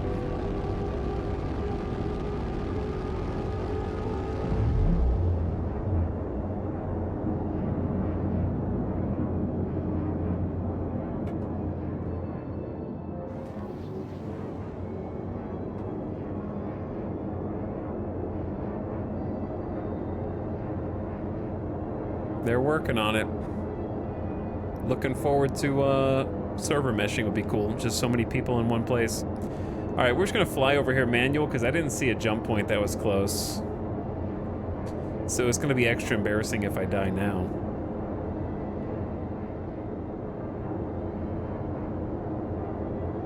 I think I'm high enough up that we have decent velocity. Chat, where does it say your actual? Oh, there's my actual velocity. Okay, I was looking at this. That's my designated velocity. I feel like they made that information kind of confusing.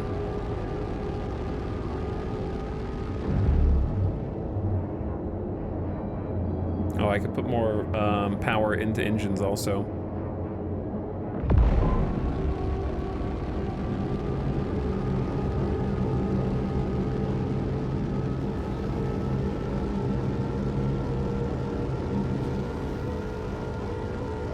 Now we're going closer to 1400. The Firebird's got some speed too, doesn't it?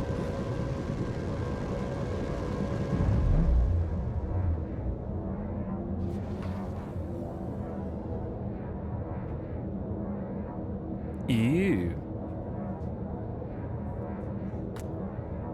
Okay, let's see if I remember how to do anything in this game, combat-wise. I've never really flown the Saber series, though. This is more of a fancy fighter. I'm usually flying a Reliant Core and a Rust Bucket. See, now the boost doesn't do anything, because I'm at 1,370 meters per second already on cruise control. All right, we're coming up on our target. We don't have to do anything else except kill Swearingen.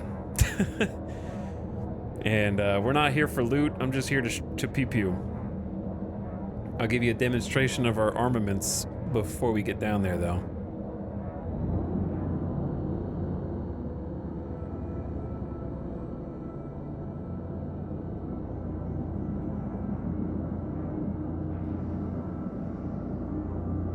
Maybe once we're like 20 kilometers away or so.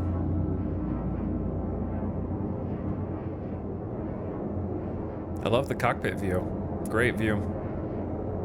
Can see everything.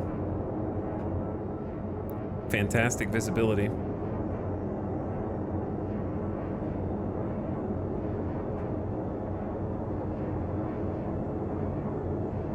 Okay, so like somewhere around here. I want to do some quick tests.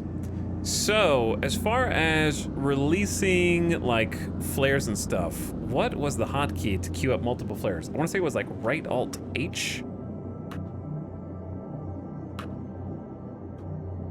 Did I make that up? Yeah.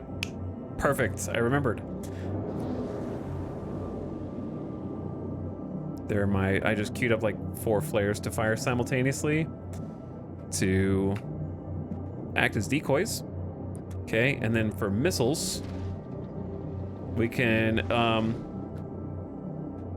check out the Firebird's chief attraction, which is this missile bay down here. So you can actually see the bay doors open and close on it, which is badass. When we toggle missile mode. And the missiles fire from this underbelly deployment bay.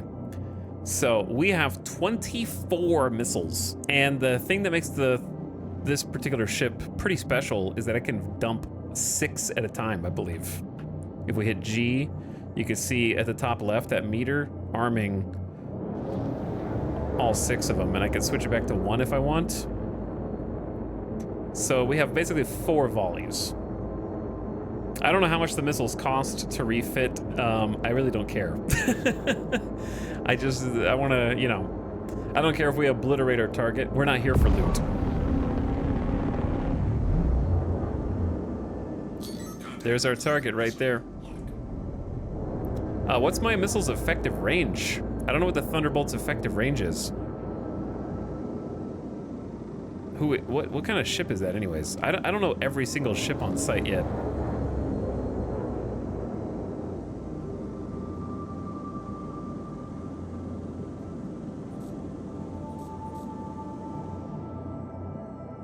It looks like, God, yeah, it looks like a F8. I don't know what my missile's effective range are. It used to show you on the screen. On the old UI. All right, they're moving toward me. You ready, chat?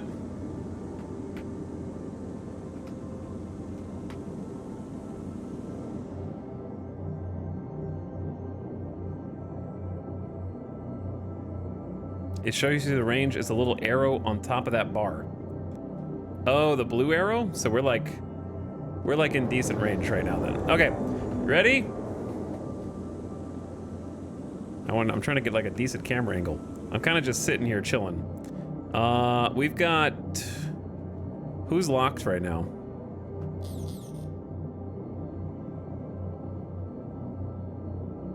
This is Trenton Viper Swearingen.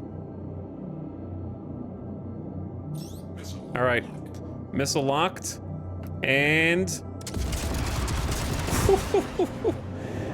that looks clean, dude.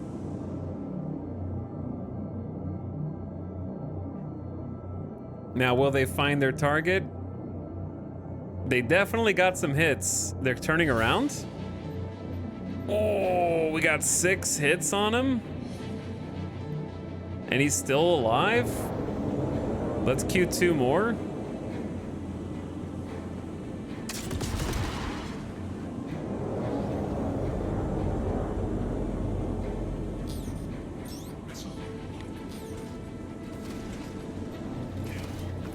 Kill confirmed. All right, Hulk. And next volley.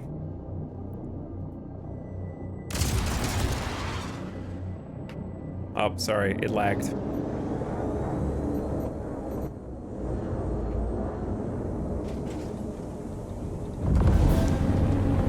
All right, did not missile dump as much as I wanted. Ooh, some of those missiles came around anyway.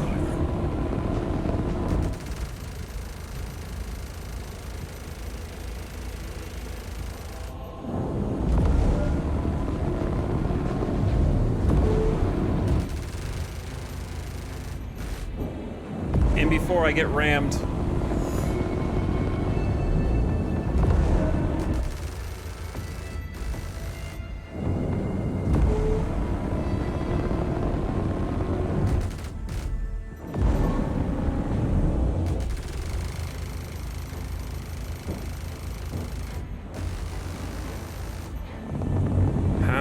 he's still alive.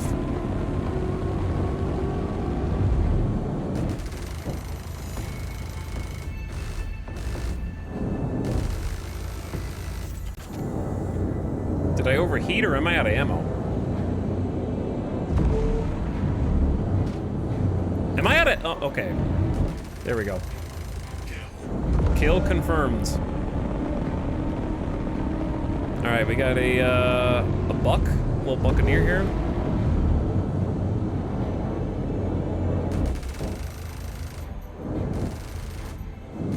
He's fragile but nimble.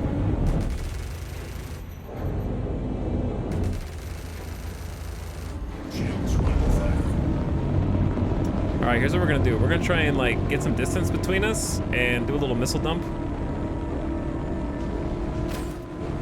I'm gonna pop some noise to try and distract them. All right, I'm taking my shields down to switch into travel mode.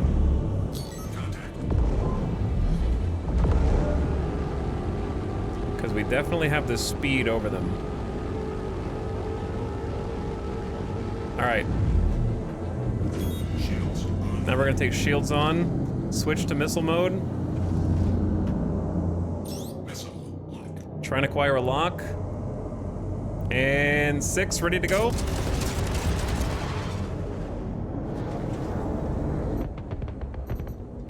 Kill confirmed, baby. Hell yeah, brother. All right, just one more. We've evened the odds.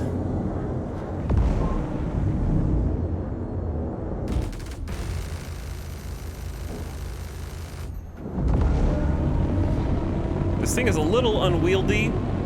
I wouldn't say that the Firebird feels super nimble. It's fast, but it's not nimble. Oop.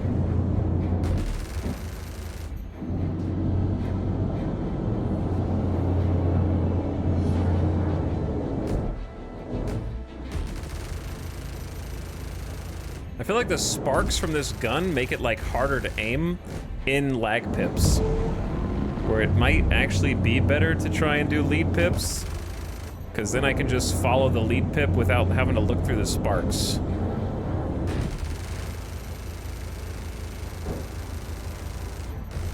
Ooh, I'm surprised the server didn't make me collide with bro here. He was spinning. I know I shouldn't be shooting at 1 kilometer away. That's kind of my bad. How do you see the heat level of your weapons? Like, I have no... I can't see any visual indicator of when they're overheating.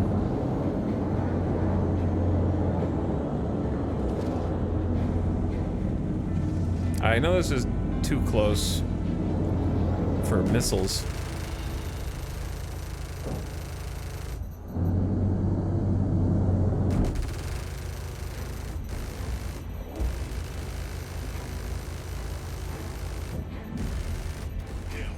Hell yeah, all right. Very nice. This is disorienting. We're in the sky, man. There's the ground right there. You see it? Cool guns. That was fun, man. Good fight.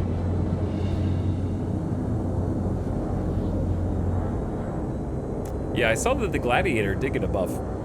I think we just blew up a Gladiator. Any loot? I'm not here for loot because this thing can't hold any. I don't think any of those ships would have had cargo space. They seemed all like fighters to me. When you say chat, that normally would be a get in, get the kill, get out. Ooh, I never even seen this UI. They changed how the zoom effect for whatever this view is called is. I know what it is, but I forgot what it is. Yeah, normally you would have just gone in there, killed the main guy, and then reset, but I just wanted to fight for its own sake, you know? If you were looking for loot, you would have just tried to get it over with as fast as possible. It's way harder to scan ships now. Like, it's kind of stupid in my opinion, because it feels like you have to have every ship shape memorized. instead of just have the computer tell you what its profile matches. Like, I don't have every ship name memorized. And it doesn't help that the target is not available on the screen, and it's in like the top right.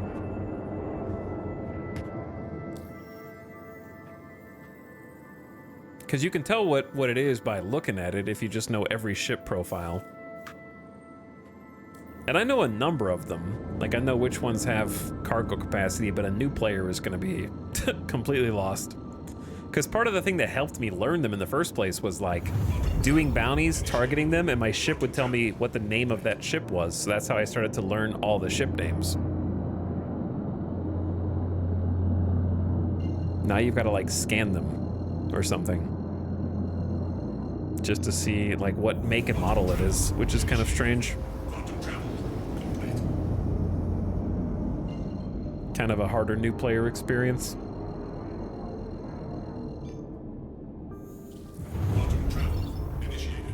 But anyway, that was cool, and the missiles look badass. Also, thanks for the tip on the missile range. That little meter at the top left was accurate, showing optimal missile range. I was also impressed that all the missiles hit. The last time we played this game, I'm sure the missiles, you know, have their fair share of whiffs still, but I think all 3 or 4 of my volleys actually got some connections. Maybe the server that I'm on is decent. Because before it was like 50-50, the missiles would just go off on their own in the no man's land. But yeah, the combat, the ship combat is still just as fun, man. So good.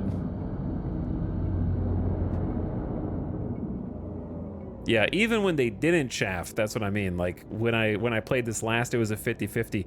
Sometimes the missiles wouldn't even go toward the target. They would just nosedive toward the ground for no reason. I don't think the AI uses chaff. At least I've never seen them use chaff. Maybe they do now.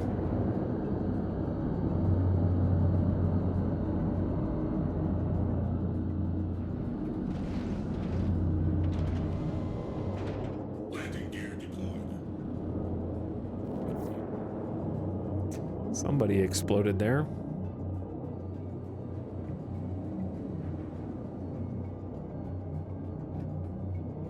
But yeah, even when they didn't, the missiles would often like completely misfire and just fly off into a mountain. Firebird's cool, a lot of fun. I would really enjoy this ship, I think. I like missile ships. I don't like torpedo boats, but I understand big missiles are torpedoes. But I like the 6 volley fire of this one, or at least being able to like spam groups of 2 missiles or something in like a PvP encounter to try to just bait them into using all of their decoys. You know, like if somebody has like 4 to 6 decoys bound and is just like spamming them, then you just have so many missiles to like try to get them to exhaust all of their decoys, and you can fire those missiles from like 10 to 15 kilometers away. So that's pretty cool. I think this is my favorite Aegis ship, I would say. Other than, I like the Redeemer. I like the idea of the Redeemer the most, probably. But I like the Firebird. I'd like to own one eventually.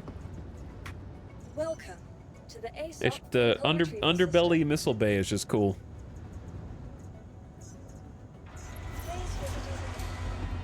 All right, chat, that's what we're gonna call it today. That's what we're gonna call it.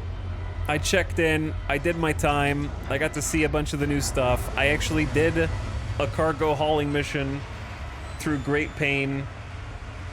I actually did a mercenary mission through great pain.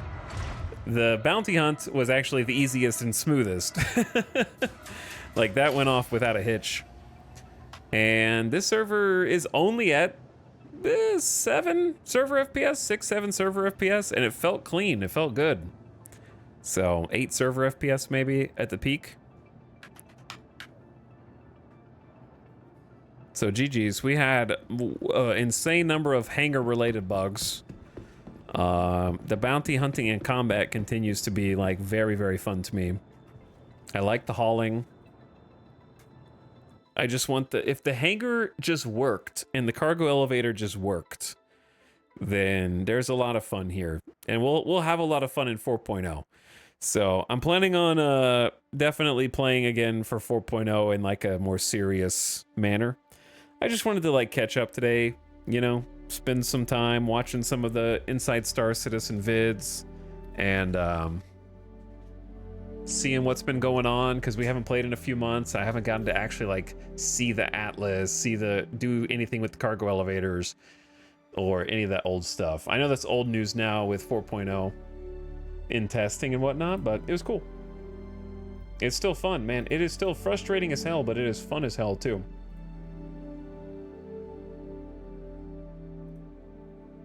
So thanks guys for watching, for hanging out today, and for spending your time here with us. If you want to check it out, it is free till December 5th. Now, I covered it when you still have time to do a download and try it for yourself. I know a bunch of people in chat have been getting their friends to get them into it. I hope you guys have been having fun in the verse, getting lost in the sauce. Chat, I won't see you tomorrow. We had a nice 6 days of stream this week, so a nice, good, full week. Had a lot of fun with Hearts of Iron, and then Stalker, and then a little Star Citizen to cap us off for a little weekend special. So we might do some... I don't know what we're going to do next week, actually. You'll have to just come back and find out. But on next Saturday is the RimWorld Hot Potato charity event, okay? I'm going to post a Discord message tomorrow letting everybody know the exact time that that's going to happen. So we're going to get past the RimWorld Hot Potato, try to raise money for Doctors Without Borders. And that's going to be Saturday at 4 p.m. Pacific. So make sure you're there because it's only going to be a 5-hour slot.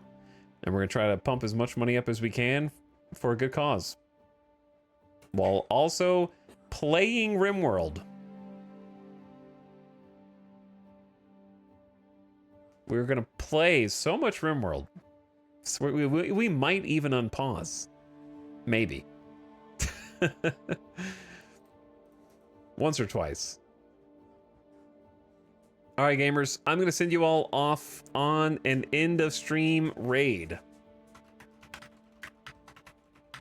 Let's go say what's up to Arch, who plays stuff. He's playing a game called Towers of Agazba. I have never heard of this. Well, let's go check it out. Give Arch some love. If you like what you see, toss him a follow. He's a good dude. Check him out. And I will see you guys over there. I'll catch you on like Monday or Tuesday. Might be Monday. There's definitely going to be like more time off because I'm going to have to do some prep for the charity stream on Saturday. So definitely no stream on Friday of next week, and maybe not Thursday either. So it might be like a Monday, Tuesday, Wednesday, and then kind of use a couple days to prep for the hot potato to get some things done. But good night. Thanks everybody for sticking around to the end. I appreciate you. Go give Arch a nice strong raid, and I'll see you guys again probably on Monday. Be a safe bet. We'll do something else fun. All right? Good night for now. I'm ready for 4.0. Hit me with that wipe, CIG, so I can start 0 to hero all over again, baby. Stars in our eyes. Good night for now. Take it easy and have a great rest of your weekend, gamers. Good night. Now get out.